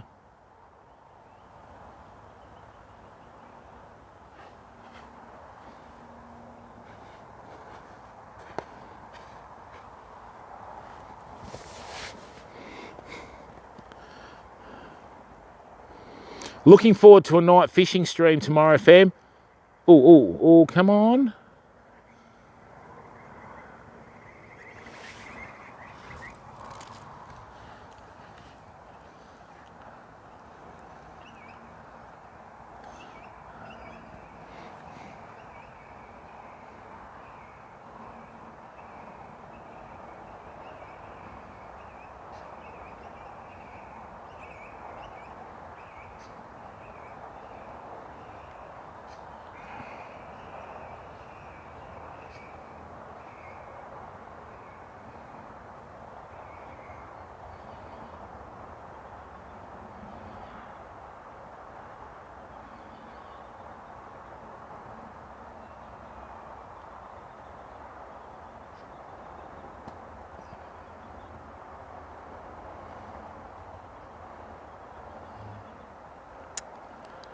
Oh, just across the river here, fam. There's a mother and father, like duck and drake. They've got all these little baby ducklings over there. You can't quite see them. Oops, sorry. Oh, how did I do that? They've just gone undercover over there. Right, but in that area there, there's a little undercut bank. Got about 12 little ducklings with them. Cute little buggers. Hang on, is that a brim now? No, we'll see what happens.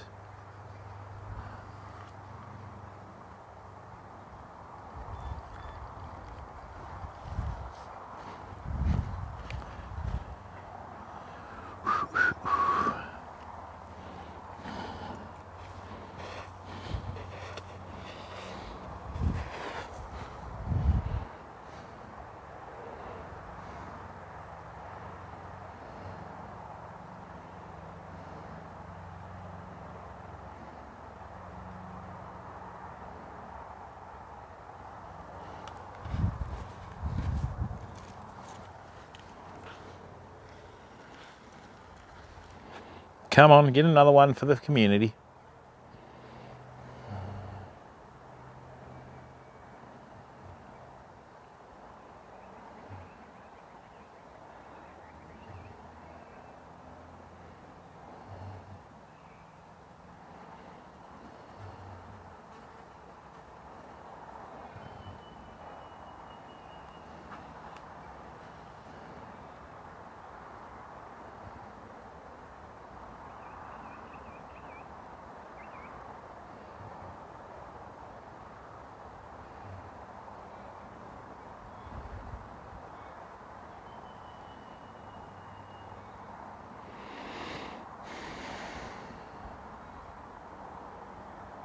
These are the main spots when we get them, where we get them, you know.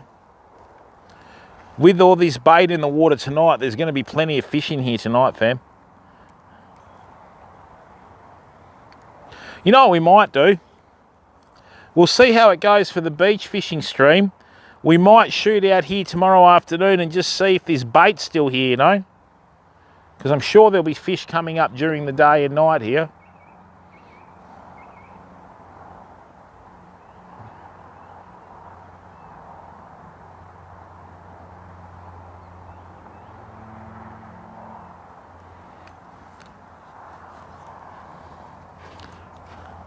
Jai Bloom, how are you, mate? Yeah, we got a 45 centimetre brim before, bud. It's been a very slow day due to the tides.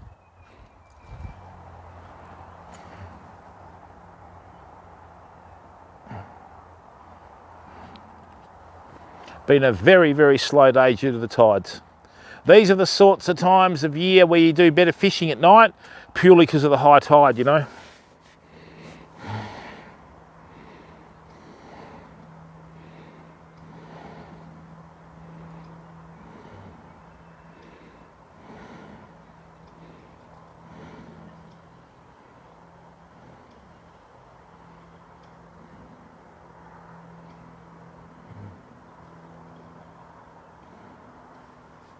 That was a very good hit before, that fish. Frightened me halfway through the chat.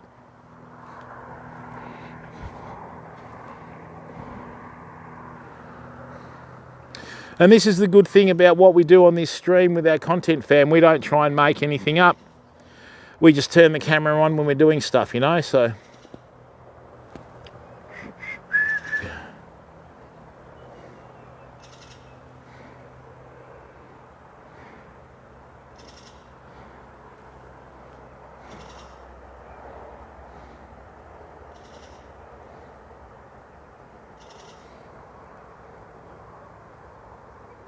How's your day been, Jai? What have you been up to, bud?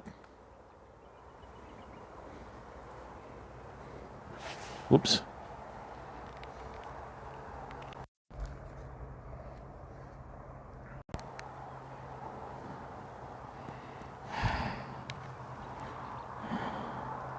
Oh, we're down to one battery.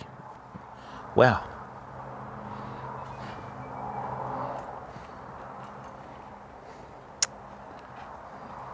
Just got to be very careful of snakes this time of the day, fam. Especially in WA around the rivers, because this is the time of day they come out. All right, so we just got to be very, very careful. Hence the need for a headlamp, just to see what's on the ground in front of us, you know.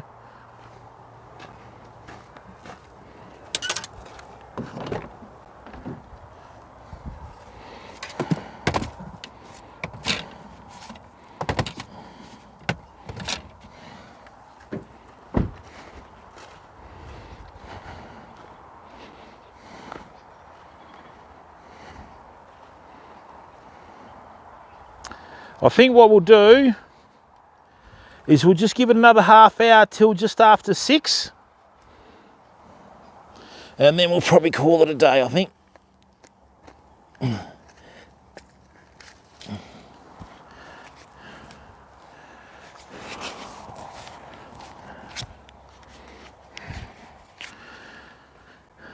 Wow, running out of battery power left, right and centre. How much have we got left in there? Yeah, that's enough. In a half hour. Let me just grab this. And this. Excuse me, that's a bit rude.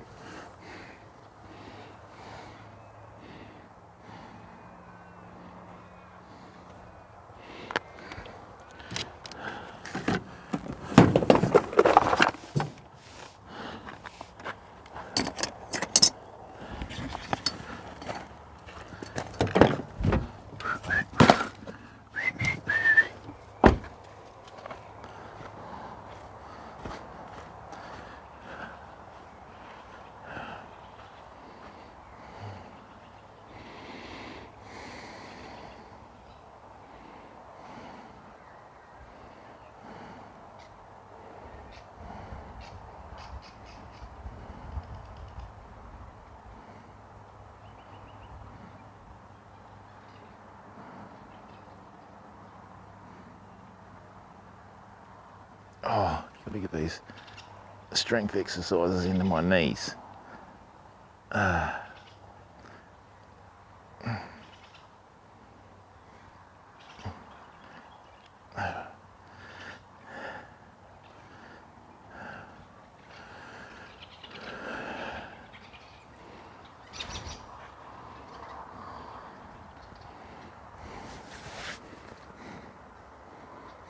The only thing is I don't want to turn the stream off, because that's when you usually hook a good fish.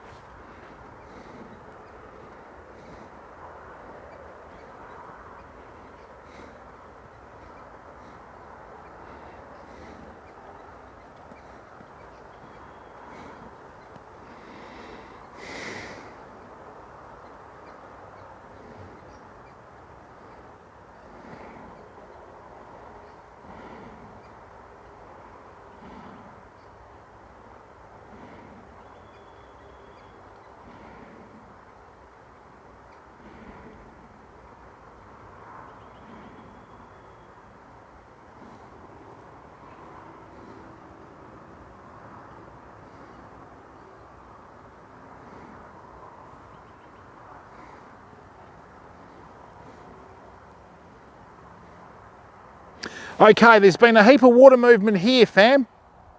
Right, something looked like it just shoved a heap of smaller fish just up in here. So I don't know what's going on, but whatever it is, I'm hoping it sort of bites in the next half hour, you know. And there's little fish swirling in here, just in here now. So it was over there here. So there could be something underneath them, but who knows what.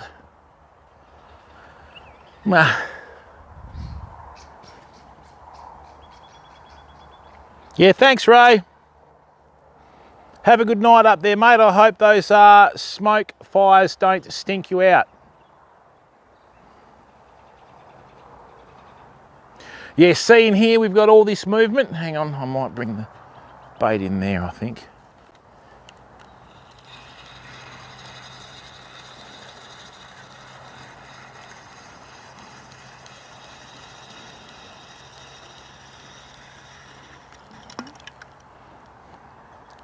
Everything's happening sort of mid-water.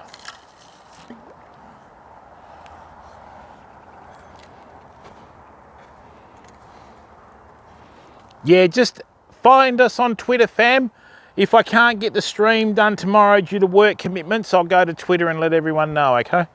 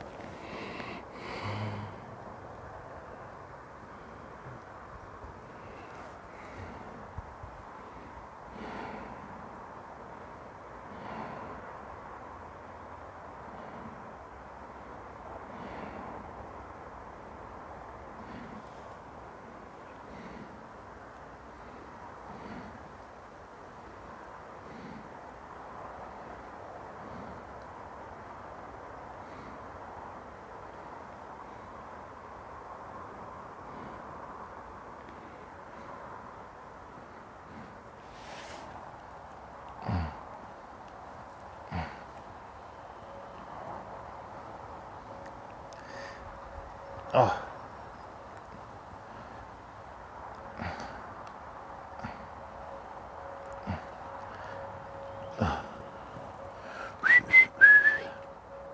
That's actually not a good sign that we've been fishing here all day and got one fish though, fam.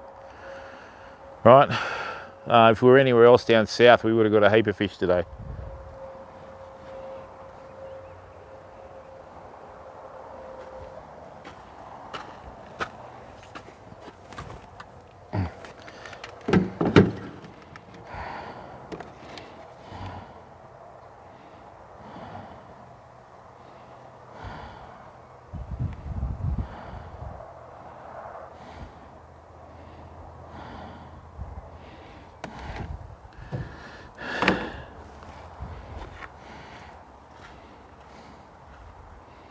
I hate it when you're streaming and your modem says there's 156 megabit download. No thanks, I'm streaming, go away.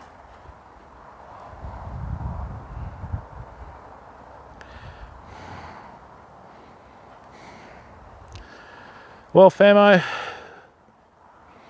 like I said, we'll give it half an hour, then call it quits.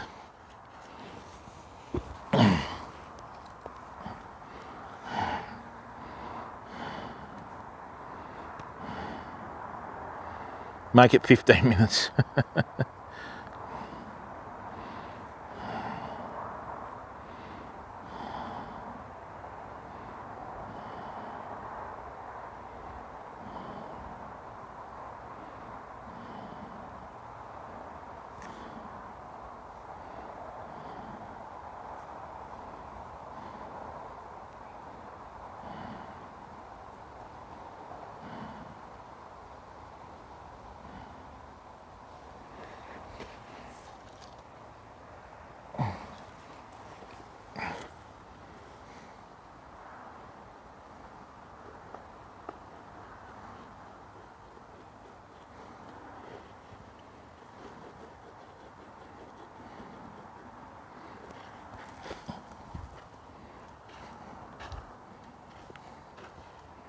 All right, we've got about 20 minutes to go, fam. So we'll just enjoy this nice West Aussie sunset river stream.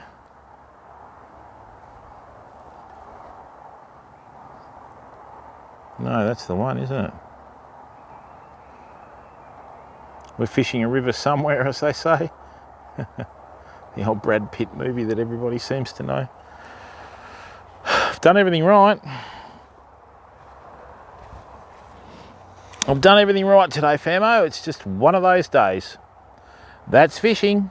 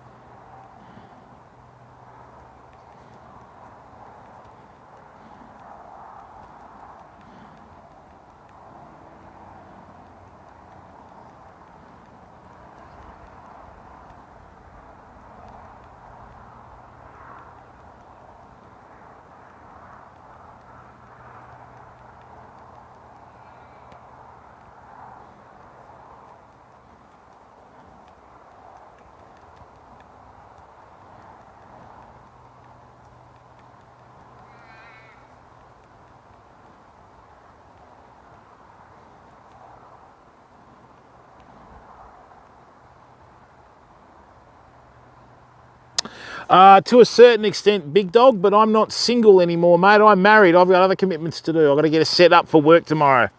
So, you know, we've been out here for 9 hours. I mean, ideally, the high tide, 11 o'clock, you'd want to be fishing here about 1 o'clock. You would have a good chance of getting a river whaler. You would have a good chance of getting a mulloway, but unfortunately, I didn't allow for that today. So, yeah, prime time, I think, on this river tonight would be about probably between about 9 o'clock and 2 in the morning.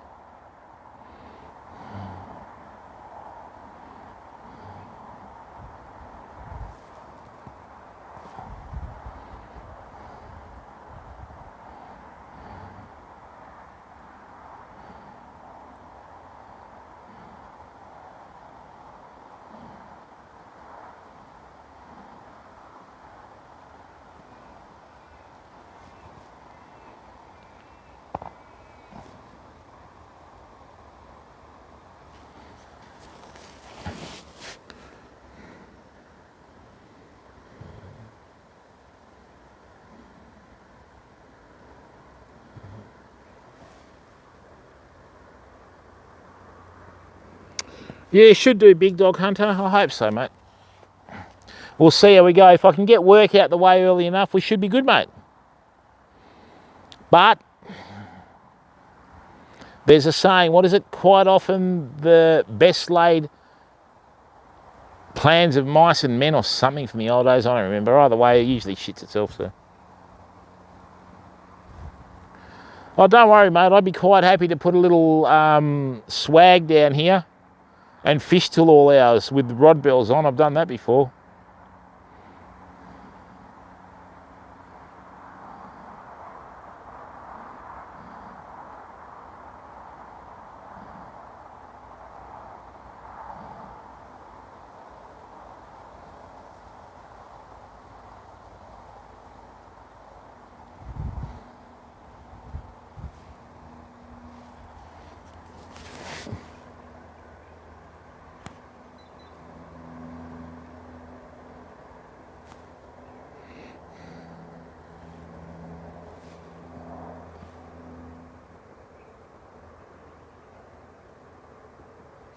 Oh, I don't know, mate. We'll see how we go. Like I said, that all hinges on work.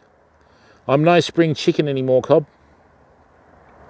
Got to see how I pull up from work.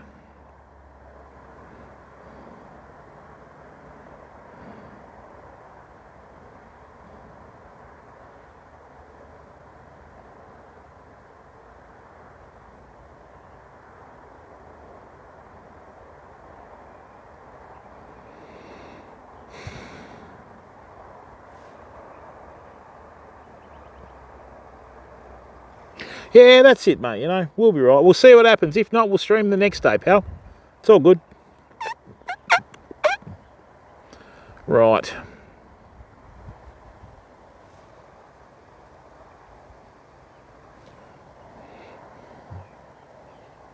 Nice to get a good sized brim, though. 45 centimetres is only 7 centimetres off the state record. Good fish. That's good for this river. That's really good for this river. And the best thing about that is that it went back, you know.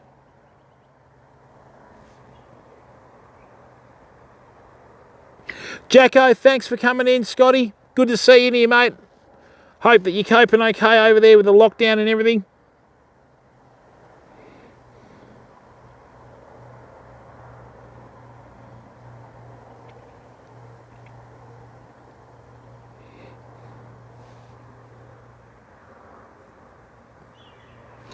Don't know, but you've got two types of brim over there. You've got the yellowfin brim, whereas we've got the black brim here. Your yellowfin brim grows to about 10 pound, ours doesn't. I think our state record's 2.86 kilos. Yeah, your yellowfin brim over there grow huge.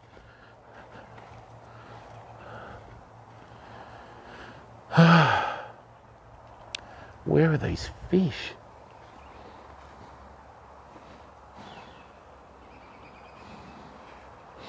Yeah, that's the best way to go, Matthew. You know, as I was saying before, and this is only my take on it, right?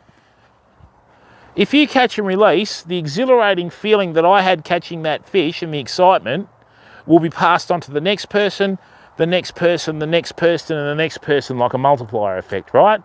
So 50, 100, 1,000, 10,000 people could catch that fish in its lifetime or have caught that fish in its lifetime. But if one person eats it, right, and kills the poor thing, it just removes the benefits for everyone else and there's no flow-on effect, you know? So, I mean, as a content creator, the last thing you want to do as well is, well, I mean, you know, you don't want to start killing fish unnecessarily because you want to be able to catch fish when you come down here. And this is a very, very sort of high concentration river in terms of fishing pressure. So, you know, it just, everybody has different views, you know.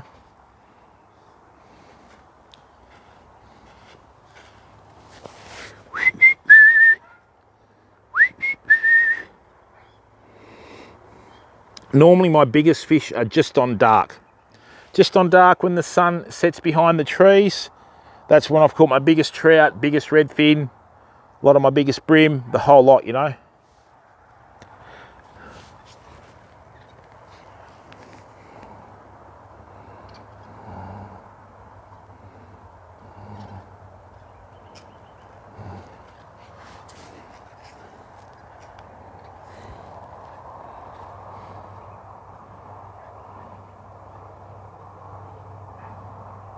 That's exactly right, Scotty. That's a good attitude to have too, mate. That's how I look at it as well, you know.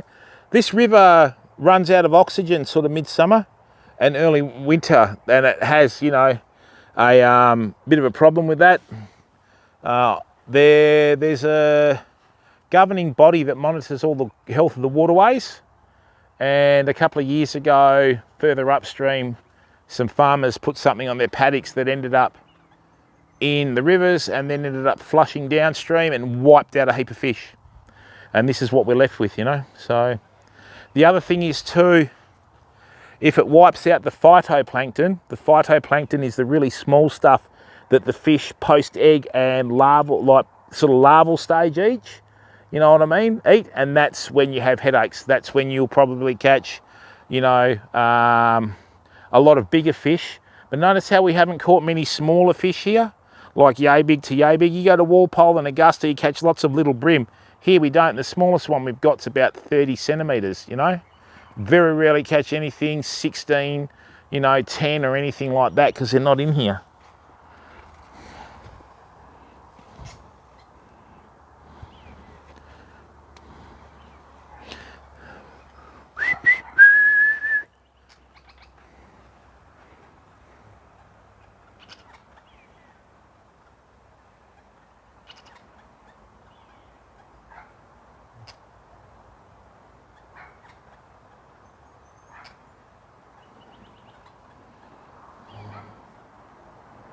All right, we'll give another 10 minutes and then we'll call it a night.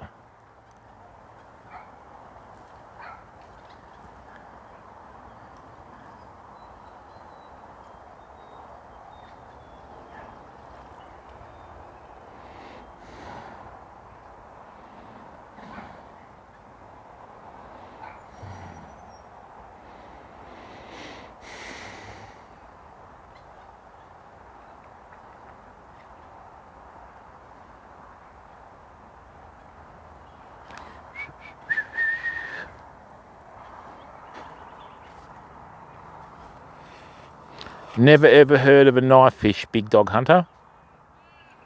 Are they over east or?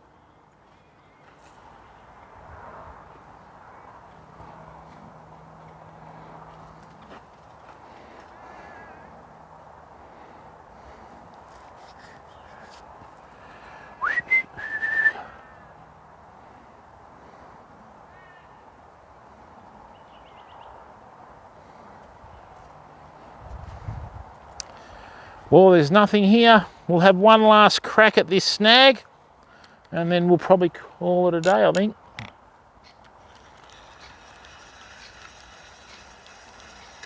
Let's have one last crack at this snag, fam.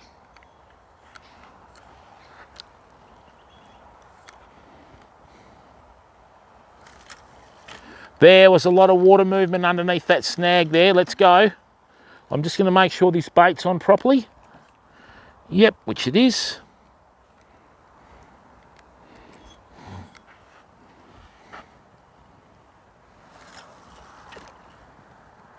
Great cast. Very happy with that cast. That's right where that water movement was. Okay, this is our last hurrah, famo. Let's see if we can finish on a high note. Oh, why is that doing that? This is why I don't like two-piece rods.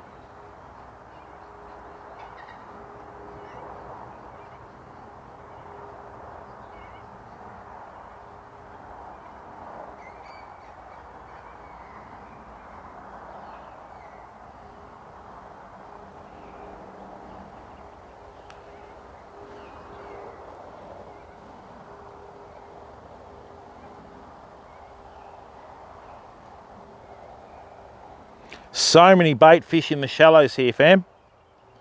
So many bait fish. Absolutely smothering all this burley we've put down.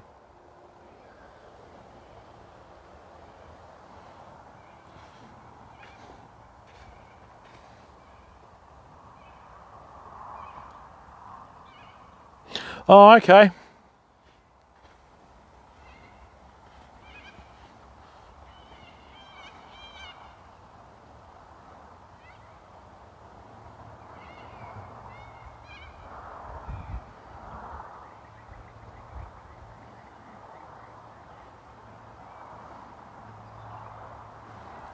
Let me just plonk this down for a second.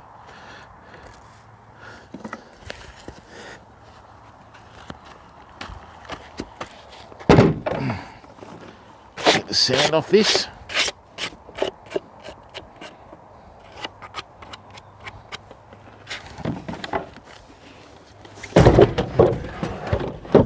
Great. That's our rod holders for tomorrow.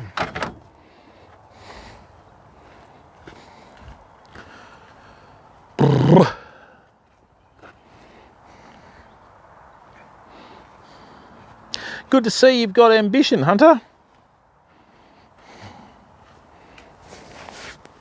Wonder if Hank's watching, not washing. Hank, if you're watching, mate, hope everything's going good at home with your partner, pal.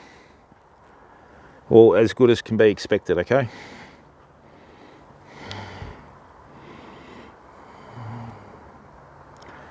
If we're in a high tide, we would be killing it by now.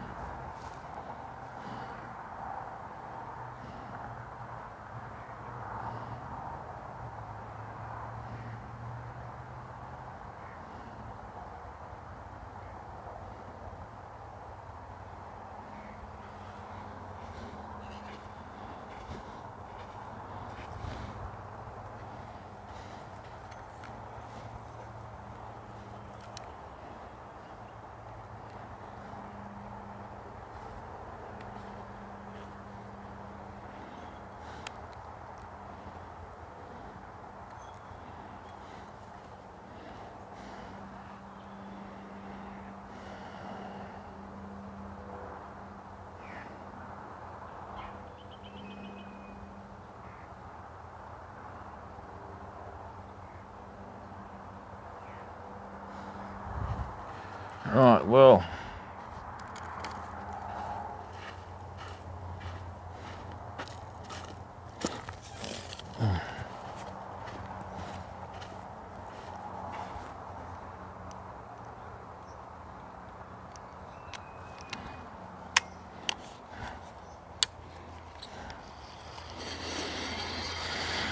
get off there.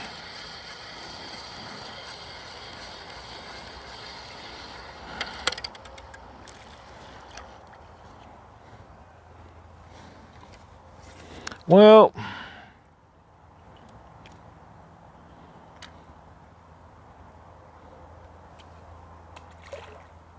let's get that scale off there. It's not a good look with the eye on there.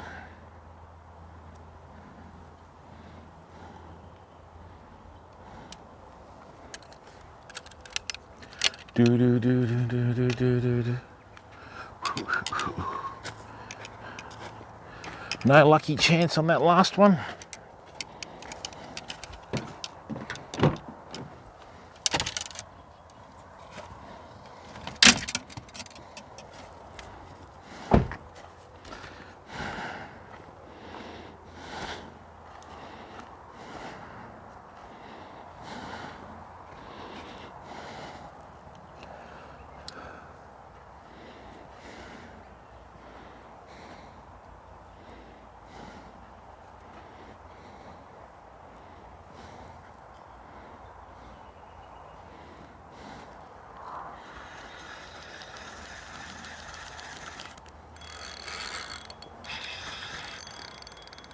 Get out of there. Is that another stick or a turtle?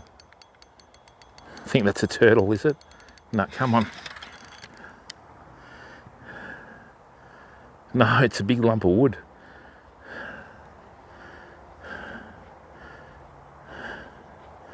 The hell's that? Where did that end up? That's a huge lump of wood. It's like an old sleeper. All right, well,